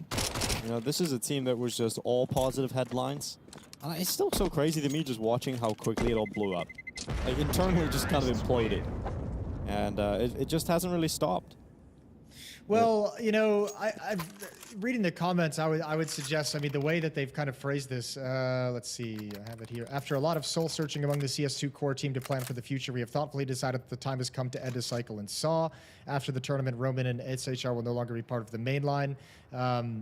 This marks the end of a cycle. And so when I read that, it feels like kind of to what you were talking about earlier of the difficulty of kind of building a Portuguese-only team and always looking within your country and your region to pick up new players. This reads to me like this team is going to go international after these players leave, especially with the addition of Golden as a coach. That's just the sense I get with no inside information. I don't know if they're going to be able to pull it off. I don't even know if that's actually the direction they're headed. That's just what it feels like to me reading the release. Yeah, and it probably is the best choice if you want to be competitive again quickly, right? This feels like it would be but also extremely long term. Yeah, but remember the host of issues that introduces as well, right? Language barrier. We know teams who have switched in international lineups have had problems with the language barrier. How much of that is there actually going to be? I don't know how much the players who are staying all speak English. So it'll be curious to see which route they take from here. Ult off to the back of Red. Maturus murdered by Stern. Here goes Roman, his turn through the smoke. It's going to be Cadian waiting on the other side of the smoke, and Cadian's going to handle that quite easily. What has happened? Astralis suddenly looked quite comfortable. Oh, remember what I brought up at the beginning of this when we saw in the first half, Yabby get taken down at Squeak Door by someone walking through the smoke with a P250. We've now seen, just now, Roman making that kind of a play through a smoke in Squeak Door. From the CT side, we've seen 2 ramp pushes that ended up walking through a smoke as well. One successful, one not. So, I mean, I think at some point, Astralis is just saying, look, these guys are being a little crazy. These guys are trying to like do some sneaky advantages. These guys are trying to make plays that are going to confuse us. So just be ready for everything. And now, later on in this half, they do feel like they're ready for everything.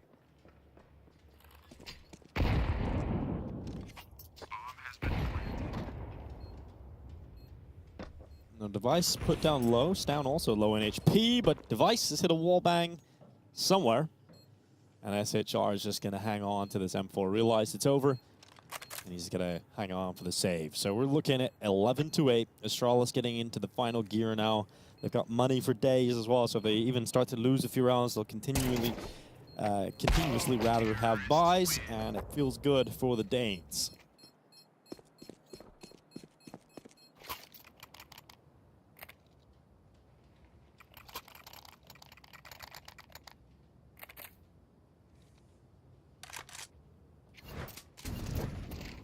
Especially because there's not a whole lot of money in the next round for Saw, right? So you'd probably expect a half buy, get one last good buy. Astralis will get to 12 off the back of that.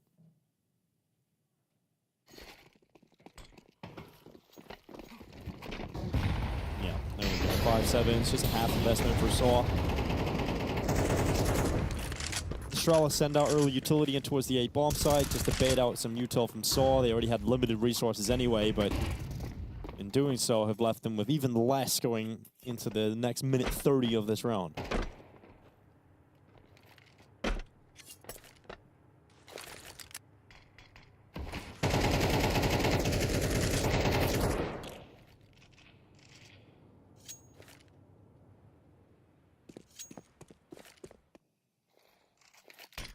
Setting up a little pistol boost on the boxes in ramp room. And unfortunately for Saw, it does not look like Astralis have many intentions of sending players there at the moment.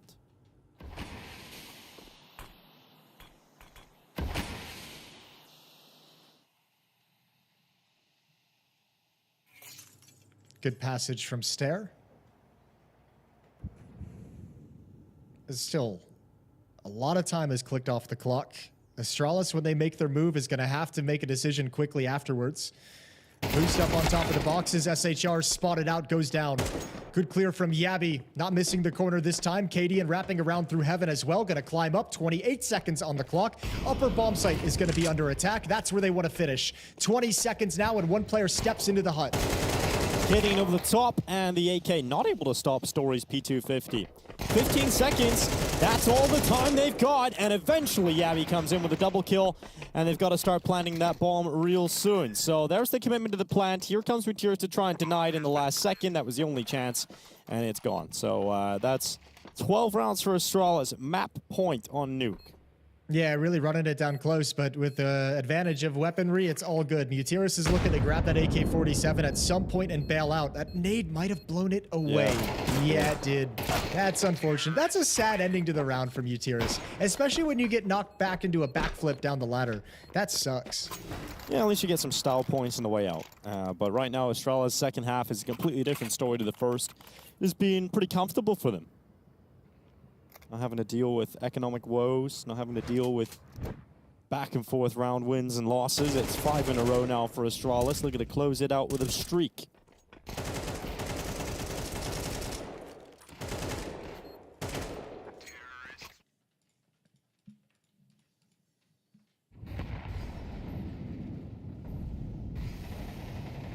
This is the last buy here for Saw. Last good go of it. Astralis pretty quick in terms of sending Kading over the top of main. He gets traded out as he just swings around the corner right into the AWP. Oh, ooh. Hello, Device. Yeah, and he's been aggressive this whole half over in Radio Room. Usually Yabby's been there watching for it, but this time Device is just a freebie. Oh my god, oh my god. Oh, they're all lining up! No way! SHR gets all 3 of them. And that is what you call trigger discipline. Well, it's nice and easy when the op turns the corner and you're just like, he ain't ever turning around. He's going to be posted up this whole time. Good job from SHR. That aggression has been a bit of a double-edged sword. He's gotten the positive end of it twice now, and this one's a thing of beauty. Device can't react in time, and it's an easy cleanup. 12-9. Astralis still 3 more chances, and still plenty of money built up behind them.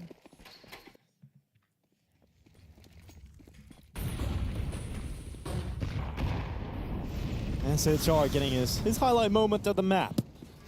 Let's see if it spurs Saw on to get anything else. Like I said, Astralis have so much money, so you know the buy just comes back and it's strong, and it will be for the next 2 rounds here. They shouldn't have to save for the rest of the map, even if they're to lose these rounds. Yes, at least for regulation, yeah. So we've got Stare in secret already. Yeah, he's just chilling, looking for a push. Not coming just yet. Device gonna hold for a mini jiggle. That's not coming either. So Astralis playing these past few rounds slow. Miss Smoke lands way on top of the roof. What? I feel like this is the second time we've seen that. No. Oh, there's a lot of miss smokes at the moment. Story, great shot. They would have liked if it landed. Yeah, would have loved that. Device dead. I'm assuming that's supposed to be for single box to allow him to cross back. Oh, a little awkward for Materis. Does not want to re-peek out into the open there. So Stown is going to make the most of this and just start climbing up. Yeah, they're in trouble. They got 3 players in hell underneath the heaven ladder. That's not ideal. So now you kind of got to call a warning out to your upper defenders. But interesting situation for Stown. Good kill from Yabby. Good second follow-up on the push. And that's the pressure of losing outside. Good move from Utiris. But the lower bomb site is going to be the finishing play of Astralis. Yeah, at least they got information from that death of Stown. But yeah, they're going to move into the final 20 seconds here into the lower bomb site. SHR now arriving. The player that won the previous round with backs turned towards him nearly gets a multi-kill again. And that's exactly what he'll do with the USP. Stare to go down and round done. How do they not trade that kill? I don't know, Jason. How did he not die that whole time? I guess he just had enough cover, and the timing favored him on the first fight. But yeah, that's a little worrying for Astralis. Like you said, they've still got enough money to keep buying right to the bitter end. But you know, you got to take one of these chances. Yeah, I mean, a round like that just falls flat. I mean, you're punished by your own mistakes. Smoke doesn't land, so Device goes down. Yabby gives you the winning move with a double kill at upper. It opens up the lower bomb site, but that needs to get traded. Cadia needs to have that kill, and then all of a sudden you've got the bomb planted and you have the lower bomb site secured.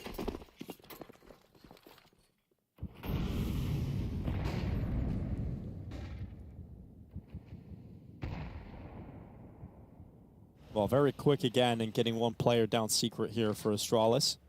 For both sides, you already have SHR down there. They're going to clash right here at the stairs. Oh, Stare himself looking the wrong way. SHR, over the last 3 rounds, he's kind of had favorable engagements where they're not looking the right way. And SHR is making the most of those situations. Yeah, he's doing a lovely job. He's having great impact for Saw down the stretch. Lower bomb site we go. Astralis showed they want to challenge hell. Forced back. So all 4 players going to come at SHR, and this time they will be looking in his direction. Or will they? Cadian does run backwards here. let's wait and see. SHR, he gets smoked out. Ooh, will that actually help him? Oh, could this help him? Oh my god, it's going to help him. They line up, and he only gets 1 out of it this time. But that 1 might be enough, as it's the 3v4 Astralis have to turn back. A missed shot from Story might be enough space for Astralis to get involved in a round victory and try and close out the map here and now. Roman swings open Decon. Good damage on the Device, going to send the grenade in, and that's enough to sink him. And so Yabby steps up instead off the top of the cylinder. And Roman to go down 2v3 to close the map here. Now just down 1v3 total. Now just 2 remaining members of Soled battling on Nuke. And Stown, it's getting hot. It's getting heavy. And the grenade is landed on him, and it's not over yet. It is not the end of the story on Nuke. 11 rounds picked up for Saw, and we might just get overtime in the game that keeps on giving.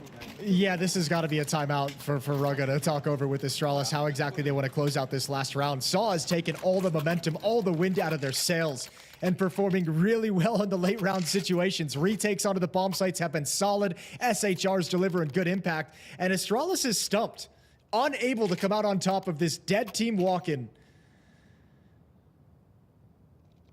Cadian's the vocal one during the pause in the action, calling out his final commands of regulation.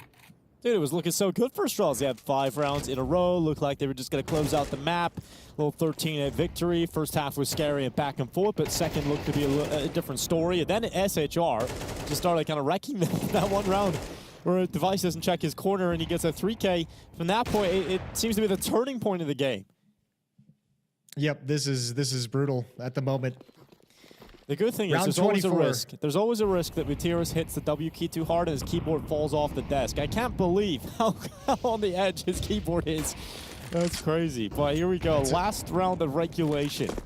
It's all by design, Dinko. Yeah. It's all by design. Okay, there's that nade is very high. He's chucked that way up into the sky. Boom, fireworks display. That's what we like. Yeah. Exciting. You got to lean over the grenade when you kick it, and that way it'll go where you're headed. SHR tucked into the corner. Stare going to be the first one at contact. Stown will need to trade, but this time SHR shut down with no impact. And he's been the big man on campus for Saw. Also the ramp player. So Yabby's like, cool, I'll happily start getting aggressive towards this part of the map. And has the timeout proved effective enough for Astralis to finally compose themselves and get this final round victory? Well, I have to imagine when Astralis get into ramp room, they have secret control, they have vent controls, and they're pretty soon to have ramp control because they've taken SHR. I imagine you start waltzing into the bomb site because you eventually realize we've killed their defenders who are usually here. But still a little bit nervous to make the play. Another kill for Astralis. Cadian, he wins a fight that looked like it was definitely going to go the way of Agiel on that peak, but 2v5 now for Saw, and a valiant attempt to try and get it back into overtime, but not looking too likely now. Astralis start flooding into the B bomb site. They populate every important area, and a retake looks too far-fetched to even consider a possible reality. Oh, So it's the worst kind of comeback, Dinko. It's the comeback all the way to the edge. Yeah, it's the one that just falls apart at the last second. Shadow shows, but you ain't getting 2 here if you meet Virtus, not even 1. Yeah, and the Roman Empire falls. Finally, the map is closed. This is Astralis to come out with a 13-11 win. I don't think it's a win that they're going to be able to celebrate or feel too good about, but just the fact that they got the W on the opening map, at least that's a positive for Astralis as they look to try and get their win here at PGL Cluj-Napoca. Yeah, that's, I mean, look, I don't want to say it's a nice win. It's a nice win in that you got the win, but it wasn't clean by any means. Game was very, very sketchy, very brawly, a lot of mistakes back and forth. But still, you know, you're going to have to win games like that from time to time. And at the moment, Astralis comes out on top, although I don't think it's going to be a feel-good victory for them in this map. That's a sigh of relief kind of a victory. Definitely not. And I think we're going to look into Inferno. Hopefully we'll see a better Astralis than what we got to see here. I think that first half was made very uncomfortable by Saw's ability to constantly make something happen with pistols, right? Even when the lower buys, Astralis never really broke their opponent's money in the first half, and that just allowed Saw to stay competitive throughout it. Astralis got a streak of rounds, 5 in a row in that second half, where things are looking good, look like they're about to close things out. And then SHR has a spur-of-the-moment play, and he gets a 3K, and that seemed like a turning point, but right down to the final round of regulation, and like you said, Jason, it's the worst kind of comeback. It's the fake comeback. You know, you get right to the final round and you let it slip at the end. But Astralis, job done on the opening map, and now they can look towards Inferno to try and secure a 2-0. Yeah, I mean, their map pick is going to be coming up next, so yeah, they have to be happy about that one. But I think based off everything we've seen, I don't think that's kind of a guaranteed win in any sense. It's clear Saw can fight back and still playing some good CS and still making some good decisions despite all the upheaval within the roster and the changes that are going to be coming after the event is over. So yeah, Astralis, be pleased for the moment, but next map's going to be just as scrappy and just as tough, you have to imagine. Yes, I would definitely imagine that based on what we've just watched in this first map. Both teams making a lot of mistakes, a lot of missed smokes, missed utility. You know, I just think it's a very scrappy game of Counter-Strike from these individuals. Like, there's Astralis coming into ramp room, not checking the corner. SHR punishes that quite easily and to devastating effect. So, yeah, I'd imagine if we see a similar amount of mistakes from both teams, Jason, we're in for a long one again on map 2. Yeah, very well could be. But, I mean, look, there's some fun moments in that kind of scrappy Counter-Strike as well. Both teams had to win multitude of force buys throughout this map as well. Some low buys with 5-7s, won by both teams. Tech9's, you know, doing some work as well. So, yeah, got a little bit weird, but give credit over to Yabby. Another great map out of him. Stare gets his 20 kills. But, man, the 25 on Yabby with some huge impact kills when they needed it most, that's a very impressive map.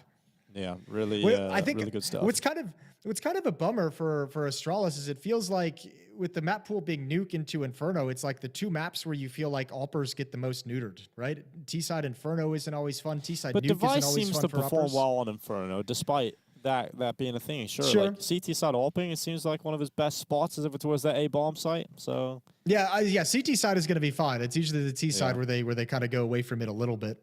Yeah, well, that's coming up soon. Well, the standout player presented by 1xBet.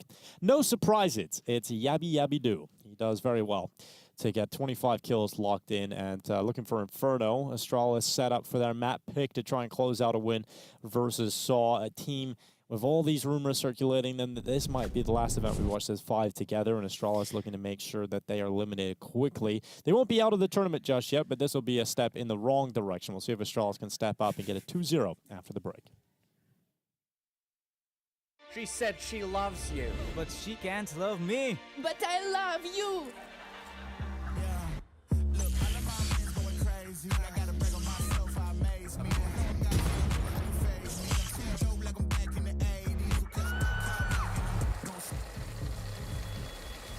I won't play window anymore. What's going on? Play your role.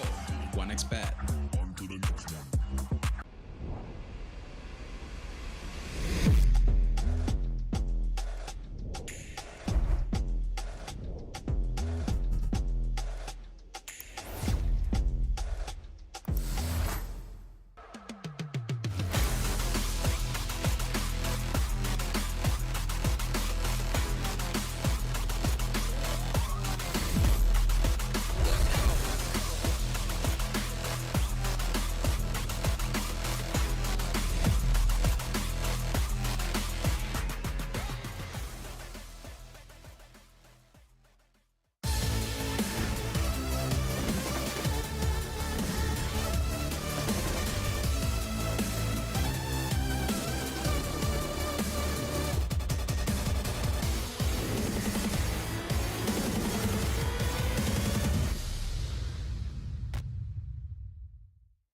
Saw are battling against it all as they try to rebuild and find success once again.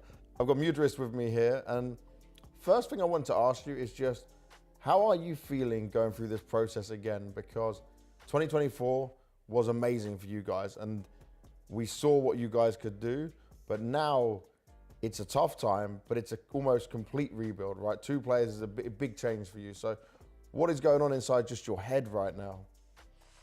I mean, it's a rough moment because when you are low and you know that you need to do this process, you kind of accept the moment.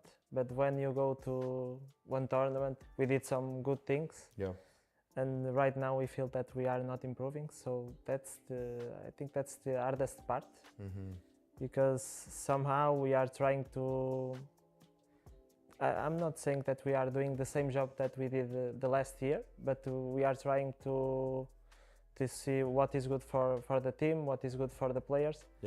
And it's hard to solve some problems. So right now I think that as a team we are not even close to our potential or the level that we want. But yeah, that's our reality. So as a professional, then we need to accept that and work every day and believe that we can do better. But yeah, right now I can't lie, and it's very hard. And obviously with your coach, you have Golden now. Again, you've opted for a non-Portuguese coach in here to bring this different level of experience in. How has your working relationship with him been so far?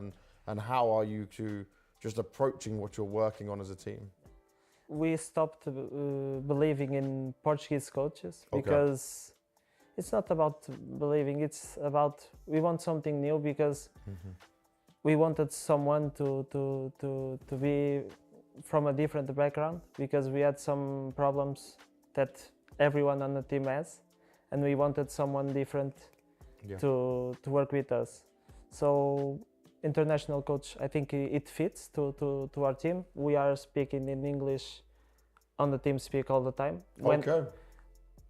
Less when we are playing, we just speak Portuguese. That's when makes more sense. Yeah. So yeah, I think that right now it's not about the coach.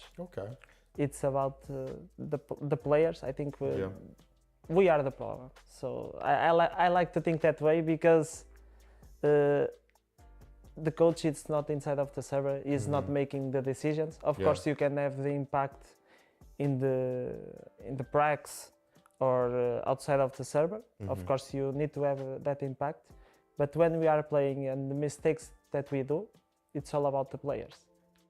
When you say, right, it's all about the players, do you agree with like the vision that you and Golden and the players are agreeing on though? Like, you see that this is the right way to go for the future of Saul? Not in terms of him being a coach, but in how you want to play the game. I mean, for me, it's really hard to answer that, because what I feel right now is that maybe we can have a good approach, but that approach, it's not working sometimes. And I don't know if what we are doing, it's right. Yeah. Or if I'm wrong, and yeah, it's so hard. But I've been through that with the past team. Yeah. At the beginning, we had a lot of doubts, and for example, there was a big change when Barry came and added all this stuff before, right? Yeah, but I'm talking previous that. Okay. When we signed, for example, Rosdos, Jerks and stuff like that, of course, we feel that we had a lot of margin to improve, and we feel that we were the right team. But I remember that I was out of the team for 2 weeks, because I was, it's not a burnout, but it was more to, I'm gonna say like this, it was more to protect the players. I felt that we had so many pressure on that time, and I didn't know how to solve that problem. So what I felt on that moment, it was, okay, I need to go out of this team for 2 or 3 weeks, and I need to rethink what we can do best. And after that, things started clicking again. You had this time away to think and to yeah. So I've been in the same situations before, and I know that sometimes it's really hard. Right now, I feel the same that I felt 2 years ago. It's like, I don't know how to solve some problems. Yep. I don't know if we are doing the best things. So it's a lot of thoughts in our heads. And I don't know if it's my problem, or if it's this player problem, or if as a team right now we are not clicking. If the players are fitted, I don't know. It's really hard to answer. Well, hopefully you can get those answers very soon. It seems like you solved it in the past, so you should definitely be able to do it again. Keep the positive attitude, keep trying, and good luck with the rest of the tournament, man. Thank you for the insight. Thank you so much.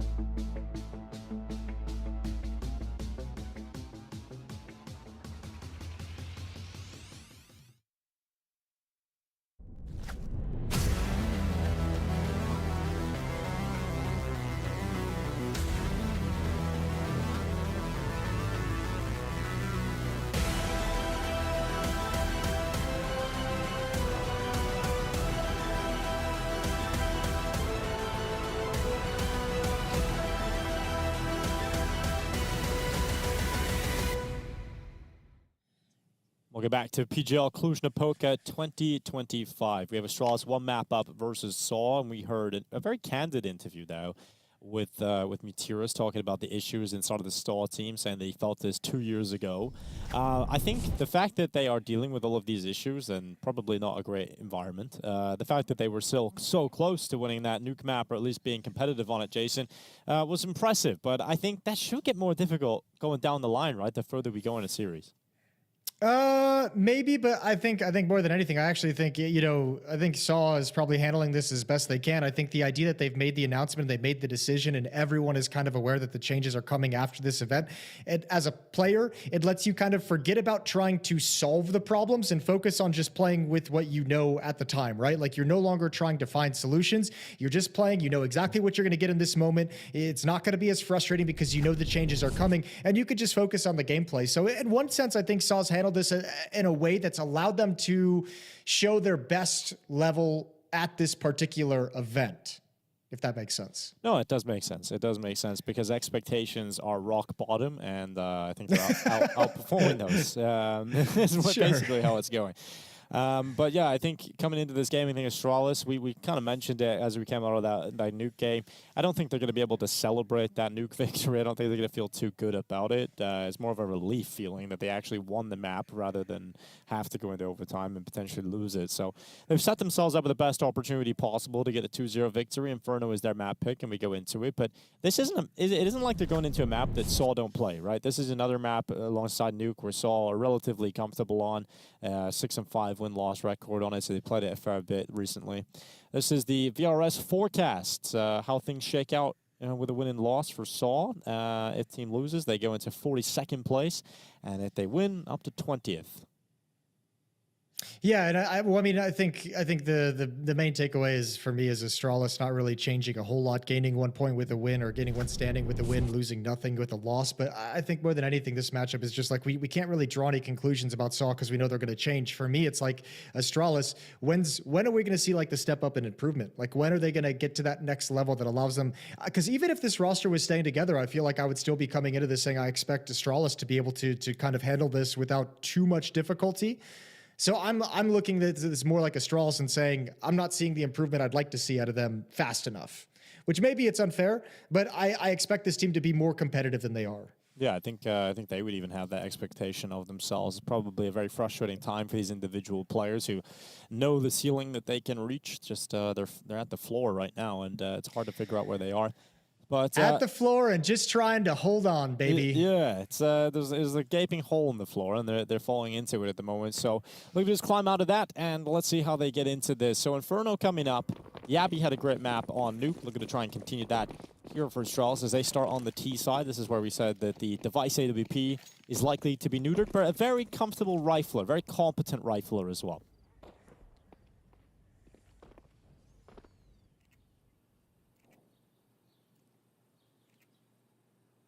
A lot of util here for the CT side. Same could be said for Astralis. 2 HE grenades, smoke, flash, molly. A lot of utility about to go down in this B bomb site. Ooh, double nade. Nicely done. Good opening pick. Good use of the utility and trading off the dualies, and that's the bomb site taken. And you ain't going to retake this bomb site on a pistol round into 3v4. You better get a gift real quick. Otherwise, Astralis is going to take the pistol. Yeah, I would normally agree with you, Jason, but after the first map, anything's possible. there's nothing locked in. Yeah, anything is possible. Astralis not giving any opportunities right now, though. But I really love that double nade setup. That was a cool pistol. Just blast away that common CT position with 2 grenades. And they're going to give it a fair shake, but... Oh, God. Okay, Yabby with 1 kill at the back of New Box. He just needs to stay alive. No. They've somehow lost it, Jason. Yep, I said it. You gotta believe there's always a chance. And they come back in. The time is close. The time is very close. And oh, my God, 0.3 seconds left. And the retake is successful. Astralis let it go. All right, well... I'm going to buckle in now. Dude, that's the kind of game we're getting. This goddamn caster curse. You need to realize the power that you possess with it, Jason. You always use it a little bit too wildly. It doesn't make any sense. It doesn't make any sense. I mean, beautiful shooting from Saw down the stretch. They hit some absolutely banger immediate headshots in that retake, but still, it shouldn't be possible. You see Materis doesn't even believe it. He's just like, okay. No, but like, this is why, like, you posed the question when this started, like, if you look at this Astralis team with the name on it and the experience of the games we've seen them play over the years and the level we've seen them play at, but like at some point the results aren't there, even with like the big individual names, even with the names that we know can be so good. Something's just not clicking in these scenarios, and that's a brutal way to lose a round. Yeah, but, you know, they at least have a force buy. They can make out for it. They can bounce back straight away here. And it's a good opening kill. It's down to collecting.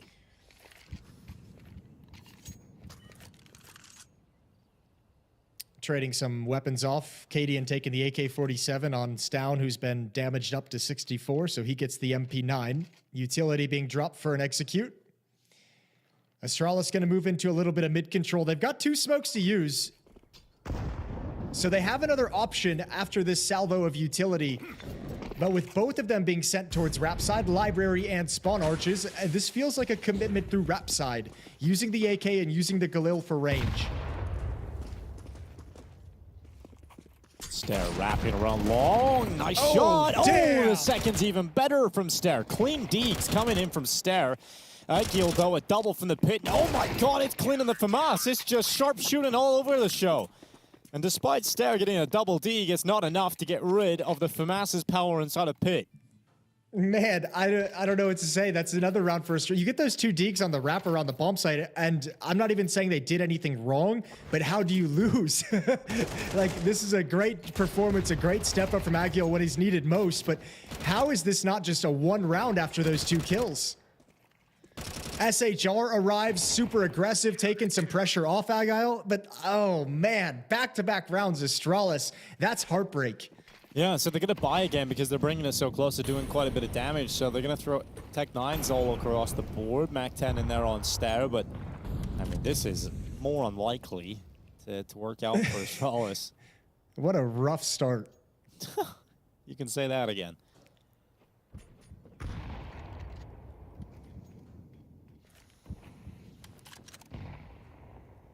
Well, I think we're getting the early signs. It's going to be similar to Nuke. Yeah, and they've got forces up in Halls. I thought this might be a Halls pop on some kind of a timing. Plenty of utility to spend, and they can play a slower round with the amount of nades that they have. Left mid going to be blocked off from Boiler. Flashbang is out. Story's aggressively in front of it, and through the smoke he comes. Pushes all the way down middle. He thought it was a heavier commitment. Caught off by Device. Agile goes down inside the bomb site, and surely now, Dinko. Surely now, this is an unlosable situation. What did I tell you, Jason? Be careful. I'm going to test it one more time. This is going to be the caster curse match. I'm going to caster curse everything. I think you're good now. I think you're fine. Yeah, this one's okay. So, Saul going to save. Stown running up Banana, looking to try and take away another player, take away another weapon. Maybe he can even save it. Tough, given the fact there's 2 players and now being spotted. But Astralis eventually break through to their first round victory. And they want the guns as well. They want the hunt. Good Molotov at this stage of the round. Nobody can hide triple boxes. Nobody's there at the moment, so it's not going to hurt anyone. Molotov from the CT side trying to keep back this hunt. Stown wants the fight. Can't connect the shots, but does good damage, and I think that's just going to call it even. Stalemate decided upon. Keep the M4 for the next round, and Astralis is content with the victory.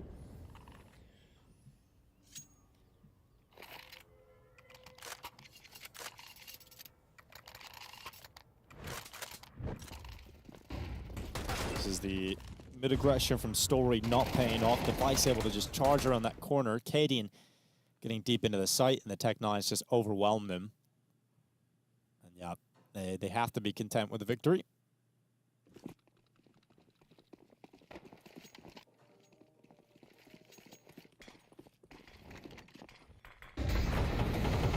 Util going up towards top Banana. SHR on the charge. He's got Banana control here with an AK.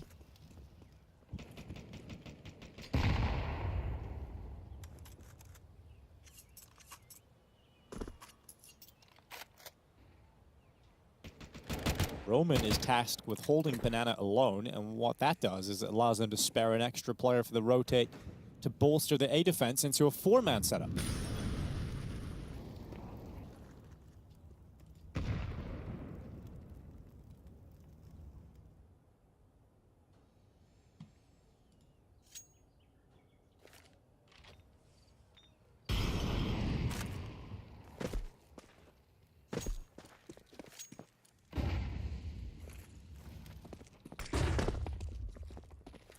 Well, up Banana we go for Astralis.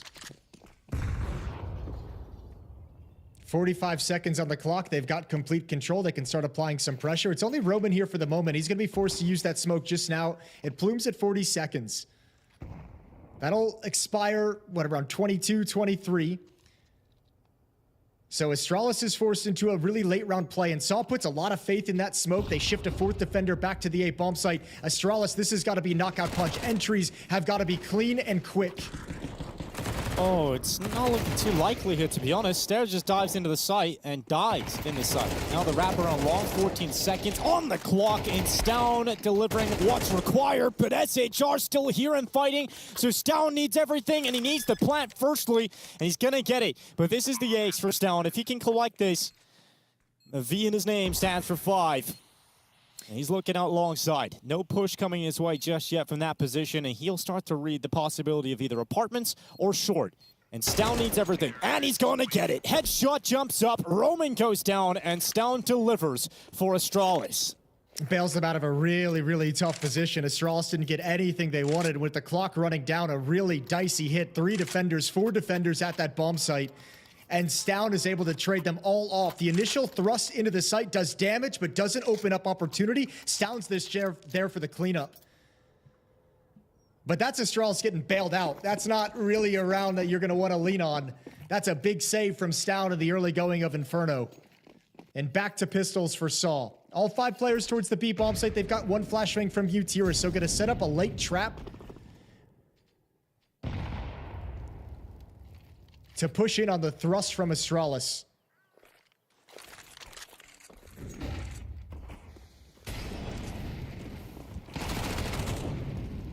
Petty coming through with the Mac 10. First kill is on SHR. USP stack gets 1 pick, but now Astralis knows what's up. Surely there's nothing else.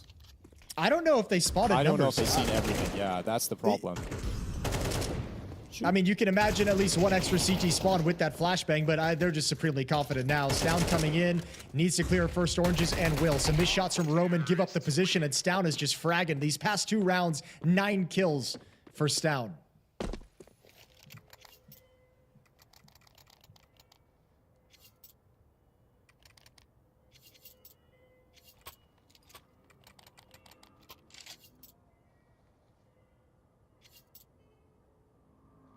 Used to always enjoy watching Stown's Face It demos, like when he was pugging on Inferno in particular. I feel like he has a pretty good understanding of the T side, and we saw, especially towards the A bomb side. I always enjoy watching him sort of find good timings in and around the top mid smokes and getting out long.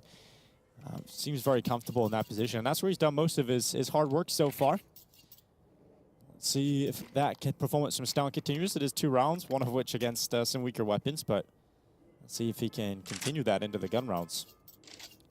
He is the player that you want to step up for Astralis alongside Device, but we just haven't really seen that click at any point yet. But little glimpses.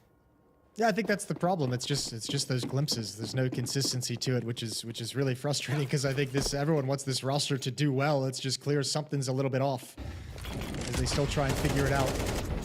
Passive opening at Banana for Astralis. Stown doesn't want to mess with anything, knowing coming into this round that there's going to be plenty of utility in the hands. Deep nade whizzes past, but the second one lands perfectly. Yabby and Stair chunk down. So decent start with the chip damage on utility for Saw as they set up a heavy brackets defense.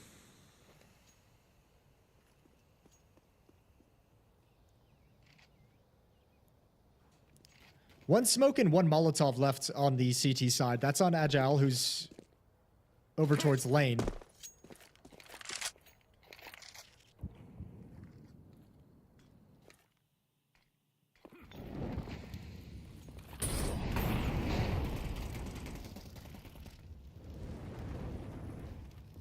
Yabby spotted the boost. So he's gonna get another flashbang, Oh, comes in. yeah. Oh, that's beautiful. 2 entrances.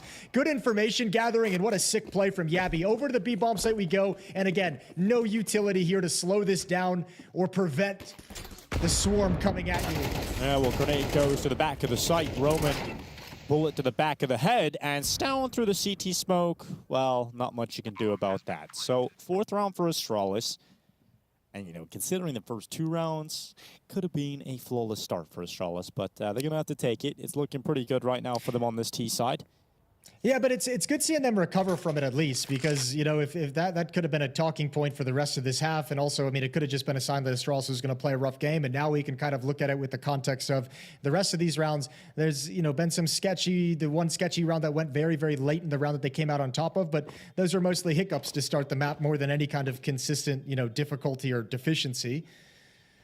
1 versus 4, and this AK-47 going to be trying brought into the next round, and they're hunting him.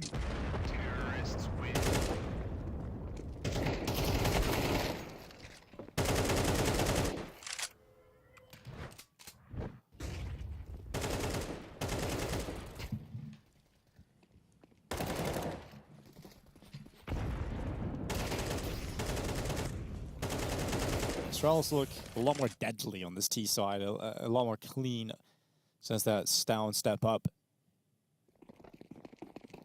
Looks like they could build themselves a really strong T side here out of the first half. Saw, again, having to play with some weaker weapons. Astralis should be destined for 5. Apartment set up with Agio and Matiris being set up together in the hallway. Yabby just spotted enough of them, and he's going to drop back into the bedroom. Fake the drop. Actually, nice little maneuver there from Yabby. They just didn't continue the push.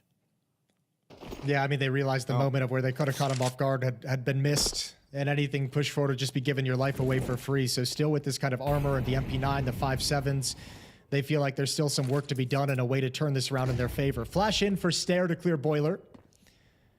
Astralis still spread out on the default and still taking their first steps of map control, so not committed to anything just yet. Stack at the B-bomb site for Saul. There's Agio. Peek out. Dead to Stare from Boiler. And there's 4 players stacked over towards the B-bomb site. Astralis currently have their eyes set on A. Story's going to start investigating back over towards Archway. But if they decide to go to the A-bomb site, or even through Story, there's no way he can stop anything. So Astralis looking to keep it clean towards J-bomb site. Smoke for Arch and Library. And there is no one in front of these smokes at all around A. So a free round now for Astralis. And we are looking at 5-2. And Saw not even rotating over to mess with any kind of exit kills. They could set up somewhere. Astralis is mostly going to huddle up in the pit with this plant to keep them safe. And Story's hoping someone's going to go for the hunt, but there's no reason for Astralis. So yeah, 5-2 and starting to look clean. Starting to look like they're getting a good read of the situation. They're saving a lot of utility early with this decision not to really battle for Banana a whole lot. I mean, even when they're heading up rap side in this round, I know it's against just pistols, but they still have 5 smokes remaining. So P250 from Story is going to get taken out as he gives up his position. Good flashbang. But guns come out in the next round for Saw, and their defense has another chance to mount resistance.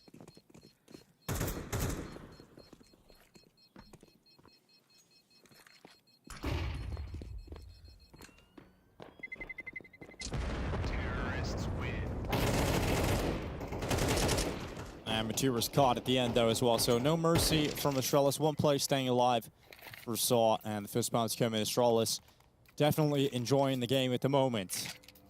Not that rocky road that they were on over on Nuke. Did have a streak of round victories similar to this over on Nuke, though. I seen it unravel near the end. But it feels different at the moment. It does feel a little different. It feels like they're feeling more comfortable. Maybe Story can change that. Alp is in the field of play. He's going to be the supportive element over towards Banana and open up the rounds. Deep utility, deep Molotovs. And that one doesn't spread, so Stown happy as can be. Roasted marshmallows over underneath the tree. That sounds like a children's poem. I loved it. Great words, Jason. Thank you. Very relaxing. Ooh. Oh, Story was he wasn't a fan. there's that Molotov, right? Story thinks that's clear the whole time. He doesn't think there's going to be any danger coming from logs, but the Molotov not spreading just ruins his entire day. So that's the AWP taken down without even, I don't even know if it fired a shot.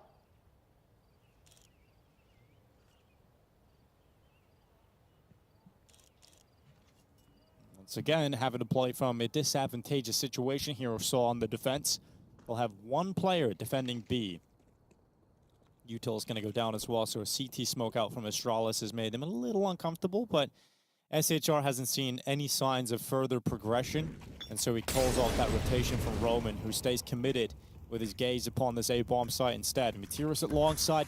Here they come. 35 seconds. Astralis going to fight him. Materis touched the fire. Oh, his teammate's blocking him. Oh, it's all falling apart here, but Roman making up for it and getting a double kill back on Cadian and Stair. 25 seconds remaining in the round. Astralis trying to figure out, is the B-bomb site an option? And certainly it is at the moment. Stown is investigating that, calling the bomb to come back. The rotation's now arriving through CT spawn, and a smoke for device should allow the bomb to be planted safely while Yabi keeps them pinned on A. SHR coming through the smoke, and the bomb just about goes down, and Device gets the AK out in time. That was a small chance.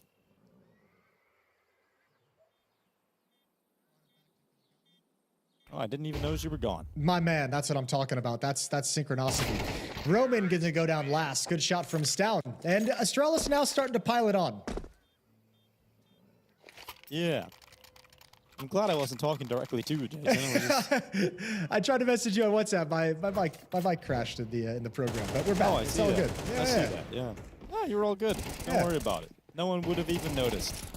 Well, Roman does a good job with a couple double kills, or with a double kill, but nothing to be said at the end of the day to actually stop this. So Astralis with a 4-round lead and starting to really build into things. Stown putting together a good map, which is great to see. I know, like for me, when this Astralis lineup came together, just through all the disappointment, I think on like a basic level, this Astralis lineup is really the kind of the story of, can Stown become the superstar that we always wanted him to be in Heroic? He needs to make that leap. He's going to have to be the kind of center point rifler in my mind if this team wants to have that impact. So good to see him having a good game here so far. Yeah, it's fantastic to see him having a good game. Few and far between, sadly. And for Saw, feels like this CT side is not going to be all that impressive whatsoever at this point. This is their buy, a Scout, 9. 3 upgraded pistols. Well, we know the CT side can get kind of snowballed on Inferno. The T side has the kind of economic control that Astralis has and keeps resetting. I mean, it can sometimes be really frustrating to kind of try and get your CT side back in shape. And that same thing can be done to Astralis in the second half. I think the point of this half right now for Saw has got to be make sure you claw together 2 to 3 more rounds so you have some room to play with in the second half. At the very least, give yourself a chance for your T side to be able to do something for you. Yeah. SHR dead.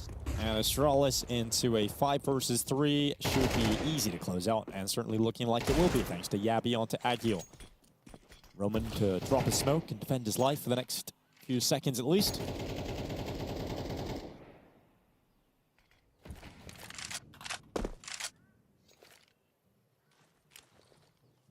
I think people were describing Saw's current situation as crashing out, Jason. Crashing out. Yeah. And I think it's a pretty accurate way of talking about it in all respects. Their performance here in Inferno and the team themselves. It kind of works. We haven't got a lot of rounds here for Soft, not a lot to play with, but they at least have money now. So maybe they can piece it together and close out with an extra couple here to play with out of the first half. Well, last time we saw Story with his AWP, didn't get a chance at the shots. Down had that position behind the Molotov at Logs, and he got taken down for free. So you hope this time he'll have a little bit more of a chance to establish something with the AWP. I would be curious if they're going to send him back towards Banana, where it can be an awkward engagement for an Opera with all that utility, or if they send him over to the A-bomb site. It's going to be the supportive element once again for Banana. Well, a wild spray from Stair, but I like the commitment. Good opening kills, though, from Saw. They stay ahead, but Stown does not stop coming. Eventually, he's put on the ground on the top of the car. Cadian shot the Tech 9 lands through the smoke. and it's still a 2v3. It's still doable for Astralis, but Saw in the better position, at least with a player count. I think if you're Astralis, you say, we got 2 kills at this site. We might as well just keep pushing forward and see if we can make something happen. Using utility to try and make Story nervous. They'll know where his position due to the trajectory of the Molotov and lands him in another one. And again, the ticks come in. If they have that piece of information, they work up the courage. They might have to move a little bit quickly. But Astralis decide to back out and see if they can catch anyone going for a quick flank. Well, they've got a lot of time, so you can understand that. And Cadian with a bomb on his back. This could be a little... Well, if he goes down, basically the round is done. But if he wins this fight, it is open. And Cadian going to get involved with the fight against Agil and lose his life. Bomb drop, device not near it. Still has 40 seconds left, but you would have to sprint back, get that bomb, and a lot of other positives need to go his way. So it's not happening here for Device. Gets spotted out from CT. Story just tucking into the corner. Doesn't want to risk losing that AWP. His teammate's not close enough to get it back. They don't want to risk losing anything at this stage. Like, every weapon is valuable with the money in their position the way it is. Astralis, once again, much like Nuke, have no issues with economy for the rest of the half. I don't even think they're going to be motivated to chase Device down even after the timer. I think they're just going to so prioritize their own weapons. Yeah, Device is rich. He's got a lot of money left over here.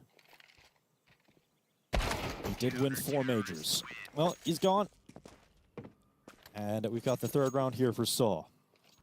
Device nearly has max cash, so yeah, it's going to be pretty for Astralis right to the end here for Device. But this is the win that Saw needed. Now you're at 3, right? 1 more and you've got some room to work with in the second half. 2 more is fantastic. That'd be a great way to end a half in which you've mostly got dominated. If you can leave this half with 5, that's pretty crazy, considering the way Astralis has just kind of run up the scoreboard on you.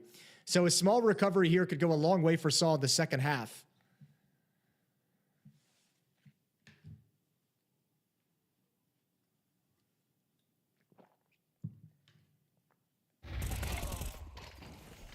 Right into the action and right into the kill. Roman, he picks up the opener on Stown, and the opening success down Banana for Astralis in back-to-back rounds does not look pretty. What? That's how it goes down. Okay, Stown with a Device with a shotgun off. Yeah, but keep in mind, this is how tides turned on Nuke. When Saw was making that comeback happen, was those plays through smokes eventually just started getting more and more punished. So Saw has to be really careful they don't let too many slip away.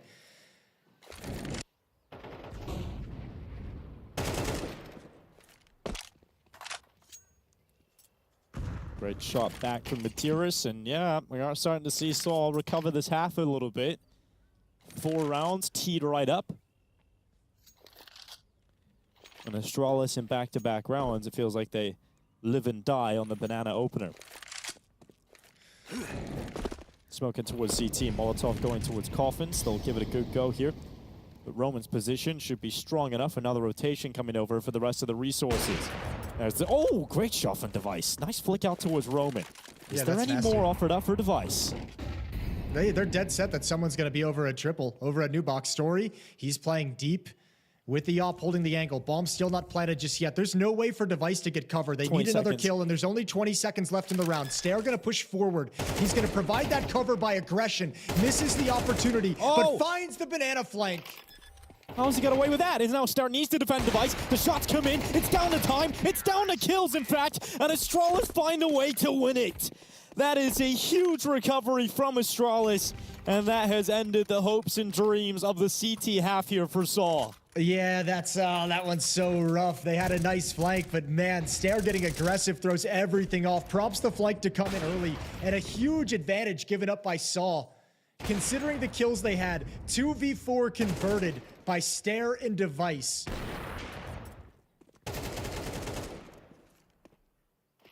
Yeah, Stair getting that kill on the banana flanker, that was huge. That was unexpected, but massive. And Stair just acts like a bodyguard for Device, a lethal bodyguard protecting them, and Astralis now looking for a 9-3 half here.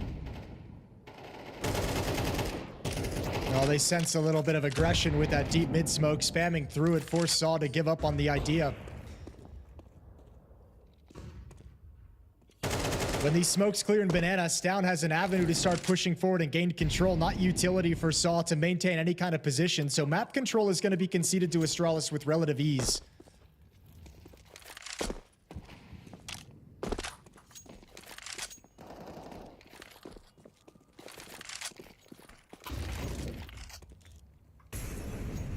set up outside of A. 4 players for the CT defense here to deal with the 4 of the attacking Astralis.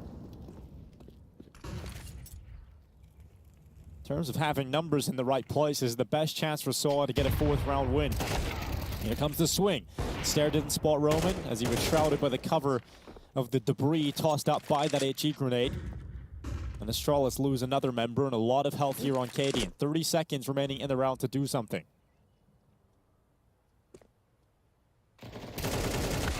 Well, not going to happen, at least initially. Cadian, the last left with an AWP over towards the B bomb site. Man's known for winning some crazy impossible clutches in his day, but I don't ever think he's going to expect SHR to still be sitting behind these boxes, and there's not even really time to clear it. So he's got to go for the plant and tapped away. That's the half, 8-4 in the favor of Astralis. Yeah, 4th round to work with for Saw, but you have to say that was a great T side from Astralis, even considering the beginning, right? They lost the pistol round. They probably shouldn't have lost that in the retake scenario, right? Then they lose the follow-up round. So there was kind of a rocky start from Astralis, but they stabilized, I think, mainly thanks to Stone, who had a great T side. And they were able to get a pretty convincing lead on the T side. Could have been even better, but multiple chances to certainly increase that lead. But Saw hang in there. And we'll see if it's going to be enough with just 4 rounds. I think they would really need a pistol round to kick off this second half. Oh, absolutely. And I mean, you're going to also want to keep the AWP out of Device's hands as much as possible, which winning the pistol can go a long way to doing that if you get the early economic advantage, delay him being able to pick up the AWP. Because as you mentioned, kind of heading into the CT side, Device with his AWP being super mobile is really quite a menace to deal with. And that's an eventuality that Saul want to delay as long as humanly possible. So they're going to get a chance on offense. Story picking up utility. Mutiris has flashbang as well.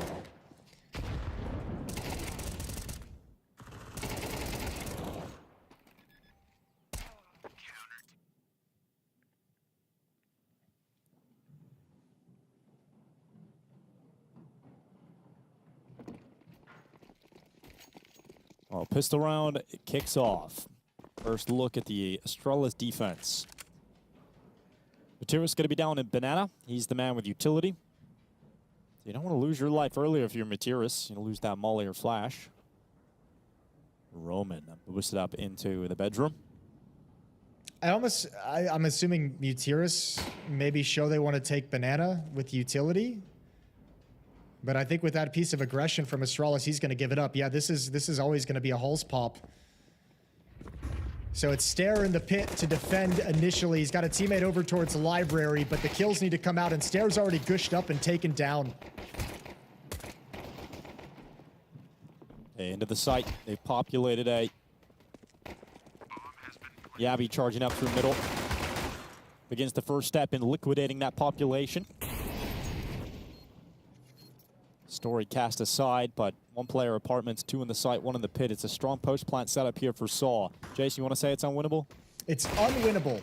Well, here we go. Astralis immediately win.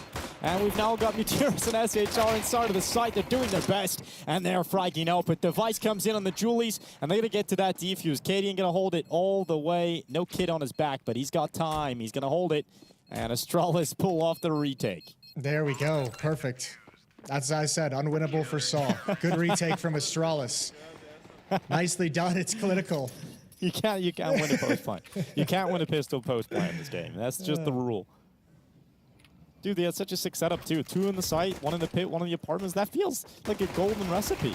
I know, it really did. I mean, again, though, good shots. This is the brutal one. Yabi just having a game. He had that lovely first map, 25 kills, now putting some hugely impactful frags on the board of the pistol.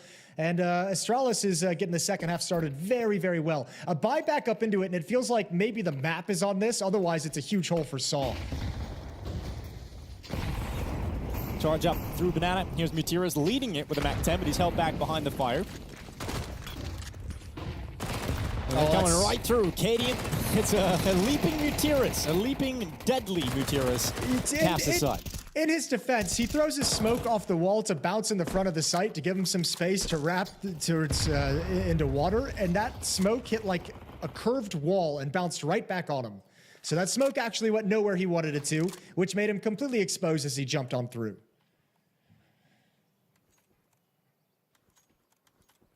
But Dinko, at the end of the day, the fast-paced B rush doesn't work at all. Doesn't get him anything. No, it doesn't. But I like it. You know, it's fun to watch at least. Didn't get the intended result. Yabby, drop it down into first oranges down, and Cadian has got the cover up, and it is now looking very, very good for Astralis with a strong start to the second half. And without a plant and without doing damage and getting kills, there's no real motivation or need for Saw to invest in this next round either. It's just like you can't really find the advantage off of it, so you kind of just got to sit back and look up at that scoreboard and think about the deep hole you're in and the comeback you're going to have to make in the next round. Now watch them force buy. Half buy. Yeah, not everything. Not going all in. Don't have a better buy into the next round, but it does mean that Astralis, 11 rounds, most likely to be picked up here. Cadian with some sprinting down banana. Yeah, Astralis is they're starting to feel it now. Look at it. He's continued. He's already pushed through the base of banana smoke and sees nothing in middle, so they know Halls is going to be a point of attack. Stound goes down, challenging against the Tech-9. So does Device. That's a deke from ult mid. And you've been a little bit too confident, haven't you, Astralis? Maybe just a little bit. Here comes the Deagle. And they lost a round like this earlier on Nuke. Looking like history is about to repeat itself as Cadian and Yabby have to pull back a 2v3. Bomb plant coming in, but Cadian, this comes down to the fight. It comes down to the fight versus Story, and Cadian is going to lose it. It's now Yabby, dead to Roman, and oh my god, half by victory for Saw. I mean, this is just Astralis getting way too confident. We liked it at the start, and then we hated it. Well, it's like, look, if you have this push coming down banana and you have Cadian on the flank, he's the proactive one on the map, and not everyone can be challenging at all times. Like, look, Stout doesn't need to go for a second challenge there. Device sticks around taken down from alt mid. You don't need to be pushing this because this is the area Cadian's flanking. So if Stair's like sitting back and he's in pit and playing it safe and buying time, getting his one kill, Cadian's flank is able to have impact, but not everyone can be aggressors all in the same moment, and it's just a weird, silly round from Astralis to lose. And more importantly, you want to talk about a lack of results. Those are the kind of round losses that give teams chances to come back in maps and surprise you in a map that they really shouldn't have any business winning. So we'll see if Saw can take advantage of that and make this interesting. You said limit the amount of times you can get the AWP in Device's hands. Well, he's got it out now. So let's see what he can do with it. He's going to be positioned over towards B for this round. And he's not alone. He's got the trusty help of Yabby.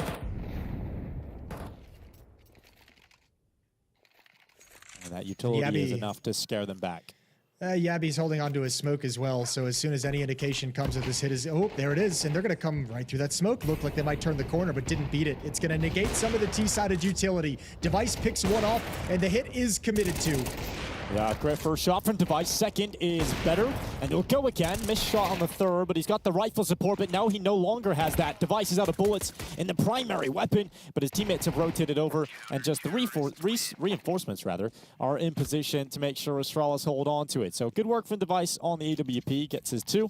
And enough on the rotation from Astralis. It feels like this is a map unlike Nuke, where Saw don't really have the same feel of how they want to, like, what they can fall into if their plan A is stalled out and kind of taken away from them or readjust on the map. All 5 players in banana, and you're kind of just making the call to force through the smoke. Not ideal. The smoke break isn't as effective as you would have liked, and a nice, easy cleanup for Astralis as Device does most of the heavy lifting.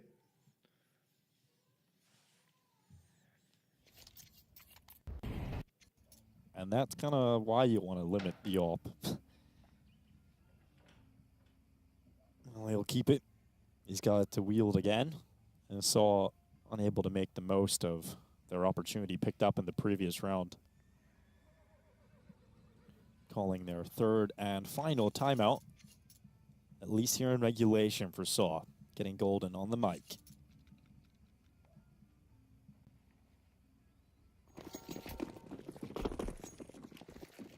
They lose this, money's in the bin. Astralis will be on series points. Aggression from Cadian to the half wall. He's got his teammate boosted up on top of him. It's Yabby making the most of that situation and positional advantage. He stares down to SHR below him. And Yabby's not falling off this wall. He wants to hold it. His watch is not over.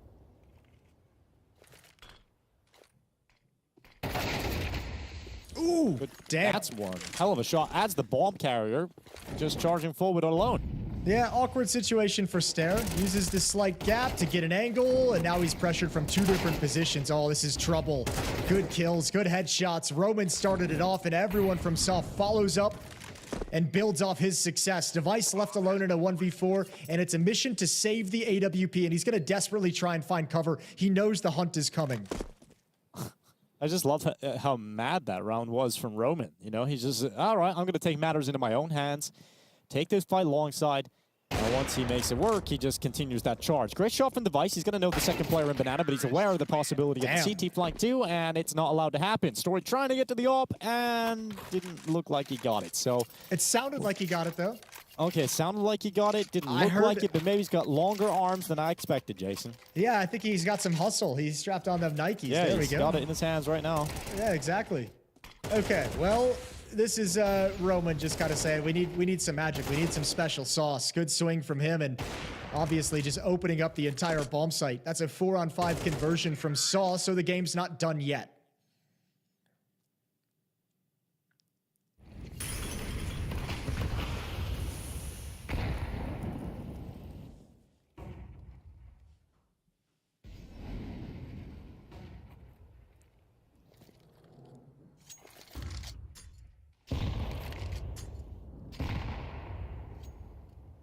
Here comes the push through top mid.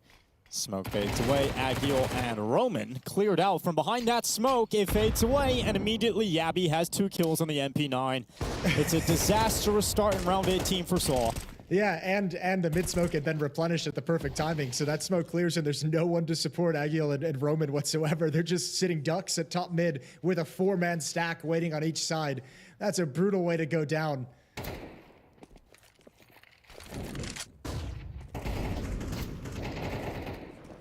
SHR attempting to fight back, and Astralis have lost some unlosable rounds so far in this game, so don't count them out of this just yet on Soul's side. They've lost the B bomb site, and the AWP is perched up, and Device timing, is dude. so lucky. Oh, but you might get a second chance here, Story. 35 seconds, bomb now picked up. Story, he may not have got the kill, but he's still holding down that position, but he misses the shot now, and that allows Astralis to move into the ruins. He's got to maintain now aggressive. The round becomes more difficult. He's got to be aggressive because they don't have a smoke for the cross. Oh, he's going to go down for free. Stair is just waiting. Calls it out. Good transfer. Good transfer. Tens, eat your heart out. Beautiful from Stair. Yeah, that's nice. That's real nice from Stair. Nice little closer on the play, but yeah, suddenly a way into the round there for Saul, and it looked lost from the get-go with that double opening from Yabby through the top mid-smoke. It just fades away. As you said, it replenishes, so there's no trade potential either. SHR gets that one pick, pushing out a balcony onto Cadian, but this, great stuff. The Danes are pretty good at the double kills in that kind of fashion. Yeah, also, I mean, well done just like maintaining that passive position as your teammates are the aggressive one, and he's there to kind of follow things up based off what they found. So, I mean, just a really good job of leaving him to protect the flank. 12-6. What, they had 4 chances on Nuke to close it out. Now they get 6 opportunities here on Inferno.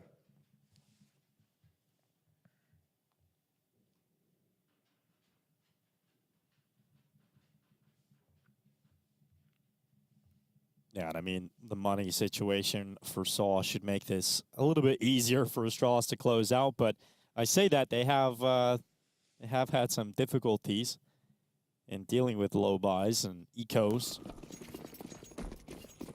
Stoun's had a great map here, 20-9. We'll see where he ends as this map closes out.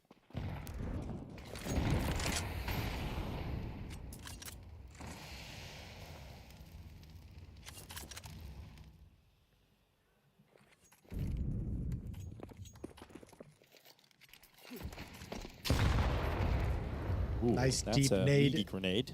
Yeah, and that utility, that smoke is going to be annoying. Flashbang blinds Yabby, but they don't see him yet, and now he just holds down the trigger, and he's going to get a gift. Yeah, it does damage onto the third player as well. Yabby with 2. 3v3 damage players here on Saw, and it looks like they're about to fall to their knees as Astralis are about to take a 2-0 victory Stown to defend the back of the site. 20 kills, 9 deaths, and perhaps he can round it out 22-9 if he could take these final 2 kills as they move into the site. They line up for him, and Stown does exactly that. The Danes of Astralis, they weren't great today, but certainly effective in taking a 2-0 victory. A strong Inferno to close out a mediocre Nuke as well, and they will defeat Saw in 2-0 fashion. We'll see what they're capable of doing in the rest of the matchups here at PGL Cluj-Napoca, but they get through an opponent they should be beating today. Yeah, and I think Inferno was fine. I think I got nothing too crazy to say about Astralis on Inferno. A couple like hiccup rounds that were really unfortunate, but you know, at the end of the day, didn't really have a whole lot of impact. It was the Nuke one that felt really like it was kind of slipping out of their control and almost slipped completely away from them. So yeah, I mean, good. They get the win. They get to move on. They handle business today. Wasn't clean, wasn't pretty, but a win's a win. And you got to give Astralis credit that for Saw. Yeah, tough situation to be competing under, knowing roster changes are coming, knowing SHR and Roman are going to be out of the team after this event. So a little bit weird for them. Nuke looked good, but I mean, the depth of the map pool, I think, really betrayed them today. Yeah, and obviously we know all of the storylines surrounding the Saw team, the future of the squad. This isn't the team we're going to see playing in future events. This is the last time we're going to get to see them. So yeah, pretty rough time for Saw, dealing with all those internal problems. And honestly, they remain competitive at certain points throughout this game, so that's almost admirable. But Astralis, a great first half from them. I think Stown in particular stood out to me, and he's the one that closes it as well. Yeah, and Yabi continued. He had a great series overall. He had the dominant map 1 and also some huge impact here, but it felt like Stown, I don't even actually really know what the scores are, but Stown had from my memory, had a very, very good Inferno here. 22 kills. Yeah, that's not bad. We take that. Yeah, he's going to be happy with that kind of performance. In particular, really solid T side. And for Saw, not enough done today. They'll have other chances in this Swiss format, but not looking like they're going to be that deadly underdog Saw as expected coming into this tournament. For Astralis, it doesn't really tell you a whole lot about changing our expectations for them. We talked about the BRS ranking. It doesn't really affect them really if they won this game. It doesn't really increase their ranking at all. It's just a couple of points, I believe. So not really too much to talk about on the VRS side of things, but for Astralis, a win is a win.